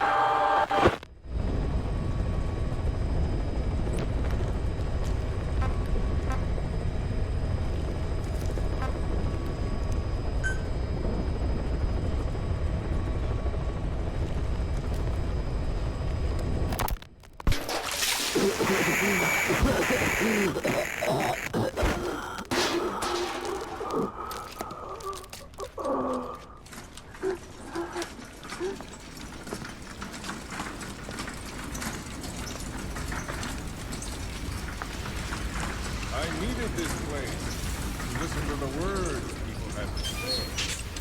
That's something they could never understand.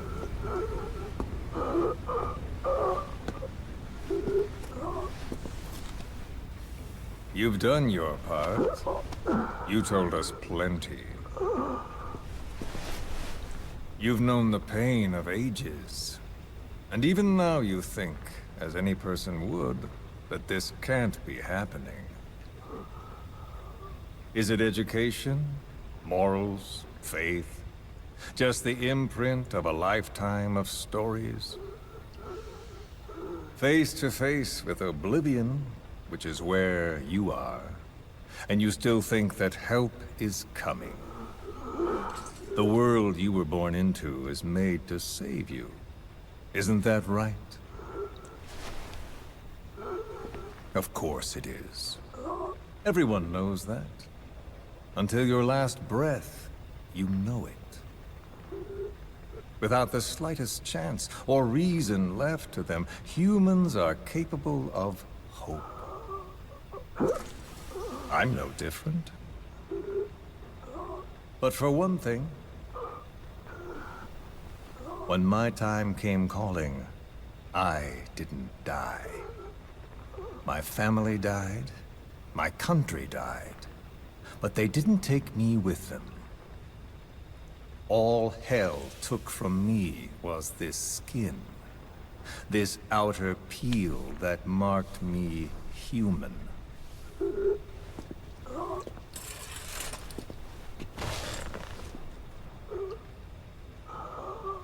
My village had an oilseed field and a fine factory.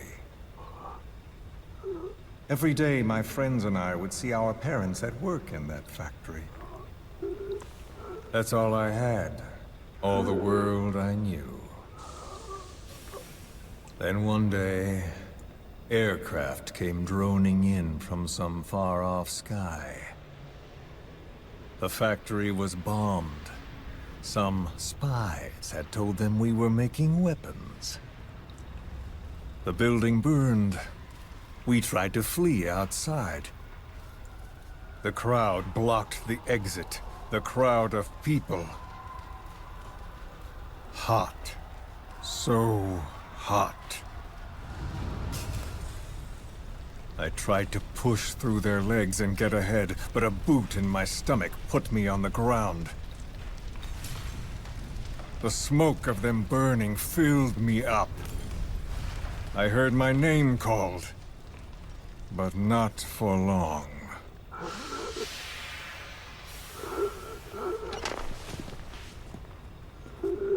At the infirmary they carried me to, a nurse in the corridor saw me and remarked, as if it happened every day, they should let the poor thing die.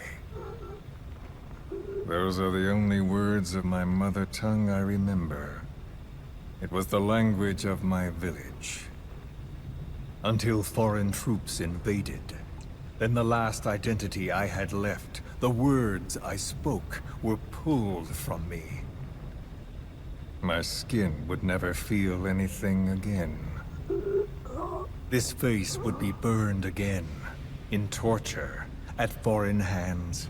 But I still writhe in that burning factory, doused in scalding rapeseed oil. That's all I have to feel, that pain. All I have to remind me I exist here.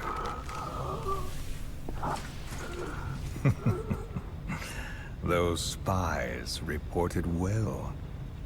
We made weapons, all right. As cartloads of rifles came in from the battlefields, we fixed them up and sent them back out.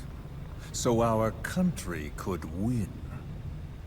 Or rather, so that little world we knew could continue. I came to realize I mustn't die. I'm their last hope. All those who perished and left me here. I have to accomplish something. If I don't, their will be swept out of this world.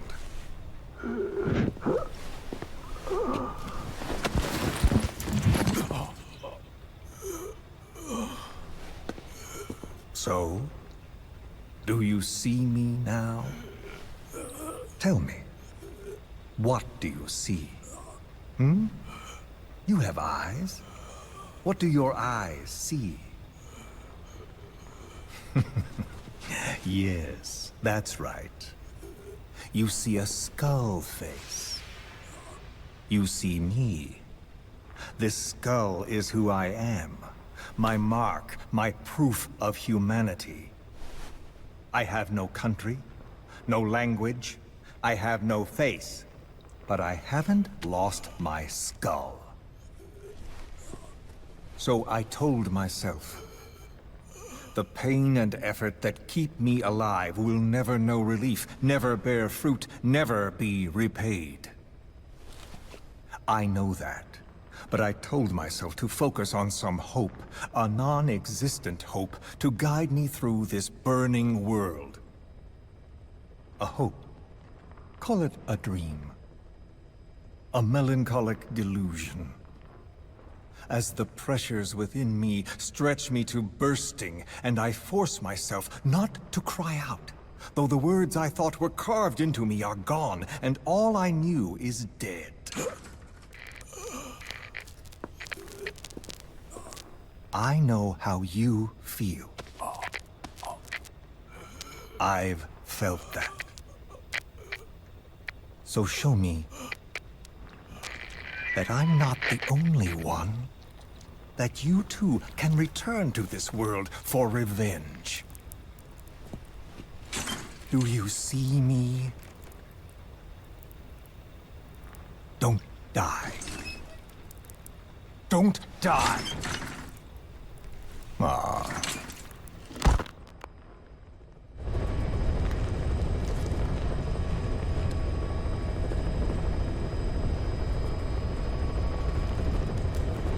Okay.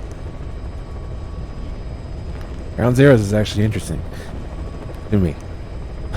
So I'm gonna move on because nothing else is story related. All the other missions are pseudo. They're even labeled as pseudo historical. They're just, you know, an excuse to squeeze a little bit more out of the game. Not actually relevant to the storyline as a whole. So I haven't played Phantom Pain. What is it? 2023. It was 2018 at the earliest. Well, it's been 5 years. I think it's been more than that, though. I think it's been 6. I know it's been 5. I think it's been 6.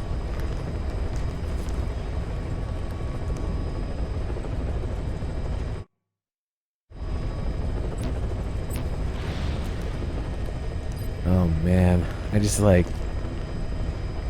I don't feel prepared for this.